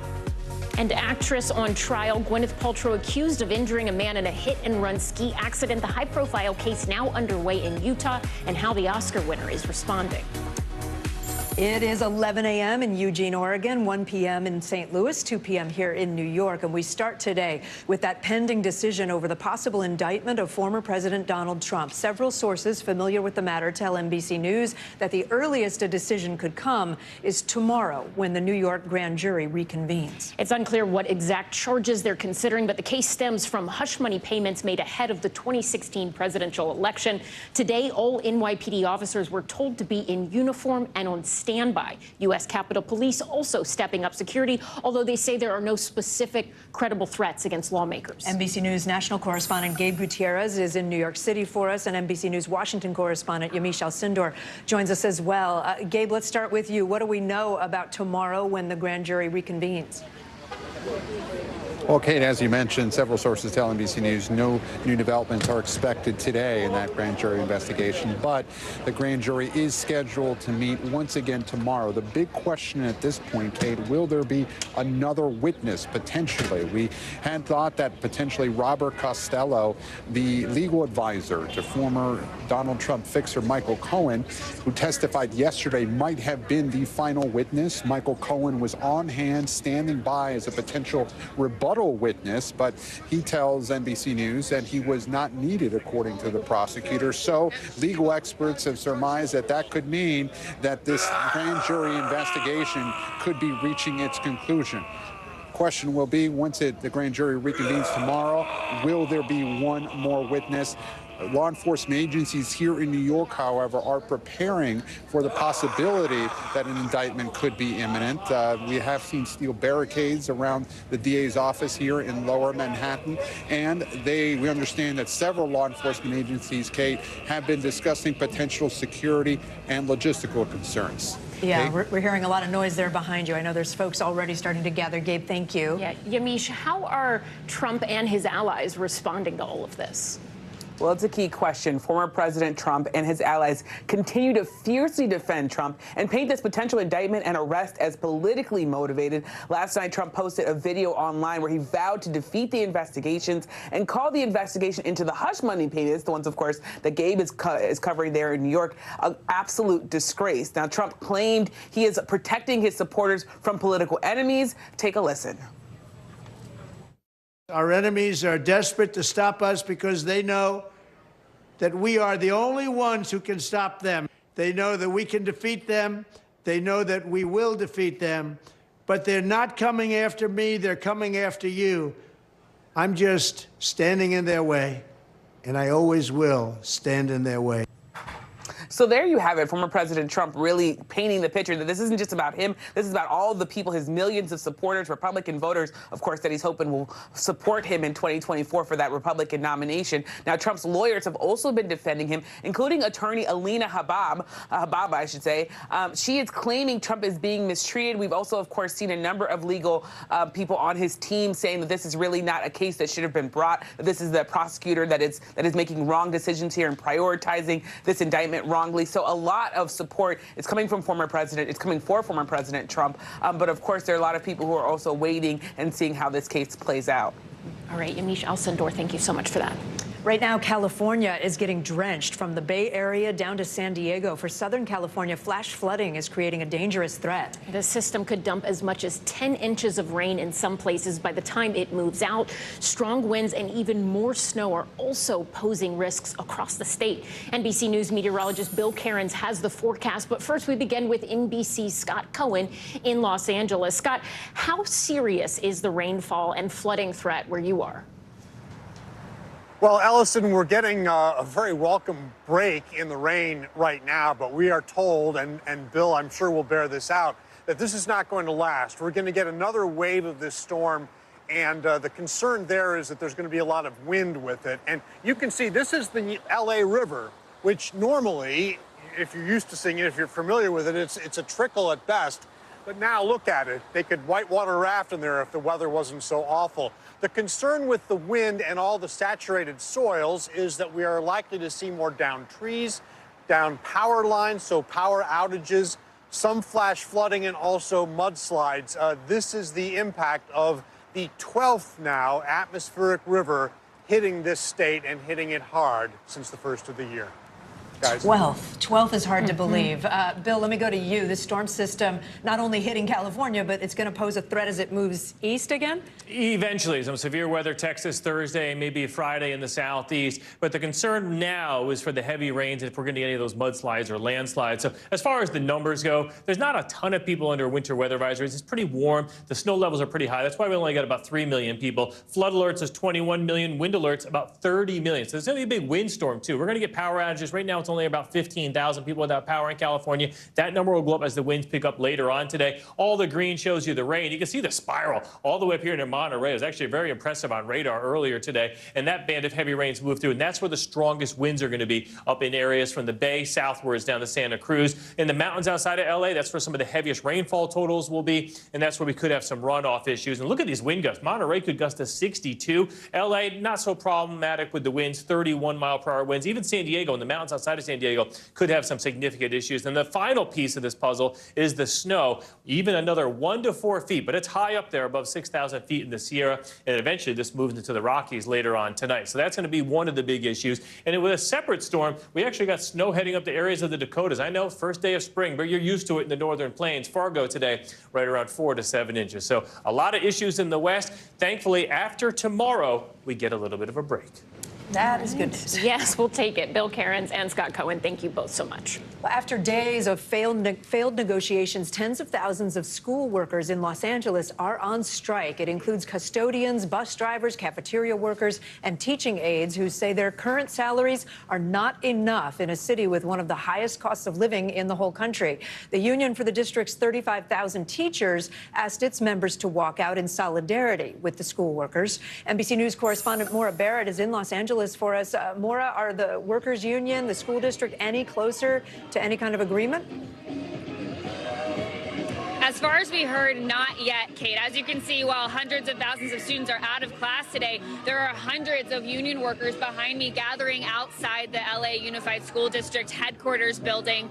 These are those custodians, bus drivers, other essential workers that are saying they feel disrespected. I just met Christina. She's an educational aide who says that her mental health struggles because she can't make ends meet based on the wages that she's making. And she knows that the district cares about them. She says, we want to work with you, but this is not something that's feasible for us day to day. And this is a year-long negotiation. So that's why you're seeing this frustration literally on the streets of Los Angeles right now. The problem, though, is the district has come back incrementally with closer and closer deals to what the union is asking for. They're asking for close to a 30% raise. The district has said, hey, we'll raise you 23%, but the union hasn't come to the table. I want you to hear from the district superintendent about why these negotiations have stalled. I believe this strike could have been avoided, but it cannot be avoided without parties at the table. It cannot be avoided without individuals actually speaking to one another, whether it is directly or indirectly. So the union and the district are at about a 7% gap right now, which might not seem like a huge difference, but the district says they can't afford it because they'll have to take away allocated money from other aspects of the school and education system. But the union is really holding firm that they need that 30% increase, which is why we're going to see this continued walkout, Kate, over the next 3 days. And so meanwhile, Maura, there's, 500,000 kids who can't go to public school right now. What's being done for them over the next 3 days? Well, and the shocking number, Kate, about these students, 75% of the student population in Los Angeles are on or lower than the poverty line. So these kids going to school aren't just going for their education. They're going for their meals. They're going for childcare for parents who are working parents and can't stay home with them. And so there's support from the city at the zoo and the botanical gardens today for students to go and have somewhere to go. But the district has also stepped up and said, hey, we'll still provide meals for those students that need it. They also are providing certain campuses with district employees to make sure that there is childcare provided, because that is clearly such a need in this district. But again, parents and students caught in the middle of this fight between the union and the district, Kate. All right, Maura Barrett for us in LA. Thank you. The government is ready to step in again to protect banks, and Microsoft is dipping its toe into crypto. Christina Partsinevelos joins us now with today's CNBC Money Minute. Hey, Christina. Hey, well, let's talk first about Treasury Secretary Janet Yellen, who is reassuring consumers that their deposits in banks are safe. In a speech to the American Bankers Association earlier today, Yellen said that the government is willing to take additional steps if necessary to protect the banking system. The comments come in the wake of several bank failures that we've talked about, most notably Silicon Valley Bank and Signature Bank. Home sales spiked 14.5% in February for the first monthly gain in the past year, and the largest increase since July 2020. The median home price also dropped for the first time in over a decade, and maybe could be a sign that homes on the more affordable end are selling. And lastly, Microsoft is building a crypto wallet feature to add to their Edge web browser. According to a new report from The Verge, the add-on will allow users to purchase cryptocurrency directly through the browser and connect it to other apps. So further legitimizing cryptocurrency, which I'm sure is seen as a good sign for those enthusiasts. Yeah, for sure. A lot of business news. Christina Partsinevelos, thanks so much. Coming up, new indictments just confirmed in connection to a Virginia man's death in police custody. Stay with us. You're watching NBC News Daily.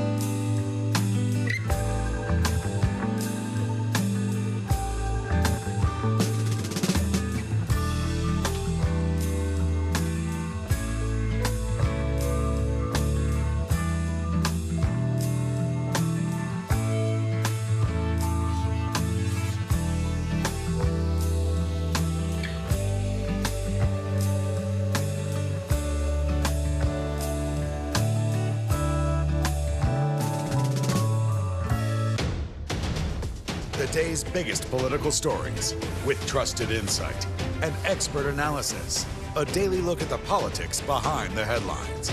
Meet the Press Now, streaming weekdays at 4 p.m. on NBC News Now. Hey, podcast fans, ready to unlock our true crime mysteries? Try Dateline Premium on Apple Podcasts. You'll get early access to originals, plus bonus content, and everything is ad-free. So head to Apple Podcasts now to subscribe.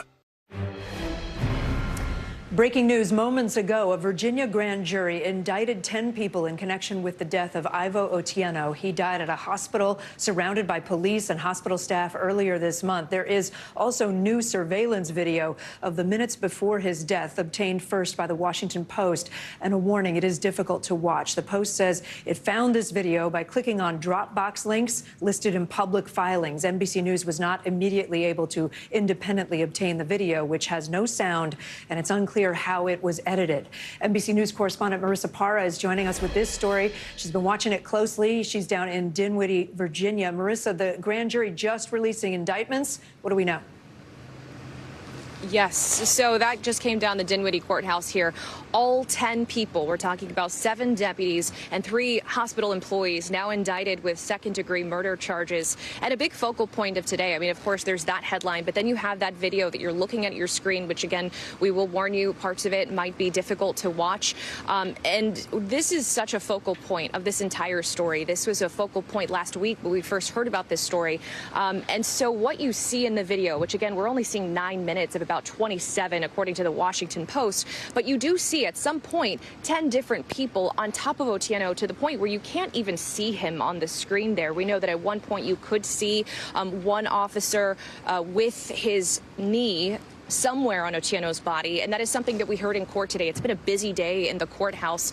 There were bond hearings for several of the deputies, including also one of the hospital employees. And so we know that this is something that they were trying to prevent the release of, this video. The defense had said that they're disappointed. They were worried that this video release would taint a jury pool, and they were going to file a motion to try to prevent that release. But unfortunately, they said it's too late. The cat is out of the bag. As you mentioned, Kate, the Washington Post was able to obtain the video through a Dropbox link.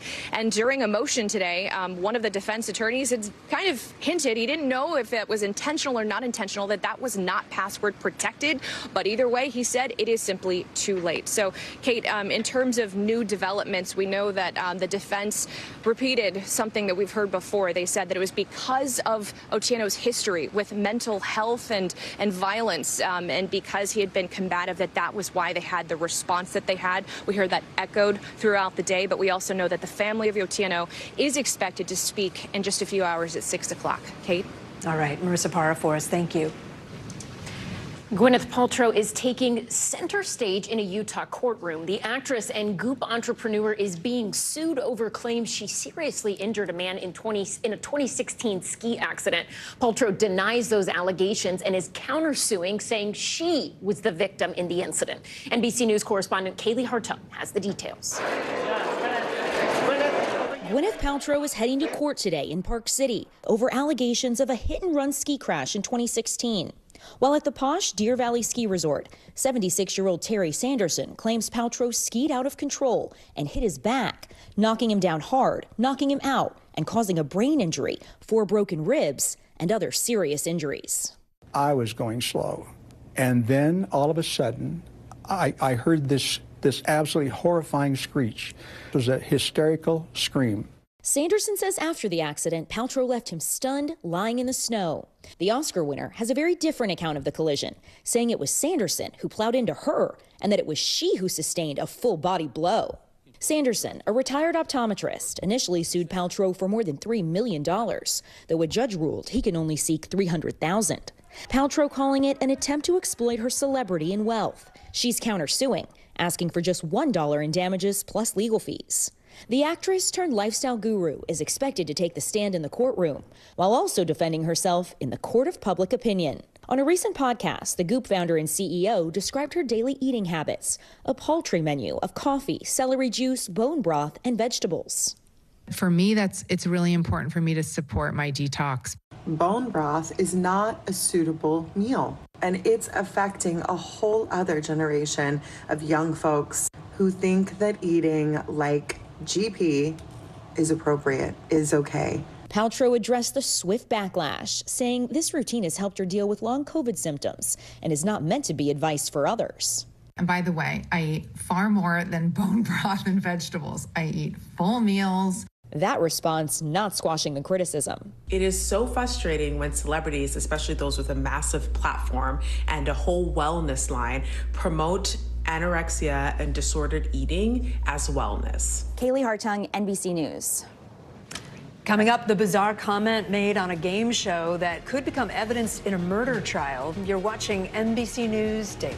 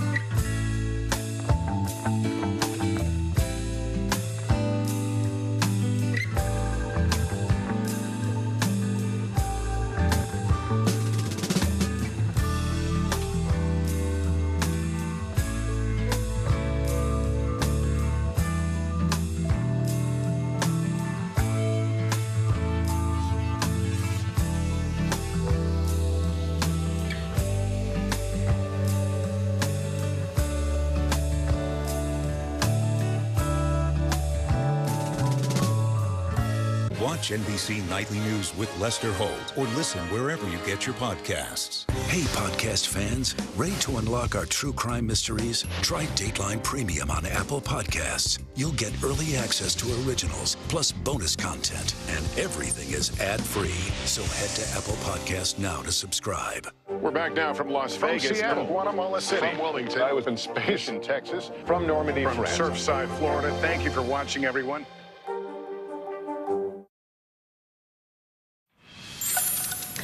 Now to new research that suggests the more Black Americans live in a geographic area, the more that community has to pay to fund important public projects. Yeah, researchers are calling it the Black tax, and it is costing Black communities across this country hundreds of millions of dollars. NBC News correspondent Antonia Hilton has been looking into this and joins us now. Antonia, it's good to have you here. Thanks for having me. Look, we traveled to Memphis, and often when you cover these stories about financial discrimination, it can be hard to understand how these heady issues actually apply to people's everyday lives.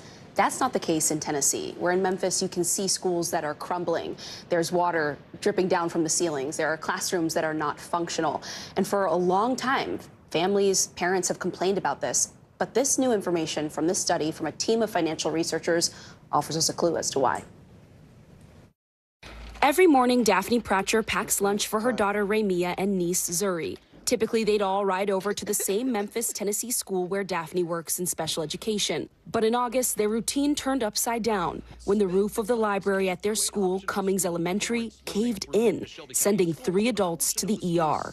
The kids have to go to school, so just pray that, from day to day, that everything is safe. What was going on in your mind at that point? What am I going to do now? I mean, as far as where will my kids go? Where would I work? How would I still pay my bills? Since then, the school has been closed. For years now, Memphis students have attended schools with over $500 million in deferred maintenance costs. That's according to the county. When the roof collapsed at Cummings, another school called La Rose found space and extra classrooms for their kids. But even this school is in need of some repair. A new study offers a clue as to why. Researchers found evidence that Memphis has been harmed by what they call the Black tax, a pattern in which communities with more Black residents pay higher borrowing costs in the municipal bond market compared to majority white communities, even when credit risk is taken into account.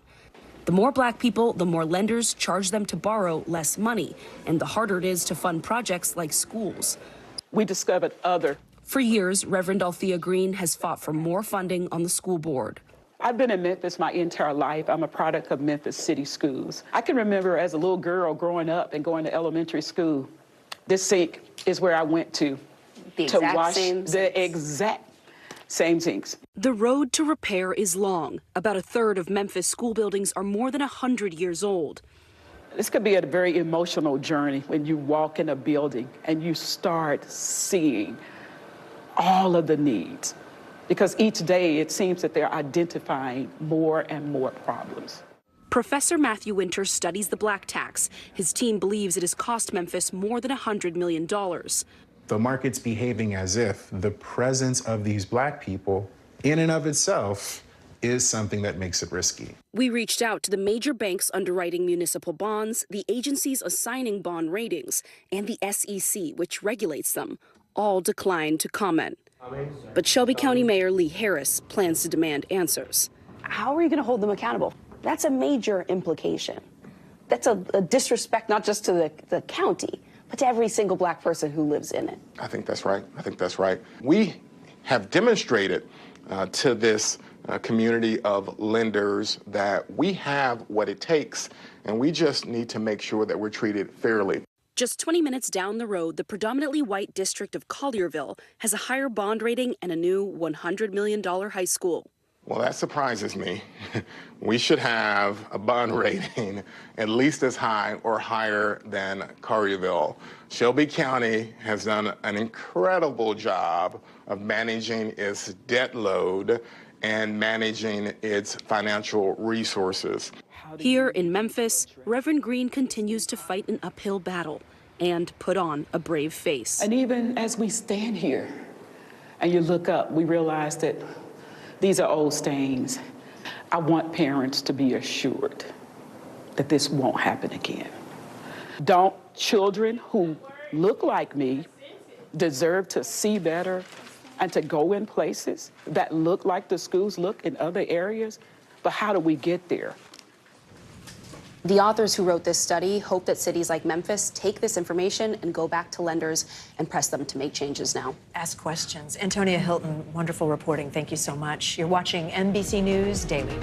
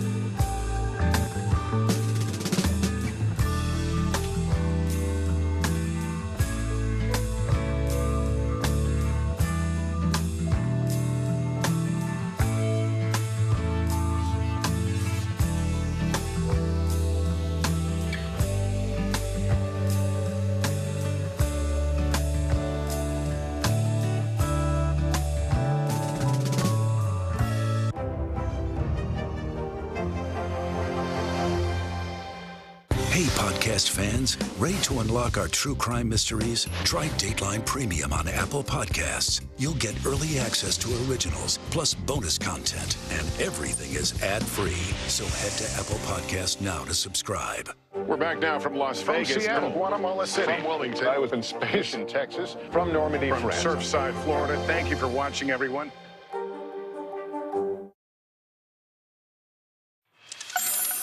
Bottom of the hour now. Here are some of the stories making headlines on NBC News Daily. Today is day 2 of talks between Russian President Vladimir Putin and Chinese President Xi Jinping in Moscow. Today, the leaders discussed topics like trade, energy, and AI technology.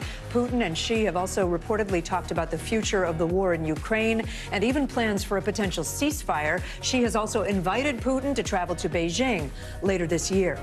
It took more than 100 firefighters to battle this inferno at a New Jersey church. The 8-alarm fire broke out Monday evening, leaving the building in ruins. Thankfully, no one was hurt, and the cause of the fire remains unclear. A former contestant on the game show Family Feud has been charged with murdering his wife. During his appearance on the show 4 years ago, he made ominous comments about regretting his marriage. NBC News correspondent Maggie Vespa is following this story for us. Maggie, this is such a strange story. Walk us through what we know right now.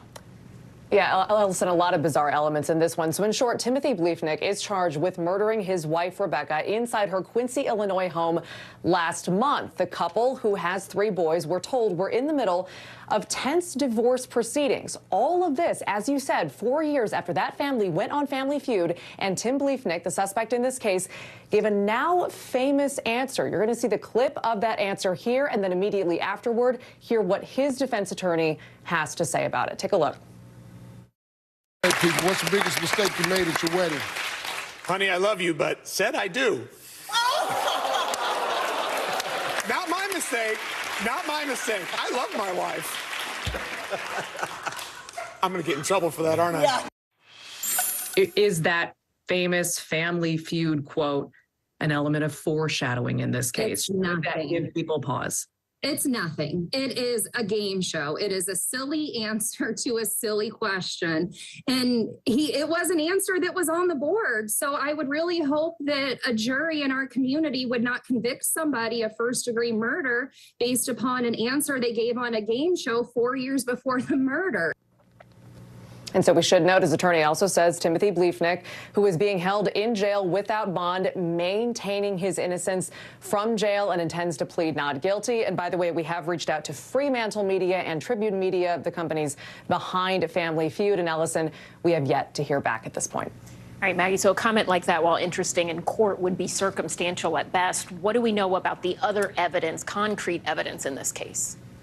Yeah, you kind of hit the nail on the head. The attorney definitely calling that, along with a lot of the prosecution's case, circumstantial. But we should point out the prosecution is right now keeping a lot under wraps, presumably to avoid tainting a jury pool. Police did call this, amid those divorce proceedings, domestic violence. And also records show that both Bliefnick and his wife filed restraining orders against those proceedings, or during those proceedings, against each other. Both of those orders at this point were dismissed. So again, his lawyer calling the prosecution's case at this point circumstantial, arguing also an alternate theory. She says this could have been a burglary gone wrong. At this point, we are expecting arraignment possibly on Friday, with much more evidence likely coming to light after that. Ellison.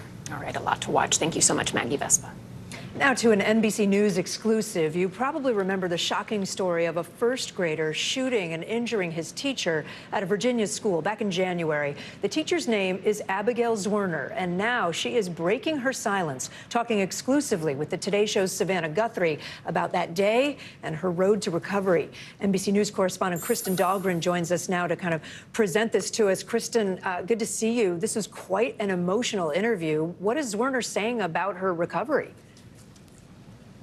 Right. Hey there, Kate. You know, it's a story that's haunted so many of us. And I think Savannah said it well when she called the crime just unfathomable. So you have Abigail Zwerner with these physical injuries, and then also, you know, the injuries that we can't see, the mental toll of watching your 6-year-old student, a first grader, pointing a gun at you and pulling a trigger. Here's what she had to say about all of that. Take a listen. You just had a surgery on your hand. What are the physical injuries? The initial gunshot went through my left hand and ruptured the middle bone as well as the index finger and the thumb. The gunshot then went into my chest up here where it actually still remains. So I have a scar up here and I still have some bullet fragments up here. So part of that bullet is still there? Yes. Do you think it will always be there, or do they think they'll remove it someday? I think it'll always be there. What do you remember about that day? I remember a lot. The morning it felt like just a regular school day, but I started hearing things and things started happening that made my fear grow. As the day went on, it grew more. My fear grew more. I remember him pointing the gun at me. I remember the look on his face. I remember the gun going off. I remember feeling something. It was a pretty scary day. Yeah, amazing to hear her recount it in her own words. Now, Abigail was joined by her attorney, who says they are planning on suing the school, saying that school administrators 3 times that day were warned that that student had a gun inside his backpack. They say they didn't do enough. That lawsuit expected in the next 2 weeks. The criminal matter is still pending, and here's what she had to say about that. Listen. The prosecutor announced there would not be criminal charges against the 6-year-old boy. Do you have an opinion about that decision? I'm not going to weigh into the prosecutor's decision, but I am following very closely the Newport News prosecutor to see what they do in this case and who they do charge, ultimately, if they do charge anybody. When you think about everything that's happened and what happened to you, what does justice mean to you in this case? That's a tough question to answer. Yeah. Diane, for you? As Abby said, that is very tough to answer. My job is to hold those accountable that I can hold accountable, and I'm going to do that. Abby's going to have to deal with this her entire life, both physically, emotionally. So really just riveting to hear that. Of course, while they're not charging the 6-year-old Kate, there may still be charges in the future, and we'll obviously be keeping an eye on that. Yeah, we've all been wondering for so long what happened to this teacher, so it is interesting to hear from her finally. Kristen, thank you so much. House Speaker Kevin McCarthy is trying to keep the GOP on track. McCarthy was hoping to highlight party accomplishments during the GOP House retreat in Orlando, but instead the possible indictment looming for former President Donald Trump is dominating the conversation. NBC News senior national political reporter Sahil Kapoor joins us now. Sahil, we have heard so much from Republicans, it feels like, in the last 24 hours. What are we hearing from House Republicans today? Well, many House Republicans are jumping to former President Trump's defense on this. The way they're doing it is somewhat different, however. They all seem to agree in being highly critical of the Manhattan DA, Alvin Bragg. But beyond that, there are some splits into how aggressive they want to be. You've got some firm allies of former President Trump, like Marjorie Taylor Greene, being very, very aggressive, using phrases like communist Democrats to talk about the Manhattan DA and the anticipated potential prosecution, whereas you have others, like Congressman Michael McCaul, who are taking a more measured approach, saying, yeah, maybe it looks a little political. But he said, quote, "We are all a little exhausted from the drama of Trump," telling our colleagues in Orlando, joking to them that he couldn't survive a political scandal if he was caught, paying hush money to a porn star. And then there's Speaker Kevin McCarthy, who is a little bit defensive of the idea that this may be overshadowing what Republicans want it to be, a policy-focused retreat. Let's play what he had to say. I know you've asked me this question a couple times all during this issue conference, and then you'll come back and it dominates the conference. No, we're not talking about this in our conference. You're just asking about it. So it only dominates your asking. And you've got other senior Republicans saying, no, we're talking about banking, we're talking about foreign policy, we're talking about energy, not about Donald Trump. All right, Sahil Kapoor, thank you so much for that. A key hearing is underway in the Dominion voting systems lawsuit against Fox News. Both sides asked the judge to weigh in, arguing the evidence is so convincing that a jury trial is not needed. The $1.6 billion defamation lawsuit argues that Fox News falsely claimed the voting company was responsible for fraud in the 2020 election. Fox has strongly denied those allegations. NBC News senior reporter Jane Tim has been following this case for us. Jane, good to see you. What exactly is the judge considering today? So Judge Eric Davis in Delaware Superior Court is considering whether or not he should weigh in on any part of this case. Now, both sides, as you said, have argued that it's so clear, so convincing what happened, this evidence they presented in hundreds and hundreds of pages of briefs, the judge can essentially decide things now, that he can say that there was defamation, is what Dominion is arguing. They've presented so far. My colleague Kevin Collier is in the court, and they've spent hours arguing that these claims were so repeated and to the point of being institutionalized in Fox, that these false claims about Dominion voting systems and whether their ties to Venezuela, things that we know to be false, were just so commonly repeated that they essentially became institutionalized. They argued that they were that given the gravitas by how often they were repeated. Now, Fox News is, of course, arguing the First Amendment protects their conduct and wants the judge to rule with them. Fox Corporation, the other group in this, says, look, we weren't involved in the creation of these challenge statements, and we should be let off the hook in this. Of course, I think that a lot of this is going to be left up to the jury, but however the judge does rule can really sharply guide or shape this case, and not just this case. As experts tell me, whatever happens with this ruling out of this hearing today really has huge implications for the future of First Amendment law. And Jane, so depending on what the judge does, then where does the case go? So then we're hurtling right for that jury trial. Jury selection is scheduled to begin April 13th with a trial the 17th. It's expected to be about 6 weeks long. And what the jury is asked to do, that's what we're going to find out from this hearing. Whatever the judge says today will decide who can be held culpable, what statements they're going to go after, what and who can sort of be, what damages could be awarded even. All of this could be decided. All right, Jane Tim following that for us. Thank you so much. Coming up, the push that could change how families with young children are able to travel. But first, time for today's daily snapshot, capturing some news in a single image. To the German city of Leipzig we go, where the local zoo, look at that, is celebrating the birth of a baby giraffe by baptizing it. The zoo fed crisp breads to the animals, including newborn Nyara. Born on February 6th. Nyara, by the way, is Swahili for destined for something great. I love that name. I love that look. It's the best photo. More NBC News Daily right after this.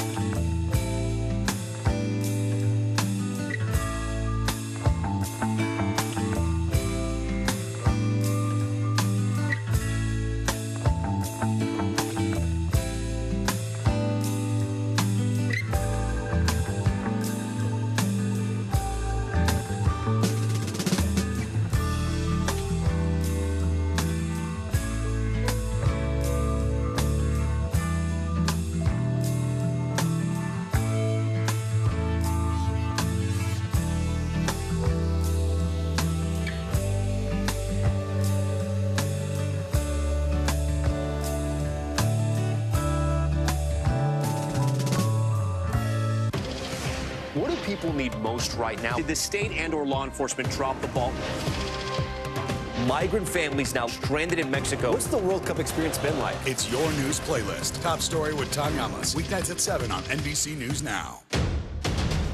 The day's biggest political stories with trusted insight and expert analysis. A daily look at the politics behind the headlines. Meet the Press Now. Streaming weekdays at 4 p.m. on NBC News Now. For Dateline Premium, subscribe now on Apple Podcasts. When you fly, do you often see parents holding babies in their lap? There's a new effort underway to actually stop that. The Association of Flight Attendants is pressing lawmakers to act, saying too many people are being put at risk. NBC News national correspondent Miguel Almaguer explains why. The recent flights involving severe turbulence, which have turned everyday items into projectiles and left dozens injured, underscores the need for passengers to be buckled in their seat. The Association of Flight Attendants is again calling for that to include children, even those under 2 who can fly for free if they're seated on their parents' laps. This is a life and death matter. A child that's not properly restrained today on any one of those flights that we've seen recently, that child is going to be flung to the ceiling, potentially hit their head, likely going to be very hurt or killed. Citing flights that have crashed, leaving infants injured or dead, the union says the evidence is clear. Children under 2 in FAA-approved car seats and buckled into their own seats are safer than in the arms of a parent. The NTSB and FAA say the safest place for a child under 2 is in a car seat or a restraint device. Parent Scott Fromheim agrees. You know, safety is of top importance always for us as new parents, and we wanted to make sure she would be all good, any turbulence or anything else. The airline industry says safety is always the top priority. We support and follow the federal government's guidelines regarding safety seats for children.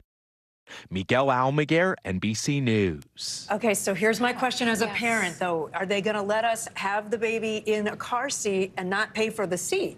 because that's the crunch for parents. It's very costly, and when you have a little one too that needs to maybe move a little bit on a flight, shake him, keep him from crying, so that our executive producer can be good on his flight because he was complaining about that. But you think too, in cars they say if someone else is unbuckled, then you're potentially a threat to the other people around you, right? You worry about that with anything, but then there are also dogs on flights. So if you're changing some of the rules here, and then you also have dogs that are able to sit, that's Lots tough to talk about. That's tough. We got some more to talk about in today's modern parenting. We're going to take a closer look at working and parenting. There's science that shows how you feel at work and your experiences on the job can actually impact your child's development.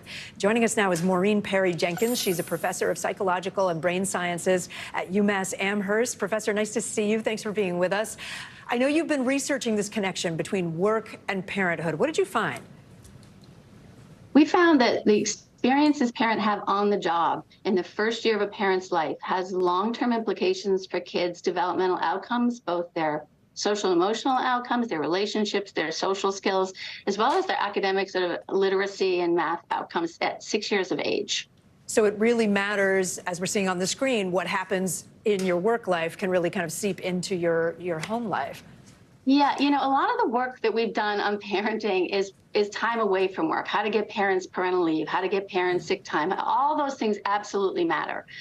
But what we don't pay much attention to is people spend 40, 50 hours a week, day after day, week after week, at a job. And that job affects them as a person, affects their development, and not surprisingly comes home and affects their children and their relationships. Is there any difference you've found in the research between how dads and moms are affected in terms of their work and their home life?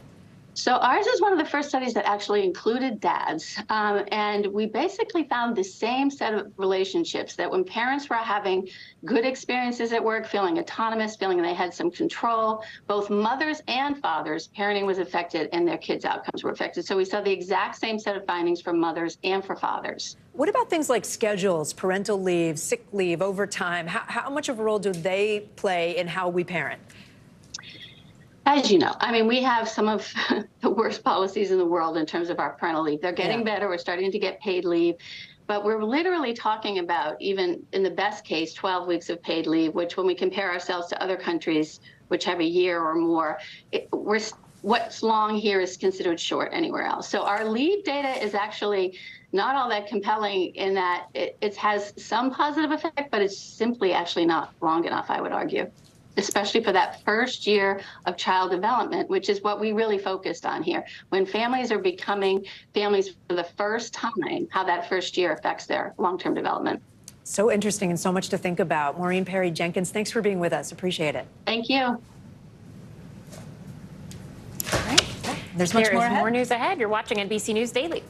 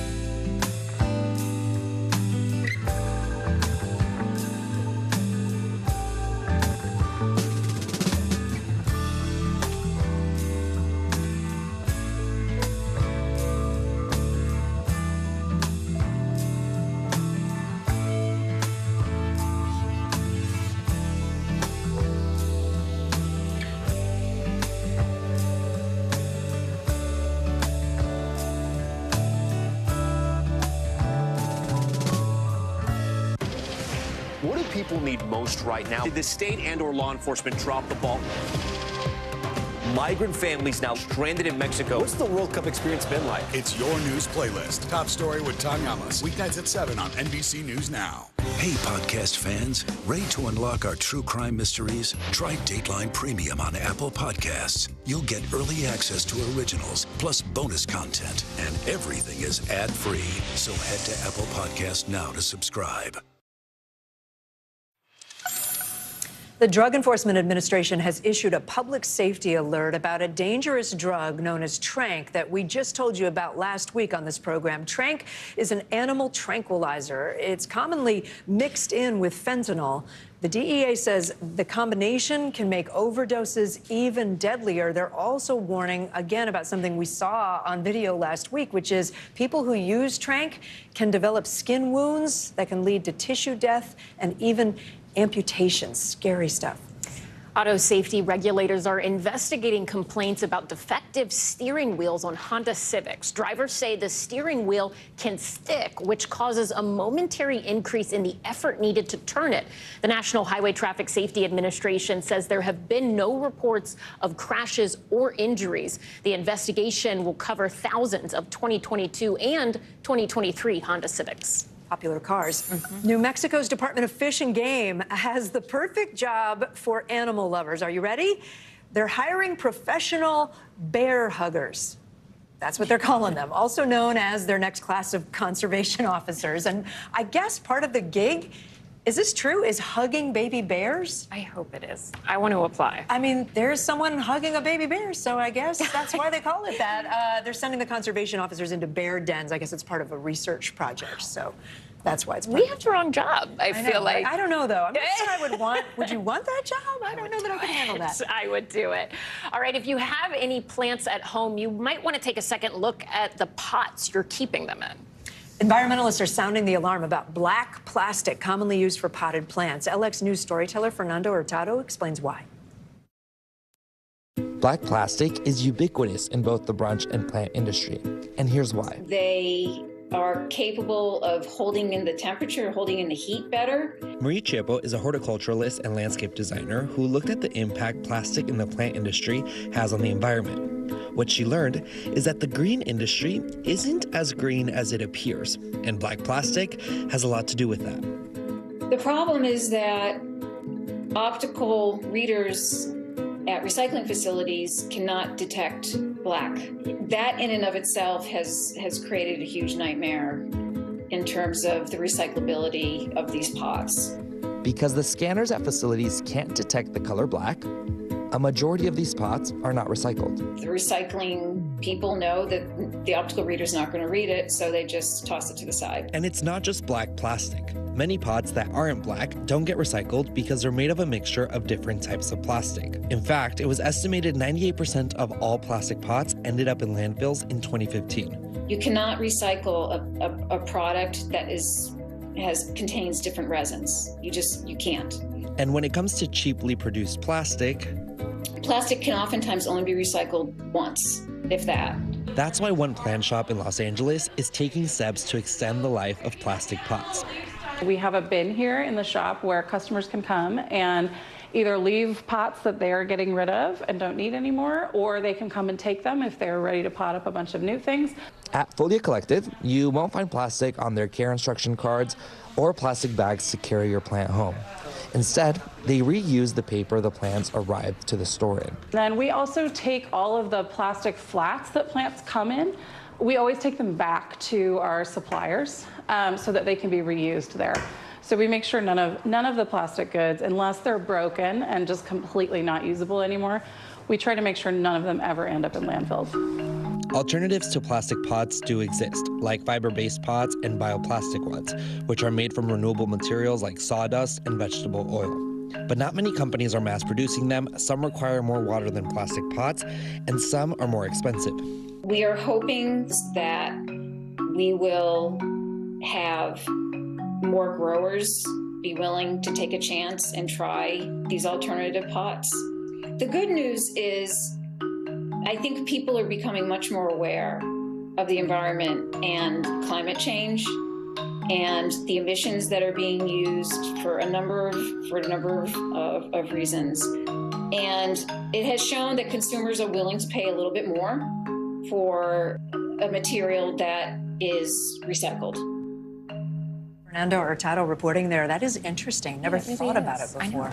Me neither. We can think about it now. There we are. All right, I'm Ellison Barber. I'm Kate Snow. You're watching NBC News Daily. We're also streaming free 24/7 on NBC News Now. Watch us wherever you stream live. The news continues after this.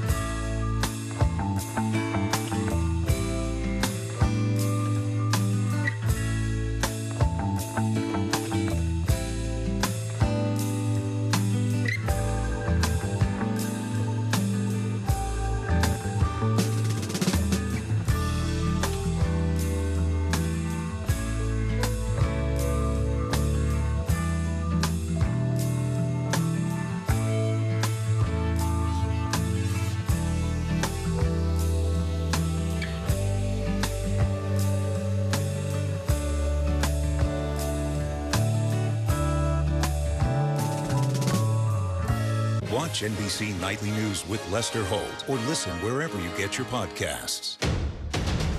The day's biggest political stories with trusted insight and expert analysis. A daily look at the politics behind the headlines. Meet the Press Now, streaming weekdays at 4 p.m. on NBC News Now. We're back now from Las Vegas, Seattle, from Guatemala City, from Wellington. I was in space in Texas, From Normandy, from France. Surfside, Florida. Thank you for watching, everyone.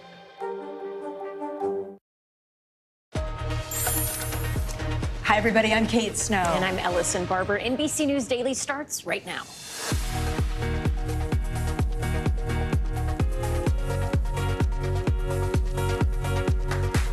Today, Tuesday, March 21st, 2023, dangerous downpour, more destructive weather hitting California. 17 million people are under flood alerts, with hundreds of thousands already forced to evacuate their homes. How much longer the rain could last? School's out. The nation's second largest school district is on strike. What workers are demanding with nearly 500,000 students out of class. Breaking her silence, the Virginia teacher shot by her 6-year-old student talks exclusively to NBC News.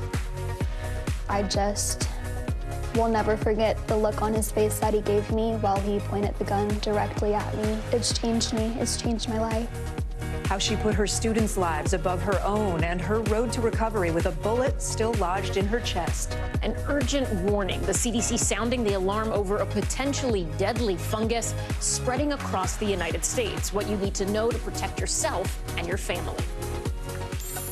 We'll get to that dangerous weather situation in California in just a moment, but we do begin in New York City with the pending decision over the possible indictment of former President Donald Trump. Several sources familiar with the matter tell NBC News that the earliest a decision could come is tomorrow, when the New York grand jury reconvenes. It's unclear what charges they're considering, but the case stems from hush money payments made ahead of the 2016 presidential election. Today, all NYPD officers were told to be in uniform and on standby. U.S. Capitol Police also stepping up security, although they say there are no specific credible threats against lawmakers. NBC News national correspondent Gabe Gutierrez is out in New York City, and NBC News Washington correspondent Yamiche Alcindor is with us as well. Gabe, what do we know about what the grand jury might be doing tomorrow? Hi there, Kate. Good afternoon. Well, the grand jury is expected to meet once again tomorrow. And the big question at this point is, could there potentially be another witness? You'll recall that yesterday, Robert Costello, the former legal advisor to Donald Trump's former fixer, Michael Cohen, testified and was believed by many observers to be potentially the final witness. And Michael Cohen was on hand to potentially be a rebuttal witness if needed. However, Michael Cohen tells NBC News that the prosecution did not need his testimony. And so now the question will be, when will the grand jury vote on any potential charges against former President Trump? Again, we're expecting the grand jury to reconvene tomorrow, but we don't know if another witness may be on tap. So right now, law enforcement officials do say that they are preparing logistics and security for the potential of any indictment. Right behind me, you can see some more steel barricades have been put up here, and as we understand, these law enforcement agencies have been preparing for the possibility of any major protest, but they have not materialized at this point, Kate. And Yamiche, what are we hearing from the former president himself and also his allies? Are people stepping up in his defense? Well, former President Trump and his allies continue to fiercely defend Trump and paint this potential indictment and potential arrest as politically motivated. Last night, Trump posted a video online where he vowed to defend multiple legal problems he's facing and called the investigation into the hush money payments and ongoing, of course, in New York an absolute disgrace. Trump also claimed he was protecting his supporters from political enemies. Take a listen. Our enemies are desperate to stop us because they know that we are the only ones who can stop them. They know that we can defeat them. They know that we will defeat them. But they're not coming after me. They're coming after you. I'm just standing in their way, and I always will stand in their way. So there you have it, former President Trump appealing to GOP voters who he hopes will back him as he runs for president again. Meanwhile, Trump lawyers have been blasting investigations of him. One attorney claims Trump is being mistreated. Another said this is, quote, all-out war at this point. Kate, Ellison. All right, Gabe Gutierrez, Yamiche Alcindor, thanks for that. Right now, California is getting drenched from the Bay Area down to San Diego. For Southern California, flash flooding is creating a very dangerous threat. Yeah, here's a look at the Los Angeles River, which is vulnerable to flooding with each additional inch of rain. Strong winds, even more snow are posing risks across the state. NBC News meteorologist Bill Cairns will have the forecast. But let's begin with NBC's Scott Cohn. He's in Los Angeles for us. Scott, I see a very full river behind you. How serious is the rainfall and the flood threat? It is very serious, Kate. You know, you might remember the drag race scene in Greece or the car chase in Terminator, which they filmed in the LA River, which looked, of course, nothing like that. It is a torrent now, and this is just an example of the serious runoff that we're seeing, and really throughout the state. So there are concerns about floods as the next wave of rain comes in within the next couple of hours or so, which is also expected to be accompanied by a lot of wind. And that's a big issue here with everything so saturated. We're looking at the possibility of more mudslides, of power lines down, power outages as the trees come down, and of course, flash flooding in a lot of areas. There's no shortage of traffic issues here in LA. We're expecting a couple of inches of rain here in LA proper. As you get to the higher elevations, up to 10 inches of rain and snow in the mountains as this unrelenting winter continues into spring, guys. Bill, Mother Nature has not been very kind to California of late. Any indication as to when Californians can expect to get a break from this latest storm? Yeah, today's the worst weather day. Tomorrow, a little bit here and there. And then as we go to Thursday and Friday, things will improve, will dry things out. So far, the rain rates haven't been high enough for any significant flooding. That's great. But the winds are starting to cause problems. Now 30,000 people without power in California. We have 17 million under flood alerts, 3 million under winter weather advisories and winter storm warnings. And that goes all the way back up into the northern plains. And wind alerts are 33 million. So it's a very strong wind event for California right now. I've already seen wind gusts up to 100 100 miles per hour in the mountains. The heaviest rain is up in areas around San Francisco to Sacramento, and then another batch of rain has been spreading its way from Southern California into Arizona. We've already had about an inch of rain in downtown LA. We probably should only have maybe another ½ inch to an inch for this event, so I don't think we're going to get significant flash flooding out of this, so that's good news. In the mountains is where we could get, squeeze a little more moisture out and have some issues, but these wind gusts are going to be incredible. The mountains outside of San Diego easily could gust 60 to 80 miles per hour, and right along the coastal areas, it's a very strong storm right now from Santa Cruz northwards all the way into San Francisco. I mean, it has your attention with those high winds, guys. So, yeah, we're in the thick of it now. 60 to 80 miles an hour. That is a lot. Bill Cairns and Scott Cohen, thank you both. We appreciate it. Well, after days of failed negotiations, tens of thousands of school workers in Los Angeles are on strike. It includes custodians, bus drivers, cafeteria workers, and teachers' aides who say their current salaries are not enough in a city with one of the highest costs of living in the country. The union for the district's 35,000 teachers asked its members to walk out in solidarity with those school workers. NBC News correspondent Maura Barrett is in Los Angeles for us. Maura, I see more people behind you this hour. Are the workers' union and the school district still talking? Are they any closer to agreement? So we haven't gotten an update on whether or not they have made any progress in terms of that communication. The last that we had heard with the union and the district is that they weren't coming to the negotiating table, and that's how we found ourselves here, the street flooded with these union workers just outside the district headquarters. The negotiations had stalled over the price into the wage increase that the union is looking for. They want a 30% wage increase. The district came up to 23%, but essentially both sides haven't come to the table to have a conversation since last night, is our understanding. Now, I've spent time talking with protesters here who said that they're living at poverty level. Christina, who's an early education aide, said that her mental health is struggling because she can't make ends meet. I also want you to hear directly from Alexa, who's a speech pathologist, and she relies on these workers to help her and her students. Here's what she told me. I'm a speech language pathologist. I'm here advocating for my students. A lot of them have severe communication needs and aren't able to speak up for themselves. So I want to help, bring awareness to what's happening in special education. And I'm also standing in solidarity with the SEIU workers who help my students be successful on a daily basis. The bus drivers who get them safely to school, the cafeteria workers who make sure they're well fed. Now, Alexa said she wouldn't be surprised if the district starts to see people leaving their jobs. They're already having trouble attracting workers to work for the district. Now, this is expected to last 3 days, all as parents and students don't have answers about when their kids can get back to school, Kate. All right, Maura Barrett, thank you so much for being there.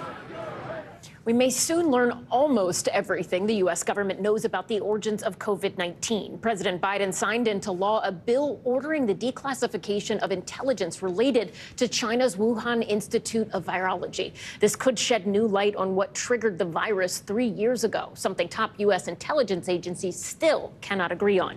NBC News senior White House correspondent Kelly O'Donnell joins us now with more. Kelly, how much declassified information will the public actually get to see? Well, Ellison, it won't be all of what the government knows, because this legislation that has now been signed by President Biden does allow for redactions when there are concerns about intelligence. But what it will do is provide more information than the public has had over these past 3 years, when COVID has claimed more than 1 million lives in this country. And this is an unusual circumstance because there was broad bipartisan support. So Republicans and Democrats had backed this legislation. And what it will do is give the government 90 days to go through the files and to sort of make public what can be made public about the origins. Was it something that happened from a market with live animal transfer of the virus, or did it happen inside a Chinese lab? There are conflicting views on the part of the U.S. intelligence community. Some, including the FBI and the Department of Energy, have favored a lab leak, and that has gotten a lot of attention, and others say that they believe it could have had a natural cause. None of the experts believe that this was an intentional act, but trying to get to the bottom of this is certainly of paramount importance, and this legislation could be an important step in that process. Ellison? Right. Kelly O'Donnell, thank you for explaining that. We appreciate it. Google's version of ChatGPT has arrived, and after launching the hard seltzer craze, White Claw is branching out. Yeah, Morgan Brennan joins us now with today's CNBC Money Minute. Hey, Morgan. Hey, Kate and Allison. Well, first, Google is releasing its much-awaited chatbot powered by artificial intelligence. The Bard AI platform will be available for testing to a limited number of users in the U.S. and the UK. Google said it expects the testing phase will help it to understand how often people actually engage with Bard. Foot Locker, meantime, announcing plans to close another 400 underperforming stores and malls around the country. This after the company reported a slide in holiday quarter profits. Still, the retailer CEO touted a, quote, renewed relationship with Nike and plans to open new, larger format stores. We're going to hear from Nike more later today as well. And hard seltzer brand White Claw is launching a new line of regular and flavored premium vodka. White Claw's parent company said it believes the vodka category is ready for its White Claw moment. The launch comes as consumers increasingly turn to ready-to-drink spirits-based drinks as hard seltzer finds its ceiling. Apparently, it's a very intense production process. We'll see. Will you try it? Oh, I'll try it. No, I'll try it. Almost anything. Okay, Morgan, thank you. Thanks, Morgan. Coming up, what newly released surveillance video from inside a hospital is revealing about a man's death while he was in police custody? You're watching NBC News Daily.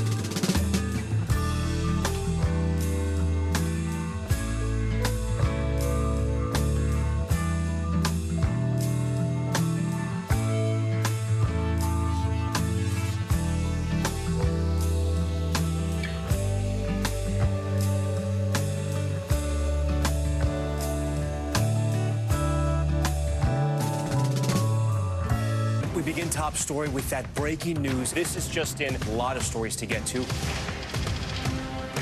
What do people need most right now? Did the state and or law enforcement drop the ball anywhere? Are we headed for a recession or a recovery?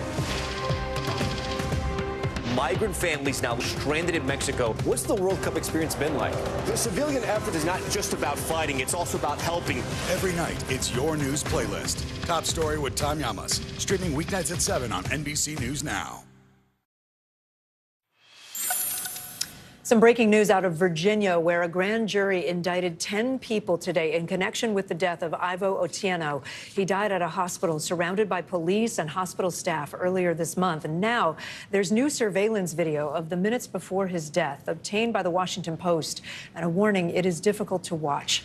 The Post says it found this video by clicking on Dropbox links listed in public filings. NBC News was not immediately able to independently obtain this video, which has no sound, and it is unclear how it was edited by the Post. NBC News correspondent Marissa Parra is following the story very closely for us. She's in Dinwiddie, Virginia today. Marissa, the grand jury just released the indictment. What do we know? Hey, Kate, yeah, busy day in Dinwiddie, Virginia here. So we know that all 10 have been indicted. That is the 7 deputies as well as the 3 hospital employees. And that video really has been at the center of this from the very start. And as we warned you, it is graphic, or it can be difficult to watch. Before I get to the reaction to the video, I want to tell you what we've learned since we've been able to see it. Remember, this is 9 minutes that we were able to watch of 27, we're told, from that state hospital. But you see a lot of employees. You have the 3 hospital employees as well as 7 deputies who are on Otieno at different times, to the point where you can't see Otieno. But when he's walking in, he does have both his arms and his legs restrained. And as we know, the description was that they were on him for 11 minutes and then he stops moving. And then in that video, what you see is he is being administered aid. In addition to the video being released, we know there was emergency calls that were released. We know there was frustration between dispatch and the caller because they felt like aid was too slow to get there. And we know that the defense has said they're disappointed that the video was released. They tried to have a motion to prevent that from happening. They were worried it would taint a jury pool. We are expecting to hear from Otieno's family sometime in the next several hours, Kate. All right, Marissa Parra following that. Thank you.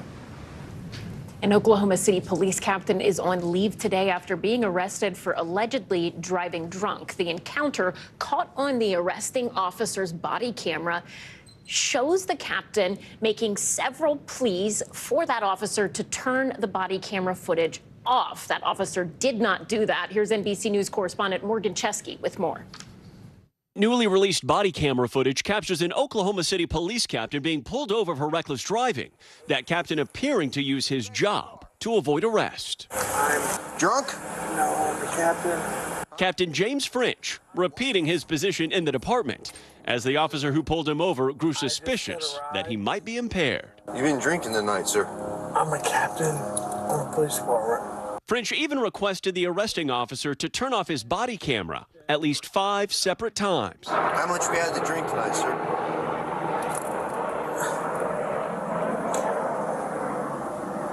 Please. Huh? I'm not turning my camera off. At one point, pleading with his fellow policemen. Please. Please. The arresting officer not caving into any requests from the higher-ranking French. I don't show favoritism to anyone, regardless. I don't care if you're a gangbanger or the president of the United States. After failing multiple sobriety tests. 1, 2, 3, 4. Sir, please. Please. I'm asking you. French is arrested for driving under the influence. Go ahead and turn around for me. Put your hands behind your back. Are you going to arrest me, sir? Yes, I am. And then handcuffed. He's since been released on bond and placed on administrative leave with pay, according to the Oklahoma City Police Department.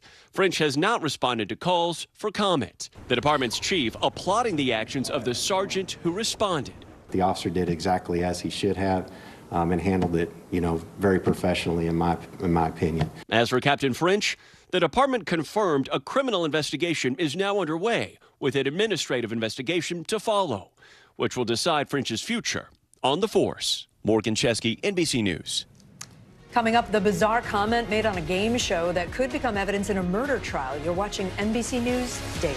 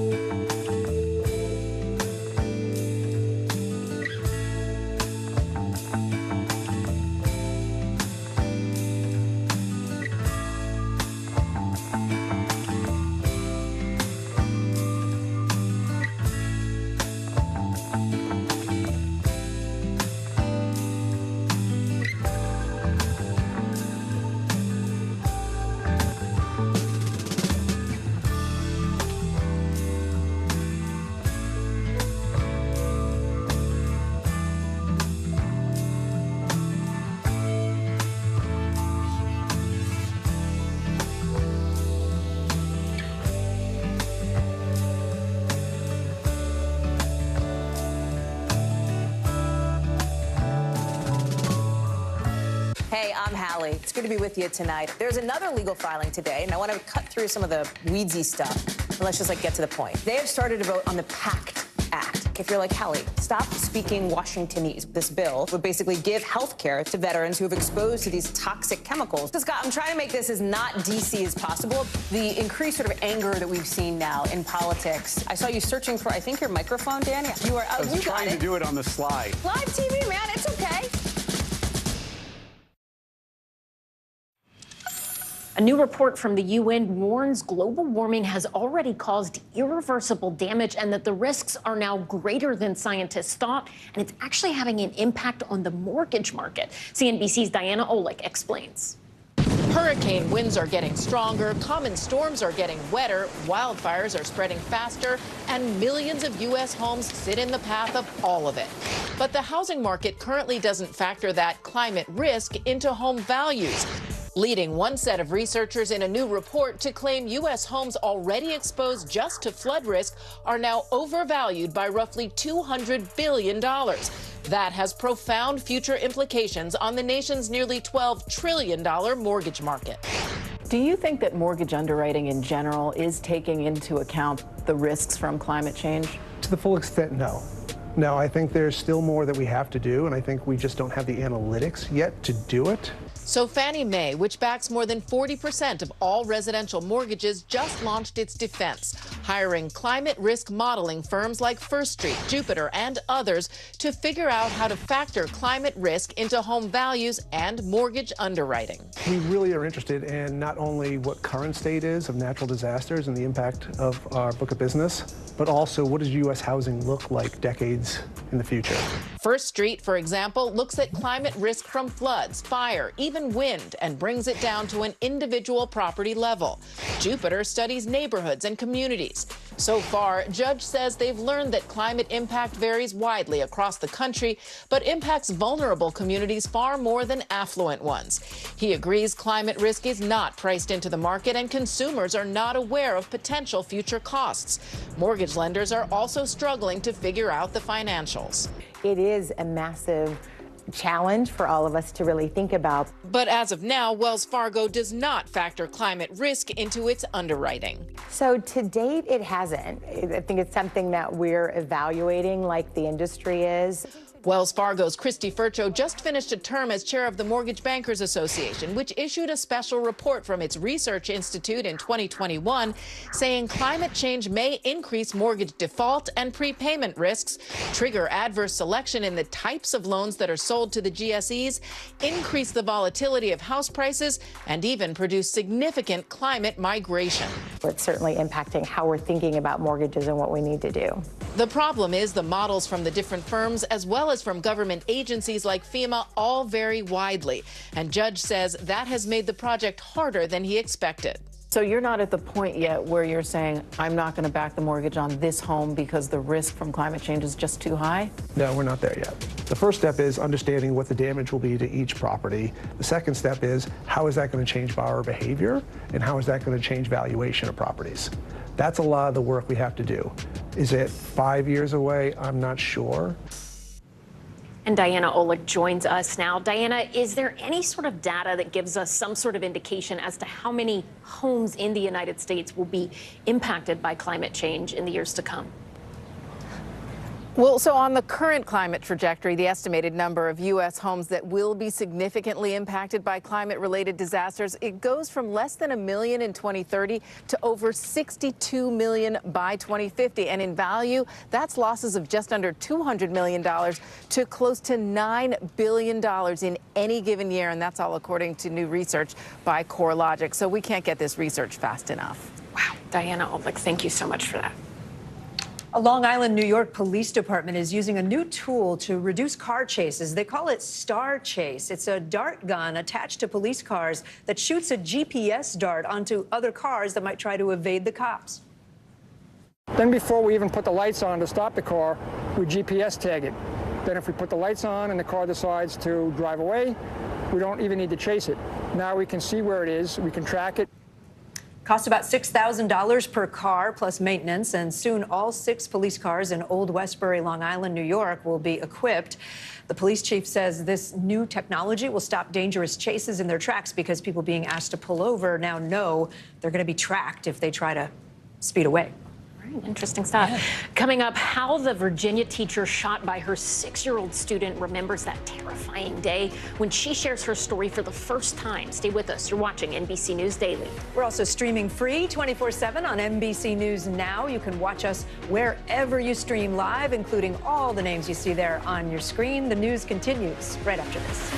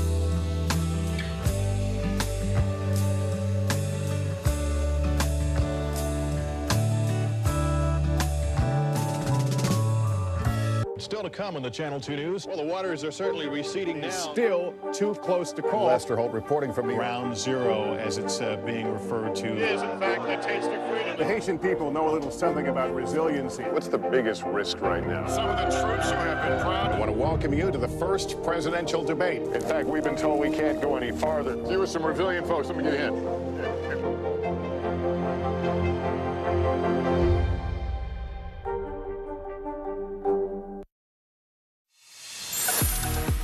Bottom of the hour now. Here are some of the stories making headlines on NBC News Daily. Today is day 2 of talks between Russian President Vladimir Putin and Chinese President Xi Jinping in Moscow. Today, the leaders discussed topics like trade, energy, and AI technology. Putin and Xi have also reportedly talked about the future of the war in Ukraine and even plans for a potential ceasefire. Xi has also invited Putin to travel to Beijing later this year. 2 Illinois teens are dead after a sledding accident in Colorado. The teens were riding down the half pipe at Copper Mountain Ski Resort.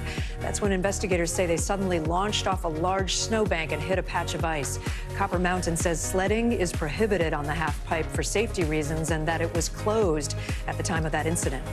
The Biden administration says it will establish 2 new national monuments in Nevada and Texas. The designation of those monuments will give added protections to Spirit Mountain and Kastner Range. That means neither area can be used for development. The White House says it aims to protect a third of the country's land and water by 2030. A former contestant on the game show Family Feud has been charged with murdering his wife. During his appearance on the show 4 years ago, he made a comment about his marriage that's drawing new scrutiny now. NBC News correspondent Maggie Vespa is following this story for us. Maggie, this is kind of a strange one. Walk us through, what do we know? Yeah, Kate, a lot of bizarre elements in this one. So in short, we know that Timothy Bleefnick is charged with murdering his estranged wife, Rebecca, who goes by Becky, in their Quincy, Illinois home last month. The couple, who has 3 sons, the youngest of whom is 6 years old, was in the middle, we're told, of a contentious divorce. This 4 years after they went on Family Feud, and Bleefnick, the suspect, gave that now famous answer. You're going to see that answer here and then hear from his lawyer. Take a look. Hey, people, what's the biggest mistake you made at your wedding? Honey, I love you, but said I do. Not my mistake. Not my mistake. I love my wife. I'm going to get in trouble for that, aren't I? Yeah. Is that famous Family Feud quote an element of foreshadowing in this case? It's nothing. That give people pause? It's nothing. It is a game show. It is a silly answer to a silly question. And it was an answer that was on the board. So I would really hope that a jury in our community would not convict somebody of first-degree murder based upon an answer they gave on a game show 4 years before the murder. And we should note, we have reached out to Fremantle Media and Tribune Media, the companies behind Family Feud. And Kate, we have not yet heard back. All right, Maggie Vespa for us on that. Maggie, thank you. An NBC News exclusive this hour. You may remember the shocking story of a first grader shooting and injuring his teacher at a Virginia school back in January. The teacher is now breaking her silence, talking with the Today Show's Savannah Guthrie about that day and her difficult road to recovery. NBC News correspondent Kristen Dahlgren joins us now. Kristen, this was quite an emotional interview. What is she saying about her recovery? Yeah, Allison, you know, it's a story that's haunted so many of us, wondering what exactly happened inside that classroom. And we're now learning more about what she says happened, about her injuries, also the injuries that we can't see, the emotional toll. So here's what she had to say about all of that. You just had a surgery on your hand. What are the physical injuries? The initial gunshot went through my left hand and ruptured the middle bone as well as the index finger and the thumb. The gunshot then went into my chest up here where it actually still remains. So I have a scar up here and I still have some bullet fragments up here. So part of that bullet is still there? Yes. Do you think it will always be there, or do they think they'll remove it someday? I think it'll always be there. What do you remember about that day? I remember a lot. The morning it felt like just a regular school day, but I started hearing things and things started happening that made my fear grow.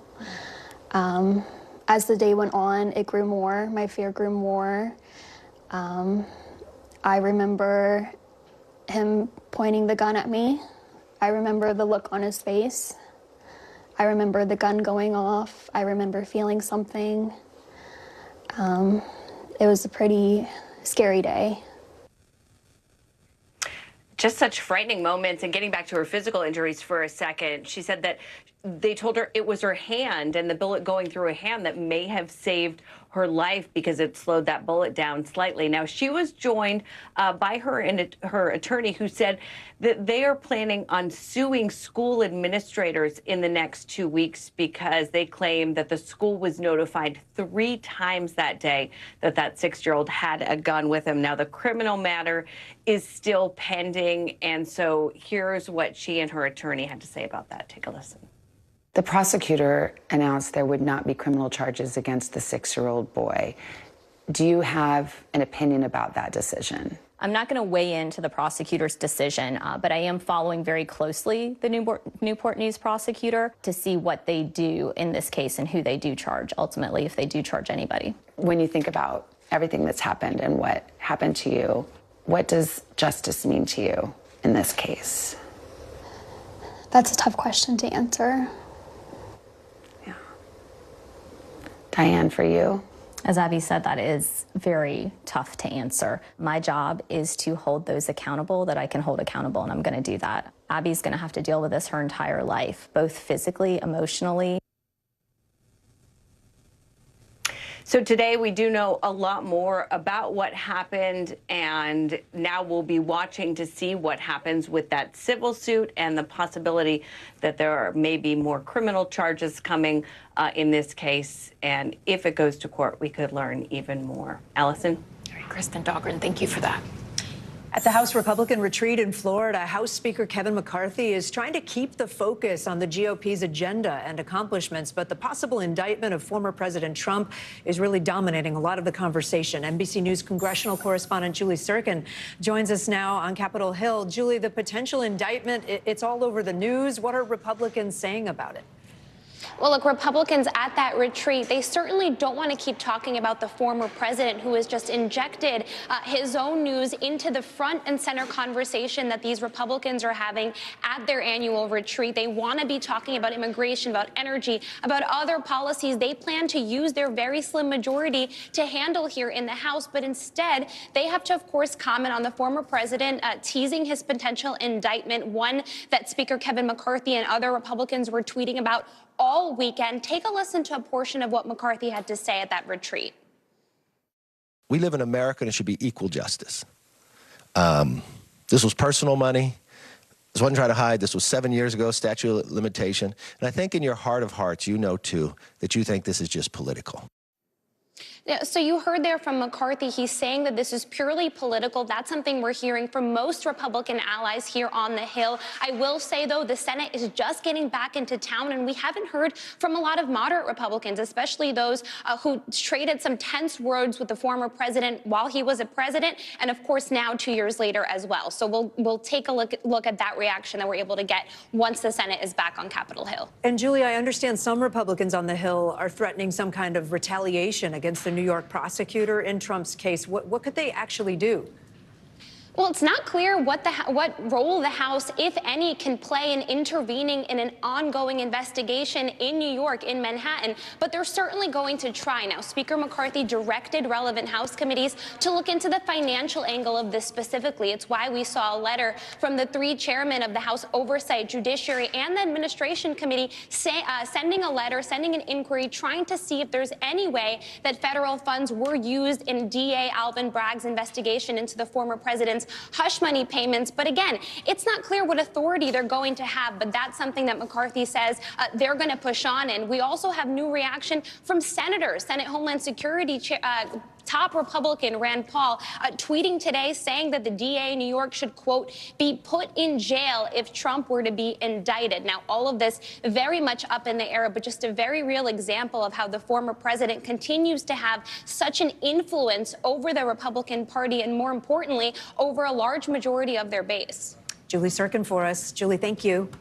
Fox News is facing a new twist in its legal fight with Dominion Voting Systems. Yeah, a producer is now suing the network. Abby Grossberg claims the company's legal team coerced her into giving misleading testimony in that case. A reminder, Dominion filed a $1.6 billion defamation suit against Fox News. It alleges the channel falsely claimed that Dominion Voting Systems was responsible for fraud in the 2020 election. Fox is denying both Dominion's claim and Grossberg's new claim. NBC News legal analyst Danny Savalos is looking into all of this for us. Can you help us understand what this producer is arguing in her new lawsuit and what the allegations are and the timing?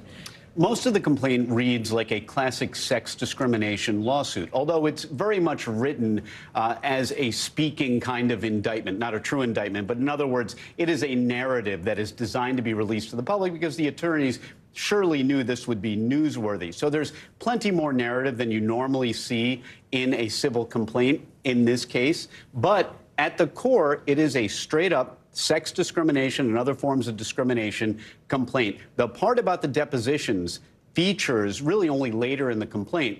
And the allegations are that she was coerced into giving what she describes as not exactly accurate testimony when she was deposed in the Dominion lawsuit. Coerced by her bosses at Fox News is the allegation, right? According to the complaint, she goes into a room. It's full of Fox lawyers and from outside law firms, but people aligned with Fox.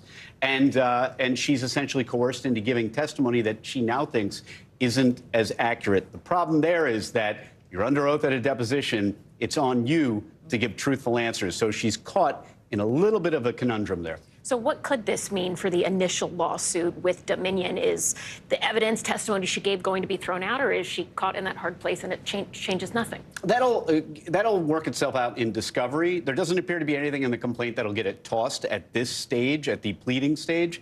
But as it moves into discovery, that's going to be critical. And you better believe Fox's attorneys are going to do two things. Number one, they're going to point out that she's under oath in a deposition, not Fox. She has to give truthful answers. But what you also see in these discrimination cases is that normally the defendant, the corporation, has built a file. I won't be surprised to find that, true or not, they have built a dossier on this employee if they perceived her as a problem for them. Okay, it's a messy situation. Danny Savalas, thank you. The CDC issues an urgent warning over an antibiotic-resistant infection. Coming up, how you can keep your family safe. You're watching NBC News Daily. But first, time for today's daily snapshot, capturing some of today's news in a single image. Look at that one. To the German city of Leipzig we go, where the local zoo is celebrating the birth of a baby giraffe. By baptizing it, the zoo, I guess, fed crisp breads to the animals, including newborn Nyara, born February 6th. Nyara is Swahili for destined for something great. I would say she's definitely destined for something great. More news after this.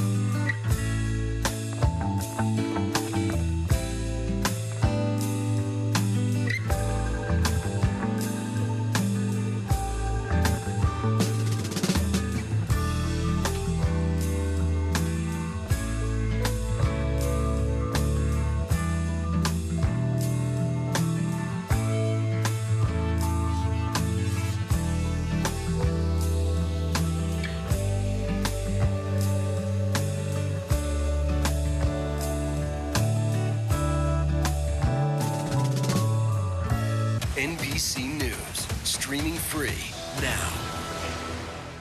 Hey, podcast fans, ready to unlock our true crime mysteries? Try Dateline Premium on Apple Podcasts. You'll get early access to originals, plus bonus content, and everything is ad-free.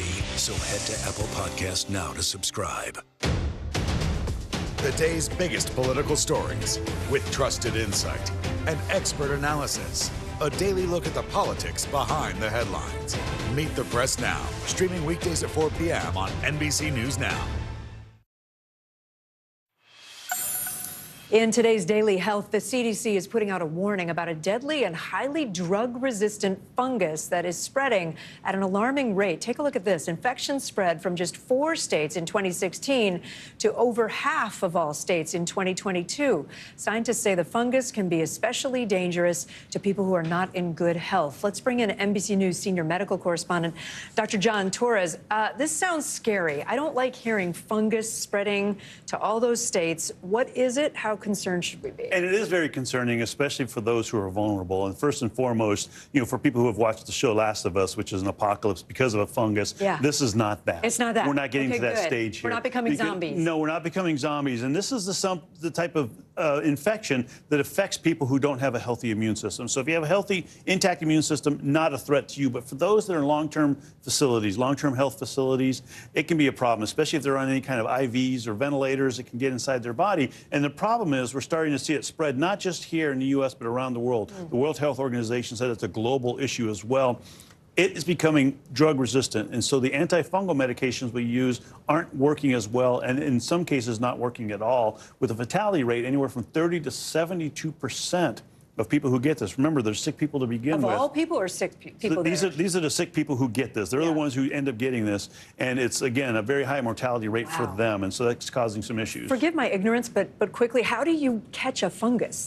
So the fungus are everywhere. Fungi are everywhere. But the issue is, and the main concern they're having right now, and the authors of the study said this is something we need to keep in mind, is up until now, up until probably mid-90s, early 2000s, this fungus has been around, but it has not really affected us because it didn't survive at our body temperatures. It was made for cool environments, but because of global warming, they think it's adapted to more warm environments, which means it's adapted to us And as quickly, well. if you have somebody who's immunocompromised or might be at risk, what do you do to keep them safe? So first and foremost, if they're in a long-term care facility, talk to the facility about their procedures, making sure they're doing the right things, because the things they did in the pandemic are the things that they don't need to do, because that could be spreading this fungus. And so where they kept the same gown on all day, they use the same masks. Don't do that. Yeah, you want to make sure that you change everything between rooms. If you have somebody at home that's immunocompromised, then make sure you wash your hands and clean up as best you can. I mean, that's the main thing to do. All right, Dr. John Torres, thank you. You bet.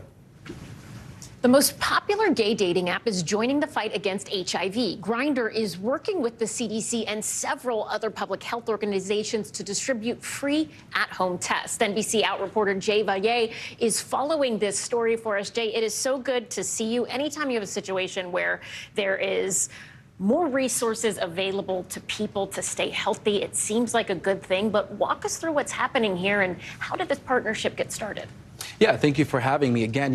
Emory University researchers and the CDC noticed a significant dip of HIV-administered tests during the COVID-19 pandemic.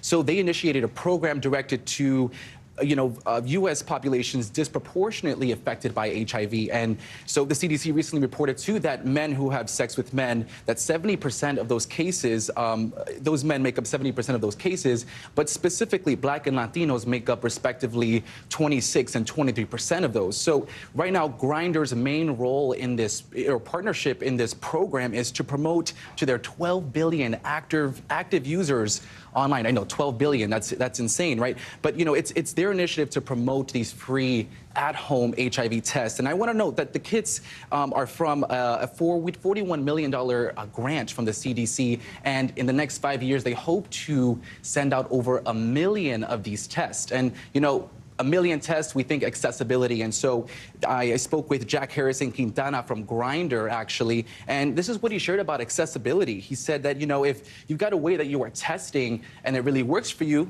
that's great. You should stick with that. But there's something at the bottom that he says that really took me by surprise when he said it's as easy as doing an at-home COVID test. That's what I was going to say. I mean, we have COVID-19 tests at home. Why not something else like this? Very quickly, tell us if someone is saying, hey, I need to get online, grab one of these, how can they do it? Yeah, beyond the Grindr app, this is available to many out there, but with this program. And so by simply going into the Grindr app and going onto the main menu, you can see free at-home COVID tests. You click that, it prompts you to order the test, and there you have it. Your test comes in. Okay. And, yeah. Awesome. Thank you so much. You are watching NBC News Daily. Stay with us. More after.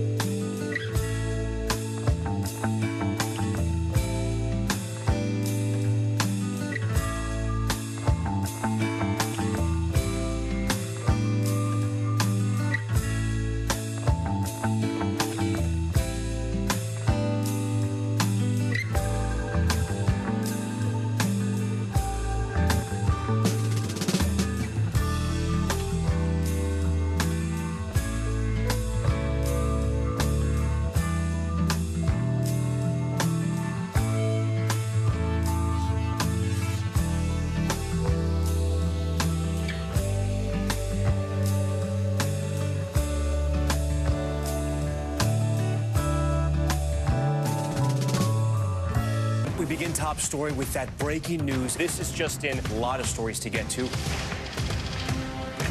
What do people need most right now? Did the state and/or law enforcement drop the ball anywhere? Are we headed for a recession or a recovery? Migrant families now stranded in Mexico. What's the World Cup experience been like? The civilian effort is not just about fighting, it's also about helping. Every night, it's your news playlist. Top Story with Tom Llamas. Streaming weeknights at 7 on NBC News Now. Some sad breaking news just in. NBA Hall of Famer and New York Knicks legend Willis Reed has died. The NBA Retired Players Association confirmed the news this afternoon. Reed spent his entire professional playing career with the Knicks from 1964 to 1974. He led the team to their first NBA championship in franchise history in 1970. He was inducted into the Basketball Hall of Fame back in 1982. Willis Reed was 80 years old. Gwyneth Paltrow is heading to court today in Park City, Utah. The actress and influencer is being sued for $300,000. A retired doctor accusing her of crashing into him on a ski slope back in 2016. NBC News correspondent Kathy Park has been tracking the story, watching the courtroom for us. What's been happening in court today? So this is day one of what will likely be a week-long trial. And this is a skiing incident that goes back to February of 2016, so several years ago. And the plaintiff in this case, Harry Sanderson, is accusing Gwyneth Paltrow of crashing into him while they were on the slopes together.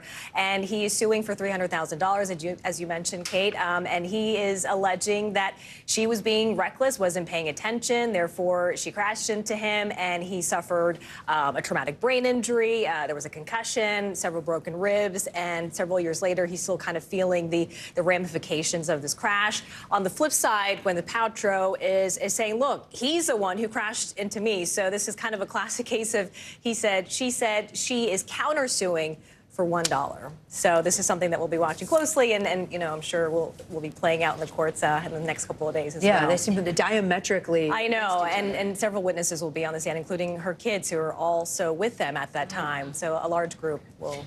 She's also someone who is known very well for things that she does outside of acting, a lot to do with Goop, her brand. Her diet has been of topic, particularly of late. What's going on there? Yeah, so you know what, whenever Gwyneth talks about her lifestyle and her diet, it seems like it goes viral, right? And this was no exception. So recently she was on a podcast. She talked about what she ate, and she said, she was pretty candid. Look, she said she does intermittent fasting, and for lunch she drinks bone broth, and for dinner she does a very heavy paleo diet, so lots of vegetables. And when you put that out there are a lot of critics saying this is not very healthy. I mean, those aren't a lot of calories that you're putting into your body, and this is kind of sending the wrong message. But then you have some people who are kind of coming into her defense saying, look, her brand is more for like the middle-aged woman, not the teenagers who might be affected by their body image. But you kind of have both sides weighing in. But this is her brand and how she made billions, quite frankly. Wasn't celery juice on the list, too? Something like that. I feel like if there's something holistic, she's kind of jumping on that. Seems to be having a moment right now, celery juice, just saying. Kathy Park. Good to know. Thanks for following that case for us. Appreciate it. Let's take a look at some of the other trending stories right now. Yeah, so the cast of the hit Apple TV show Ted Lasso visited the White House on Monday. They stopped by the press briefing room to discuss mental health, which is a major theme of the show. The show's lead actor, Jason Sudeikis, even took a question from a fellow actor on the show who plays a sports critic. Oh, I thought we were going to see that. No, we should have. But it's okay. We'll get it next time. I love that show so much. Is anybody with me? Kathy Park, yes, are you guys watching the show? I love it. It's fantastic. What day is today? Tomorrow night is the second episode, right? I can't wait. I watched the first one and I was like, let's watch the other. We'll have a discussion group among us afterwards on Thursday. And please, people, tweet me or send me your notes about Ted Lasso, because I just love that show. Okay, Chicago's biggest music festival, Lollapalooza, has released the full lineup for this year's festival. People look forward to this. Headliners are familiar names like Kendrick Lamar, Lana Del Rey, Billie Eilish, the Red Hot Chili Peppers. I would so go to this show. 4-day concert kicks off August 3rd. 400,000 people expected this year. No more COVID. Have you ever been, Kathy? No, but I would love to. I have not. I've been to other shows in Grant Park in Chicago, but not Lollapalooza. I've never seen a show in Chicago. Lollapalooza. But my brother-in-law Brendan goes a lot, and so I've heard a lot about it. Next year. We'll go together next year. Let's make a road trip. We'll all go. All right, the New York Mets have a brand new scoreboard, and they broke it in by playing one of the great games of the 90s and early aughts, Mario Kart. The new scoreboard is much larger than the previous screen. It was installed well ahead of the Mets home opener, less than 3 weeks away. They'll play the Miami Marlins on April 6th, but this game can't be beat. I just wonder who's like behind the scenes doing the, It's driving I the would Mario like to be Kart. it. That's something that I've done throughout my childhood. So Me too. All right, stay with us. You're watching NBC News Daily.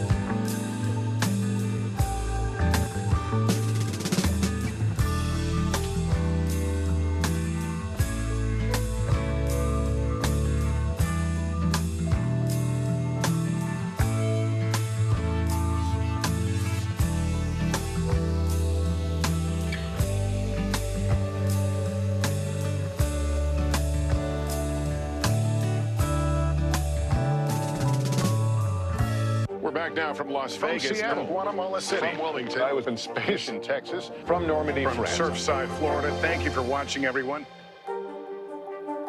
Hey, podcast fans, ready to unlock our true crime mysteries? Try Dateline Premium on Apple Podcasts. You'll get early access to originals, plus bonus content, and everything is ad-free. So head to Apple Podcasts now to subscribe. NBC News, streaming free now.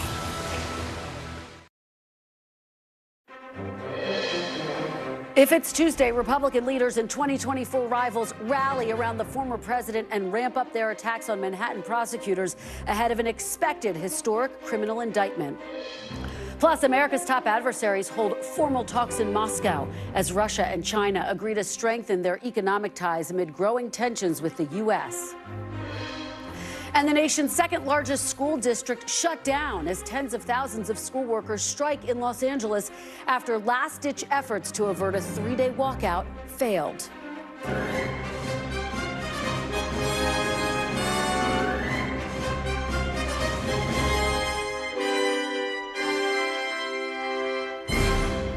Welcome to Meet the Press Now. I'm Kristen Welker in Washington. Republican leaders escalating attacks on Manhattan DA Alvin Bragg today, reaffirming former President Trump's enduring hold on his party, even as he is poised to become the first former president ever indicted.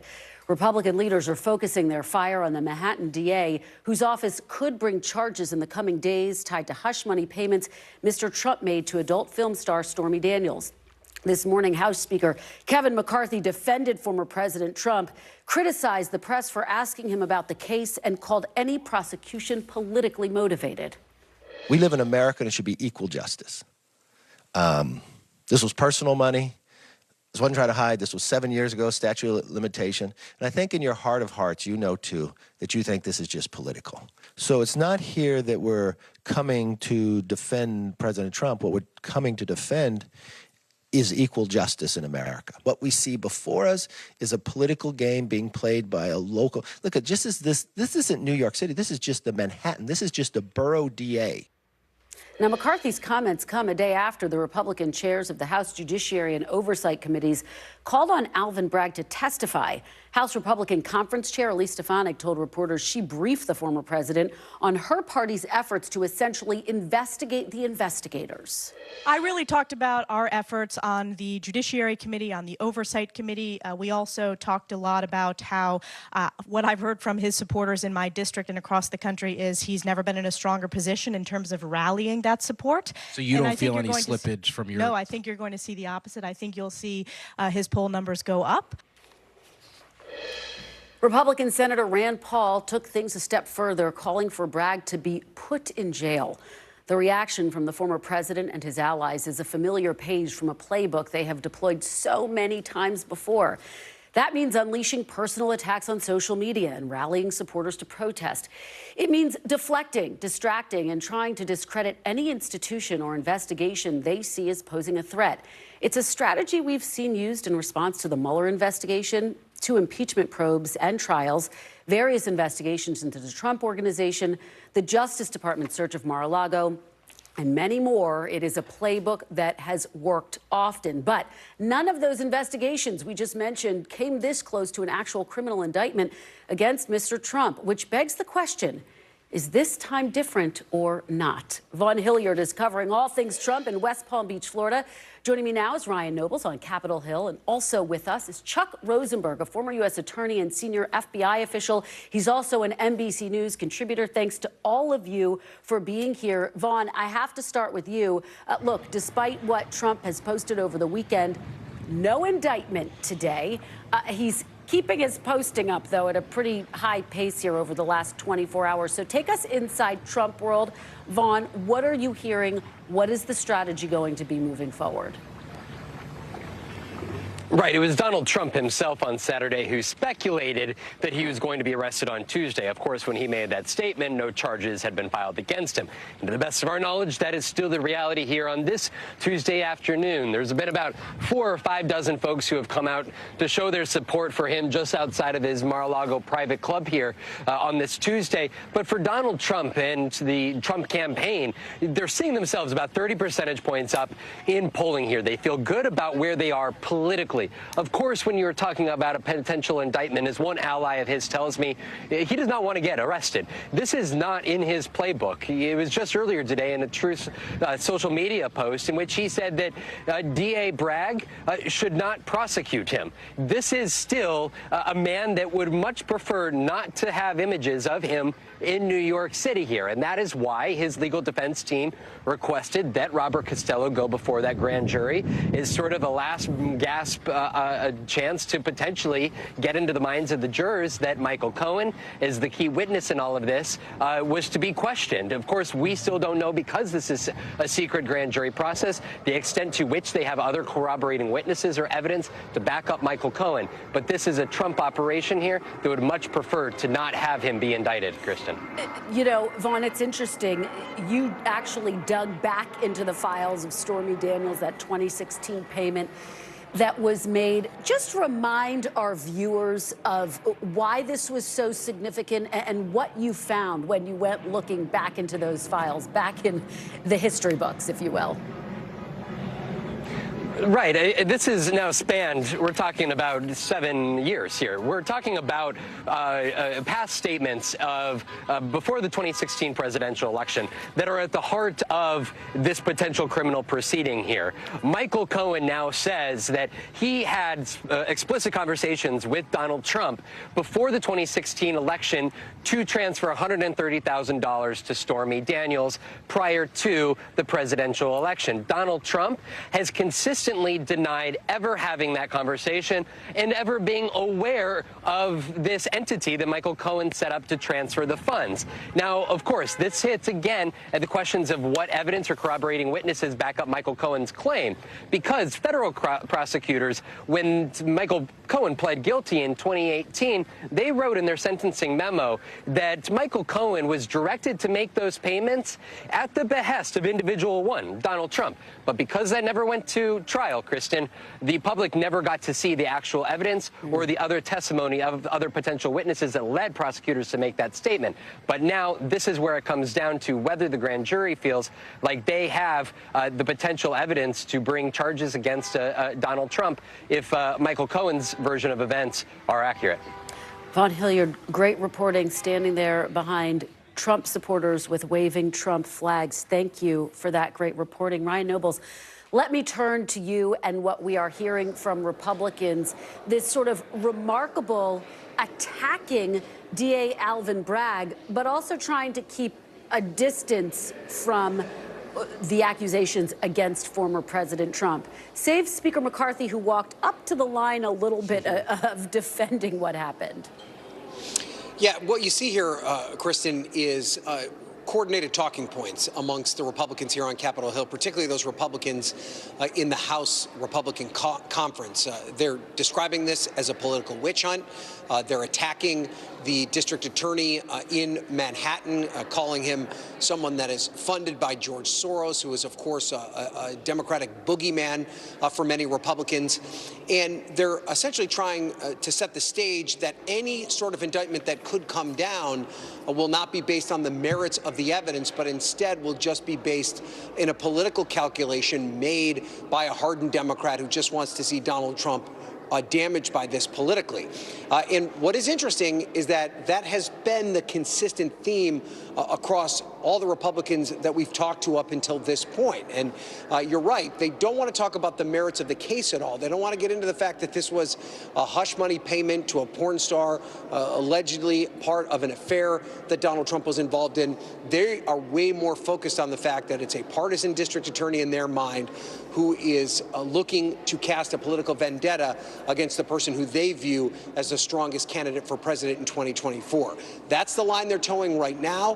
Whether or not that will be able to continue to go forward if and when the indictment is handed down is still something we're going to have to wait and see. Yeah, we absolutely are, Ryan. And you know, it's such an interesting week because here you have Republicans gathered in Orlando for this conference where presumably they want to be focused on their agenda over these next 2 years, particularly now that they have control of the House. And yet here we are again, a moment where the focus has been shifted to former President Trump. We saw this in the closing days of the midterms as well.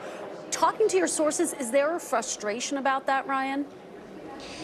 I don't need to talk to sources to tell you about it, Kristen, because they're openly saying how annoyed they are with this.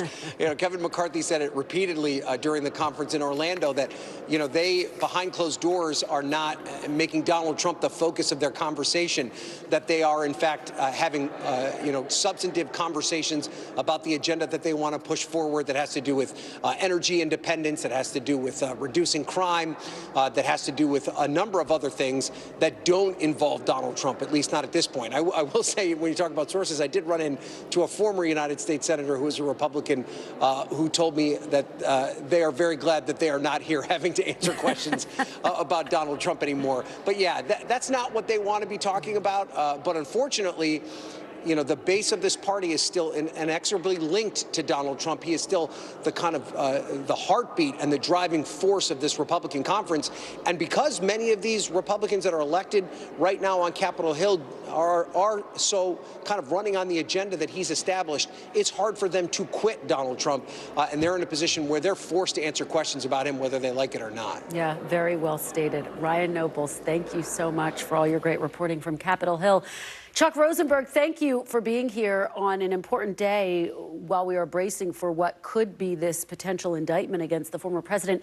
Can you put into context what happened yesterday? You have Robert Costello, an attorney for Mr. Trump, appearing before the grand jury based on our reporting, essentially saying that Michael Cohen is a liar, cannot be trusted at his word. You heard Vaughn there say this was a little bit of a Hail Mary. From a legal perspective, Was that what it was, or could there be a real impact here? Could it slow down the process?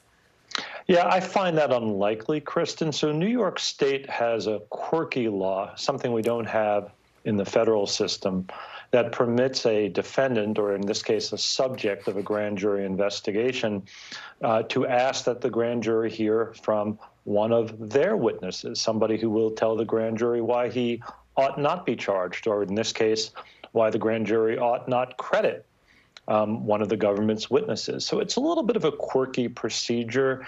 Remember, though, grand juries only need to find probable cause, a relatively low standard. By the way, it comes from the Fourth Amendment to the Constitution in order to issue an indictment. So, yes, it's a bit of a Hail Mary. I would be surprised if it worked. I imagine that the prosecutors have put in lots of evidence far in excess of the probable cause standard that they need to meet in order for the grand jury to return what we call a true bill, a valid indictment. And just thinking about Michael Cohen as a witness, you have said before, witnesses do not have to be priests and nuns. What is the relevance or significance of a Michael Cohen being interviewed by a grand jury and playing a role in that process? Yeah, Kristen, look, I wish when I was a federal prosecutor that all of my witnesses were nuns and librarians. That would have made it easy. But that's not how crime works. Yeah. And so it's not unusual at a criminal trial to have a criminal testify about the crime. So when you have that, when you have an inside criminal source or someone with criminal knowledge or culpability, you wouldn't predicate a case entirely on that person. That would be risky. But you would try and have that person corroborated by documents and other witnesses. So this case won't rise or fall solely on the testimony of Michael Cohen. When he gets on the stand, he'll be an important witness, if he does get on the stand. And if he does get on the stand, he'll be cross-examined, I imagine, vigorously. But a prosecutor would be wise in any case like this, and there are many around the country every day in state and federal court where criminals are now testifying for the government against their co-conspirators. A prosecutor would be wise to corroborate it in any way that she can. And just thinking about this case, big picture, Chuck, obviously there are a number of investigations swirling around the former president. There's the investigation in Georgia into attempts to overturn the election results there. There's the investigation by the Attorney General into January 6th. You have Republicans pointing out about this New York case that the SDNY didn't take it up. They say that proves this is not a serious case. I, of course, don't want you to weigh in on the politics of this, but from a legal perspective, when you take the swirl of cases around the former president, how serious is this New York case? Yeah, that's a great question. So let's assume the public reporting is correct. This appears to be the least serious case of the cases we know about. That doesn't mean it's not an important case or a valid case, or it doesn't mean it ought not be brought. When I was a prosecutor, I thought of cases really sort of in two dimensions. Do we have compelling evidence, evidence that's admissible and relevant and compelling, and that will withstand appeal? Do we have good evidence? And do we have a serious offense? So you might have compelling evidence here, meaning it's not a weak case, Kristen, but compared to efforts to overthrow the 2020 election or submit fake electors or to instigate a riot or an insubordination or an insurrection at the Capitol, this is less serious than that. Again, valid? Let's wait and see the charges. Important? Sure. As important as some of these other investigations? Probably not. But that doesn't mean it's not a valid case. And Chuck, just very quickly before I let you go, this New York case carries risk for the prosecutors as well, doesn't it? Oh, sure. I mean, anytime you bring a case in court, you have to have evidence sufficient to win it before a jury and sustain it on appeal. And so prosecutors are going to be careful in what they charge and how they charge it. And by the way, with all the criticism being aimed at Mr. Bragg in this case, if Mr. Trump's attorneys have a concern about the way it's charged or some procedural defect, the way you make that claim, the way you fight that fight is in court with a motion in front of a judge, not on Capitol Hill, not on television, right, and not by honking your horns outside of the courthouse. If you have a problem, if you have a concern, file a motion in court and let a judge hear it. All right, Chuck Rosenberg, thank you so much for joining us. I know we're going to be turning to you a lot over the next few weeks. Really appreciate it. And before that, thanks to Vaughn and Ryan Nobles. Coming up, power, politics, and prosecutions, the latest reaction from Trump's potential 2024 rivals as the former president faces a looming indictment. The panel's next. Plus, President Putin hosts what he calls his dear friend, Xi Jinping, for a second day of talks just days after the International Criminal Court issued a warrant for the Russian leader's arrest. I'll talk to a former war crimes official ahead. You're watching Meet the Press Now.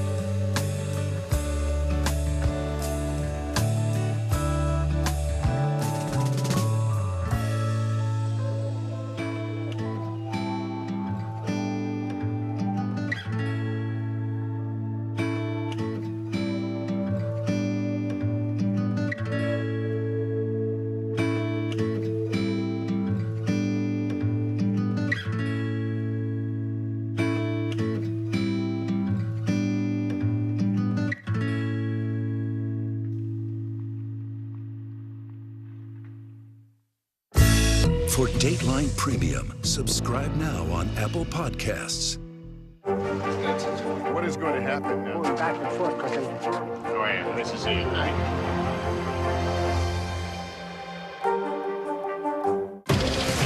What do people need most right now? Did the state and/or law enforcement drop the ball? Migrant families now stranded in Mexico. What's the World Cup experience been like? It's your news playlist. Top Story with Tanya Amos. Weeknights at 7 on NBC News Now. From everything I've seen from this New York district attorney is that this would be something he'd be doing for political points. And I think what we know is when you get into political prosecutions like this, it's more about revenge than it is about justice. Welcome back. That was Nikki Haley becoming the latest Republican presidential hopeful to attack Manhattan DA Alvin Bragg ahead of potential charges against former President Trump. If you're scoring at home, every potential Trump rival who has spoken out, Ron DeSantis, Mike Pence, Vivek Ramaswamy, and now Nikki Haley, have attacked the probe into the former president as a political endeavor.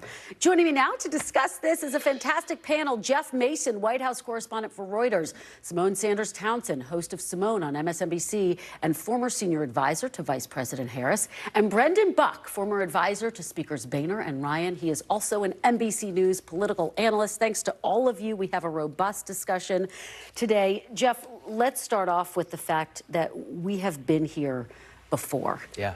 covering a moment when it doesn't seem like Trump can survive politically. This time a little different because there's legal jeopardy, but is this moment different for the former president? I will not be the first person to go out on a limb and say it's different, because every time it seemed different, it didn't end up to be different. And I think the conventional wisdom that this might help him politically is not something that you can sneeze at. It might. It might also really hurt him in terms of the fact that it's a legal proceeding and being indicted and having a mugshot potentially and all of those things. It's not a good look for a former president. I also think that you mentioned the other Republican candidates talking about it. At least one of them, Governor DeSantis, made a point of saying, I think, porn star and affair. You know, like, so there was also a little bit. He worked that in. So I think you know they were probably all on brand in terms of we have to criticize the DA, but I think they'll probably try to use it to their advantage as well. Brendan, what do you make of how Republicans have been responding so far? I mean, Ron DeSantis actually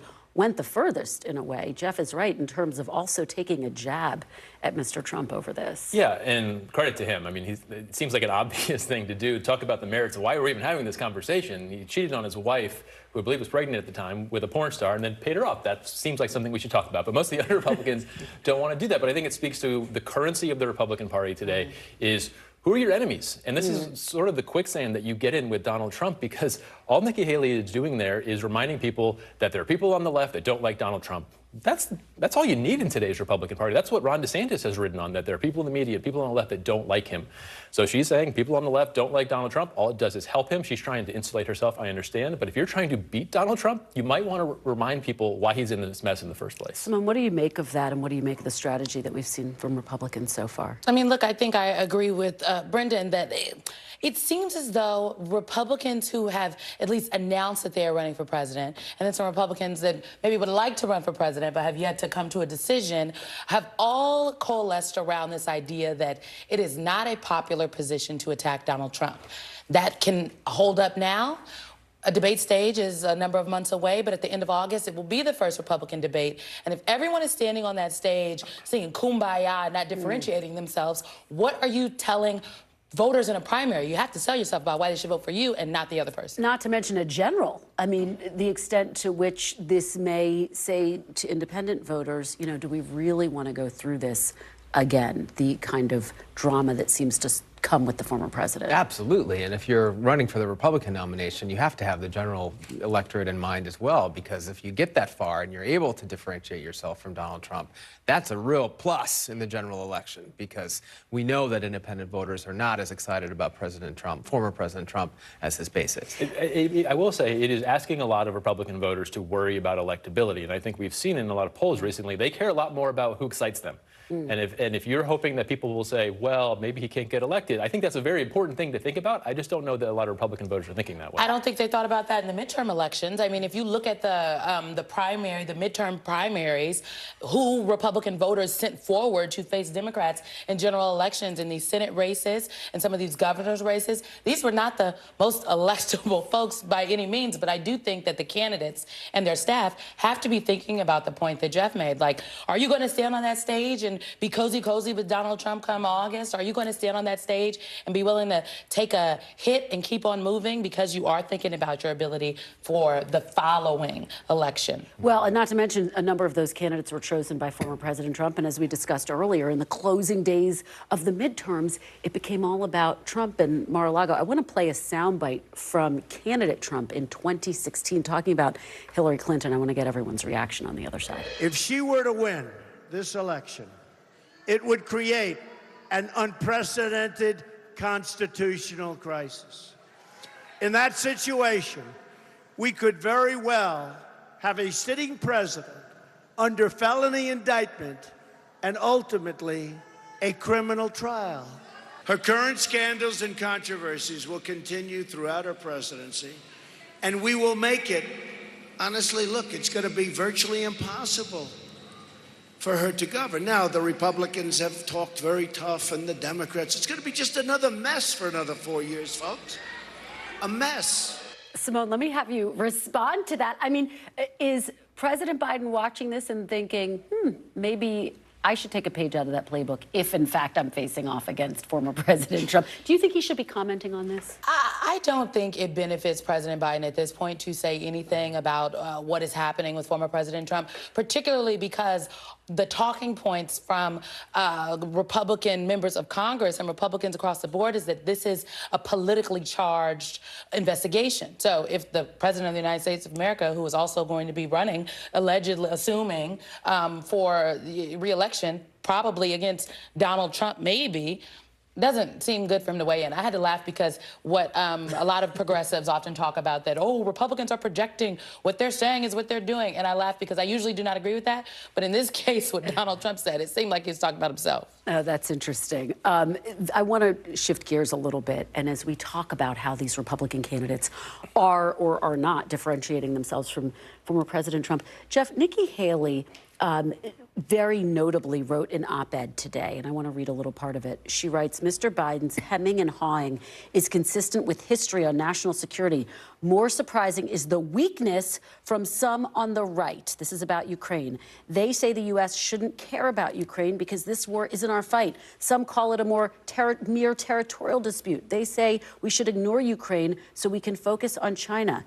This has it backward. China loses if Ukraine wins. That was Nikki Haley in the Wall Street Journal today, really laying down a marker on Ukraine against DeSantis and Trump. Yes, and I was going to say, like, maybe didn't say DeSantis specifically, but that's in particular who she's shooting that arrow at. And after what he said about Biden and Ukraine and Russia in general, that is going to be a flashpoint in this next election. There's no question, both in the primary and in the general. Brendan, we've been talking about, like, to what extent do these candidates need to start carving out their own lanes? I mean, as Simone is saying, look, the debates are not until the end of summer. And yet, is it important for these candidates to start saying, look, this is how I would be different than former President Trump, and yes, I'm not afraid to take off the gloves? Look, early when you run, I think your job is to introduce yourself, define yourself, and so I give people a little bit of slack on that. But if you're ready to go, if you're ready to take shots at people, first of all, I think you should call them out by name. Who are the people you're trying to differentiate yourself with? And Nikki Haley clearly has one job first, and that is to make herself the alternative to Donald Trump. So I understand why she's going after Ron DeSantis. But she may not have a whole lot of time. Let me throw out the idea. She may not make a debate stage. There may not be debates. I don't know that Donald Trump is going to want to debate any of these people, and he may insist that it's only Ron DeSantis. I don't think we can assume normal rules apply. So point being, if she wants to differentiate herself, if she wants to elevate herself, if she wants to take out her opponent, she needs to start doing it right now. Simone, what do you make of that? And do you think we're going to see more of what Brendan is saying, that people have to start, candidates have to start differentiating themselves now? I think the candidates are scared, frankly. I think that they are looking at, they are out there talking to voters, talking to Republicans. And when you talk to voters and Republicans, folks say, I don't necessarily like Donald Trump's antics, but I liked his policies. I liked what he did. They will name things that they appreciated from the Trump administration. And you look at, there's a story in The Atlantic today about focus groups that Sarah Longwell's group has been doing with real Republicans. And they had very terrible things to say about Mike Pence. They did not feel as though he did his duty as a vice president. They didn't feel like he has differentiated himself. And a number of them knocked him for what they felt was being not supportive of former President Trump. And so I think folks are looking at that, and the backbones are not strong, Kirsten. I think you need a strong backbone if you want to run in the primary. Well, and it's going to be very interesting to see if and when former Vice President Pence gets into this. He says he is still talking to his family and praying about it. So we will wait and see. Thank you. Great discussion. We could keep this discussion going. Jeff, Simone, and Brendan, really appreciate it. Coming up next, America's adversaries closer than ever. President Putin and Xi sign a new economic agreement as the two leaders seek to strengthen ties. What it means for the U.S. and the war in Ukraine next. You're watching Meet the Press now.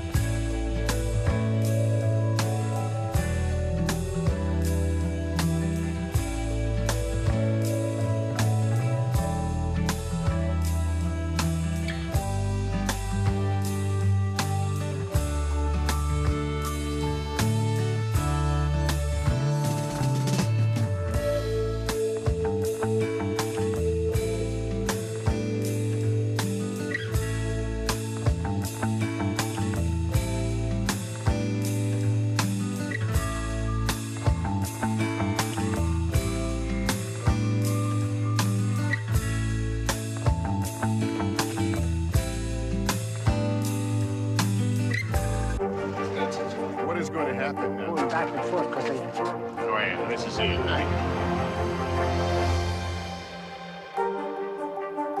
NBC News, streaming free now. Hey, podcast fans, ready to unlock our true crime mysteries? Try Dateline Premium on Apple Podcasts. You'll get early access to originals, plus bonus content, and everything is ad-free. So head to Apple Podcasts now to subscribe. Welcome back. America's two biggest adversaries signed a joint statement today agreeing to deepen economic ties and boost cooperation. Chinese President Xi described the 2 days of talks with Russia as frank and fruitful, while Putin said the Russia-China relationship is at its highest point in history. Putin added the two leaders spent a lot of time and attention discussing China's so-called peace proposal for the war in Ukraine, which U.S. officials have dismissed in its current form as a distraction from Russian atrocities. As the war grinds on, officials tell NBC News the Pentagon is planning to accelerate its delivery of U.S. tanks to Ukraine, which comes amid continued concerns about Beijing's deepening military involvement in the war. Joining me now is NBC News Pentagon correspondent Courtney Kube and Bonnie Glaser, managing director of the Indo-Pacific program at the German Marshall Fund. Thanks so much to both of you for being here. Courtney, I want to talk with you first. I know you have been reporting right up until this minute, so talk about this push to accelerate delivery of tanks to Ukraine. Is this going to make a difference? It will not be there. They will not be there in time for this offensive, the spring offensive and Ukrainian counteroffensive that we've been hearing so much about for weeks now. We don't expect them there. But the fact that the Pentagon and particularly the U.S. Army has really been pushing hard to figure out ways to get these tanks to the Ukrainians and get them fielded as fast as possible, this is really an indication that is working. So what they're going to do here, Kristen, is take some older model M1 Abrams tanks and take the hulls from those and refurbish them and rebuild them and then send them over. According to the officials who we spoke with, our colleague Carol Lee and I, they should be there by this fall. So that's a dramatic step up in timeline from where we were hearing when they first made the announcement that they were going to send these 31 tanks to Ukraine. At that time, officials were telling us it could be years before they'd actually be fielded. Now, in fact, they will be there in a matter of months, Kristen. Courtney, it's just extraordinary. Very quickly, how did they make the determination, and how did they make this happen faster than was expected? So there's two ways. These M1 tanks are different than the ones that we had been. There was a lot of concern about the logistics and maintenance needs of an Abrams tank. They're an extremely complicated vehicle. These M1 tanks, for one thing, can run on diesel fuel, not jet fuel. That was one of the big concerns. It's a lot cheaper. It's easier to get. And also, the U.S. is going to refurbish and provide some maintenance support vehicles. So that will take care of some of that logistics concern. But in addition to that, they're going to put some new USAI, that's the Ukraine Security Assistance Initiative, funding towards this to pay for all of this. So it just took some time for them to figure out how they could do this. But again, while this is an extremely accelerated timeline from what we initially heard 2 months ago, they will not be there in time for this offensive. The Leopard tanks that are being provided by some allies should be there in time, though, Kristen. Incredible reporting. Courtney Kube with Carol Lee. Really appreciate your bringing that to us. Bonnie, I want to turn to you and get your reaction to the Putin-Xi meeting, which obviously is looming over all of this and the war in Ukraine that Courtney was just reporting on.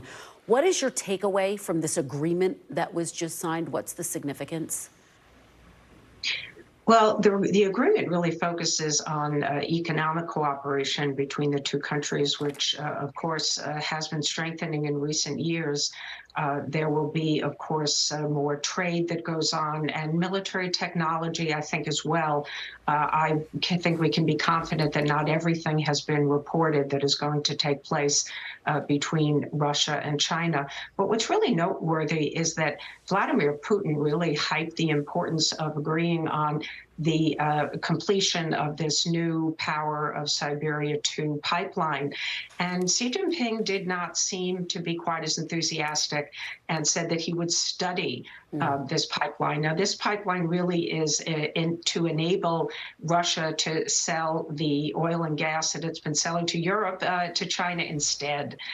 And so if Xi Jinping does not want to become overly dependent on Russia going forward, then he might not be so keen to do this now, or he might really seek to get some concessions for it going forward. But it doesn't seem to be as high a priority for Xi Jinping as it is for Vladimir Putin. No, that is a notable difference, and one obviously the White House is paying close attention to. I want to ask you broadly, because obviously the Biden administration is concerned that this meeting is only strengthening ties between China and Russia, and that ultimately that could strengthen Russia's hands in the war in Ukraine. The U.S. has notably been scaling back its rhetoric ahead of this meeting. Is that the right move? What more do you think the U.S. should be doing in this moment? Well, I think that the United States certainly should be encouraging, as it has been, to have Xi Jinping call Zelensky. There has not been a phone call between Ukraine's leader and China's leader since the beginning of this phase of the war in February of last year. And Xi Jinping should take into account Ukrainians' interests. And in its 12-point position paper, which really shouldn't be referred to as a peace plan, it's a summary of China's positions, China says very clearly that this conflict should be addressed and ended according to the UN Charter. And that means condemning Russia's invasion, and it means supporting the sovereignty of Ukraine. And of course, China has yet to condemn Russia's invasion. One of the things the White House is really concerned about is the possibility that there could be a ceasefire agreed upon.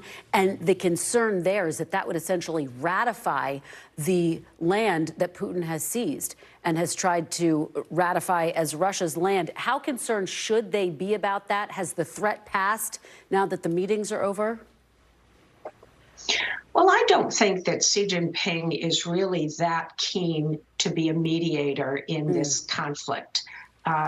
Clearly, Vladimir Putin is not interested in ending this war, and neither right now is Zelensky.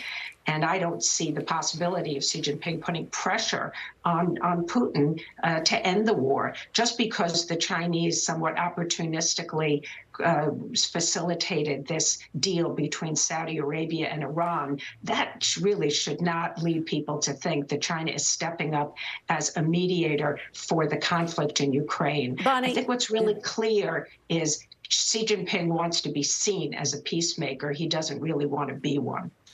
That's so well put. Very quickly, how concerned should the administration still be that China is considering providing lethal aid to Russia? Is that still a key concern? Well, it's definitely a concern that the Biden administration has. I don't think that the Chinese want to provide massive amounts of lethal aid, but they will find ways to support Russian economy. They've already been providing semiconductors, and they will continue to creep up to that line of provision of lethal aid. I had a Chinese diplomat ask me, what is lethal aid? What constitutes an aid? A fork, I was told, could be lethal aid if in the wrong hands. So this is a bit tongue-in-cheek, of course, but the Chinese are going to continue to provide assistance to Russia without triggering sanctions on Chinese companies. It is really important for European countries to express their concerns, both privately and publicly, I would say, to the Chinese, that China would have a very high cost to pay if it were to cross that line. Bonnie Glaser, thank you so much for your analysis on such a critical week. We really appreciate it. Thank you. And despite Chinese President Xi's visit to Moscow, much of the global community continues to try to isolate Putin. The International Criminal Court has issued an arrest warrant for Putin's alleged war crimes. For more on this, I'm joined now by Stephen Rapp, former U.S. Ambassador at Large for War Crimes Issues. Thank you so much for joining me. I really appreciate it. So we have to just start with the big picture here, which is that Russia's not a member of the ICC. And a lot of people are wondering, what is the real significance here of this arrest warrant? How do you see it? Well, it really is legally irrelevant whether they're a member of the UN or an ICC specifically here or not. Ukraine has given jurisdiction over war crimes, crimes against humanity, and genocide to the ICC. That's territorial. It's in other words, if one of us goes and commits a crime in Toronto, it's up to the Canadians to decide where we're going to be prosecuted. If someone commits a crime in Ukraine, it's up to the Ukrainians. And they've said the serious crimes go to the ICC, and that's really their business. The way to avoid that is don't commit crimes in Ukraine, and by this indictment and by all the other information and evidence we have, massive crimes are being committed by Russian forces under the command and control of Vladimir Putin. And we've got these allegations, and very strong ones, regarding the forcible deportation of children. So the ICC does have jurisdiction. Now, the question is, will they get Putin? What's the significance of it? And, we've seen other situations in the past with Milosevic at the Yugoslavia Tribunal, Sierra Leone Special Court. We prosecuted, my predecessors and myself pursued Charles Taylor, the former president of Liberia, indicted him while he was a sitting head of state.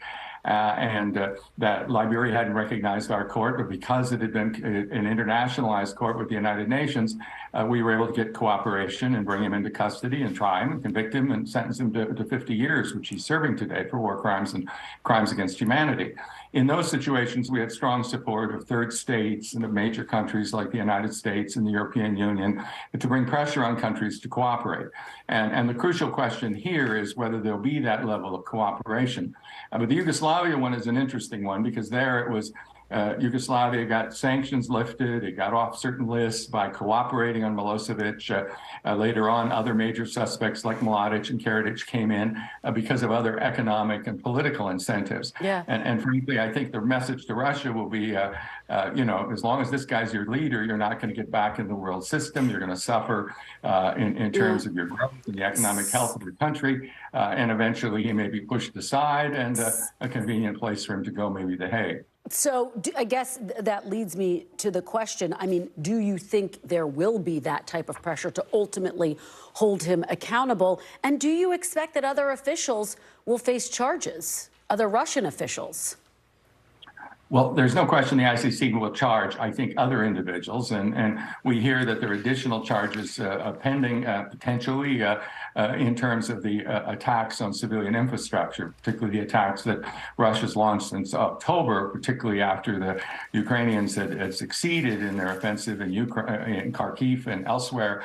In order to punish the people, as winter was coming on, they announced this offensive against utilities, basically trying to freeze and starve people over the course of winter, and hardly any effect on the military front in terms of what was happening in Kherson or in Bakhmut. That's a war crime, and so those could be against Russian generals. They could be as well against Putin. So we'll see those charges again. There's the possibility of a court being created to deal with the crime of aggression as well, that many countries support, and that Ukraine really wants to see. That President Zelensky yesterday messaged leaders in London that this is what he really wants to see, because it's the whole crime. It's the death raining from the sky last February of peaceful people not doing anything to provoke Russia, and suddenly their whole country's turned upside down. Their young men are in battle, and their houses are being destroyed, and women are raped, and people are detained, and horrible things are happening. And why? Because they were going to be a successful democracy, and that was a threat to Putin. So there's that crime too. Former Ambassador at Large Stephen Rapp, thank you so very much for your perspective. We will continue to watch this. Appreciate it. After the break, we're on the ground in Los Angeles, where a massive strike has shut down the city's schools as thousands of bus drivers, counselors, custodians, and support staff demand better pay. That's next. You're watching Meet the Press Now.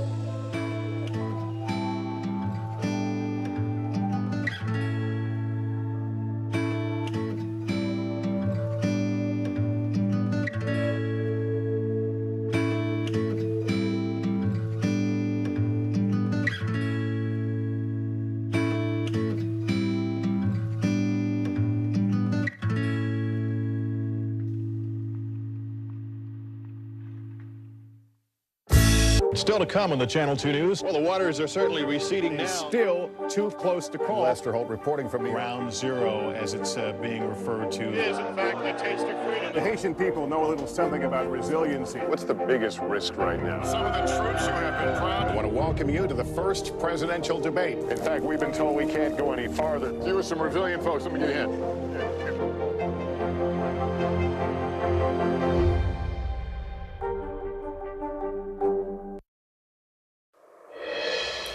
Welcome back. Tens of thousands of Los Angeles Unified School District union workers are on strike today, shutting down the nation's second largest school district. The work stoppage is set to keep 500,000 students out of the classroom for 3 days if an agreement is not reached. The strike was brought over failed wage increase negotiations for education support staff, including teachers' aides, special education assistants, bus drivers, and custodians. Those workers are joined on picket lines in stormy weather by tens of thousands of members of LA's teachers' unions. LA's school superintendent told NBC News it was just not possible to keep schools open without the workers and teachers. NBC's Maura Barrett is on the ground in Los Angeles as the strike got underway. Maura, you are there with folks who are on strike right now. Tell us what the latest is and what folks there are saying to you.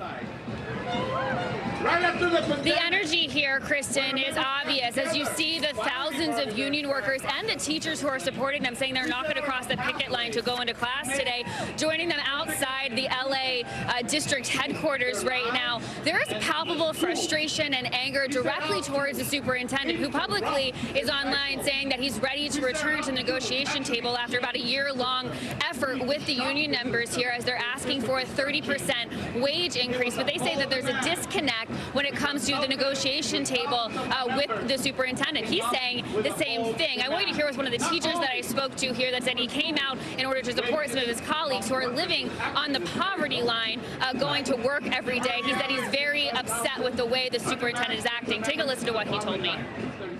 Austin Buettner, the last superintendent when we had a strike, was, very much on our side, surprisingly, and was much more, I think, sympathetic to the worker. This gentleman, Mr. Carvalho from Miami, has taken a different tact with everyone. It's been more kind of tyrannical. I hate to use that word, but he's a very strong personality and obviously a very intelligent man, but he seems to really want to play a real hard ball. That teacher told me he's not confident about these negotiations, but he is hopeful. Again, the union is asking for a 30% wage increase. The district has come back with a 23% wage increase, as well as health benefits. But as long as those negotiations are stalled, they plan to continue this walkout, this strike, for the next 3 days, Kristen. Maura Barrett, great reporting. Of course, so many families impacted with students relying on meals there, and they are trying to get those meals to some students, but of course they can't reach everyone. Maura Barrett, thank you so much. Still to come, why the CEO of TikTok says the company is at a, quote, pivotal moment as he prepares to testify before some House lawmakers who want to ban the app nationwide. You're watching Meet the Press now.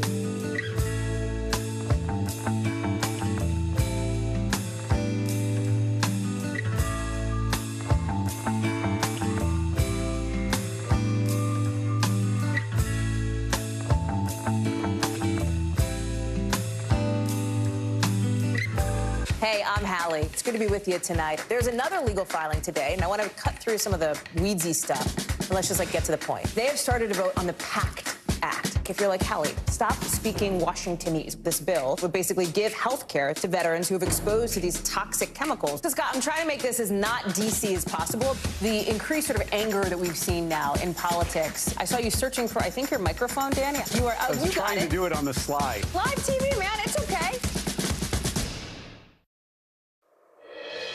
Welcome back. The TikTok CEO took to his own platform to appeal to American users for support today ahead of planned testimony on Capitol Hill later this week as Washington considers a countrywide ban of the popular video app. Take a look.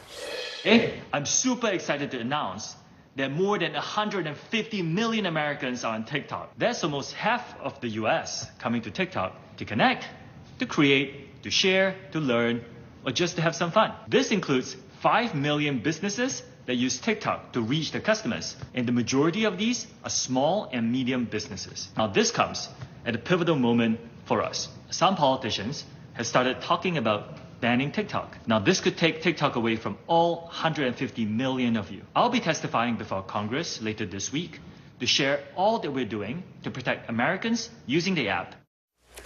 There have been bipartisan calls for a ban on the app. Lawmakers have sounded the alarm on data security concerns about the Chinese-owned company.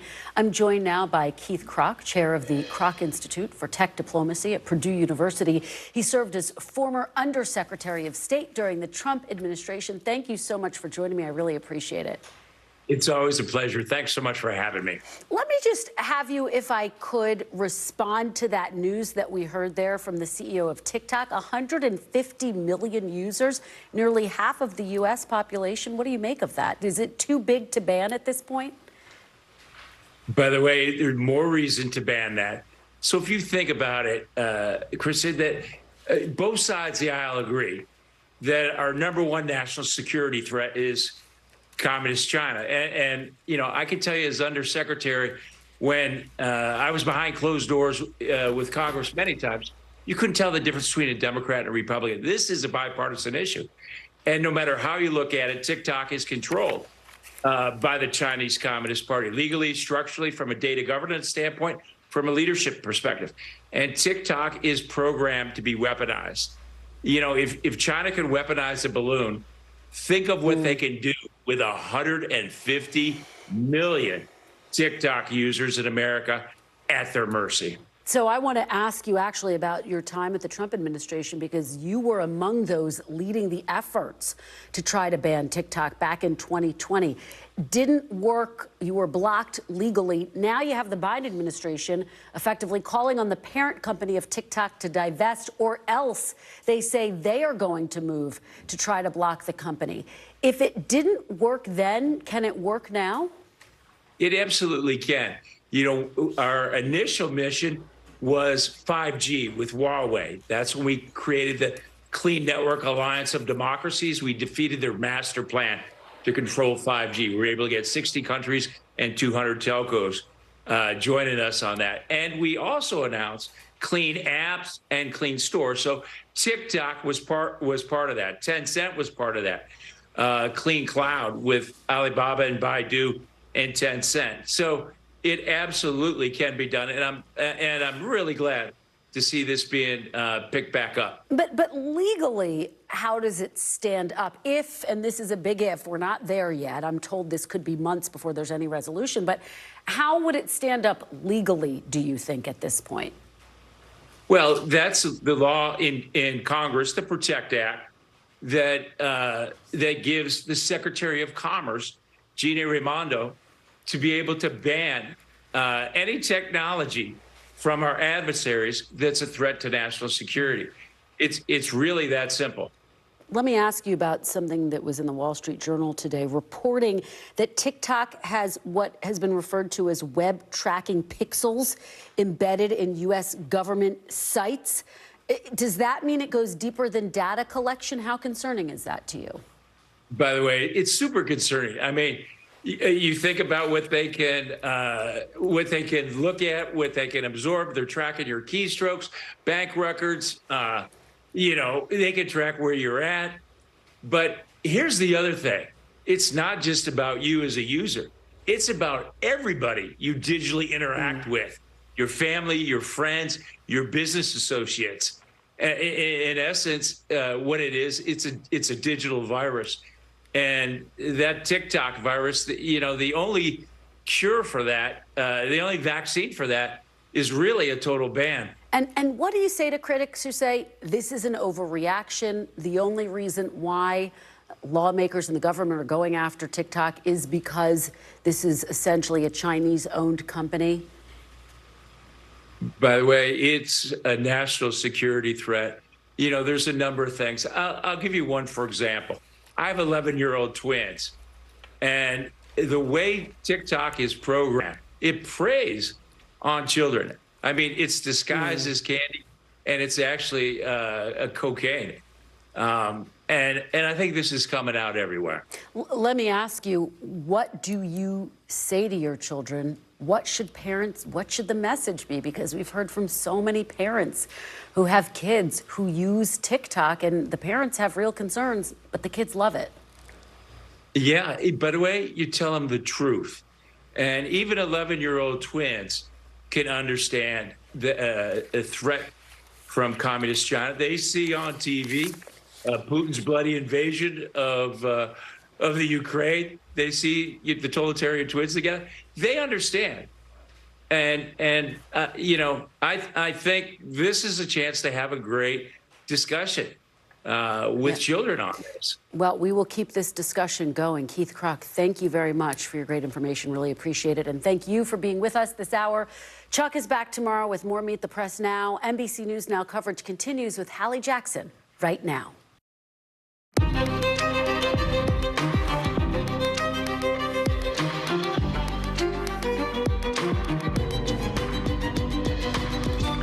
We are coming on the air with a first look at the intense emotion from a mother in pain and in grief about the frankly disturbing new video of her son's death in police custody at a hospital. Ahead, the brand new charges being handed down by a grand jury tonight. Plus, court just wrapping up in the last few minutes in Dominion's huge defamation case against Fox. Why the company's telling a judge they don't even need a jury because all the evidence is such a slam dunk. What we're learning about that and Fox's new legal problems. And the new study shows a tick bite could mean stomach problems. The brand new way to get sick you may want to know about tonight. Plus, our team's going one-on-one with the lawyer of a man now charged with murdering his wife, a case that's getting folks' attention because of a joke he made on a game show you've heard of. We're going to explain that one in a little bit. And why lawyers are accusing Gwyneth Paltrow of, in their words, a disregard for people in a trial over a ski accident that has everybody pointing fingers. We'll take you inside the courtroom a little bit later on in the show. Hey, I'm Hallie, and we're coming on the air with Ivo Otieno's mother in pain today after her son died in police custody while being admitted to a hospital, smothered to death, according to prosecutors. As she says, a grand jury's decision to indict 10 police officers and medical workers is a step in the right direction. But she says that's not making this situation any easier to process. Listen. When they took him into the hospital, I expected him to be taken care of and to come back home to us. I see the image of his smile. Ivo was a handsome young man. She is clearly in pain here after video that NBC News has just obtained in the last few minutes, first released by the Washington Post overnight, showing the final moments of Otieno's life. We should warn you, the video is hard to watch, obviously. We are only going to show it to you once. It appears to show Otieno shackled, being pushed onto the ground just before 4:30 in the afternoon. At one point, you see he's being held down by as many as what the Post describes as 10 Virginia deputies and medical staff for something like 11 minutes. At that point, you see him stop moving, and medical workers start working on trying to resuscitate him. We should note that NBC News has not verified what was said as this was happening because there is no sound in that video. But we are hearing something else, audio from the 911 call from that day. Listen. There's no pulse anymore. Is the patient aggressive or is he not? No, he used to be aggressive, right? So they're trying to put him in restraint. Then eventually he's no longer breathing. Lawyers for two of the deputies and one of the hospital workers have said previously their clients are innocent. NBC News has also reached out to the hospital for comment. Marissa Parra is live for us outside the courthouse in Dinwiddie, Virginia. And Marissa, there is a lot happening here today on this. Multiple hearings, this grand jury meeting, the indictments that are coming down, and now this new interview with the victim's mother. Yeah, I mean, there's a lot happening here in Dinwiddie in the greater Richmond area. Dinwiddie is just south of Richmond, for those who don't know. But here at the Dinwiddie courthouse, we had the grand jury who met behind closed doors, and then we had the public hearings, and I had a chance to sit in on those. But remember the context here, all of this on the same day that the public is seeing for the very first time those images from Otieno's final moments, as well as hearing those emergency calls that were made with dispatch. And what you also heard when we were listening to the audio ourselves is you could hear the frustration between the caller and the dispatcher because they were waiting and wanting for a response to be faster. And so those are things that we're obviously still sifting through. But in terms of what we were able to hear in court, there was the bond hearings, there was the status hearings, and a lot of that is just routine setting court dates that are coming up. But in those bond hearings, we did also hear some new details from the defense of some of those deputies as well as some of the hospital workers. And something that we've heard before, we heard last week from defense of others, is what they were saying is the reason that they felt they needed to respond the way they did is because Otieno, was combative with them. And so they were laying out their defense, saying why they believe that their clients were not guilty and why they think that they should get bond, which they did. And then, Hallie, of course, there was the motion over that video that has already caused so much commotion over the last week even. I want to talk about that video in a second, but let me go back to that interview that was conducted with one of our correspondents, Katie Beck, who's also on this story, and Otieno's mother, where, she has talked about this. She had said that she felt like her son was being treated worse than a dog in this moment where he is in distress, having an issue. And we're going to hear more from the family, from the representatives for the family in just about 55 minutes or so from now.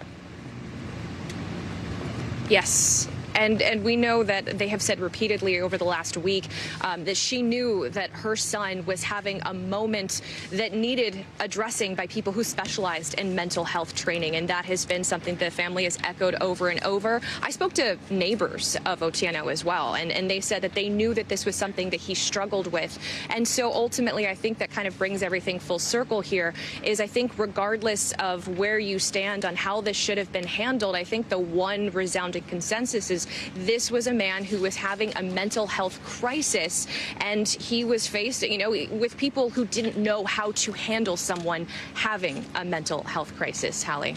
We talked about that surveillance video, Marissa, the video that has just been obtained by NBC News in the last couple of minutes here. In so many of these cases, again and again, when it comes to people dying while they are in police custody, it is the video that seems to be so impactful. This case appears to be at this point no different.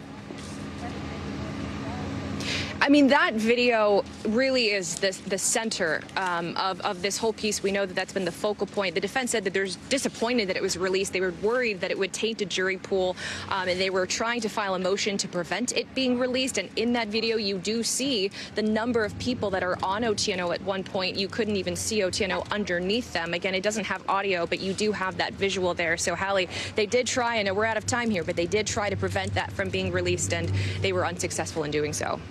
Marissa Parra, live for us there in Virginia, just outside Richmond. Thank you very much. Let's take you out west, where California tonight is getting hammered by another storm right now, fueled by, you guessed it, this atmospheric river. That's what the meteorologists call it.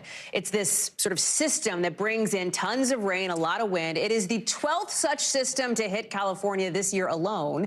It's the southern part of the state getting slammed right now. Already there's a ton of flooding on the road. That makes driving dangerous. Look at this freeway we're about to show you just north of LA. A car is sliding around. It's almost spinning out. I mean, that's what conditions are like as we speak. I want to bring in Scott Cohn, who's live for us in Los Angeles. Bring us up to speed, Scott.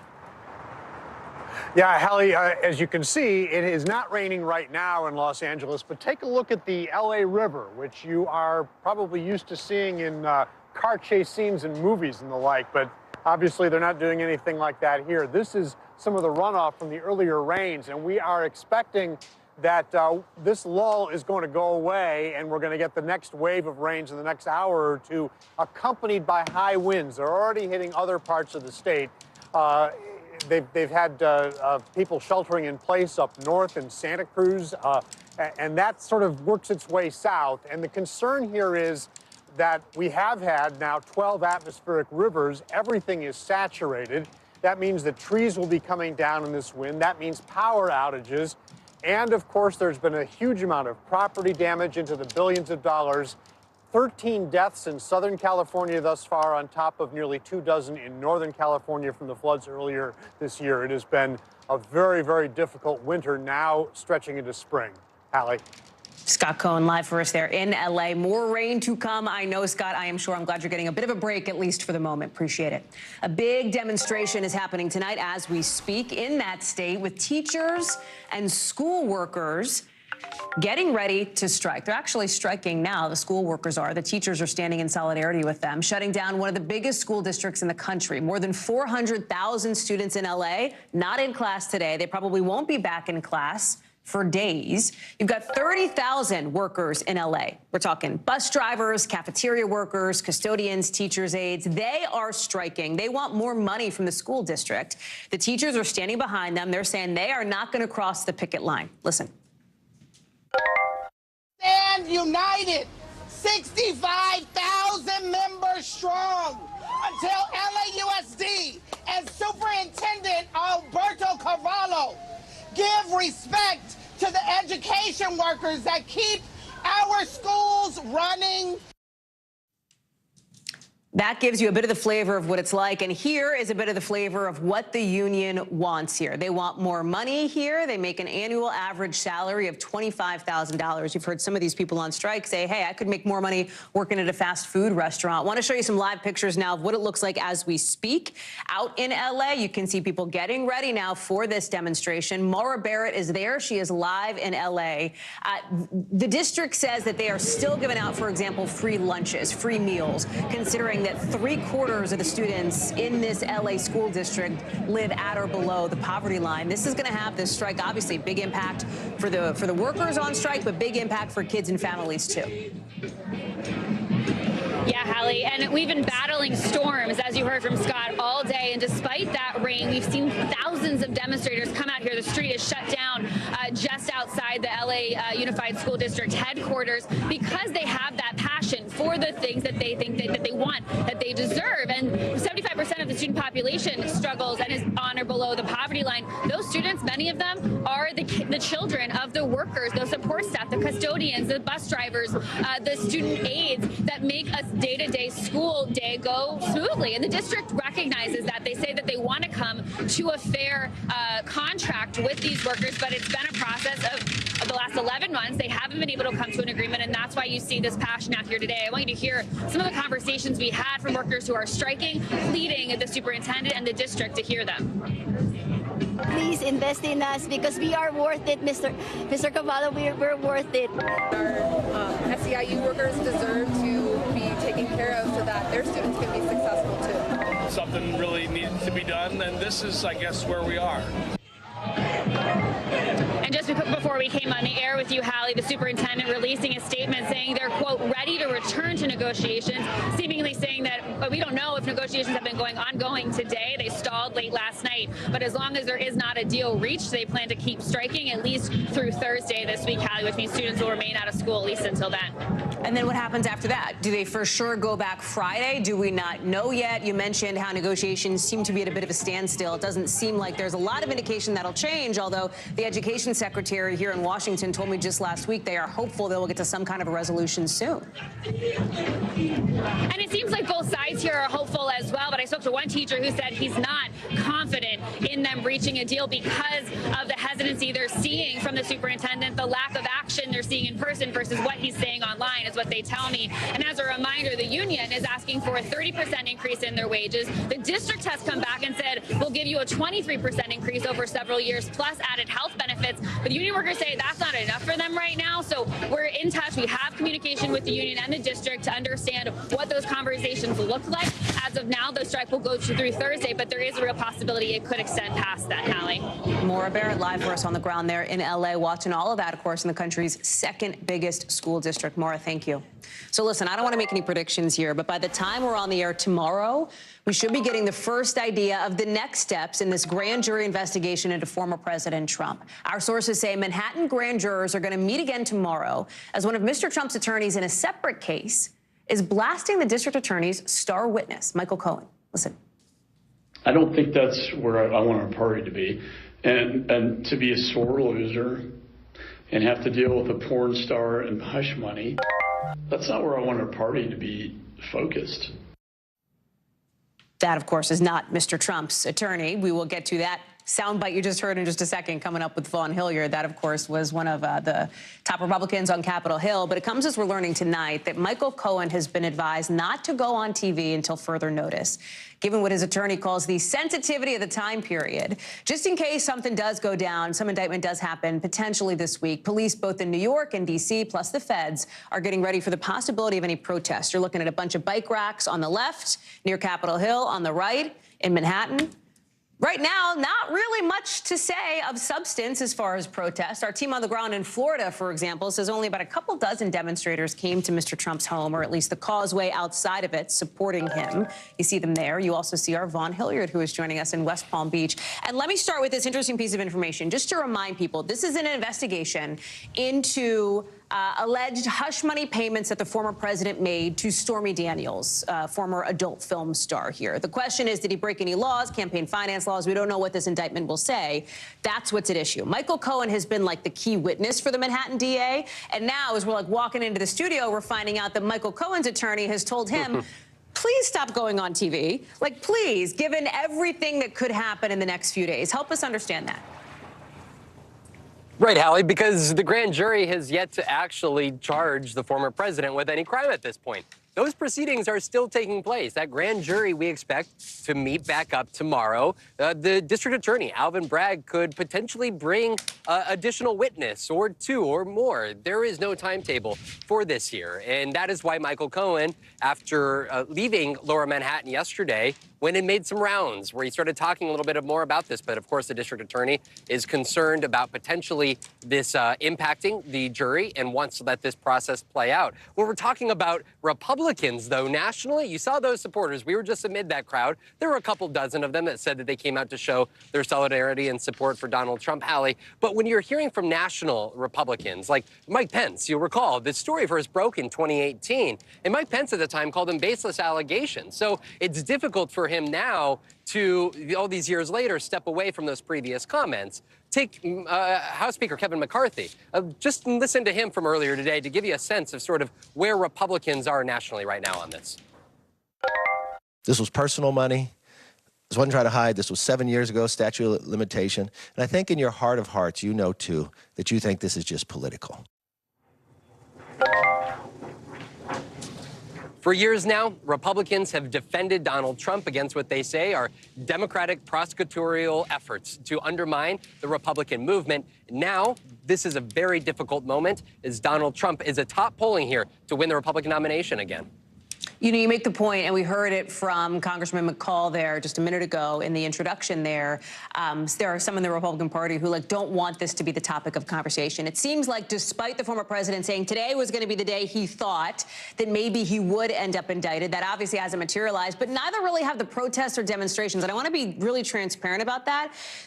You go to West Palm all the time. I used to go there's generally always a handful of people who are there along the strip heading into Mar-a-Lago, right? On big days when they know the media is going to be around. It seems like we haven't seen much more of a critical mass beyond that at this point. Is that fair? Right, and you saw hardly anything in New York City. I mean, over the weekend, he called for protests in all caps, and that never manifested. Now, a couple of the folks who I talked to here said that they believed it was because folks are fearful of something happening in a January 6th type of a play in which there are folks that become arrested. And we know that there are now nearly 1,000 folks who have been charged as part of the Capitol seize on January 6th. And so there's questions of how much of the support of Donald Trump online and outside is actually going to translate into protests were he to be indicted and charged, Hallie.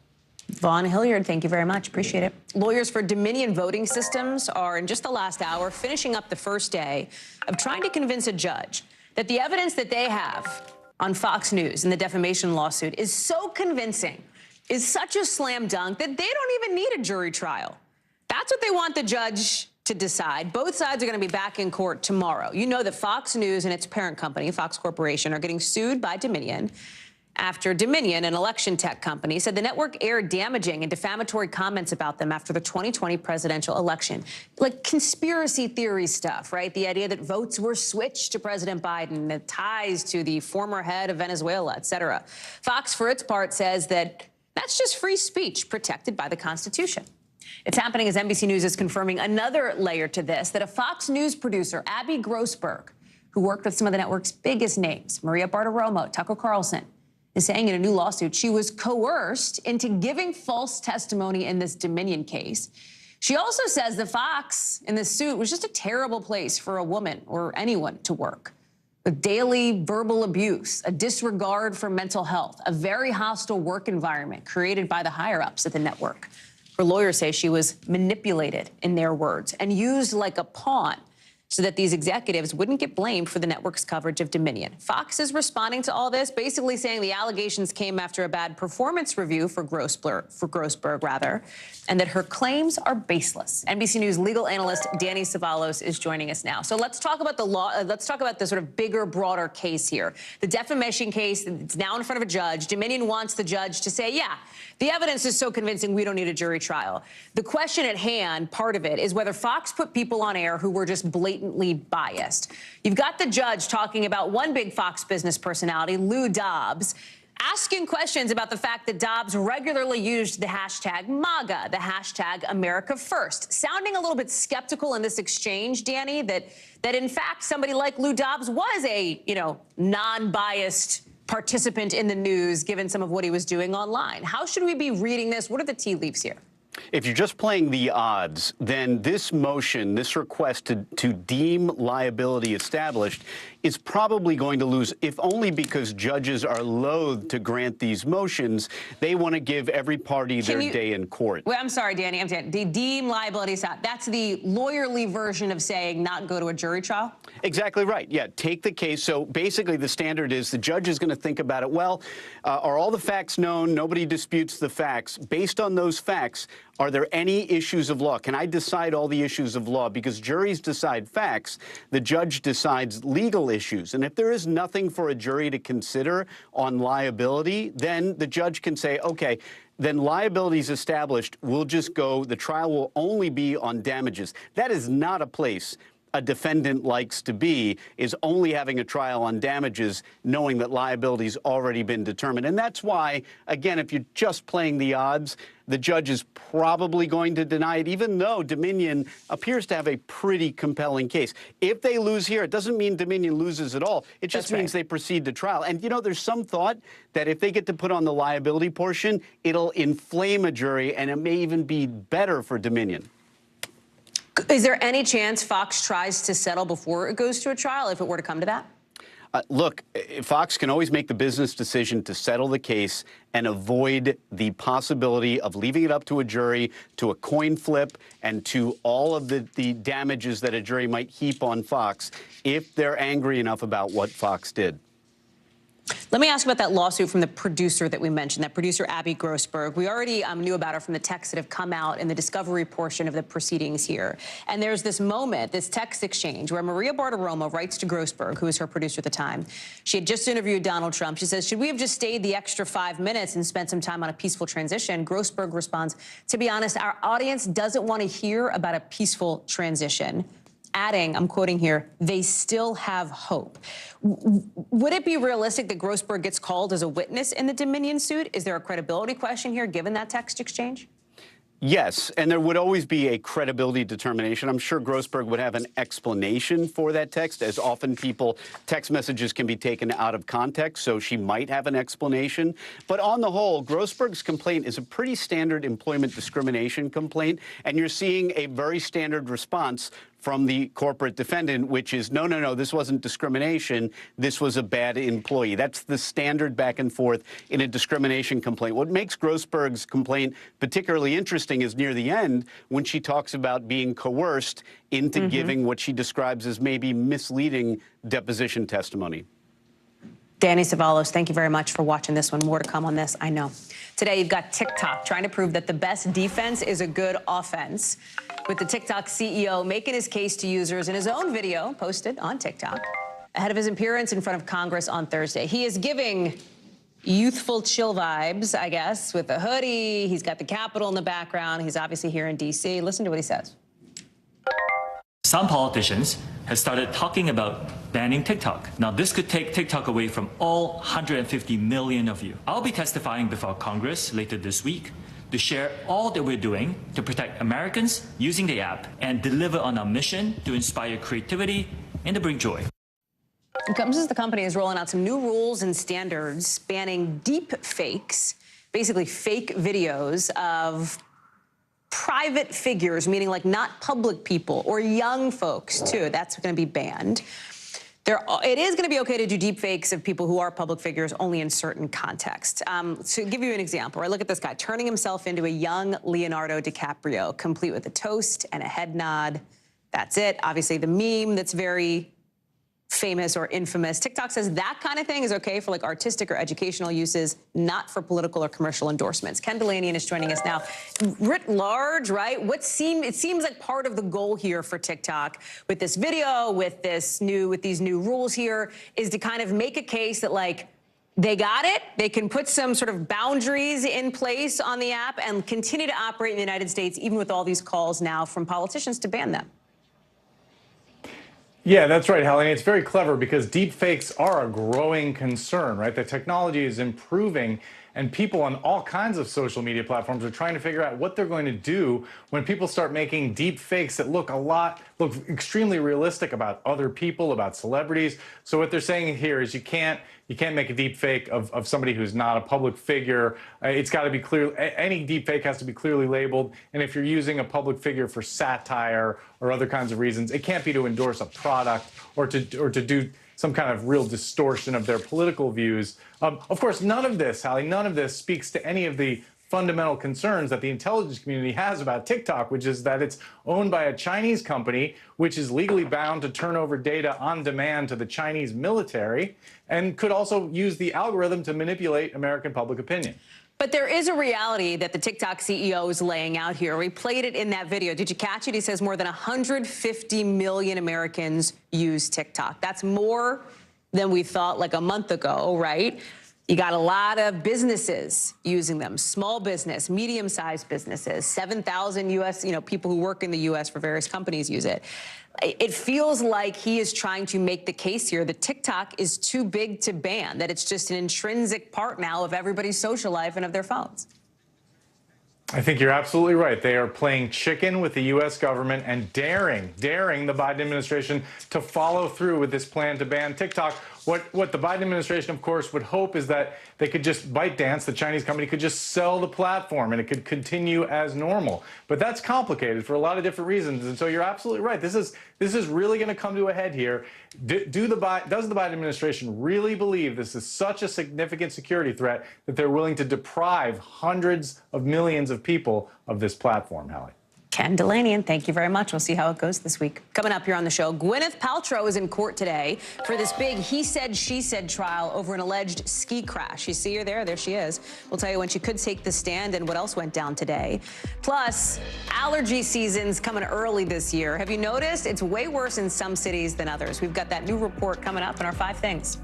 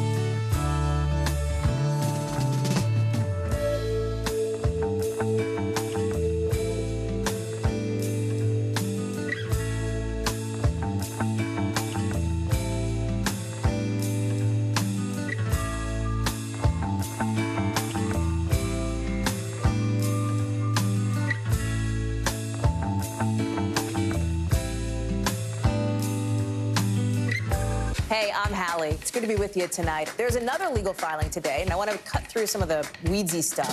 And let's just get to the point. They have started to vote on the PACT Act. If you're like, Hallie, stop speaking Washingtonese. This bill would basically give health care to veterans who have exposed to these toxic chemicals. So, Scott, I'm trying to make this as not DC as possible. The increased sort of anger that we've seen now in politics. I saw you searching for, I think, your microphone, Dan. You are. I was you trying got to do it on the slide. Live TV, man. It's okay.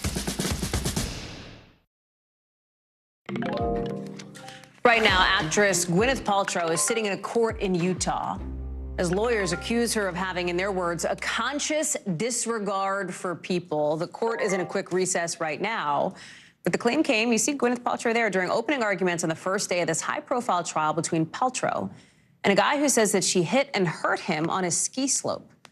Here's what's happening here, if you're not deep into it all. It all has to do with this accident, this alleged crash at a ski resort in Utah back in 2016. Gwyneth Paltrow and another skier named Terry Sanderson smashed into each other on the slopes. The big question at the center of this, who hit who? In other words, who was the uphill skier? In 2019, Sanderson sued Paltrow, saying she knocked him down and then just left. Sanderson says he was left with a brain injury, with 4 broken ribs, had some other serious problems. But Paltrow's attorneys countersued, saying, no, he crashed into her, making it this he said, she said kind of thing. Listen to how the attorneys tell the story. She screams, then skis back into the back of Terry Sanderson. Male skier took her out from behind. Let's bring in Kathy Park, who has been following all this, following this trial. There are a lot of questions here, right, about what we're finding out in court or we expect to find out in court. And one question relates to, will Paltrow take the stand? Also, her husband and kids. There is a possibility that that happens here, too, right? Yeah, so today is day one of what will likely be a week-long trial, Hallie. And today, as you mentioned, we heard the opening statements, and you heard there the attorney for the plaintiff in the situation, Terry Sanderson, who is claiming that Gwyneth Paltrow actually crashed into him February of 2016, and as a result is still suffering the consequences of this crash. Here's a little bit more from earlier today. Take a listen. She knew that skiing that way, looking somewhere else, blindly skiing down a mountain by looking up and to the side was reckless.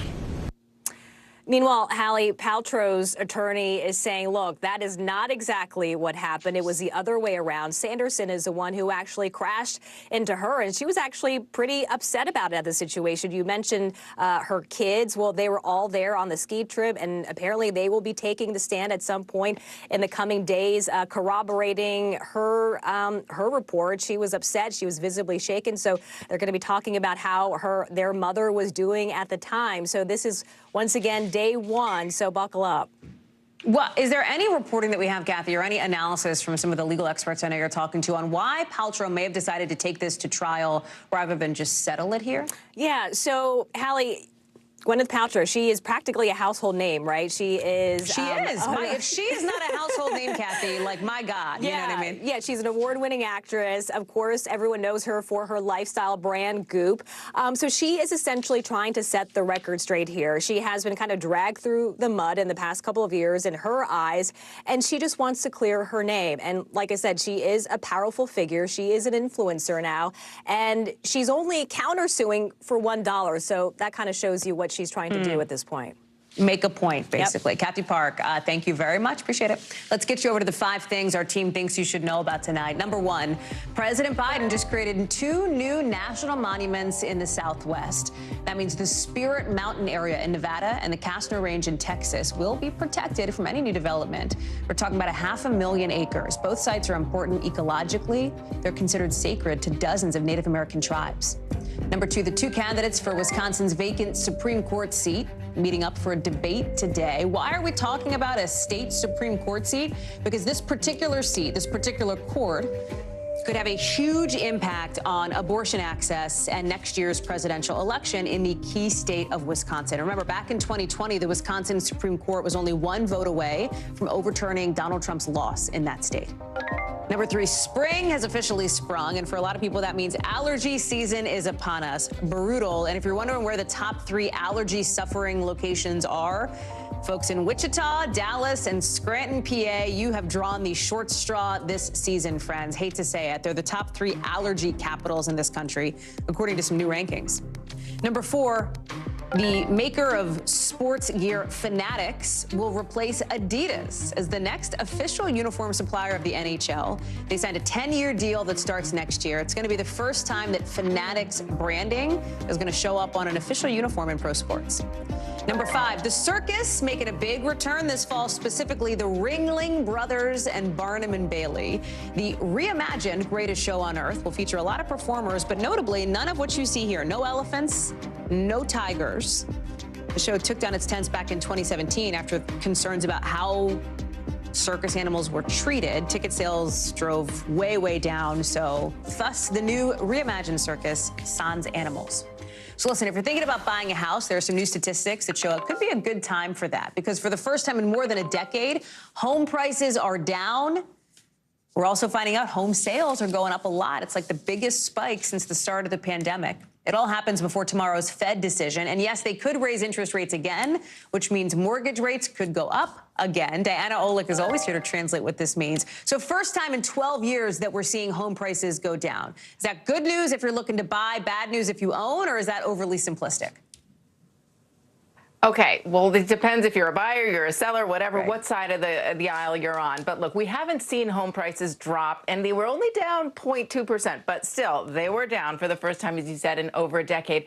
And that's because we saw this huge surge in demand in February. Now, the reason, and I'm going to get just complicated for a little second, is mortgage rates. Everybody's super sensitive to mortgage rates. So what happened was rates came down pretty sharply in December and January, and that's when those contracts were signed on the sales that we now see in February, the closings. That's how they count them. So that was because of lower mortgage rates. They were down around 6%. Well, now they're back up again. We're getting close to 7% again, 6.75 right now. And depending, as you said, on what the Fed does tomorrow, we could see rates go even higher. That might pull back demand again. And so, you know, we have to wait and kind of see where rates end up in the next couple of months. But it just shows there is incredible demand out there when people can actually afford these homes. Now, the prices, they did pull back, but that's a median price. The realtors counted by medians, and that means that they could have been skewed by the type of home that was selling, which is generally now on the lower end because the luxury market is just not moving at all. So that may be why we've seen that down. When you look at other indexes of home prices, like repeat sales index, which show the same house selling at a different time, those are still up 5%. Price is still up from a year ago. So I hope that wasn't too complicated, but it's all about mortgage rates. That's all I can say, Hallie. I would just appreciate you being able to put it in plain English, Diana, for even folks like me to be able to understand it. Thank you so much. Good to see you. Still to come here on the show, a new report calling London's police department racist, misogynistic, homophobic. It is as scathing as it sounds. We'll talk about what changes could be coming because of it when we take you overseas after a break.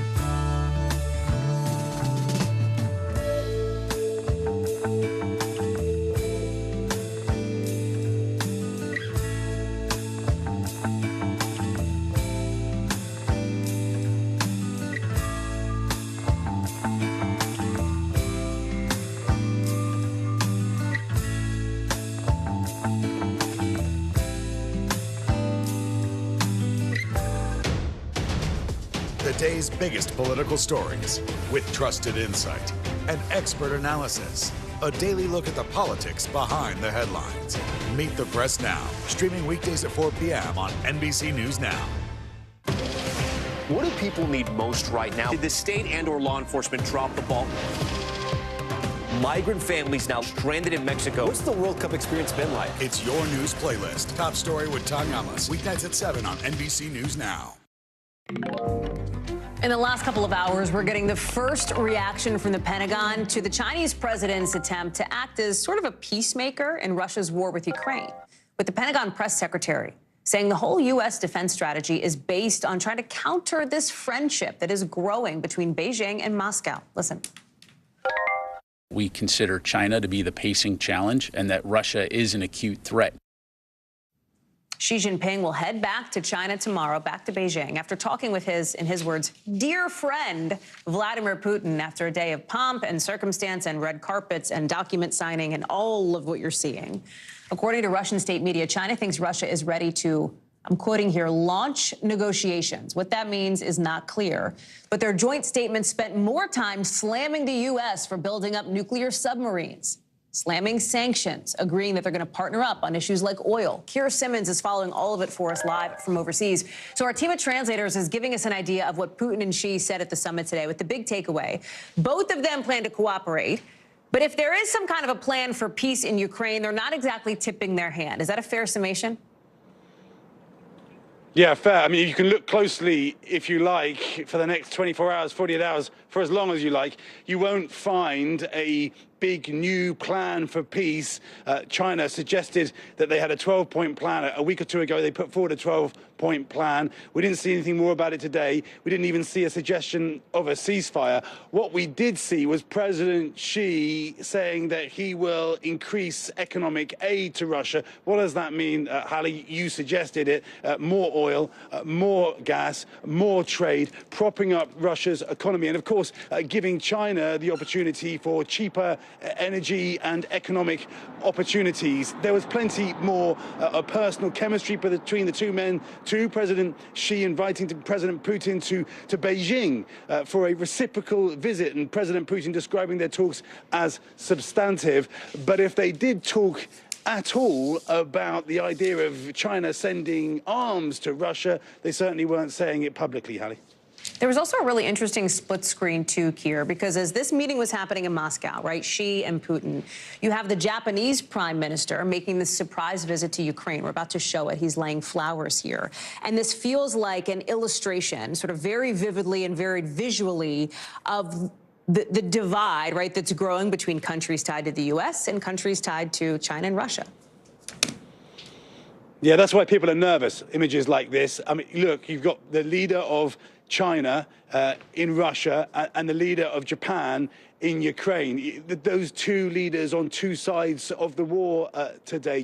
Just think about that. That is why people are concerned about the danger of escalating global tensions. And you're right, you know, this world appears to be dividing up into two sides. It is going to worry people very, very deeply. In the end, though, of course, what the Prime Minister of Japan was doing was signaling that Western support and U.S. allies' support for Ukraine, and the West will say that is vital that that continues. Keir Simmons live for us in London. Keir, thank you. A big warning today to the police force of the place where you just saw Keir, one of the world's biggest cities. An independent report just out says the London PD has to change or get broken up because of deep-seated racism and misogyny and homophobia. Yes, this report is exactly as scathing as it sounds. We're talking about the biggest police department in the UK, known as the Met, 34,000 people on the force. And this review was commissioned after the rape and murder of Sarah Everard by a serving officer in March of 2021. This killing sparked protests, with more women coming forward to say they'd been threatened or attacked while walking alone. The report says discrimination is tolerated. It's not dealt with. It's become baked into the system. And it is felt most acutely by those who cannot hide their differences from the white male norm, particularly people of color and women. The British Prime Minister today saying, listen, it's hard to be confident in the police after what's been happening lately. trust in the police has been hugely damaged by the things that we've discovered over the Even your past trust? year. Everybody's trust. Ali Arouzi is joining us now. So, Ali, talk us through more about what's in this report, because there's a lot, right? I mean, it talks about widespread bullying of minority groups. There's a Muslim officer quoted in the report saying somebody left bacon in his boots inside his locker. This report paints a culture of not just one-off incidents, but of something that is much more deep-seated and endemic. That's right, Hallie. It's a damning report of Britain's biggest police force's tasked with protecting London, but it's failing its people. You know, it not only talks about failing young women and children, awful treatment of them. The 363 pages of findings accuse the Metropolitan Police Force of being broken, rotten, and guilty of institutional racism, misogyny, and homophobia. As you know, the report was born from the murder of Sarah Everard, who was kidnapped, raped, and murdered by Wayne Couzens, then a serving police officer. The report then brings to light the crimes of another police officer, David Garrick, who's been unmasked as one of the UK's most prolific sex offenders, guilty of 85 serious offences, including 48 rapes. And what's even more alarming, Hallie, is that it says it's probably not an isolated incident involving a couple of bad actors, because the review has found that there may be more officers like Couzens and Garrick. The report found that the female officers and staff are routinely face sexism and misogyny. There's this preliminary report out in October, Ali, that said that the department hadn't vetted and trained officers properly, that some officers were allowed to stay on the job even after they were accused of domestic abuse or racial harassment. You talk about like what has to change, what is going to change. How are they going to, I think the critical question is, win back the trust of people in London, given what you even heard from the British Prime Minister today? That's right. Well, the report says that there's systematic and fundamental problems in how the Met is run. And the problem with the force is not the size, but inadequate management. And if they can't change themselves, then it may have to be disbanded. I mean, the report talks about that if the Met can't change itself after one of their police officers raped and killed a young woman, then nothing is going to change the Met. So something drastic has to be done, and it has to be done now. Ali Arouzi, thank you very much for that reporting. Coming up here on the show, some new guidance saying some unexplained stomach problems might be from a tick bite. We're going to break down what we know about this disease that is newly on people's radars and how it could be connected to climate change. Plus, one couple getting a really, really shocking surprise when they came home from a weekend trip. What they found on their doorstep that you're not going to believe. That's in the local.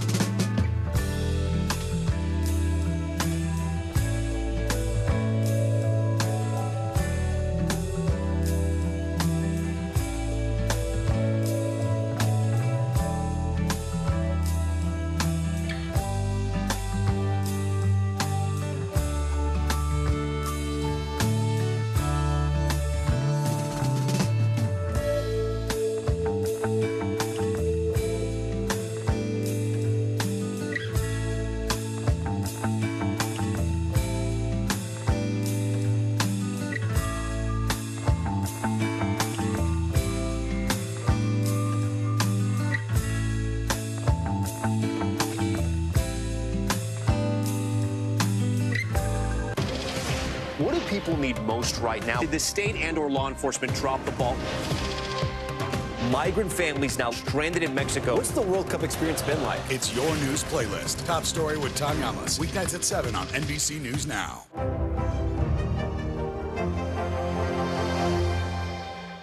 For Dateline Premium, subscribe now on Apple Podcasts. NBC News, streaming free now.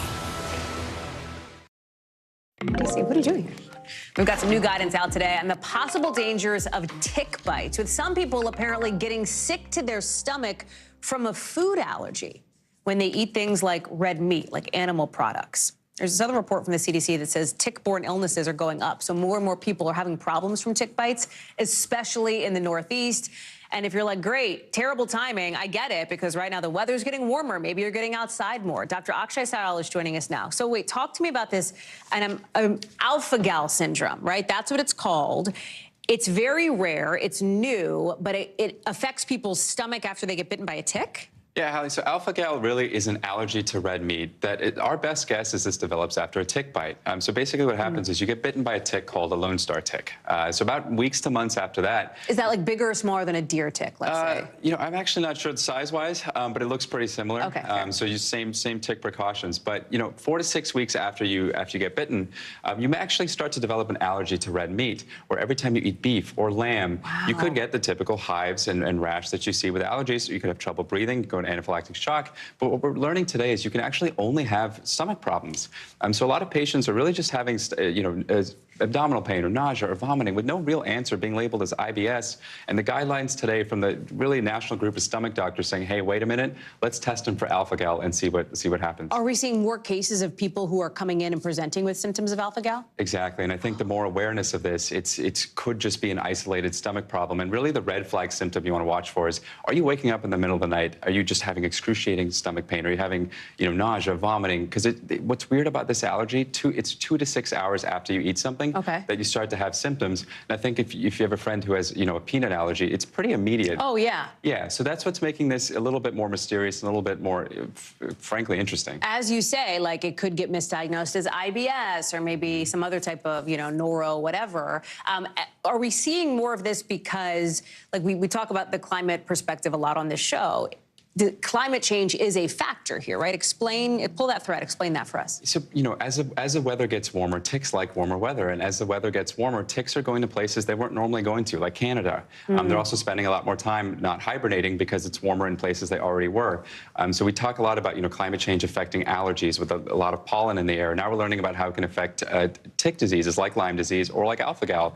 Now, I'm sure you're wondering, for those who have this, am I going to be okay? I talked to the leading researcher, really the world expert on this field, right before coming in. He said 3 to 5 years is what they're seeing. You're allergic for 3 to 5 years, but after that, if you keep a nice diet away from red meat, there's a chance of recovery. Do I love that you're calling the world's leading expert before you walk into the studio here? I do. Real quick precautions. I mean, it's just wear the long socks when you're hiking, check for tick bites. It's the usual tick stuff? It's the usual stuff. Okay. Dr. Sayal, great to see you in D.C. Thank you very much. Nice to see you. NBC News covers hundreds of stories every day, and because you couldn't possibly read or watch or listen to them all, our bureau teams have done it for you. This is what they tell us is going down in their regions in a segment we call The Local. For our Northeast Bureau, Massachusetts police are looking for the mother of a newborn baby who was abandoned. Right here, on the doorstep of a couple, didn't know the baby boy, was wrapped in blankets in a car seat, might have been outside for hours. This couple came home, obviously found the baby on their doorstep, called police, went to the hospital. The baby's recovering. Police are also reminding people of the Massachusetts safe haven law. It means that you can legally surrender infants at designated areas, like maybe a fire station, where there's immediate help for those kids. From our Southern Bureau, Team USA is going to play Team Japan in the finals of the World Baseball Classic tonight in Miami. A lot going on here. The U.S. could become the first repeat winners since Japan took the first 2 tournaments in 2006, 2009. Japan was extremely psyched to get to the finals when they beat Mexico. Big stuff. From our Western Bureau, looking for a new job? What about becoming a pro bear hugger? The New Mexico Department of Game and Fish is hiring one of them to join their Conservation Officer Training Program. The posting says applicants must be able to hike in strenuous conditions and have the courage to crawl into a bear den. If you do, you get rewarded with hugs from little baby bear cubs. If you're still interested, deadline to apply is March 30th. When we come back, a former Family Feud contestant now charged with murdering his wife. What he said about her on the show and what we know about his possible defense after a break.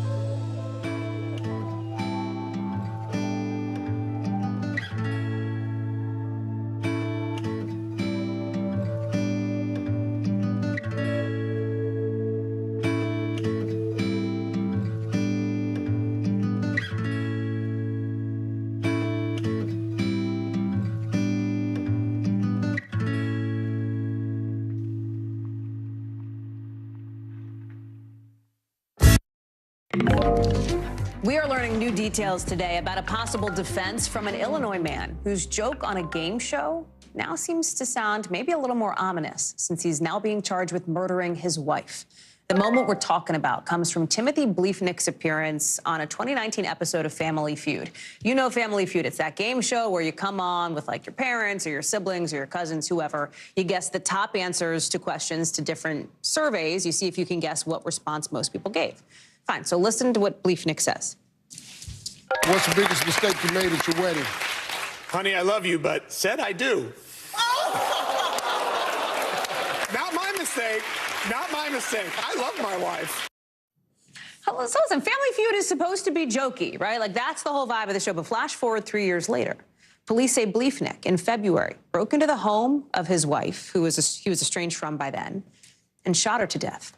Now, Bleefnick's attorney is speaking with NBC News just 48 hours before a grand jury convenes in this case. NBC's Maggie Vespa is joining us now. So, Maggie, I have to think that clip must have come up, right? What was the response to that from the attorney? Talk us through it and what else we're learning about how Bleefnick is going to try to prove that he didn't do it here.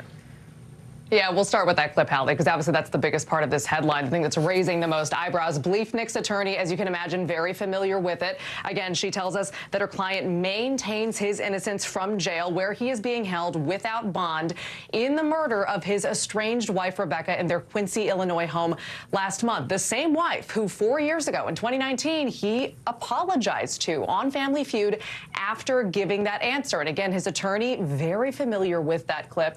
And this was her reaction. It's nothing. It is a game show. It is a silly answer to a silly question. And it was an answer that was on the board. So I would really hope that a jury in our community would not convict somebody of first-degree murder based upon an answer they gave on a game show 4 years before the murder. So again, Hallie, she was adamant. She wants to say that Bleefnick from jail, maintaining his innocence, and plans to plead not guilty. So that in mind, I asked her what, if anything,